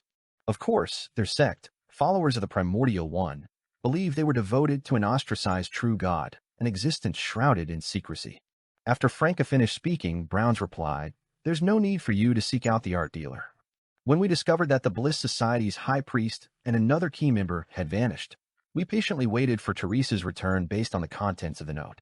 She told us that she doesn't know what the hostel is, and she hasn't purchased any artwork from any painter staying at a motel. We verified the authenticity." Franca felt a growing frustration and said, "It's really a message meant for Beatrice. Judging from the note, Beatrice knows the location of the hostel. Otherwise, she wouldn't have the ability to retrieve the painting within 3 days. If only we had found the note first and performed the spirit channeling afterward." A realization struck Franca, and she sensed that fate was playing a cruel game in this matter. It seemed like fate was conspiring to keep information about the hostel hidden. Is inevitability's power at play, or is it the evil god pathway that Seal previously mentioned, using death to escape its original fate? Is information about the hostel destined not to be leaked? Franca's thoughts raced as she felt an increasingly abnormal aura surrounding the situation. Seizing a rare opportunity, Browns immediately struck Franca down. "Aren't you guys quite experienced? You conducted spirit channeling without thoroughly examining the corpse. The hour after death is prime time. There's no need to rush." Franca considered explaining that fate might be at play, but she decided against it. Why should she warn Browns and give her a lesson? It was better to keep her in the dark, potentially for future exploitation. Franca looked at Browns and clicked her tongue, saying, "You're quite the talker." Before she could finish her sentence, she extended her right hand with a smile and gently grasped the other party's chin. "I don't mind skipping your orgies, but I'd like to undergo your assessment. Are you up for it?" Browns instinctively pushed Franca's right hand away, taking a step back and saying, "If you acted like a regular woman, I might consider assessing you, but right now." Her implication was that Franca's current demeanor resembled a libertine, a playboy who embraced dandyism. "You're a tough one," Franca scoffed, her words, though unusual, comprehensible to Browns. She picked up her double-barreled shotgun and strolled into the forest without further conversation with Browns. On Avenue du Boulevard, 19 Rue Shear, at the base of a luxurious beige house. In the basement, Lumian once again met Mr. K, who was cloaked in a black robe and a wide hood. He had already reported the unusual silence of the cults to his superior, and Mr. K had verified this information after an investigative period. Today, Lumian's focus was on Bavard's corpse's prophecy, his own thoughts, and the sinner's situation. He relayed the information he received from Madame Magician as Bavard's confession, including having seen a painting with strange powers from Voisin Sanson. Finally, Lumian presented the mystery prying glasses. "Mr. K, has this mystical item also been affected by the hostile pathway's influence?"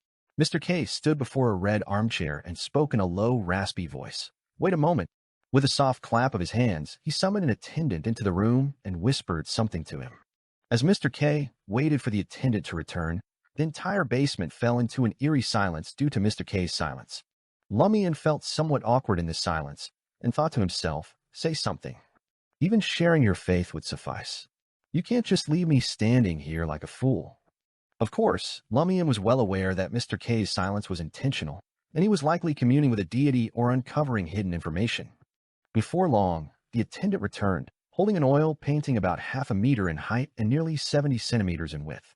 The painting depicted a dark forest, accentuating the turquoise grass illuminated by the sun. Upon closer inspection, there was a white area on the grass that appeared to have been scratched, resembling a figure. Mr. K finally spoke. It was discovered with a mystery prying glasses. Apart from the mysterious and chaotic oil painting that can affect one's mind, there is also this artwork hanging on the wall. It was originally meant to be a portrait, but when we saw it, the person had disappeared from it. Only the scenery remained, walked out of the painting. Lumian felt a sense of alarm as he recalled Madame Magician's example. He chose not to share this information with Mr. K, considering Bavard didn't seem to be well informed. Did something abnormal occur that caused the portrait to vanish? Lumian inquired. Mr. K's hooded head nodded slowly. Perhaps it returned to life and left the painting. It could be the source of that Beyond Earth's anomaly. The Aurora Order appears to be quite knowledgeable. Lumian remarked sincerely, a strange power, a horrifying phenomenon. Mr. K added in his raspy voice, we investigated fairly famous painters in Trier and found that, aside from a few who had completely lost their minds or even died long ago, most seemed relatively normal. However, there were instances of abusing psychotropic substances and alcohol-based drinks. Based on other information we acquired, we can confirm that it's not that painters easily become heretics of that pathway and gain corresponding powers. Instead, the bestowed of that pathway gain the ability to create art and naturally become painters. However, only a small number of them specialize in painting. The rest blend into society and create their own works without publicizing them. Is the sequence named Painter? Lumian asked thoughtfully. This seemed to align with the power. God says yes, Mr. K replied devoutly and zealously. Lumian immediately lowered his head. What else does the Lord instruct us? God has revealed that foreign visitors stay at the hostel. Mr. K appeared satisfied with Lumian's attitude. Foreign visitors? Visitors from outside the barrier? Lumian's senses heightened as he became increasingly focused. However, Mr. K didn't share further revelations. It appeared that this was all the divine guidance he had received.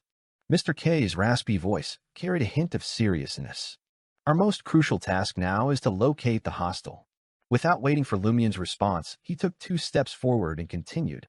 The number of evil god incidents we handle pales in comparison to those holding official positions. Perhaps they have more information. It's inconvenient for me to directly intervene in this matter, but you can attempt to gather information from them through other means. The Aurora Order seeks collaboration with the authorities, not necessarily to prevent a catastrophe, but to thwart the ambitions of these evil gods. For this purpose, they are willing to humble themselves and cooperate with the authorities. Lumian silently mused and solemnly agreed.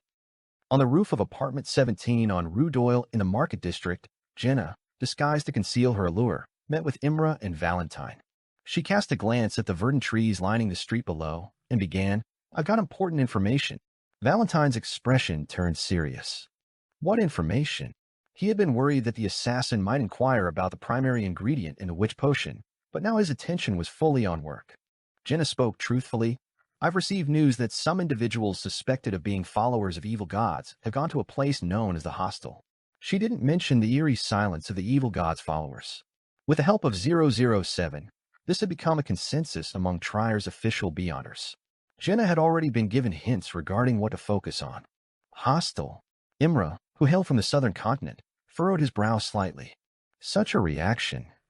Jenna keenly sensed their reaction and posed a question. Do you know what hostel means? Imra and Valentine exchanged troubled glances. They didn't want Celia Bello to be fully informed, but if they kept her completely in the dark, she wouldn't be able to assist in gathering the necessary clues. She needed some information to know what they wanted her to pay attention to.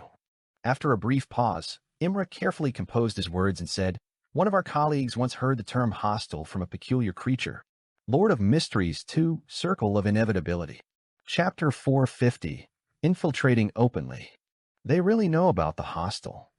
Jenna couldn't hide her curiosity and concern. What kind of peculiar creature was it? What did it say? Imra glanced at Valentine before responding. Under normal circumstances, it's an invisible creature. You can only confirm its existence through some traces and see if it's lingering around you. Valentine explained eagerly. From what I understand, it exists somewhere between the spirit world and reality. It's untouchable and difficult to detect with spirit vision. It's in a very peculiar state. I don't think that's all. According to the dossier, there are a few conceptual and abstract aspects about it. In short, you can only perceive it or sense its form through its reactions if it's willing, or when it attacks you, Imra corrected Valentine. This is very similar to Bavard's condition after his corpse was corrupted. However, Bavard's corpse wasn't that formidable. As long as the environment is dark enough, it can be seen. Yes, according to Seal, other than beyonders of a few pathways who have reached a certain sequence, it's indeed impossible to touch it directly and deal with it. Jenna made a connection and increasingly believed that the hostile Valentine and company knew was equivalent to the one they knew, unless there were more than one of the same nature. Imra, who had a habit of wearing skin-colored tape across the bridge of his nose, paused for a moment before continuing. If that peculiar creature hadn't attacked our colleague, it wouldn't have been discovered. We obtained several pieces of information from it. One of them mentioned the hostel. What did it say? Jenna played along. Perhaps this contained the future direction of their investigation. Valentine furrowed his brow. It only said that it comes from the hostel, their home in this world. Jenna didn't use her instigation ability, but it was akin to instigation. Is there any other information? Otherwise, I wouldn't know how to help you gather information and who to watch out for. Imra hesitated for a few seconds. The rest of what it said isn't suitable for you to know. Yes, it calls itself a pixie. Pishu, an untouchable pixie. The corresponding sequence name of the Boone's pathway? Jenna nodded thoughtfully. After a brief silence, Valentine said, our colleague encountered this peculiar creature in an artist's studio. As for the painter, he was once treated for mental illness. He always claimed to travel with his spirit body every night and enter a strange space that's neither in reality nor in the spirit world. He fought invisible creatures, strange souls, and evil spirits that attempted to invade reality through that space to protect the peace of the entire street. Such claims led to him being sent to the asylum for treatment for a period of time. Subsequently, he was under prolonged medication. Our colleagues confirmed that what he said might be true. It sounds like he's corrupted by an evil god. But why would he wander about as a spirit body and guard the street? Jenna didn't mention the term bestowed. Imra smiled disinterestedly and replied, the power of an evil god isn't necessarily evil, but they often bring catastrophe or cause illusions and changes in the recipient's personality. Can you accept that you're no longer yourself? Jenna wanted to habitually respond using silence, but she remembered that there were two purifiers opposite her, so she slowly shook her head. Valentine's tone remained anxious. We're telling you this because we want you to pay more attention to painters, novelists, or those who have private hobbies of painting, reading, and telling stories. If you discover anyone's abnormal behavior and language, report it to us immediately. By the way, some painters' works also possess a certain amount of supernatural power. That's also one of the clues, Imra added. Jenna nodded solemnly. No problem. Lumian, who had gathered a wealth of information from various sources, realized that although he and the others had a basic understanding of the hostile pathway, they lacked substantial progress in their investigation. They still didn't know the location of the hostel or the heretic's plans. He had no choice but to turn his attention to General Philip's widow and the charity organization known as the Dream Seekers. Late at night, at 9 Rue Lviv, Quartier 3, also known as the Administrative District. It was a 3-story beige building surrounded by a garden, lawn, stables, a fountain, and statues. I was hoping to find an opportunity to ask for your help. I could use the ritualistic dog skin to infiltrate this place and search, Anthony Reed, with his buzz cut, said, glancing at Lumian beside him. Lumian let out a chuckle. Official Beyonders can't afford to worry about such trivial matters in the current situation. As he spoke, he crossed the street towards the beige building with sculpted outer walls. The two of them circled to the side of the garden and watched as the two valets passed by together and turned to the front. Lumian leaped up, pressing his hand against the white-painted iron fence. He stretched his body and leaped over, landing silently. Anthony Reed was a seasoned veteran who had been forged by the crucible of the battlefield and maintained a habit of exercising. Although sequence 9 to 7 of the spectator pathway didn't significantly enhance his combat techniques, nor did his physique improve significantly, it didn't prevent him from easily vaulting the fence and entering the garden. Lumian didn't bother concealing himself. Holding a top hat, he left the garden with one hand in his pocket and approached the main building. Occasionally he paused, avoiding the gazes from inside the building's windows and the maid who was eager to return to her room. Before long, they arrived at the side door. The wolf-shaped dog guarding the area had already fallen asleep. Anthony Reed guessed that it was the doing of the two demonesses who had long concealed themselves and whose whereabouts were currently unknown. However, he felt that if that was the case, why act as if they were infiltrating? Lumian seemed to sense the psychiatrist's thoughts and smiled. The sedative we obtain from the Bliss Society is very effective. We have to use it sparingly. Furthermore, the demonist sect had already purged the Bliss Society once, leaving only 2 key members and Maipu Meyer, who was currently hiding in the market district. For the time being, no one was available to provide Lumian, Franca, and the others with supplies.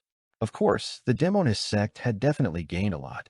After Franca passed the assessment, she should have a chance to obtain something from them. Lumian walked past the unconscious dog, retrieved a wire, and expertly opened the side door of the building. At that moment, almost all the lights in the house had been extinguished, and the corridor was shrouded in darkness. With one hand in his pocket and the other clutching his top hat, Lumian made his way upstairs to the master bedroom, openly treating it as though it was his own home. Last time, he hid behind the scenes and instructed his partners to set traps. This time, he's using himself as bait to lure out potential problems? Different choices and different acting methods for a conspirer? Anthony Reed followed Lumian from behind, enlightened. Lumian reached the 3rd-floor master bedroom.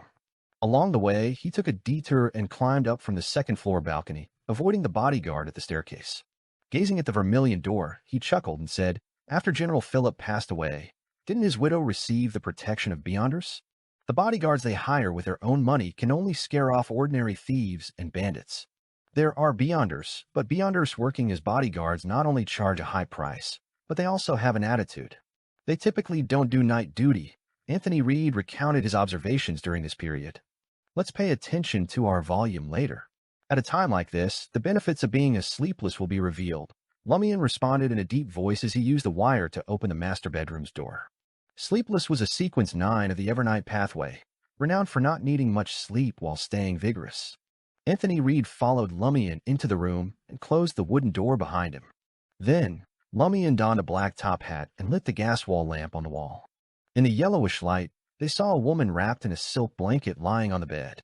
The woman stirred slowly, her wavy black hair framing a face that had seen 4 decades of life. Though traces of age marked her features, her skin remained remarkably smooth. Her amber eyes gradually blinked open, revealing a faint yellowish glow. They fixed on Lumian's transformed face, courtesy of the knee's face and the black top hat. Just as she prepared to speak, a cold muzzle pressed against her crimson lips. "Relax. We're here for a small fortune and a few answers. If you cooperate, you won't get hurt," Lumian assured her with a smile.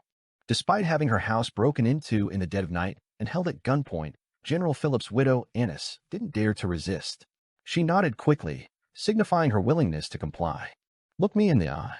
I want to be sure you're telling the truth." Anthony Reed lit a cigarette and brought it to his lips. Annis subconsciously met the gaze of the intruder, doing her best to convey her sincerity through her eyes. She couldn't help but notice the robber's unusually clear, dark brown eyes, as if they held the key to his soul. The cigarette between his lips burned with a fiery red glow. The red dot flickered. After a while, Anthony Reed, who had used his actions, words, and demeanor to lull Annis into a semi-hypnotic state, delved into the depths of her body of heart and mind. "Why did you donate so much of your wealth to the Dream Seekers charity organization?" Annis's body of heart and mind replied without reservation. "It was in Philip's will. If I didn't donate 2/3 of my assets to that charity, my child and I wouldn't inherit the remaining third. There is something suspicious about the Dream Seekers, and perhaps even General Philip too." Lumian found it difficult to believe the general to be that generous. Noting that Annis continued her life without any disruptions and seemed oblivious to any potential issues with General Philip, Anthony Reed changed his line of questioning. Was Philip still a devoted follower of the eternal blazing sun? The psychiatrist believed that the general's daily routines in a marriage were hard to hide from Annis, even when other problems remained concealed. Annis's eyes grew distant as she replied. He hadn't prayed fervently in a long time, and his praises were quite perfunctory. "I overheard him whisper in the corridor once, 'Goddess bless,'